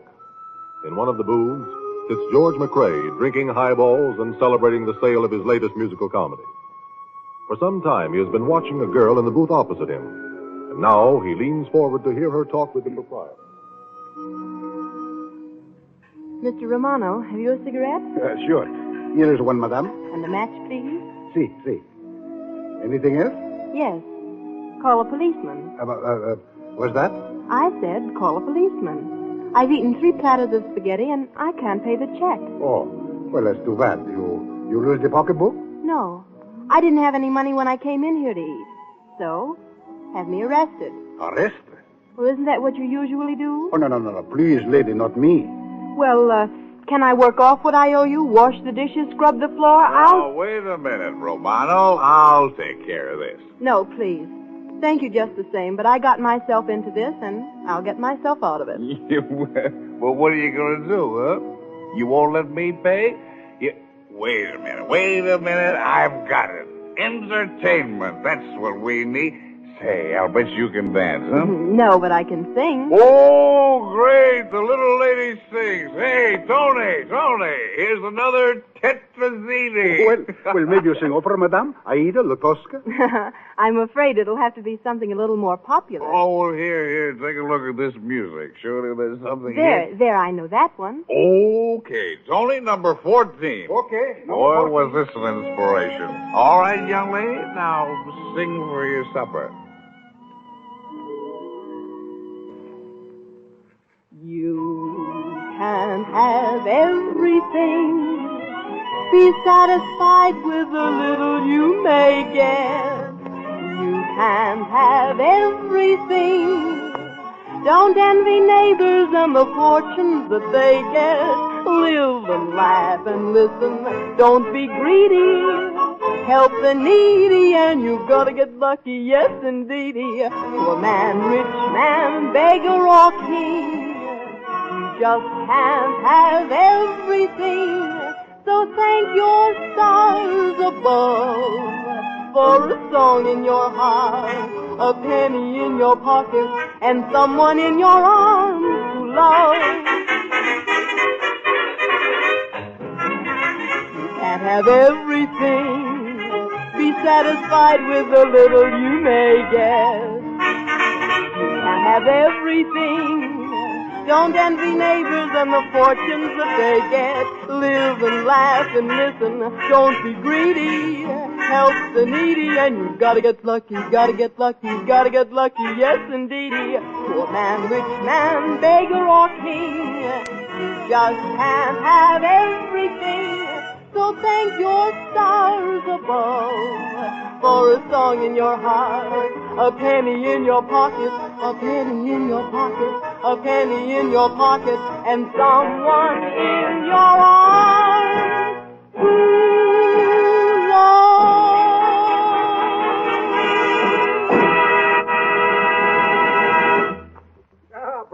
Brava! Cantare divinamente. Now, just for that, I get you some spumoni and some coffee, yeah? Say, that was marvelous. Say, have you ever done anything in the theater? No, but I happen to be a playwright. Oh, really? Well, what kind of plays do you write? All kinds. Dramas, tragedies, one-act plays, three-act plays.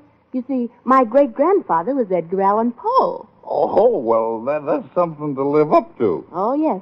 My name's Judy Poe Wells, and I think it's our sacred obligation to develop the talent that we inherit. That's tough on me. I had a grandmother who was a fan dancer in the Civil War. Oh, please be serious. You know, I feel that the public is ripe for mature drama. Well, I don't know. Have you seen the biggest hit in town? George McCrae's Swing It, Sister? Oh, the usual George McCrae tripe. My plays are fraught with social significance. Oh. Have you ever sent them to Sam Gordon, the producer? Yes, he's rejected them so far. But I sent him one yesterday called North Winds. It deals with the vital problems that confront womanhood in the frozen north. By the way, what do you do? Nothing you'd think very much of. I'm George McCrae. What? Yes. I write that silly tripe the public likes.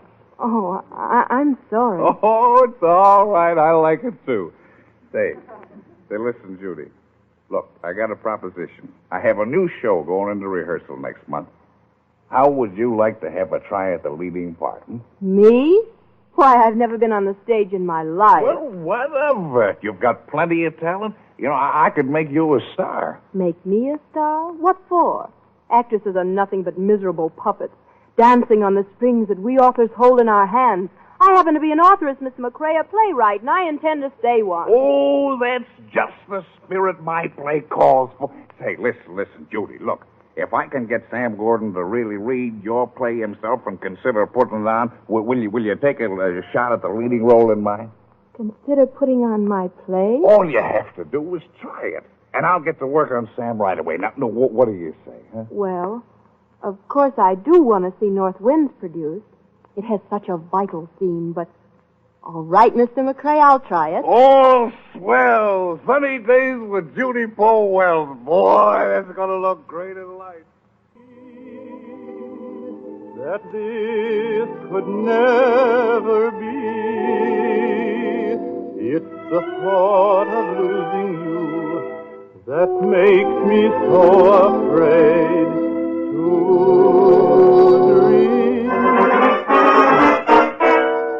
Oh, darling, I just want to tell you how much I appreciate all you've done for me. Why, John, it's nothing I wouldn't have done for anyone else. Hold it. Now listen, Judy, you're playing the whole scene too coldly. You're supposed to be falling in love with Bobby. Oh, I'm sorry, George, but I told you it wouldn't work. I'm not an actress, and I don't want to be one. Oh, now look here, Judy, you can't quit now. Sam Gordon has $100,000 in this show. Why, look, if he loses it, he won't be able to produce North Winds for you. Come on, now, come on. We'll start with the song, and I'll play Bobby's part in the scene that follows it. Okay, orchestra. And don't forget the kiss at the end, Judy. Look out, I may surprise you.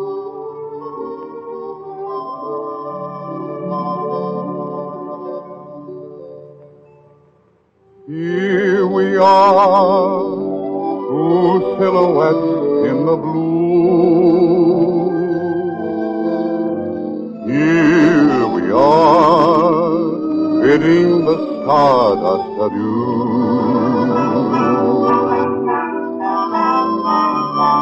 Soon you'll be lost in the glory of dreams.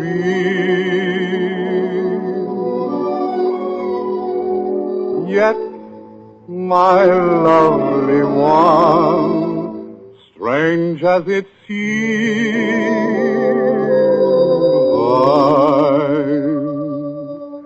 I'm afraid to dream, afraid that you may not be there, afraid to dream, without you it would seem so bare. With open arms I call to you, I want you, dear, just as I reach for you. Why do you disappear? Afraid to dream, I'll see you there with someone new. Afraid to find another one caressing you. Although you promised me that this could never be, it's the thought of losing you that makes me so afraid to dream.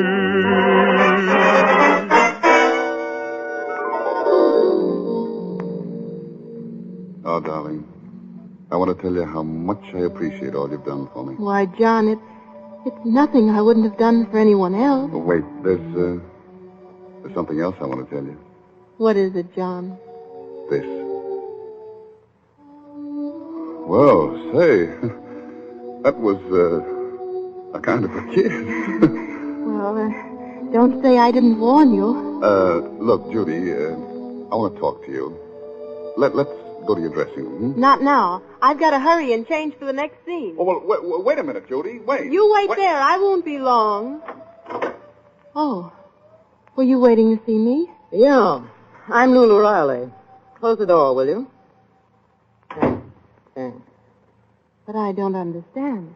I just come back from Havana, and I thought I'd better drop around and tell you that Mr. George McCrae happens to be mine. So kindly keep your hands off him. I don't believe you. No? Well, take a look at these cables he sent me while I was away. Love, George. Can't wait to see you. Somebody loving you passionately. So keep your hands off him, or I'll cut your little heart out and stuff it like an olive. Oh.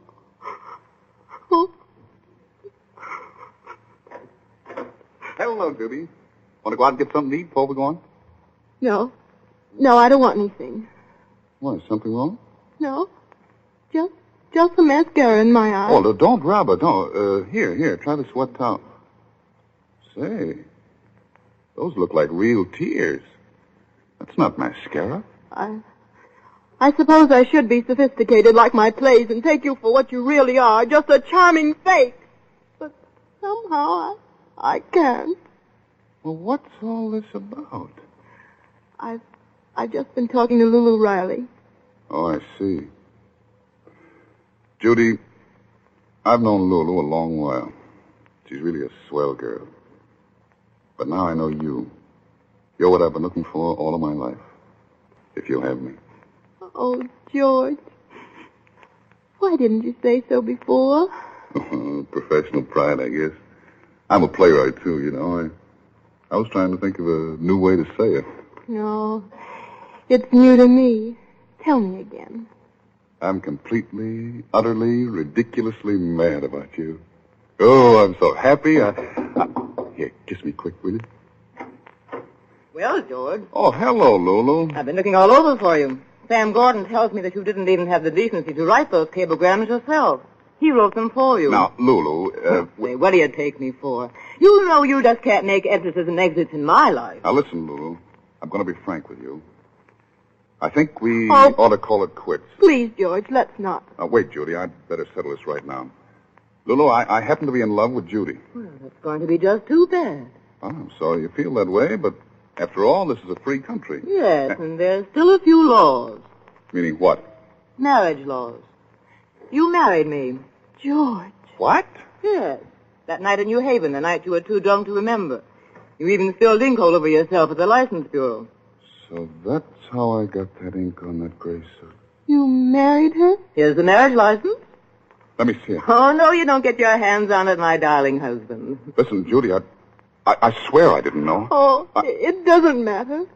It doesn't matter. Well, she had to know sometime. George, I can't go on with the show. I'm sorry, but I can't. I just can't. Judy! Judy! Judy, come back here. Come back, Judy!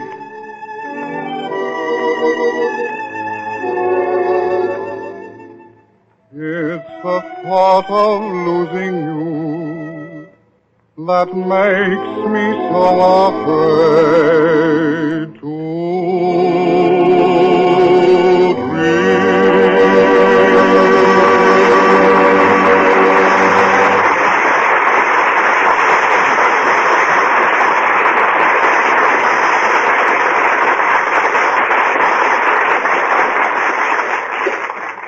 Just a minute, Mr. Amici. I'd like to ask you a question. Why? What's on your mind, Charlie? How could you marry a girl like Lula with Judy hanging around, especially when it's Dorothy Lamour plays the part? Oh, but Charlie, this was just picture.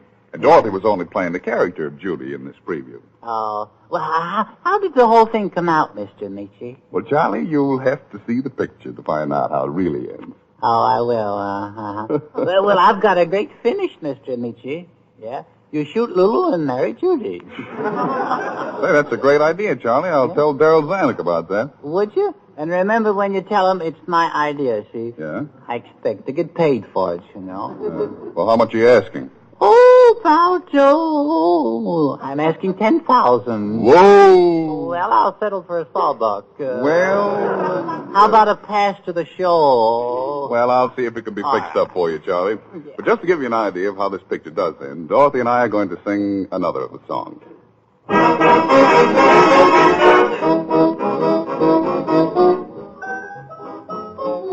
We seem to be gazing blankly at the moon above. Please pardon us, we're in love. We seem to do things in public we've been dreaming of. Please pardon us, we're in love. We seem sort of kind of lackadaisical. It's 'cause we feel of honor and obeysical.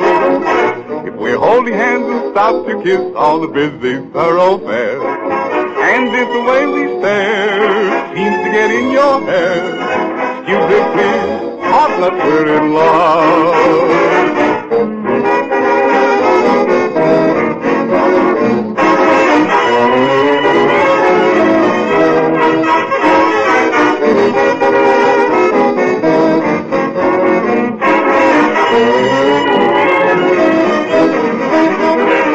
If we seem sort of, kind of like a daisical, it's 'cause we feel of honor and obeysical. If we're holding hands and stop to kiss on the busy thoroughfare, And if the way we stare seems to get in your hair, excuse me, please, pardon us.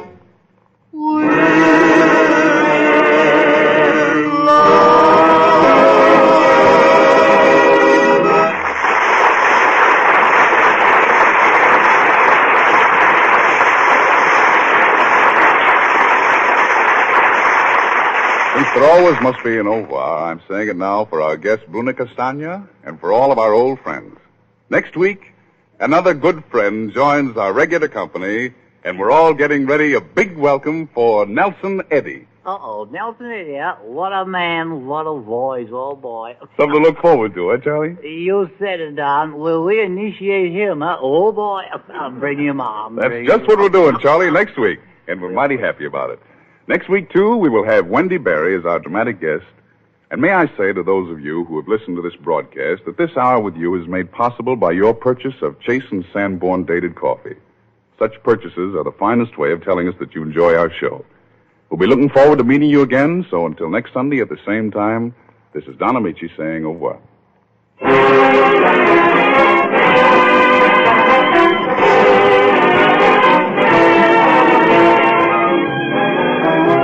Heard on this program were the title song and I Get a Kick Out of You from Anything Goes, I've Got You Under My Skin from Born to Dance, and You've Got Everything from 50 Million Frenchmen. Listen in again next week when Nelson Eddy joins W.C. Fields, Edgar Bergen and Charlie McCarthy, Dorothy Lamour and Don Amici on the Chase and Sanborn Hour.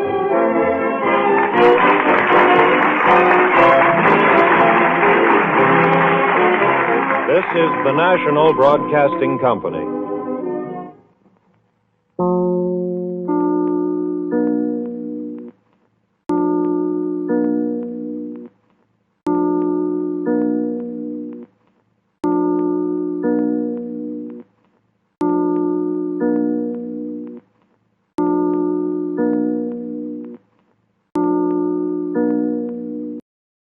The makers of Chase and Sanborn Coffee, the superb blend that is scoring such a tremendous success year after year, present Nelson Eddy, Wendy Barry, Dorothy Lamour, W.C. Fields, Edgar Bergen and Charlie McCarthy, Robert Armbruster and Don Amici. This is the Chase and Sanborn Hour.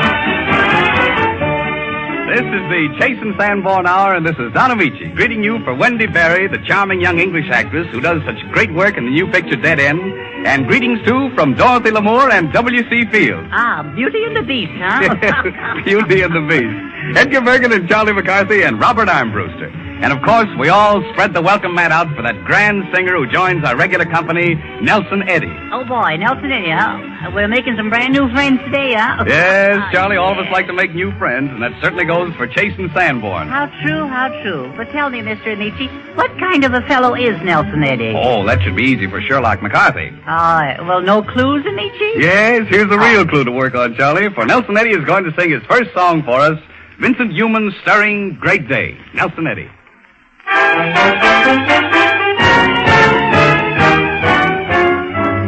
When skies were dark came Noah's Ark, amen. When lions roared came Daniel's Lord, amen. Lord, help those who pray, and on Judgment Day, if you believe He shall receive you, amen.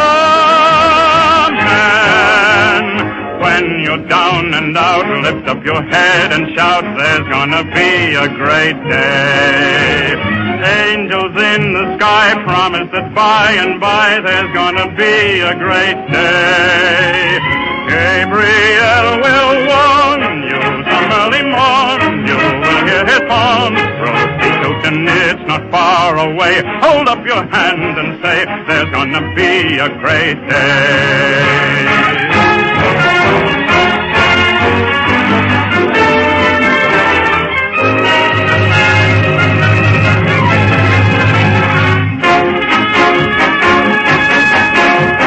There's gonna be a great day.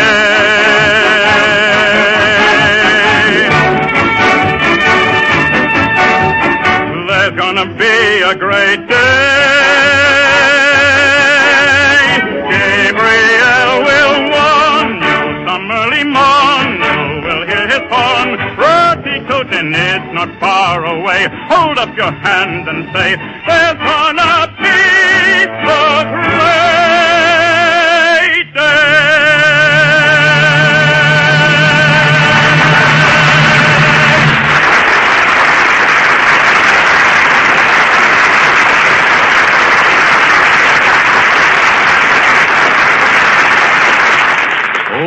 was a mighty thrilling send-off you gave us, Nelson. Thanks, Don. Does that pay my initiation dues as a regular member of the company? Oh, it does more than that. Makes you most honorable honorary member. Your hat's in the ring. Now, that ring business kind of worries me a little, Don. Why, Nelson? Well, when you mention ring, it somehow brings to mind Phil Fields and Charlie McCarthy. It does, it's that. If it's all the same to you, I'd rather be in a neutral corner when those two start their wit battle. Well, step into the neutral corner, Nelson. I know that both Charlie and Bill will postpone any battles to hear you sing The Hill's the Home. All right, thanks, Don.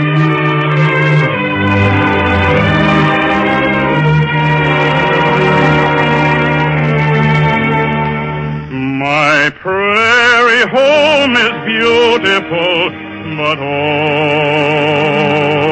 I miss the broken skyline that I know. I look in vain for rivers and for lakes, but over all my heart at sunset aches. The hills of home, the hills of home.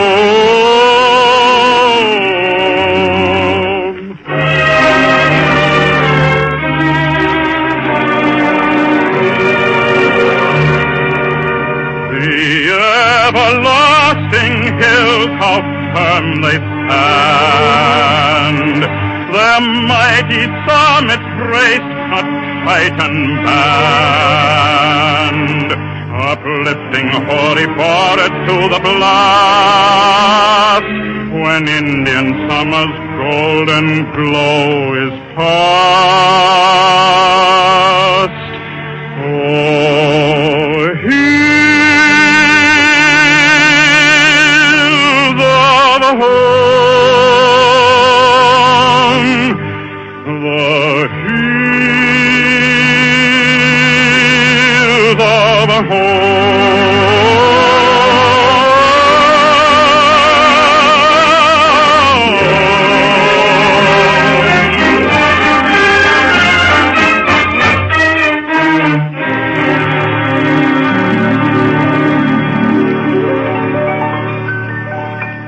I know them, love them, see them once again.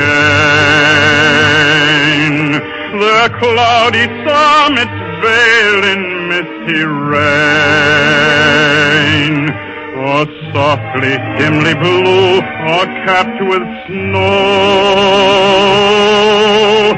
I'm homesick for you, mountains that I know. Oh, hills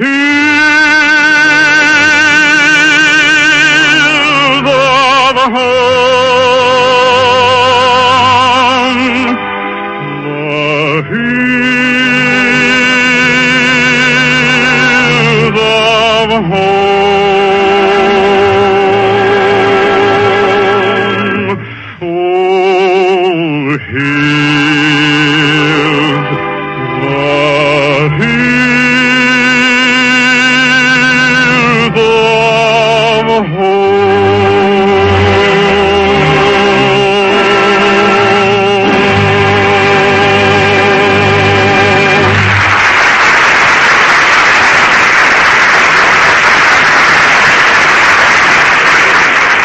Again, Nelson Eddy. But look, you'd better watch out because I see that third-degree look in the eye of Detective Charlie McCarthy. My guess is that our favorite bad boy is still intent on getting the lowdown on you. But Edgar Bergen has Charlie under control as usual, so let's see what Charlie's up to. Say, Edgar, what great mystery is Charlie working on now? Well, how about it, Charlie? Huh? Are you still the great detective, or are you making plans now for another birthday party?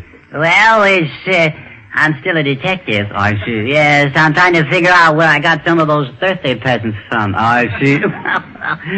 Yes, at least I found out it was Fields that sent me that bottle of furniture polish. I see. Yes. It was 2% alcohol.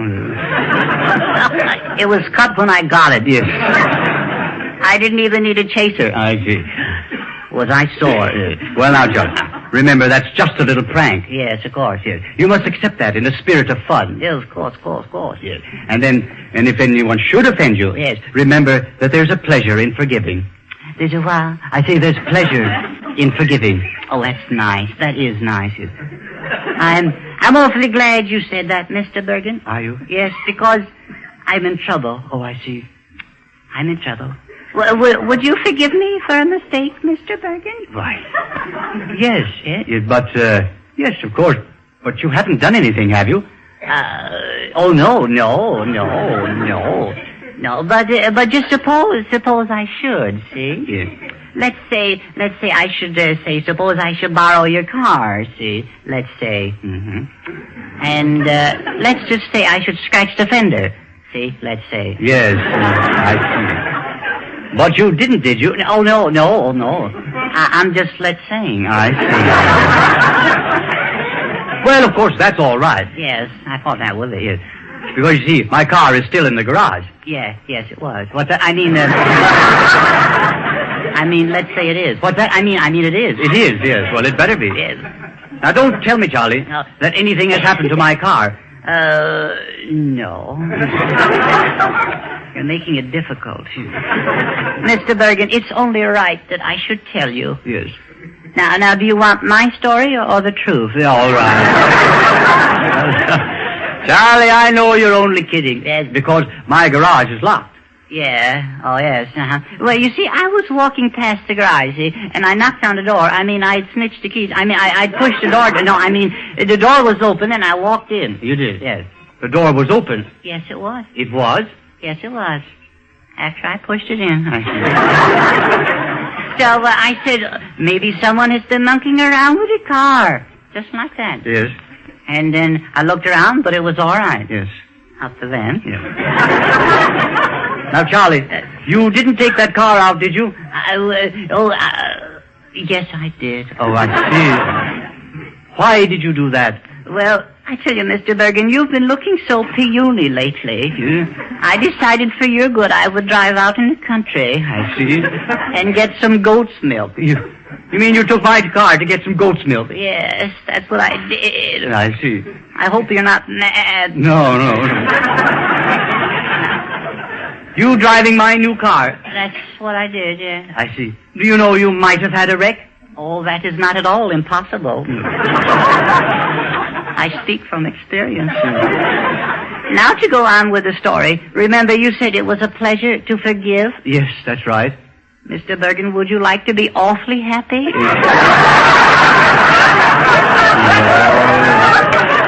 No. Now, don't tell me, Charlie, that you... Oh, no. But I wouldn't say that, no. But even if I had, the car was ready for a trade-in, wasn't it? No. Why, what do you mean? That car's only 2 months old. Yeah. Why, you can't tell the car from a new one. Yeah. Oh, yes, you can.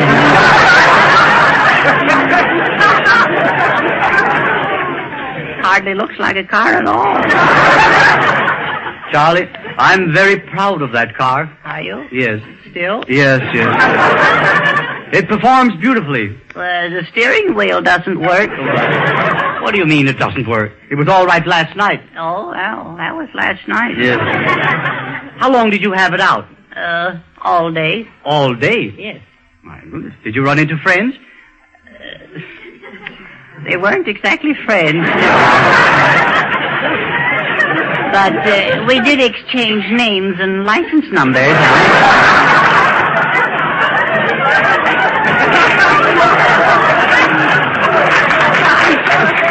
I think I'll hear from them. Yes. Charlie, you don't mean to say that you're in trouble. I'm going to confess. I might as well break down. The car did. Yes, I see. Well, young man, you better tell me just exactly what happened. Yes. And be quick about it, too. Well, here's how it happened. It was coming along, and the car crowded me over, see? Yes. And then there was another car coming towards me, see? Yes. And they came closer, and... Oh, you know how crazy some people drive. Yes. Well, that's how it happened. I see. Well, what happened? What happened to the car? Now, don't tell me that you've scratched that paint job on the fenders. On the fenders? Yes. I regret to inform you there are no fenders.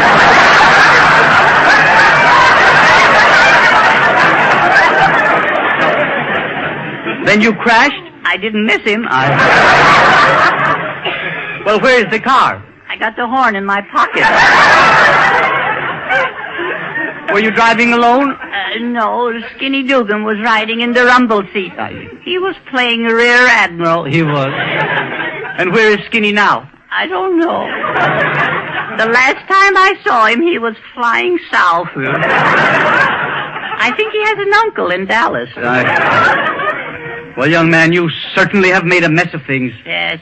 Is this car still on the road? No, it isn't there now. I see. It's been taken. Oh, so it was taken? Yes. Did you report to the police?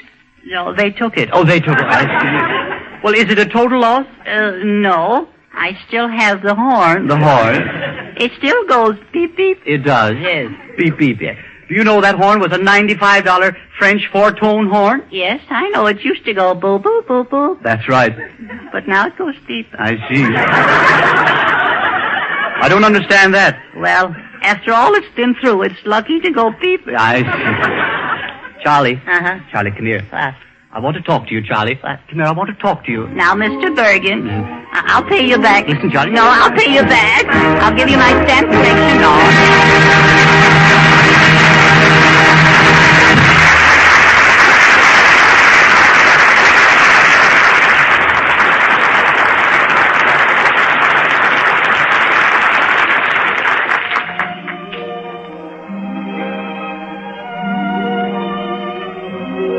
Well, with Charlie, a chastened mood is only an intermission between cooking up new schemes. So we rush to take advantage of it and turn to Dorothy Lamour. Over at Paramount, they've been making a new picture in Technicolor, a romance of the sea called Ebb Tide. And Dorothy introduces its beautiful title song, Ebb Tide.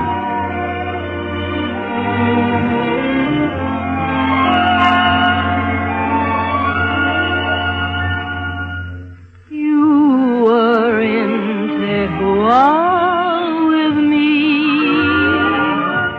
just watching an ebb tide roll out to the sea. Silver sails were out on the blue.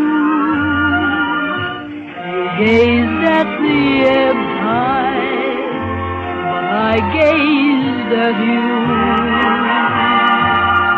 Then all at once I felt the lure of your charm, and you were in my arms, and all my sweetest love dreams came true in lovely Tehuah at ebb tide with you.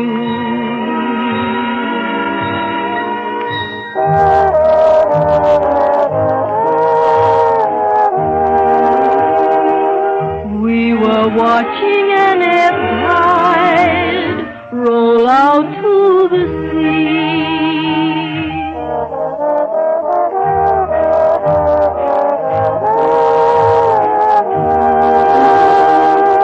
Then you gazed at the ebb tide, but I gazed at you.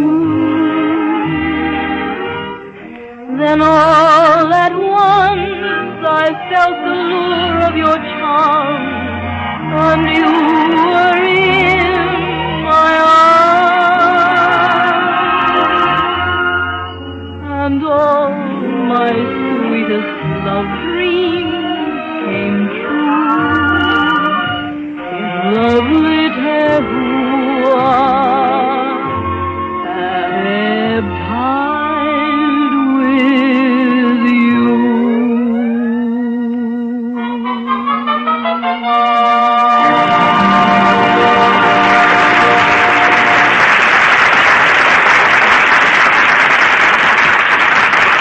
As you may know, there are actually hundreds of different brands of coffee on the market. Here are some facts to help you make a wise choice. Wherever you shop, you're apt to find a dozen kinds of coffee to choose from. And you want to select the one that gives you the most value for your money. Everyone knows that milk, butter, and eggs are better fresh, and so is coffee, for coffee is also a perishable food. When it's fresh, it has a full, mellow flavor, a rich, delicate aroma. But when it's old, it develops a bitter, rancid taste. So any blend tastes better fresh, and the most delicious flavor of all comes when you get a really fine, balanced blend fresh from roasting. Recognizing this fact, Chase and Sanborn now deliver their superb blend of coffee fresh from roasting to grocers everywhere, using the great fleet of 3,500 high-speed automobiles that deliver Fleischmann's fresh yeast every day. From our many great ovens, kept constantly warm and fragrant with the roasting of choice coffees, these cars rush Chase and Sanborn dated coffee to your grocer. And every pound bears the date of delivery, your guarantee that it is freshly roasted. Besides assuring freshness, dating and speedy delivery give you another advantage. They make costly containers needless. So this finer, fresher coffee is now packed in an economical dated bag. And the resulting saving goes to give you richer, higher quality coffees at a low price. Try Chase and Sanborn dated coffee. Notice the unusual freshness of this coffee. Golden brown and fragrant from the roaster at the peak of its flavor. Enjoy this superb blend often, either hot or iced. Buy a bag tomorrow.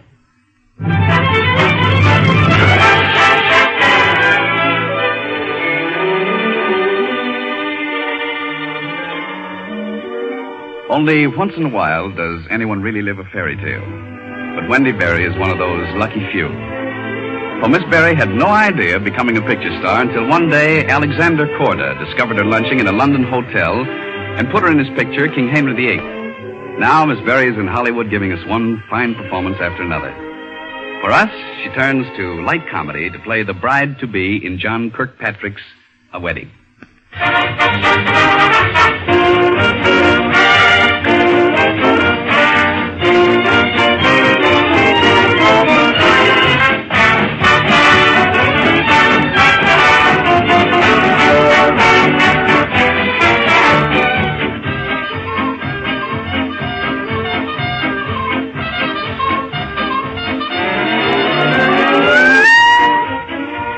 A Wedding, with Wendy Berry as Alice and Don Amici as Bob. The scene is a room in the country home of Alice's parents. The time, an evening in August. Bob is searching frantically among the toilet articles on the bureau when Archie, his best man, dashes into the room. Say, Bob, you better hurry. You haven't got much time. I know I haven't, but I can't find my collar. But look out, it may be on the floor and you'll walk on it. You know, I don't like this wedding. Things aren't running any too smoothly. If they'd only let me handle things. But that aunt of Alice... Now, listen, don't say anything about Alice. I'm not saying anything about Alice, but I've been best man 9 times. Well, I've been bridegroom only once, and that's plenty for me. Say, what's the matter with you? You are nervous, are you? Of course I'm not nervous, but I'll never be there on time if I don't find a collar button. You haven't got an extra one, have you? No, but there's a lot of other little things I can do for you. Want me to fix your buttonhole for you? You got a pin? No, I haven't got anything. Now, don't bother with it. Look, go get me a collar button. Look in Jeff's room and Henry's room. Look everywhere, will you? Shut up. There's somebody at the door. Oh. Well, see who it is and tell him to keep out. I've got to look under the bed here. Who is it? Bob's it? Oh, hello, Archie. Oh, gosh, it's Alice. Is Bob dressed? Oh, yes, but... Oh, but Bob, where are you? Oh, don't bother me now. I've got to find... Oh, heavens. What is he doing under the bed? Is he trying to hide? Shh. He's a little nervous. What on earth is he nervous about? I'm not in the least bit nervous. Bob, what else are you doing under the bed? Oh, I was trying to find my collar button. Well, aren't you glad to see me? How'd I look? Oh, all right. Well, you're not very enthusiastic for an eager bridegroom. Listen, Bob, do you care if I don't obey you? Obey me? Well, yes, in the ceremony. You know, nowadays you can leave it out or you Oh, can... leave it out. Leave it out. It doesn't make any difference to me. Oh, well, it does to me. Oh, Alice, I didn't mean that. What I mean is, of course it makes a difference if you don't want it in. Here, kiss me, will you? Oh, Bob Tisdale, look what you've done. I worked an hour to get those orange blossoms on right, and, oh, dear, now I have to do it all over again. Well, Alice, I'm terribly sorry, but I don't... Oh, all right, don't listen. Archie, look. Are you going to get that collar button, or do I have to go down there and get married in front of 200 people with my collar ends waving in the breeze like a sailboat, huh? Now, shut up, Bob. Sure I will, only don't get so jumpy. I know it's the first time. The first time? How many times do you think I'm going to get married? How should I know? Well, I'll tell you, only once. That's all, just once. Well, you never can tell. But I hope you and Alice will be happy and all that sort of junk. Junk? Why, don't you believe that Alice and I were absolutely made for each other? Now, listen, you'd better get dressed. Does Alice know you're always late for everything? I'm not always late for everything, but I'll never get married if you don't find your collar button. Yeah. Well, what did you do with it? think? Well, I put it right here on the bureau. I put it right here. Yeah, well, now, look out. You'll break something. Here. Take this collar button. No, I want my own. The collar button manufactured for every male child born in the United States, and I want mine. Here, are you going to take this collar button of mine, or aren't you? No, I'm not. And if I don't find my collar button, I'm not going downstairs. I'm just not going to get married without it. Now, here, you pig-headed mule. You're going to put this on if I have to throw you on the floor and nail it to your Adam's apple. Hey, let me go. You don't. I'm not going to get married, and nobody's going to make me. So what do you know about that? Shut up. Somebody will hear you. Bob, just what was that you said? Archie, will you be good enough to, get out? Oh, sure, Alice, sure. But here, make Bob take this collar button. If you can't, nobody can. Well, Bob? Hello, Alice. What did you mean by screaming that out in the hallway? I didn't scream it in the hallway. I was in here. Well, everybody heard you. Didn't you want them to hear? No, of course I didn't, Alice. You know... What will people think? Oh, they won't think anything. Besides, you care too much what people think, Alice. Oh, I do I? Oh, no, I mean, dear, that I... Just because I didn't want everybody in the house to hear the bridegroom say he wanted to jilt me? Quiet. Everybody didn't hear it. I don't want to jilt you. I love you. Oh, you couldn't love a woman and treat her this way. Oh, darling, you can love a woman and treat her anyway. Not me, you can't. And let me tell you something, Bob Tisdale. If there's any jilting to be done, well, I'll do it. But look, there isn't any jilting to be done. What would I want to jilt you for? Well, that's what I can't possibly imagine. Maybe it's because I care too much what people will think. Why should I care what those ill-mannered friends of yours think anyway? Now, listen, Alice, my friends are all gentlemen, and I don't see what right you have to bring them into this. Well, one of them nobody needs to bring in. He just butts in. Who? That Archie person. He has Aunt Julia nearly crazy. Well, your aunt doesn't know how to run a wedding. You leave my family out of this, do you hear? What does Archie know about running a wedding? Oh, nothing at all. This is only his 9th time as best man. Oh, a professional. How much do you pay him? Well, Alice, what are you doing in here? Oh, Bob, dear, aren't you ready yet? Oh, Bob's always late, Aunt Julia. Why, I am not. Why, yes, you are, too. You know you are. Whenever luncheon's announced, you're always in the bathtub. Or at the country club. Or in Detroit. Well, don't try to correct his faults in these last few minutes. I was almost ready, but I lost my collar button. Oh, well, here's Archie's collar button. Take it. I don't want his. He's only got one. Well, you mean to say he offered it to you and you refused it? Well, of all the stupid, silly things I ever heard. It wasn't stupid, and it wasn't silly. Bob, Alice, it's almost time to start the ceremony. Well, I'm all dressed. It's the groom that's holding up the parade. It's the groom that has... Oh, for heaven's sake, be quiet. Really, I can't do anything with you. I'm going to speak to your father right away. Well, I guess you heard that, didn't you? Heard what? Your family can't do anything with you. I wonder if I'll be able to. I doubt it very much.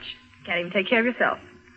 Oh, Bob, why didn't you bring a collar button to the wedding? I did, but I lost it. Well, then why don't you send someone out to buy one? At this time of night, everything's closed. Oh, why didn't we get married in the daytime like everybody else? Well, because I like to get married at night, that's why. It's different. There, now you've said it. It's different. And you'd rather be different than right or president.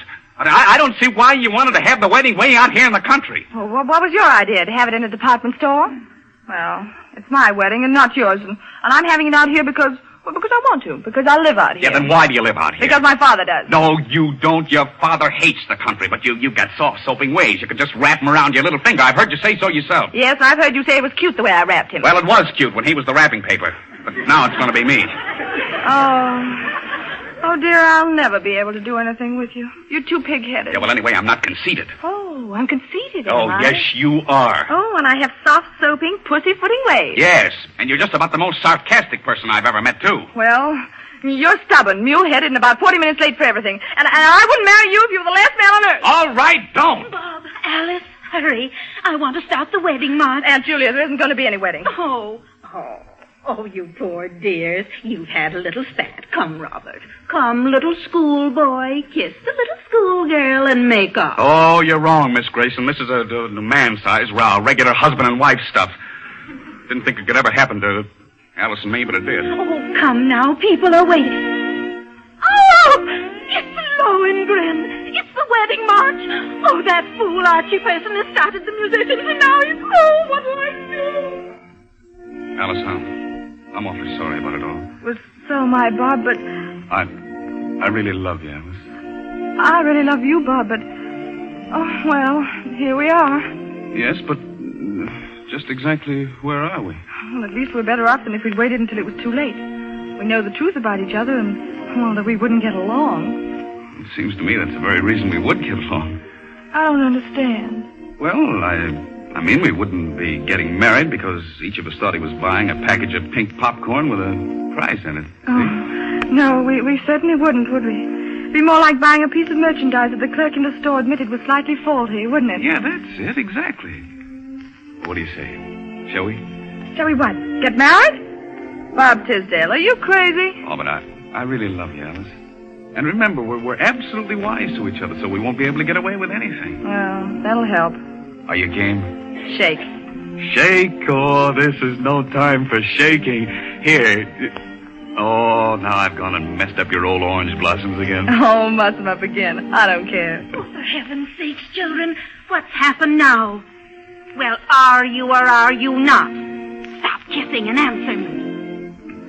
Heavens, there's Lohengrin again. Oh, I'll start the bridesmaids downstairs. Bob, you know, you still haven't fastened your collar, dearest. Haven't I, darling? I'll do it right now. Oh, take your time, dearest. I don't mind being late. And don't use Archie's collar button if you'd rather not, dear. Just tie a handkerchief around your neck. I don't mind what people think. Oh, no, I'll use it. I don't mind using Archie's collar button, darling.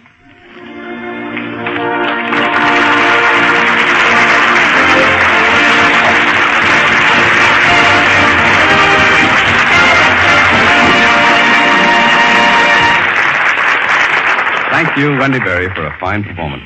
And we'll be meeting you in a less tempestuous mood a bit later on. The Chase and Sanborn Hour with W.C. Fields, Edgar Bergen and Charlie McCarthy, Dorothy Lamour, Wendy Berry, and Nelson Eddy continues in just a moment.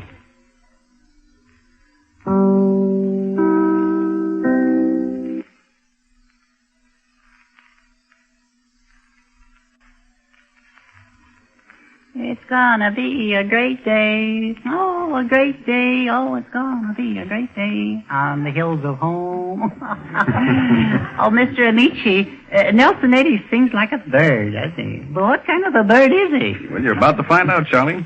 Nelson, since you're going to work together early and often, I want you to know Edgar Bergen and Charlie McCarthy.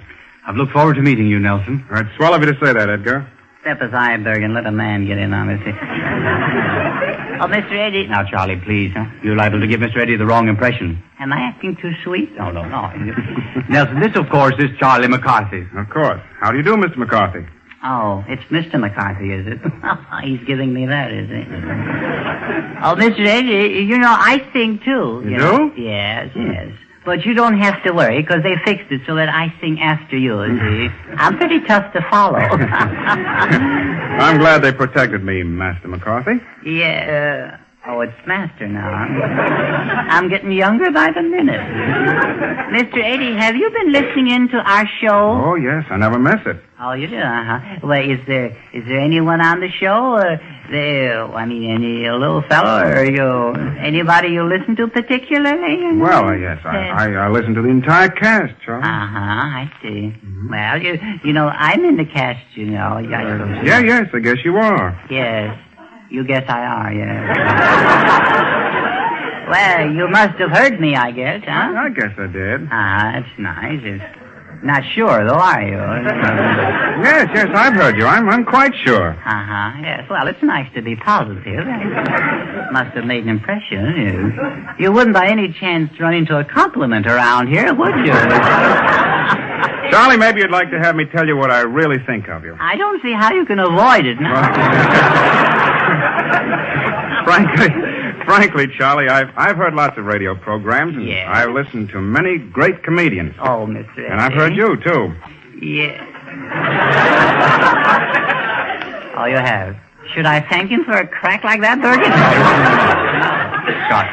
I'll fix that guy. I'm going to flaunt my girl in his face. Oh, Dorothy. Yes, Charlie? Dorothy, I want you to meet Nelson Eddy. Mr. Eddy, this is Dorothy Lamour. I might add, she's a bit that way about me. Yes, Charlie, yes, I see, yes. Yeah. But she makes up for that in so many ways. Yeah. Her beautiful eyes, lovely hair. What a line, what a line. Mr. Eddy, you say such sweet things. You've always been one of my screen favorites. Well, thank you, Dorothy. If I wouldn't be presuming, I'd like very much to invite you to a little dinner party at my home after the show. Watch her turn him down. She's got a date with me. Oh, I'd love it, Nelson. I'll be there. Can't trust anybody around here. Dottie, do you really mean you'd break a date with me? But, Charlie, how can I refuse Mr. Eddie? He says such nice things. Oh? You don't say such sweet things to me anymore. Oh, I see.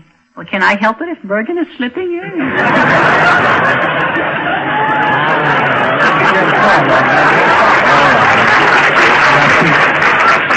Well, McCarthy never loses without putting up a fight.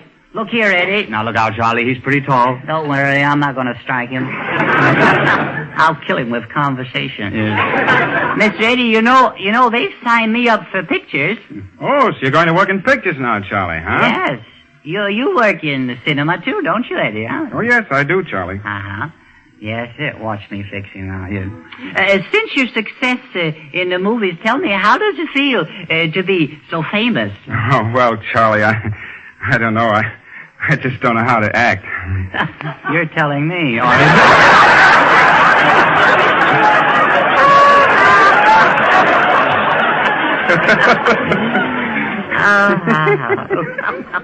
Well, you're not looking for a chauffeur, are you? Have you got a new car or a car at all, mister? Yes, I've got a new one. Yes, indeed. And I am looking for a chauffeur. You are looking for... You know of anybody that... I've only started on you. Yes, I can drive. I can drive, yes, and if you just give me the keys, Eddie, I'll be glad to help you out. I'll fix that guy. I won't even bring the horn back.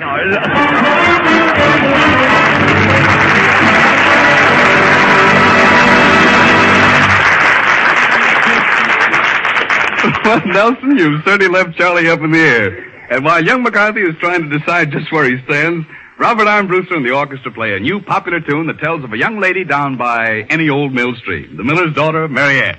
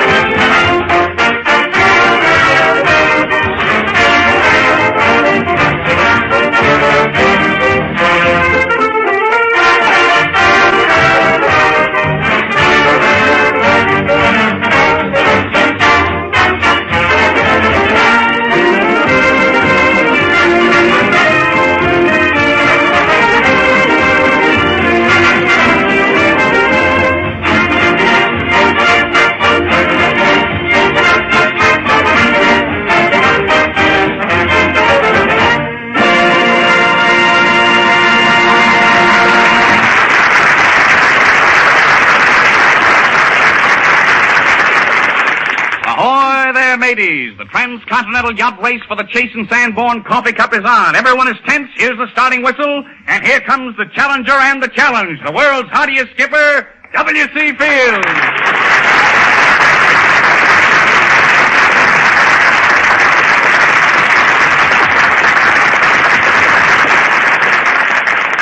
Well, how you feeling, Bill? I feel very nautical, Don. Oh, I see. Nautical but nice, huh, Bill? Yeah. Well, what do you think of the international yacht race, Bill? Well, it turned out just the way I planned it, Don. Harold sent me a telegram. Harold sent you a telegram. Harold who? Harold Vanderbilt, of course. Here's a telegram, Don. I'll read it to you. No, don't bother, Bill. Oh, thanks. I will. Dear Captain, that's me, Don. Yes, Bill. Quote, we need a hard blow to get us over the line ahead of our dear cousins. And as you are the biggest blowhard we know of. Wonder what it means for that, Don. I don't know, Bill. I haven't the slightest idea. Neither have I. Go on with the telegram, Bill. Oh, yes. Quote, come pronto, we need your help. Unquote. Signed, Bandy. Bandy? Well, Yeah. You're very friendly with Mr. Harold Vanderbilt, huh, Bill? Oh, yes. Harold and I are as close as 6:30. Close as 6:30, Bill. Make it 3:15. Hey, this is very interesting, Bill. Tell me just what happened. Well, as soon as I got the wire, it flew right to Newport. Well, did you fly by airplane, Bill? Do you know another way to fly, Don? Well, no, Bill, no. Oh, all right, then. Let's make it an airplane. Yeah, I'm sorry, Bill. What happened then? I immediately proceeded to the slip, then to the sloop. Yeah, Bill, you went to the sloop. Yeah, no sooner got on board the Ranger than Harold said to me, call me over to the rail, Don. Yeah. Says, let's repair to the cabin. I want to talk to you about trimming the sheets. I says, pay no attention to the sheets. I'll probably sleep on deck anyway. Just throw a sail over me. All right, Bill, go on. Harold says that's a lot of bunk. You know, the boat is 135 feet long overall. Yeah, I see. That is a lot of bunk. Yeah. What did you say then, Bill? Oh, I could hardly talk. I was laughing immoderately. I fell downstairs laughing. The companionway? The companionway, what's the difference? I fell downstairs. Then a terrible thing happened, Don. Bang! We were off like a flash. Flash. Well, Flash, you were off. Yeah, there were a false start. False start, Bill. Yeah, it wasn't the kind we heard at all. Somebody had opened a fresh quart. I threw the ship into reverse and we skidded back into the pier. I said, put on the chain. Put on the chains, Bill. Yeah, it was very slippery. One of the sailors fell overboard. He yelled at the top of his voice, says, I can't swim. I can't swim. Well, what did you do, Bill? I yelled back, neither can I, but I'm not bragging about it. Well, he wanted you to throw him something, Bill. Yeah, I threw him an anchor. Oh. I could see him through the porthole. It's right there at the bottom of the ocean. At the bottom of the ocean? Yeah, and he had an anchor in his arm. He yelled, if I don't, somebody don't come down and help me, I'll drop the darn thing. Yeah. What did you say, Bill? I don't know, I forgot. It was awfully funny, though. The crew screamed with laughter. I wish I could think of it now. I need a good gag here. Now, Bill, wait a minute. You say someone opened a quart of whiskey, you got a false start, and threw the ship into reverse. You quote correctly, Don. But how could you throw a sailing ship into reverse? You want to hear the story, Don? Sure, Bill, I do. All right, then. Okay, Bill, go ahead. We opened a fresh quart of rye. Oh, now look, Bill, with such an important race going on, did Mr. Vanderbilt object to you drinking so much whiskey? Oh, later on, Don, he suggested that I shift to port.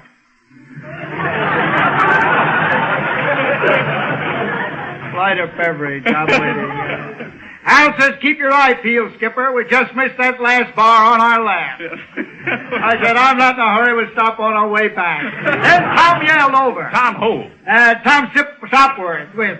Why, his name isn't Tom Sopwith, Bill. It's T-O-M Sopwith. I suppose T-O-M spells cheek. Well, no, it doesn't. No, the people come up to you and say, hello, T-O-N-A-L-D? Pardon me, Bill. Go ahead. All right. Tom yelled over. It's too rough for sailing today, feels the old thing. Oh, he did? Well, what did you tell him, Bill? I said, don't blame me for the rough water. Britannia rules the waves. You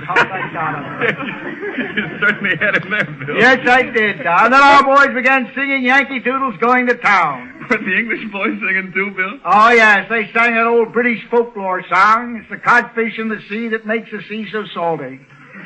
We didn't get home till late that night. Yeah, go on, Bill. One of the sailors was very sick. He leaned over the rail. He looked at me and said, is the moon up yet? I said, if you swallowed it, it evidently is. Bill, just a moment. Yeah. Look, here's Nelson Eddy and Charlie McCarthy. Oh, a new team, eh? Has Nelson Eddy taken McCarthy's Bergen's place? Well, no, he isn't taking Bergen's place. He's just here to say hello to us, you know? Hello, Mr. Fields. Oh, hello, Charles. Hold still for half a tick, will you? Why do you stare at me that way, Mr. Fields? I was just wondering how many ping-pong paddles I could carve out of you. You know, Bill, you shouldn't get such silly ideas into your head. Oh, that's right. He wouldn't even make a good pair of shoe trees. Yeah. There he goes. There he goes again. I'll clip that guy. I'll mow him down. Go away. Go sit in the post hole.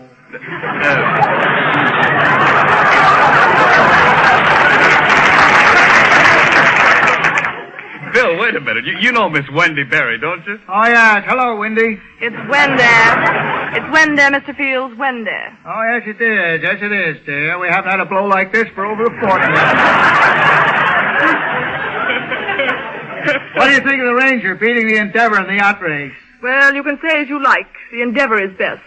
Oh, yes, yes. By the way, Miss Barry, how is Jack? You must be thinking of Elaine Barry, aren't you? Oh, yeah, it's Elaine Barry, the Shakespearean actress.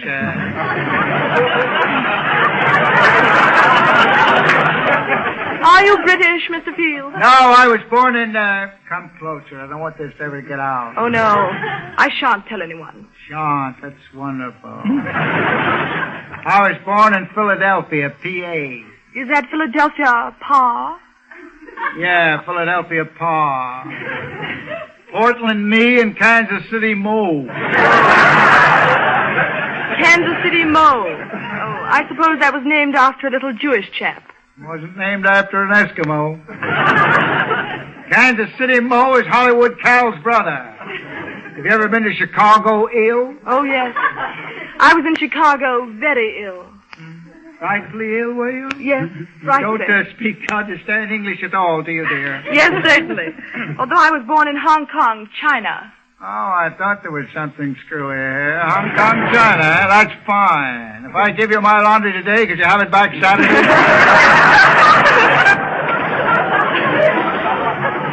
Oh, Mr. Fields, you're so clever.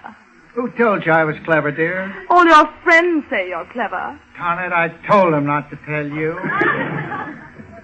Do you know, Wendy, England and America have been arguing about my birthplace for years. I know. Over there, they claim you're born over here. And over here, they claim that you were born over there. Oh, very good, Wendy, very good.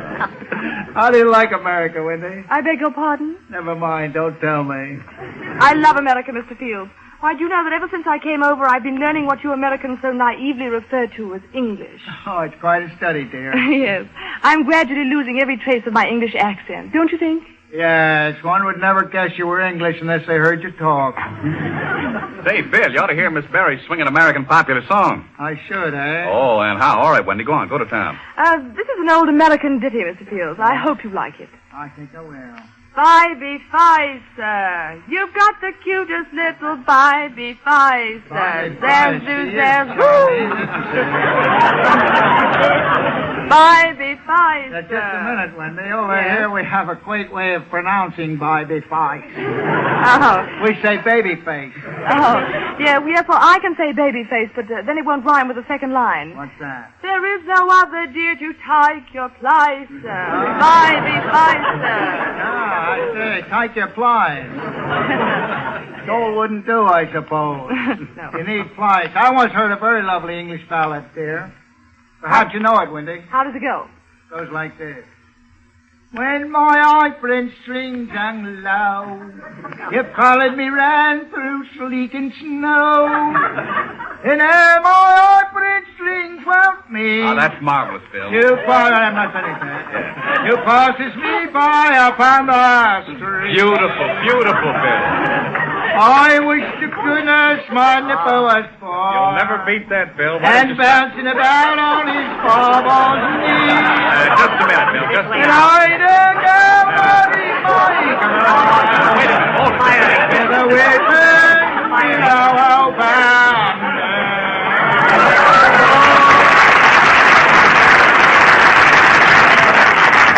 It's more of a woman's song now, and I got a cold. I slept in the yard with the gate open. Oh, Mr. Fields, that was too marvelous. You know what they're telling about Gricey Fields? Yes, what should I have said? No? Well, the Archbishop of Canterbury. No relation to the Archbishop of Canterbury, is he? One and the same. Oh, there's two of them. Yeah. Well, no.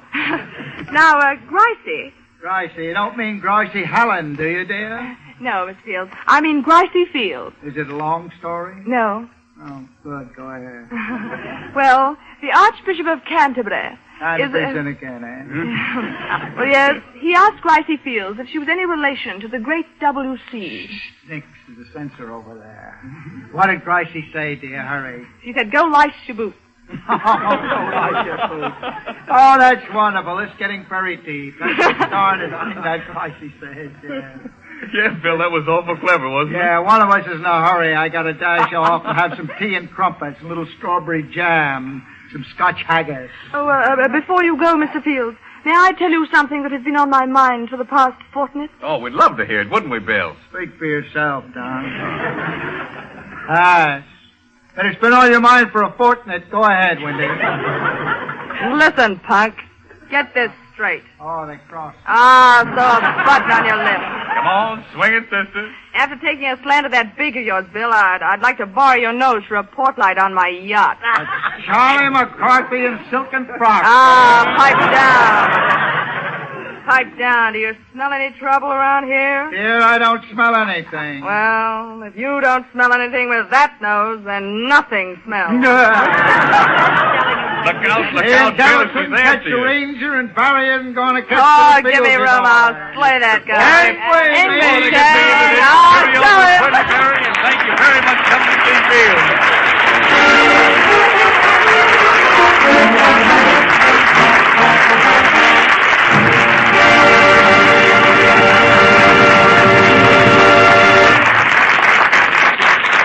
Here's some valuable information which affects your own daily life and has proved worthwhile in millions of homes all over the United States and Canada. Presenting some important facts about Chase and Sanborn. Freshness makes a tremendous difference in the flavor of coffee. A blend that tastes rich and delicious when it's fresh can have a bitter, rancid taste when it's stale. Freshness counts. And that's why Chase and Sanborn give you a superb blend that's guaranteed fresh. Chase and Sanborn Dated Coffee. Better coffee at its best. To deliver this fine blend fresh to stores everywhere, we use the same great fleet of high-speed automobiles that delivers Fleischmann's fresh yeast to grocers every day. A nationwide system that's unique among commercial organizations and paralleled only by the United States Mail. These trucks receive Chase and Sanborn Dated Coffee from one of the great roasting ovens and rush this superb blend, fresh and fragrant, straight to your grocer.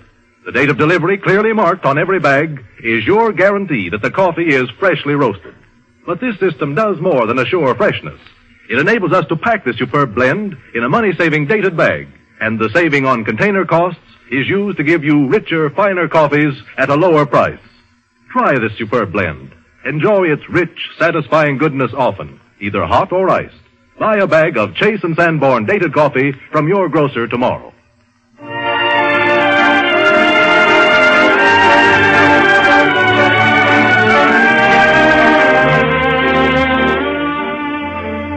Every singer has his favorite songs, and one that Nelson Eddy likes to sing is an Italian song written by Paolo Tosti, who also composed the famous Goodbye. Nelson Eddy singing Tosti's Remember Me. Non mancarmi d'amore, non darmi oblio, ch'io son lontano e vivo sempre solo.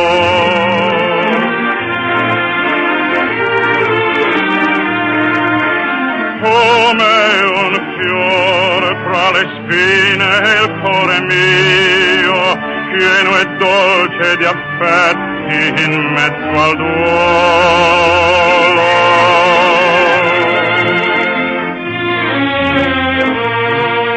Non obliarmi quando il sol declina sui nostri monti e i campi si fan mesti, ricordati di me, della divina nota d'amor che lieta mi dicesti.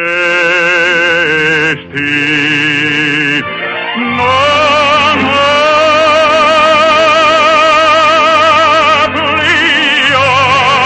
obliarmi, non obliarmi,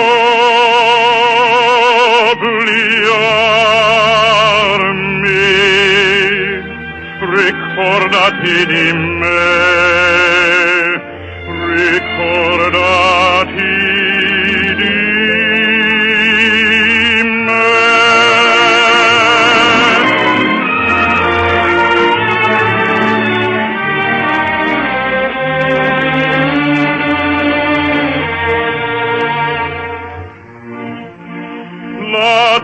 gentil sembianza ho sempre in petto lo sguardo, i vezzi, i palpiti, i sospiri.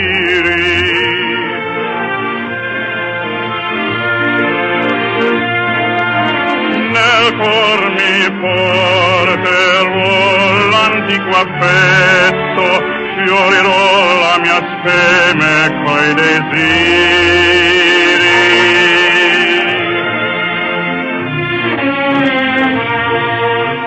Non obliarmi, oh caro angel d'amore, rammentati di me, che t'amo tanto, servami sempre la tua fede in cuore, che non tramonti questo arcano incanto.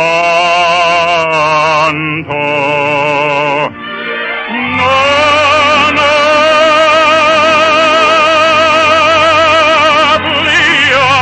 obliarmi, non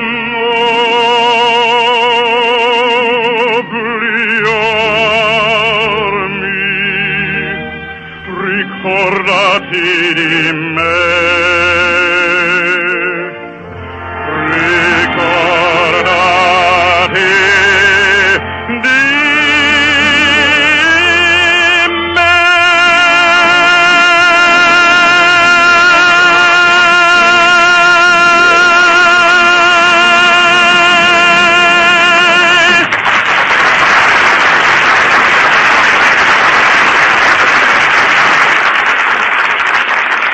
Eddy takes us from the melodic to the rousing with one of my favorites, the robust Ranger song from Rio Rita.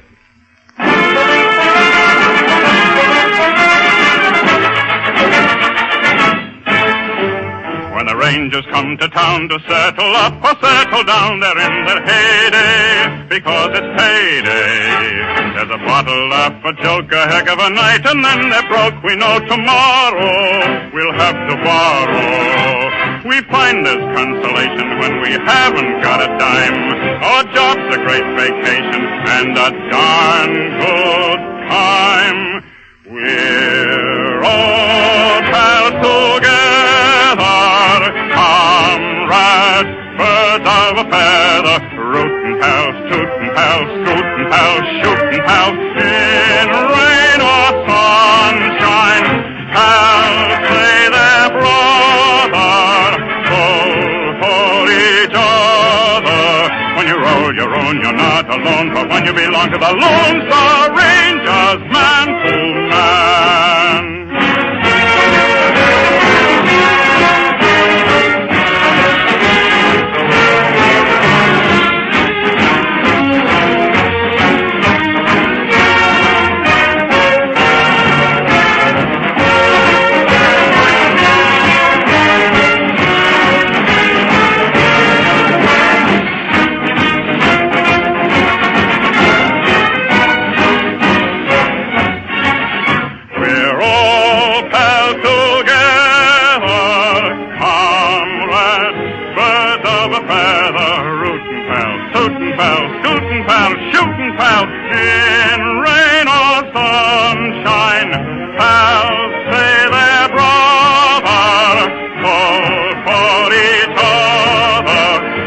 You're on, you're not alone, but when you belong to the Lone Star Rangers, man, oh, man.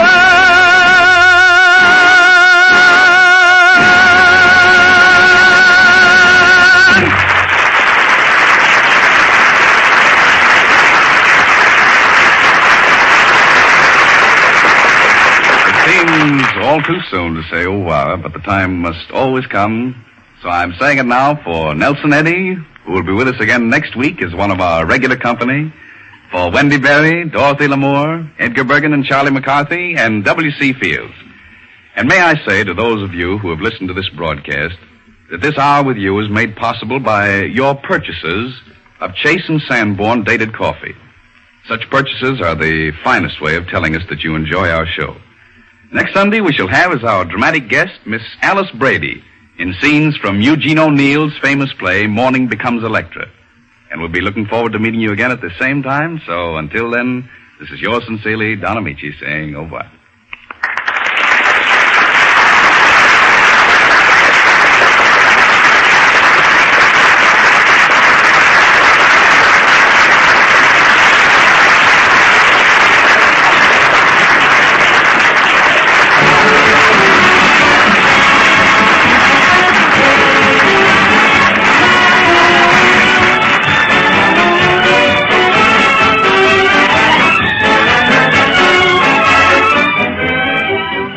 Listen in again next Sunday when W.C. Fields, Nelson Eddy, Dorothy Lamour, Edgar Bergen, Charlie McCarthy, and Don Amici will have Alice Brady as their special guest on the Chase and Sanborn Hour. This is Carlton Cadell speaking for Chase and Sanborn.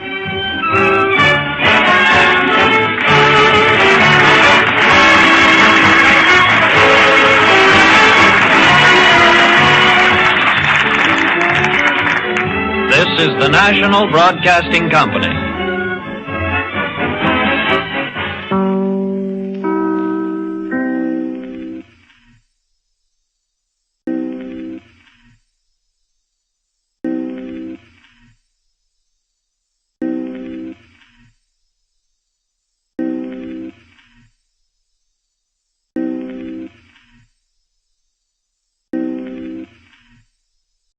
The makers of Chase and Sanborn Coffee, the blend that's winning so many new friends with its marvelous flavor and reasonable price, present the Chase and Sanborn Hour and your genial host, Don Amici.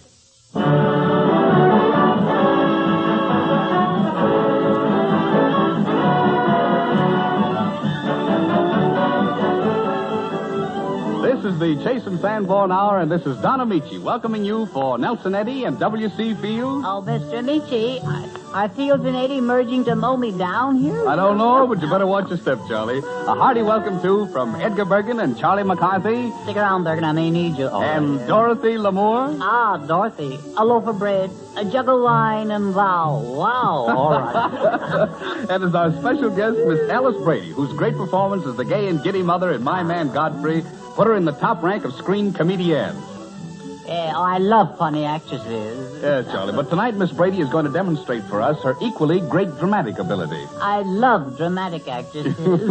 I guess you just love actresses, Charlie. Yeah, I guess we hope you'll enjoy our program, and that we can count all of you as our friends, and of course, friends of Chase and Sanborn Coffee.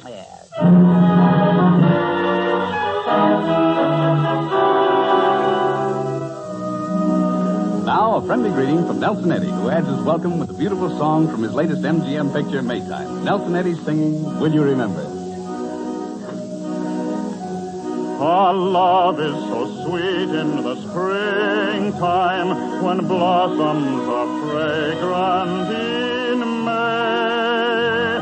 No years that are coming can bring time to make me forget, dear, this day.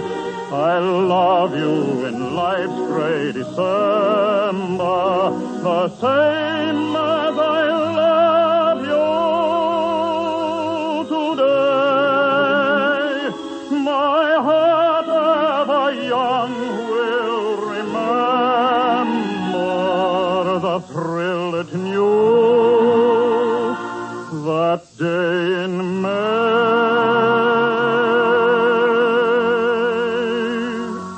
Sweetheart, sweetheart, sweetheart, will you love me ever?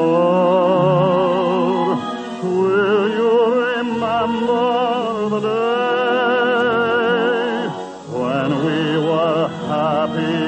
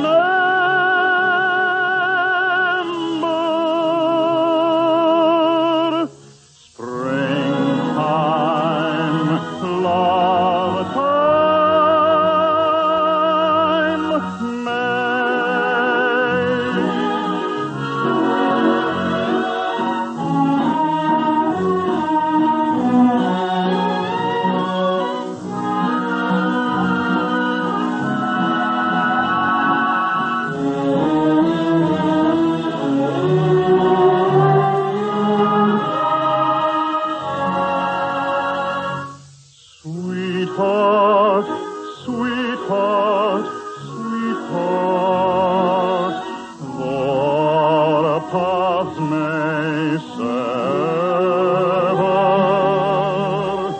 to life's last faint ember, will you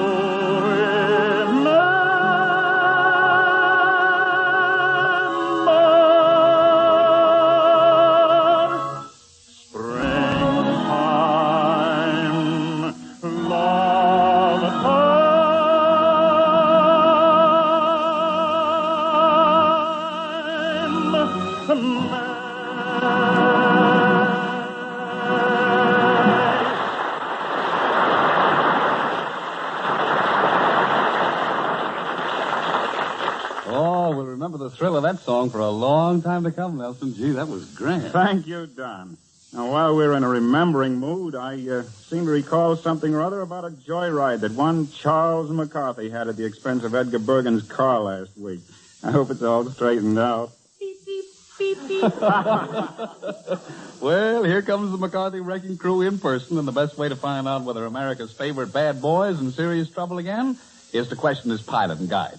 How about it, Edgar? Have you forgiven Charlie for his escapade? Please, Don, I'd rather not talk about it. I've never been quite so disappointed with any individual in my life as I am with Charlie. Not only did Charlie steal my car and wreck it, Don, but he started a fight with a man he ran into. Is that true, Charlie? Yes, Your Honor. Yes, Mr. Amici. What did you do, Charlie? Huh? And what did you intend to do about that accident? What are you going to do about it? Oh, the accident? Yes. Yes, I know. Seems that I've done enough, don't you think? Yes, I think. But you know, you'll have to appear in court. I don't think so, Mr. Bergen. You don't think so? No. I see. You see, they took your license number, and it was your car, and so I gave them your name, too. Oh, I see. Why should both of us get mixed up in it? I see. Yes, well, that's nice. You have the nerve to do that. Yes. Charlie, have you no conscience? Well, yes, I have, Mr. Bergen. Yes. Yes, it bothered me so much yesterday, the whole thing. The horrible incident. I decided to go to the police station and confess. Well, I'm glad to hear that. Yes. And did you do it? No. I see. I got on the wrong streetcar. I see. It was so foggy. I couldn't tell one car from another. Later on, I found out it wasn't a streetcar at all. It was a lunch wagon I was riding. And when did you realize that you made a mistake? When I got the check. I see. Oh, it's humiliating, to say the least. Well, there's a Mr. Gazzolo coming to see me. Yes. Probably he's the owner of the lunch wagon. No, he isn't, no. He's the man I ran into. Oh, I see. Yes, he's the owner of the car that it was his car. That's the other one. I see. It's all too gruesome. Yes, sorry. Charlie, now, will you tell me truthfully? Well, I'll try, yes. Yes. How badly damaged was his car? Well, Bergen, why split hairs? I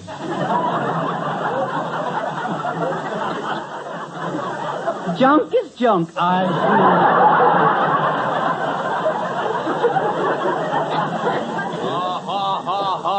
see. Here comes Mr. Gazzolo. That's the kid. He broke my machine. What's you got to say for yourself, eh? I have nothing to say for yourself. Talk to Mr. Bergen. He's my lawyer. Is he your lawyer? Yeah, Bergen's my mouthpiece. Well, shut up, your mouthpiece. Quiet, Bergen. All right. Listen, I got to get the paid. That's all I want to know. Yes. Mr. Gazzolo, believe me, I shall see that you are reimbursed. That's no good. I got to have the money. Well, what kind of a car were you driving? Well, if you put the pieces together, she was a 5-passenger sardine. Yeah. That's what it looked like when I got through. Yeah. A sardine can. Yeah. It was a fish cart. All right. Shut up your face, you. You talk a lot, you say nothing.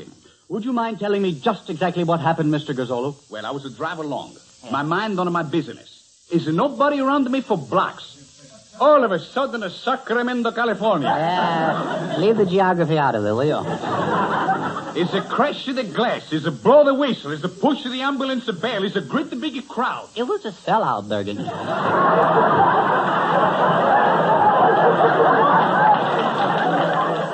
Go on, Mr. Gazzolo. Is there somebody yelling? Man is a kill. Oh, I my. turn around, I take a look. It's me. No.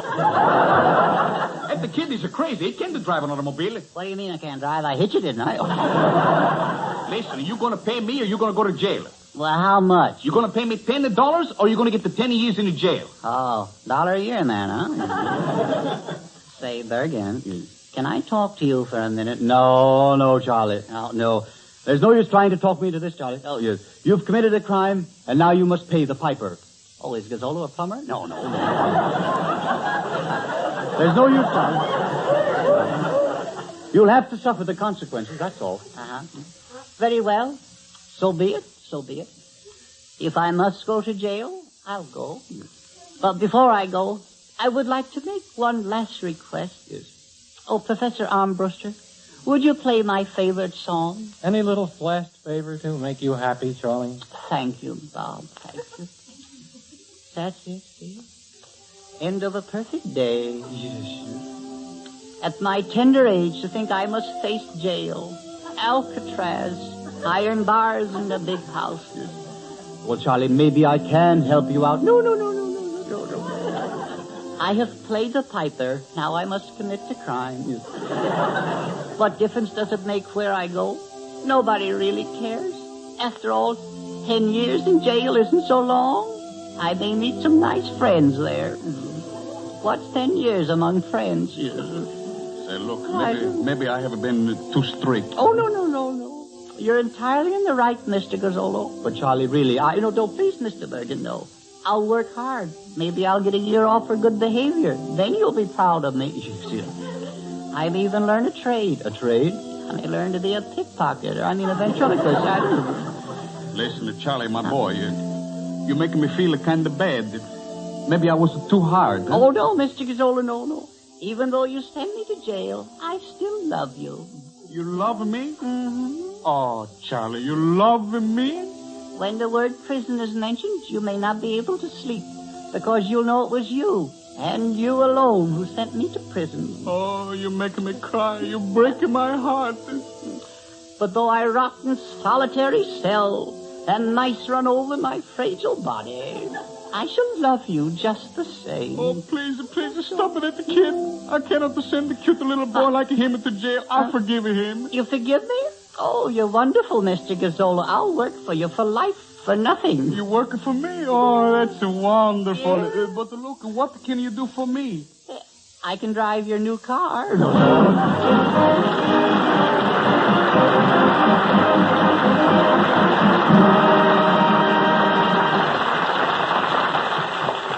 Well, it certainly doesn't pay to sympathize with Charlie McCarthy too much.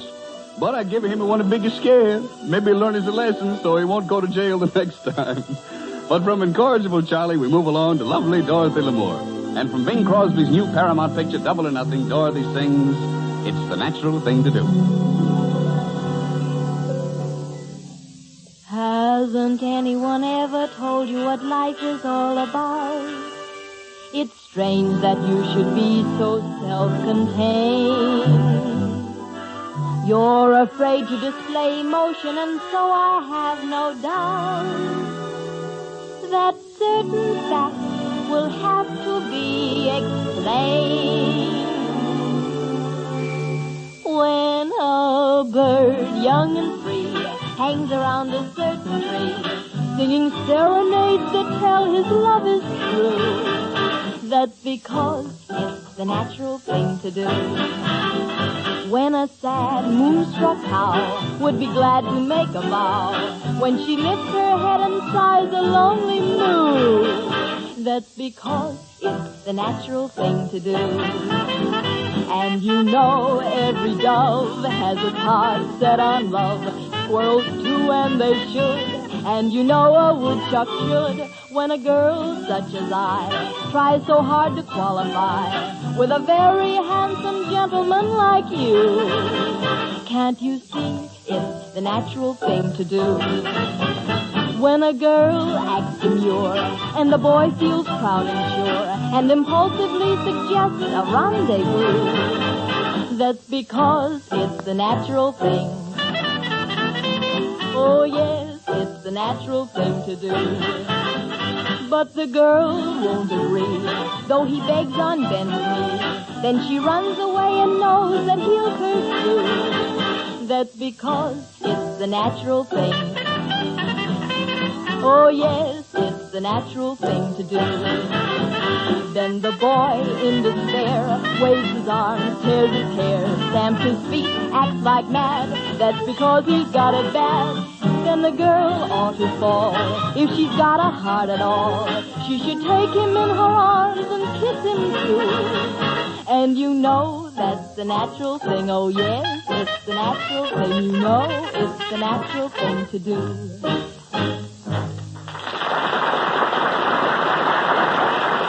The song appeals to everyone, but the statement you're about to hear should appeal to everyone who buys coffee.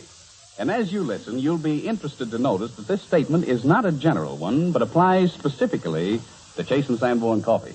The way to get more pleasure from your coffee is to enjoy it fresh from roasting. For coffee is perishable like milk or butter or eggs. When it's fresh, it's delicious. But when it's stale, it develops a bitter, rancid taste. So any coffee is better fresh. And when you get a really fine blend, freshly roasted, then you'll enjoy coffee at its best. Rich and fragrant and full of mellow flavor. And that's what you get in Chase and Sanborn Dated Coffee. For this superb blend is delivered fresh from roasting to stores everywhere. Rushed there by a fresh food delivery system that no one has ever duplicated. The great fleet of fast motor cars that delivers Fleischmann's yeast fresh to grocers every day. These cars rush Chase and Sanborn Dated Coffee straight from the fragrant roasting ovens to grocers everywhere. Each pound bears the date of delivery, your guarantee that it's freshly roasted. And because of this guarantee, expensive containers are needless. So we use an economical dated bag instead.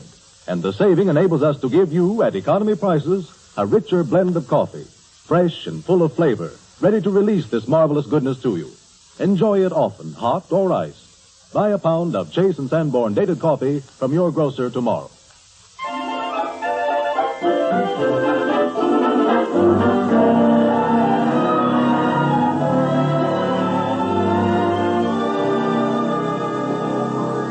It is my good fortune these days to be working with Miss Alice Brady in the picture Old Chicago, where Miss Brady is playing her first dramatic part in a long time. She's been giving us such amusing characterizations in her recent pictures, we're apt to forget that Alice Brady is the great dramatic actress who created the role of Lavinia Manon in Eugene O'Neill's famous tragedy, Morning Becomes Electra.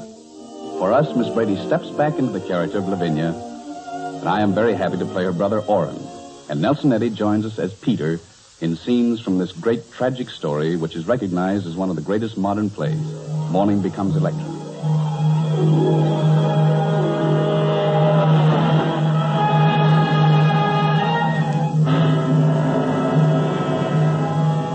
Morning Becomes Electra, with Alice Brady as Lavinia Manon, Don Amici as Orrin, and Nelson Eddy as Peter. It is 1866. Lavinia Manon and her brother Orrin have returned from a world cruise to the small New England village, which still rings with the tragedies that have pursued the Manon family. Lavinia leads her brother into the old house, hoping that he has forgotten their unhappy past. But Orrin, his mind and nerves shattered by his father's death and his mother's suicide, stands trembling in the dust-sheeted living room, staring at the portraits of the dead. Come along, Orrin. What are you afraid of? This is a test, and you've got to face it.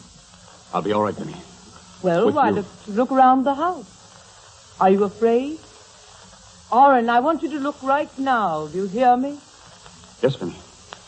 You don't see any ghosts, do you? Tell me. No. Because there are none. Tell me you know there are none, Orrin. It was here, the last time I saw Mother alive. That's all past and finished. The dead have forgotten us, and we've forgotten them. I've been in the study. I was sure Mother would be waiting for me in there, where she... But she wasn't. She isn't anywhere. She's gone forever. She'll never forgive me now. Orrin, will you be quiet? I didn't mean... Oh, don't be angry, Vinny. I'm not angry, dear. Only do get hold of yourself and be brave. Won't you be glad to see Hazel again? You've been talking about Hazel and Peter all the voyage home. Why? What can they have to do with us now? A lot. Their friendship and love will help us more than anything to forget. Love? What right have I? or you to love. Every right. Mother felt the same about Adam Brandt. But you wouldn't let her marry him because you loved him too. Orrin, you haven't had one of these morbid spells for a long time. Listen, Orrin. Who murdered Father? Adam Brandt did. For revenge. Because... Who murdered Father? Answer me. Well, Mother was under Adam's influence. That's a lie. It was Adam who was under Mother's influence. You know the truth? Yes. Mother murdered Father, didn't she? Yes. And she chose to kill herself as a punishment for her crime. Of her own free will. It was an act of justice. Yes. You didn't drive her to suicide? That was only your morbid imagination. Oh, you get me so worried with your incessant brooding over the past. It's the worst thing for your health. Thank you for your anxiety about my health. But I'm afraid there isn't much hope for you there. I happen to feel quite well. How can you insinuate that... But you're only trying to rile me, and I'm not going to let you. Were you hoping you could escape retribution? Well, you can't. You're scheming to leave me and marry Peter. I won't be left alone with the past. I won't, I tell you. I'll go mad in this house. But you'll soon stop your tricks when you know what I've been writing. Orrin, what have you written? Ah, that frightens you, does it? Well, you better be frightened. Tell me what you've written. It's none of your business. I've got to know. Well, as the last male man on, I've written a true history of all the family crimes. All the crimes, including ours. Do you understand? You mean to tell me you've actually written... Most of what I've written is about you. I found you the most interesting criminal of us all. You loved Adam Brandt. You made me shoot him because Mother loved him, too. Stop it. I won't bear it much longer. And why don't you murder me? I'll help you plan it as we planned Adam's murder. And oh, I'll be grateful. I loathe my life. Will you be quiet? Take care, Orrin. I've warned you. I warn you again. I can't bear any more. I won't. You'll be responsible If what? If I should die mysteriously of heart failure? But you better look out. I've told Hazel about this confession I've written. Just in case you try to marry Peter. Or if I should die. Stop having such thoughts. Stop making me have them. You're like a devil torturing me. I won't listen. Don't cry. The damned don't cry.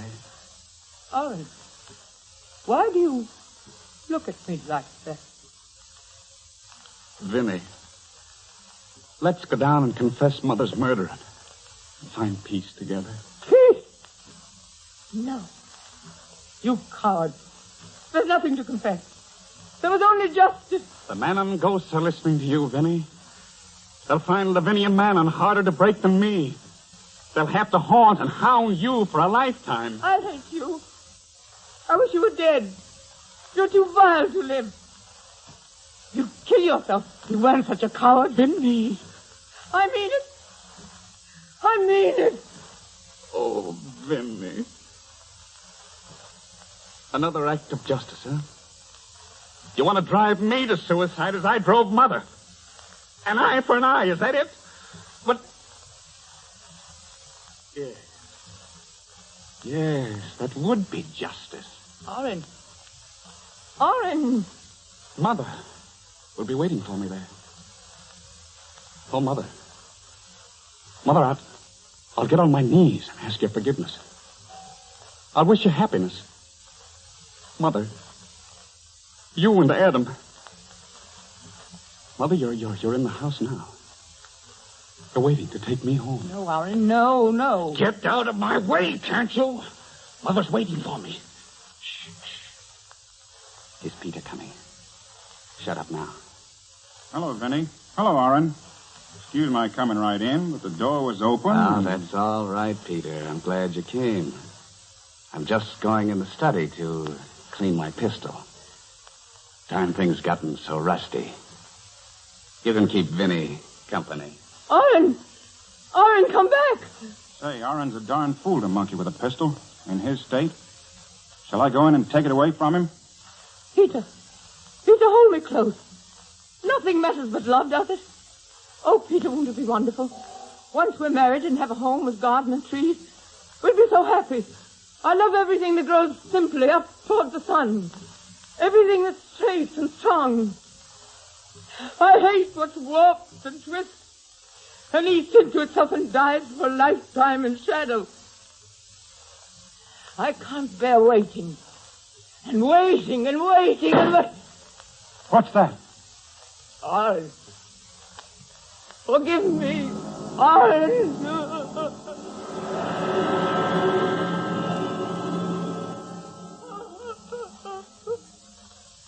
Don't, Vinny. Crying won't help now.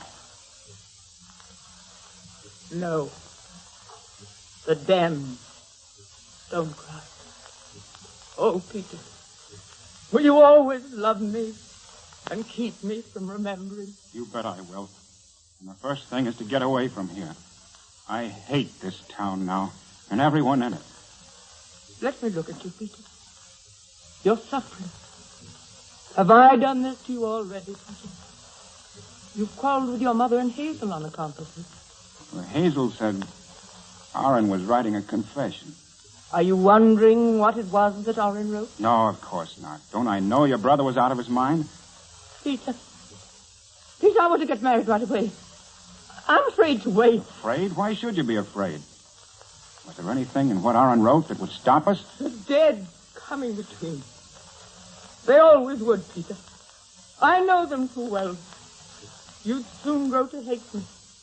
And I couldn't bear to watch your eyes grow bitter and hidden from me and wounded in that trust of life. I love you too much. Vinny, what are you talking about?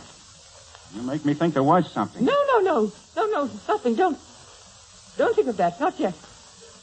I want a little happiness in spite of all the dead. Vinny, what's come over you? Kiss me, Peter. Hold me close. Love me. Love me so much you'd murder anyone to keep me. I did that for you. Vinny. Kiss me, Peter. Our love will drive them dead away. It will shame them back into death. Kiss me. Kiss me, Adam. Adam. Why did I call you Adam? I never even heard that name before outside the Bible. Always the dead between. It's no use trying anymore. You're talking crazy. Of course you've heard that name before. Adam Brandt. I can't marry you, Peter. Love isn't permitted me. The dead are too strong. Vinny, I've got a right to know. Was there anything between you and Adam Brandt? All right. If you must know. I loved him. And so did Mother. And I wouldn't let her marry Adam, and I made Oren shoot him.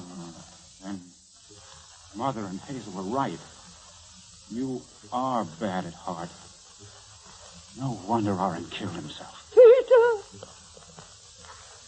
Goodbye. Peter. I'm bound here now. Bound to the man and dead. Vinny! Don't be afraid, Peter. I'm not going the way that Mother and Oren went. That's escaping punishment. I live here alone with the dead and let them hound me into the last man and has left die. I know they'll see to it that I lived for a long, long time. It takes the Manon to punish themselves for being born.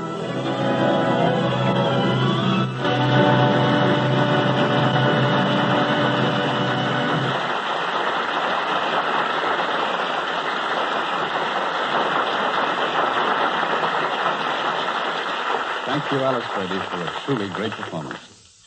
And now you may throw off the tragic cloak of Lavinia Manon and be yourself again, for later on you'll be meeting our young friend Charlie McCarthy. You'll be needing all your gaiety to keep up with him. The Chase and Sanborn Hour with W.C. Fields, Nelson Eddy, Edgar Bergen, and Charlie McCarthy, Dorothy Lamour, and Alice Brady will continue in just a moment.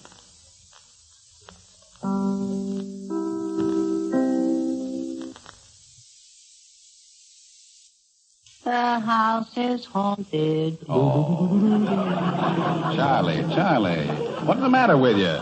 Don't scream at me like that. Boy, oh boy, was I scared. What a bedtime story. Why, what's the matter, Charlie? Didn't you like the play? That was no play. That was a massacre. Are you all right? Are you alive, Amici? Why, of course I'm alive. We're all alive. Boy, aren't we lucky? Is Dorothy Lamour alive? Oh, that's what counts, you know. Hello, Charlie. What's the matter? Hello, Dottie. Did the play scare you? Yes, it did, Charlie. Well, don't be frightened. I'm here. I'm scared to death.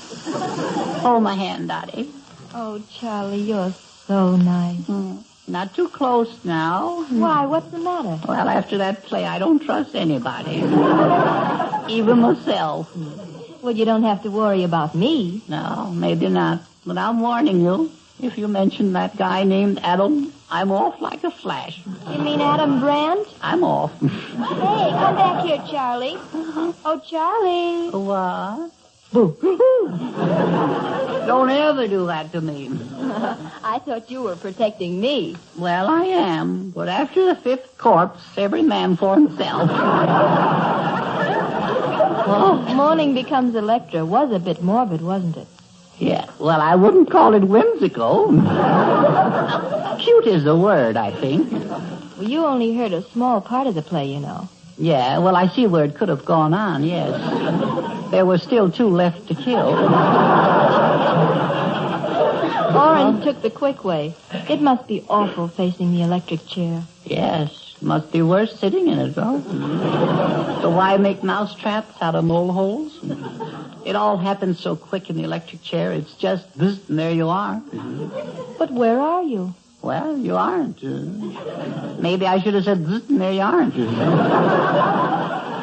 Do you believe in capital punishment? Well, yes, if it's not too severe, I think it's all right. But after all, this Oren, he was guilty. Yes, it was wrong of him to kill his mother. Well, that was my first impression, yes. He probably didn't even have a license to carry a gun. You see, they didn't clear that up. You know what I'm saying? I'm sure if you wrote it, things would be a lot different. Yes, I'm sure it would. Of course, if I wrote it, the first scene would show 3 ghosts out in a windstorm, see? And Mr. Fields could play that part, you see. Mr. Fields? Yes, you know, 3 sheets in the wind, you know.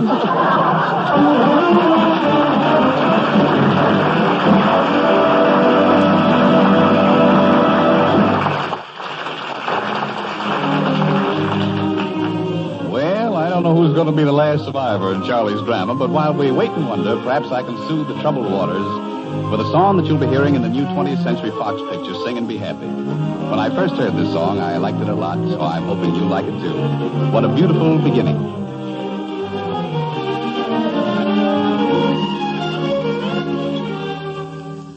What a beautiful beginning of a lovely romance. What a beautiful beginning. Why not give love a chance? Let's follow through and bring to view the happiness there is in store. Please say you will be mine forevermore. Could there be a sweeter blending of a groom and a bride? Can't you see a happy ending, hand in hand, side by side? Our eyes have met, our lips not yet, but we're off to a glorious start. What a beautiful beginning of a lovely romance,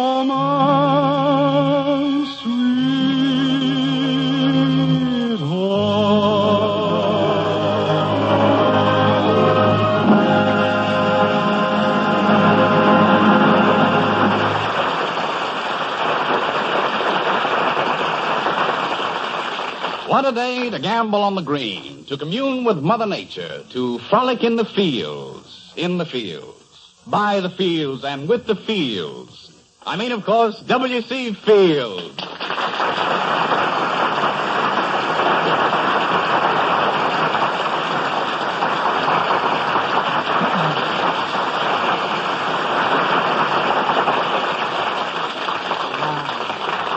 Give me that back again. Where are you? Well... first I thought you were talking about me, Don. How you feeling, Bill? Wait a minute. They got me all mixed up here. Oh, they have, huh? Yeah. Well... I feel like a June bride, Don. Like a June bride. Well, how is that, Bill? I wonder.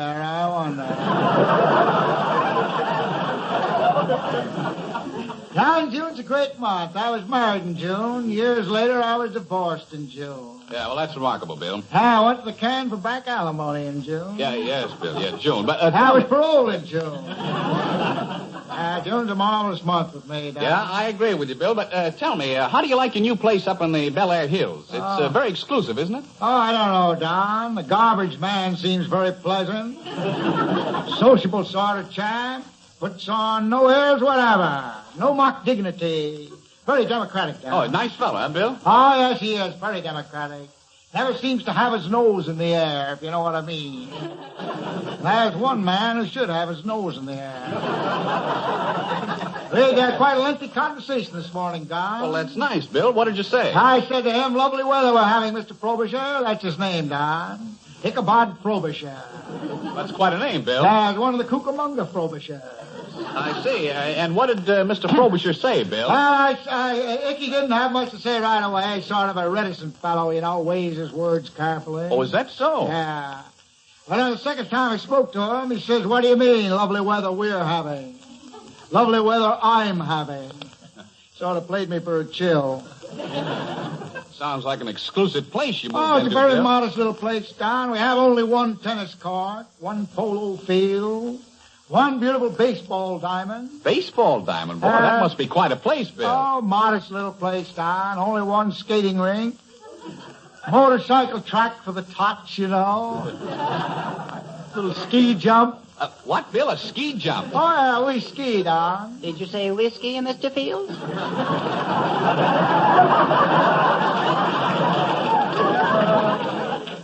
Greetings, Charles, my diminutive little chum. Yes, I said we ski up in the hill. Uh-huh.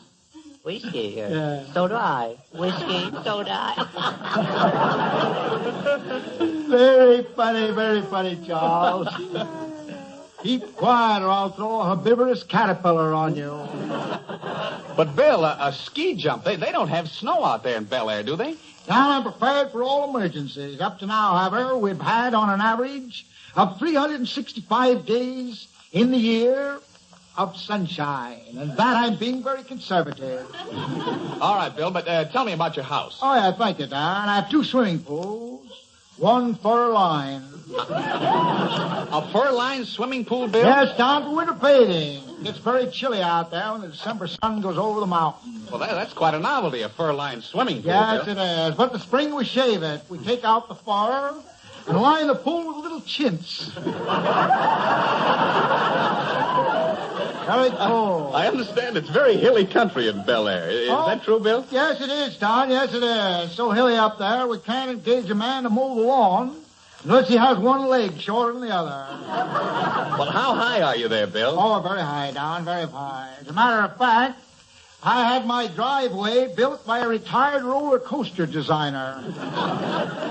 I imagine at an altitude like that, one's nose would begin to resemble a frozen strawberry. Very good. Very good, Charles. How would you like me to whittle you down to a kite stick?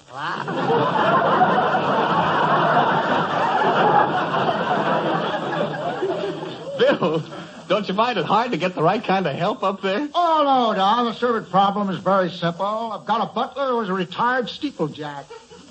And a Swiss maid who used to do a high wire act. One of the 4 bounding McSlippermen. But they're right at home up there in the hill. Oh, I can understand that, Bill. Yeah, I lost my cook this morning, Don. Marvelous cook, too. An ex-parachute jumper. Oh, that's too bad, Bill. How did you lose him? Well, we sent to the village for 2 quarts of milk or something. I think I want And he stepped off the back porch without his parachute.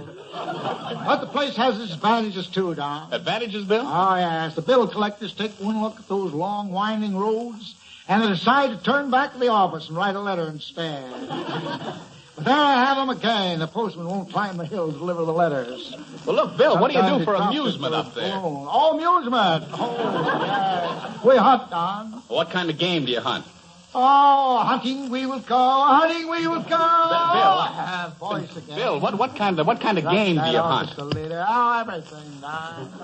Everything from the laughing hyena to the ferocious pronghorn aardvark. Indigenous to the Himalayas, the high Andes, and Belair. Place is full of wild game, Don. Any snakes? Snakes galore. We have a plethora of snakes, Don, to say nothing of a paucity, being male and female. Oh, it's beautiful to sit on the porch on Sunday and watch the little children across the street, rolling their hook snakes up and down the hill. One of Dr. Smun's children, Don. Dr. Smun? Dr. Getwar B. Smun. Fine old gentleman, Don. Surgeon who really loves his work. Makes a hobby of it. He is in his gayest mood whilst carving off the patient's leg. Maybe you've seen him in vaudeville, Don. Used to saw a woman in half. Yeah, but look, what about the animals, Bill? Oh, yeah, the woods are freighted with wild animals of every kind. My dear neighbor in the rear, Mr. Cuppy, used to be a bear in Wall Street. His son, Mr. T. Shrewsbury Cuppy, Jr., is a cub reporter. A skunk ran across the lawn the other day. A skunk? Did you shoot him, Bill? Oh, well, I was in my reading room, shaving. I didn't ever come there,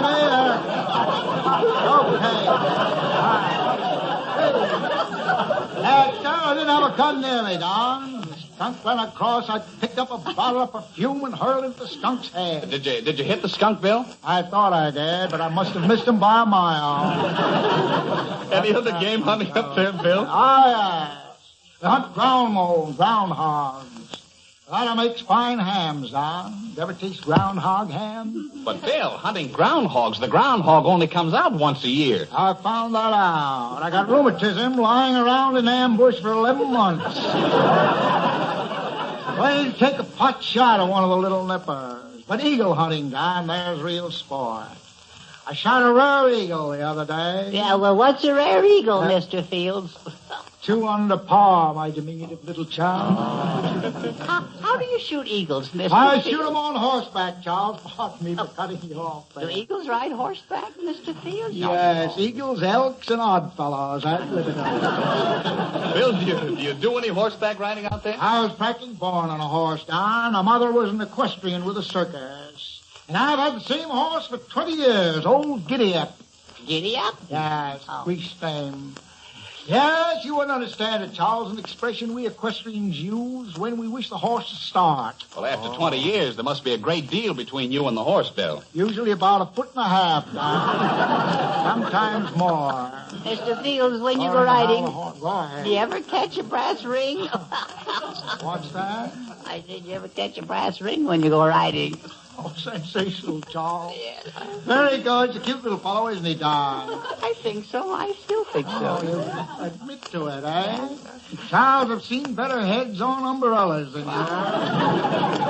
That boy could wear a pencil sharpener for a hat. Now, wait a minute. Wait a minute, Bill. Dorothy Lamour has a word to say to you. Oh, Dorothy. Hello, Bill. I just wanted to tell you what a grand time I had at your place the other day. Oh. Those dogs of yours are really wonderful. Oh, yes, they're getting much better, dear, since I've been wearing the house slippers. No, I mean that bloodhound of yours. Oh, yes, he isn't a bloodhound anymore, dear. Since you saw him last, he's developed pernicious anemia. I like the brown dog, too. He seemed to be a very good watchdog. Oh, he's a wonderful dog, dear. Yes, sir. He goes outside and if sees if anybody's there. He returns and scratches the door. What is he? Huh? What is he, a police dog? No more. Just a little stool pigeon there. So you like my dogs, eh? All except your dachshund. Oh, Dachshund, very nice little dog. 3 dogs long and a half a dog high. Why do you like him, Dorothy? He bit me. What, he bit you? My man Lush probably forgot to feed him. So he bit you, eh? Yes.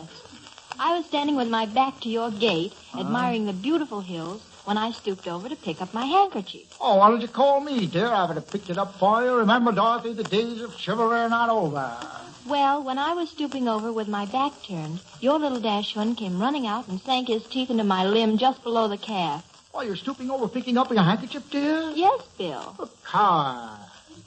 But you were rather fortunate, dear. It wasn't my Newfoundland dog that bit you.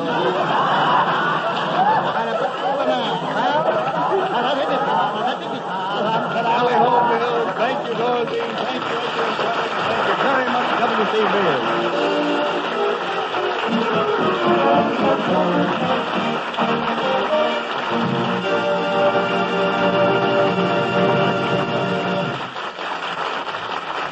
Well, now everyone knows the inside facts about Bill Fields and his hunting lodge. But not everyone knows the inside facts about coffee.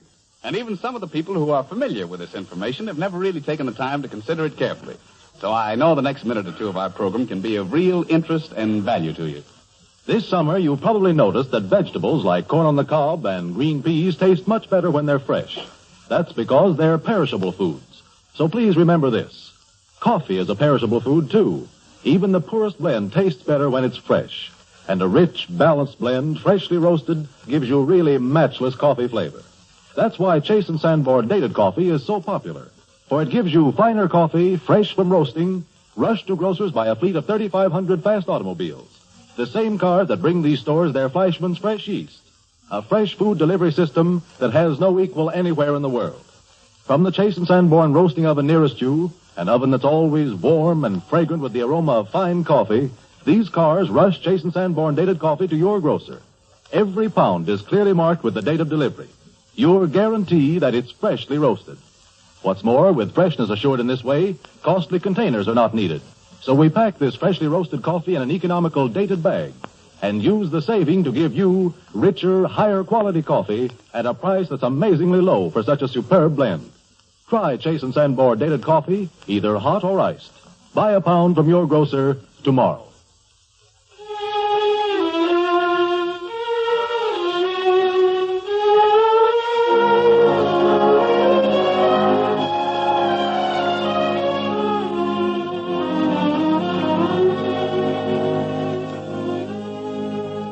Eddy sings one of the most beautiful and passionate love songs ever written. The aria from Massenet's Herodiade, in which King Herod tells of the fleeting vision of loveliness which haunts him night and day.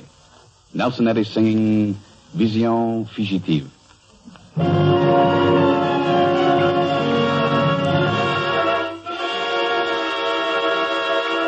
Ce breuvage pourrait me donner un tel rêve. Je pourrais la revoir, contempler sa beauté. Divine volupté à mes regards promise. Espérance trop brève qui vient bercer mon cœur.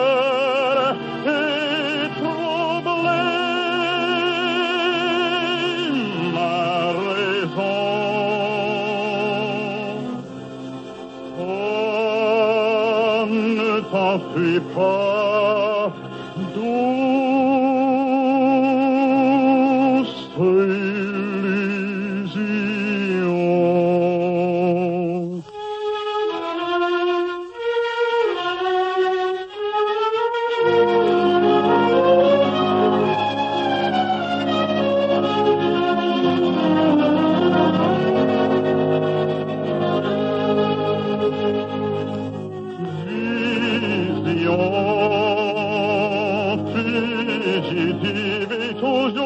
poursuivre. Ange mystérieux qui prend toute ma vie, oh, c'est toi que je veux voir, oh, mon amour, oh, mon espoir,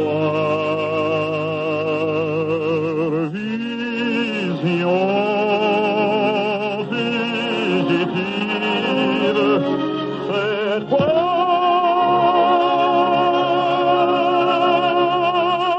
qui prend toute ma vie.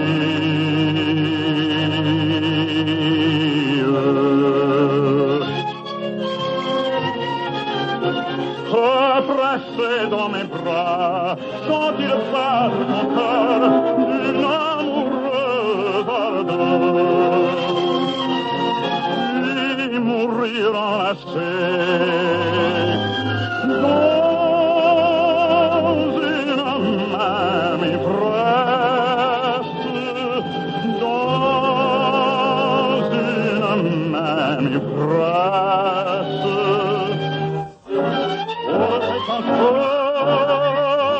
Oh, cette flamme,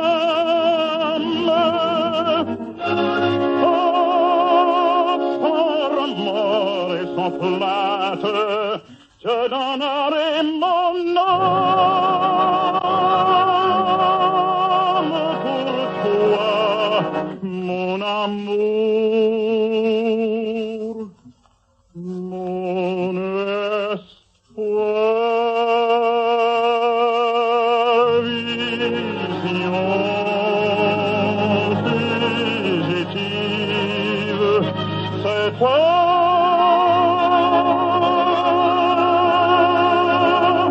Qui prend toute ma vie.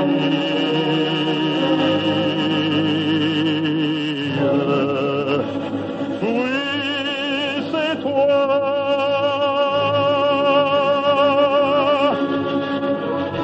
Mon amour. Oh,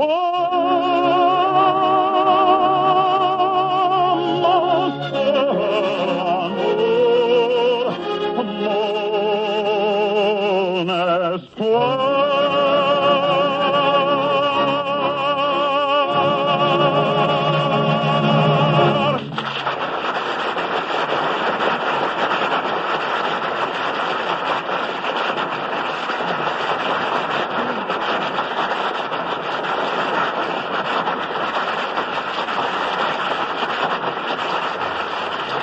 Well, Nelson, you know the old proverb, one good turn deserves an encore. Oh, Don, of all people to be quoting proverbs, I know some, too. Oh, hello, Alice. You know some of what? Proverbs, you know, like, well, people who live in glass houses. Yeah? Well, they don't have much privacy, do they? Isn't it fun? I know another one, too. Yeah, well, yeah, but, Alice, you see, Nelson Eddy is ready to sing another song. Oh, of course, Mr. Eddy. May I compliment you on your marvelous voice? You may. Thank you, Miss Brady. Oh, not at all. Why don't you just call me Alice? Much more chummy, I think. Don't you like to be chummy? Of course I do, Alice. And you can call me Nelson. Yeah, you can call me when this thing's over.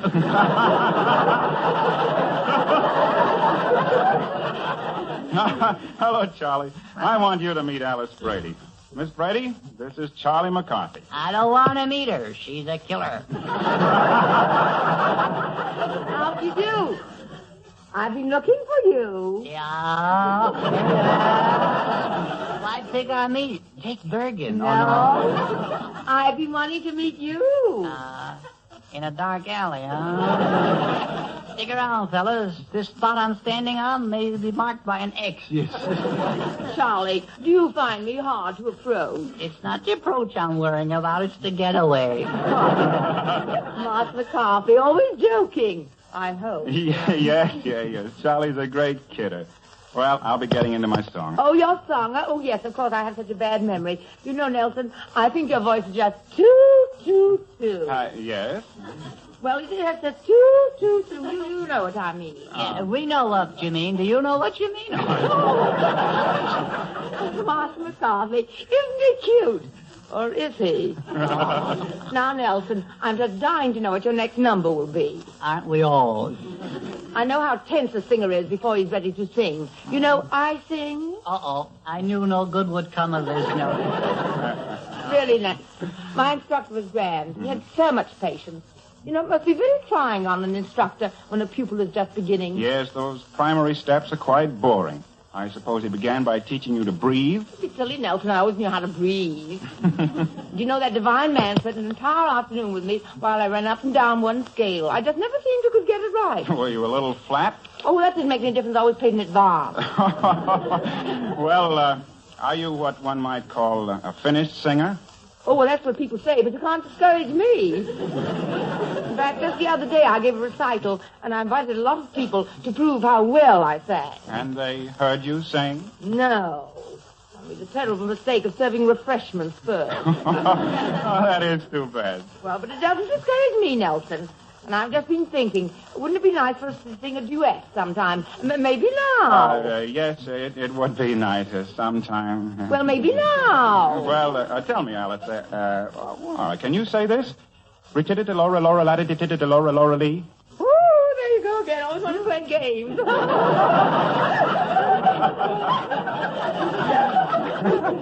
Just a boy at heart. That's not a game, Alice. Those are the words in my next song. And if you really want to make it a duet, you'll have to say Rititita Laura Laura Latitita Laura Laura Lee. Well, I think you just better make it a solo, and I'll listen.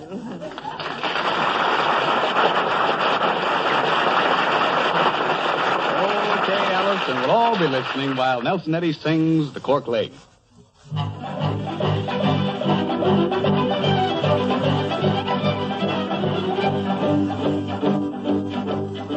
I'll tell you a story that is no sham. In Holland lived a merchant man, and every morning he said, I am the richest merchant in Amsterdam. Rititita Laura Laura Latitita Laura Laura Lee. One day he sat as full as an egg when a poor relation came in to beg, and knocking him down with a brogue and a keg and kicking him out, he broke his leg. Rititita Laura Laura Latitita Laura Laura Lee. Standing one-legged like a stork, he started to brag with a lot of talk. He said, upon crutches I never will walk, for I'll have a beautiful leg of cork. Laura, Laura, Laura Lee. A doctor came on his vocation, and over it made a long oration. And after making a thorough examination, he finished it off with an amputation.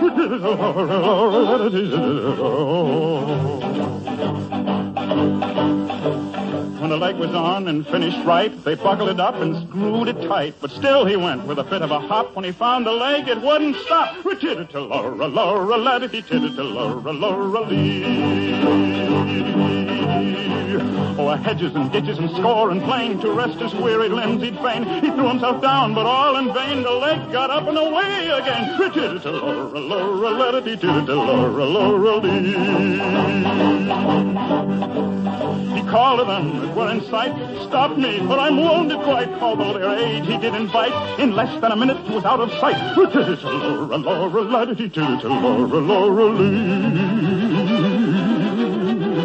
And he kept running from place to place. The people thought he was running a race. He clung to a post for to stop the pace, but the leg it still kept up the chase. Rititita Laura Laura Latitita Laura Laura Lee. Oh, the hedges and ditches and plain and score and Europe he has traveled o'er. Although he's dead and is no more, the leg goes on as it did before. Rititita Laura Laura Latitita Laura Laura Latitita Laura Laura Laura Lee.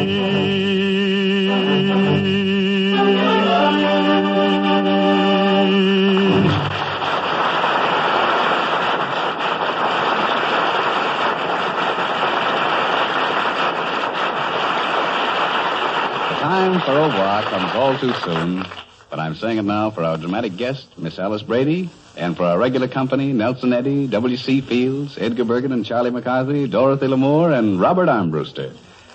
And may I say to those of you who have listened to this broadcast that this hour with you is made possible by your purchases of Chase & Sanborn dated coffee. Such purchases are the finest way of telling us that you enjoy our show. Next week, we shall have as our special guest, Glenda Farrell. And we'll all be looking forward to meeting you again. So until next Sunday at the same time, this is yours sincerely, Don Amici, saying au revoir.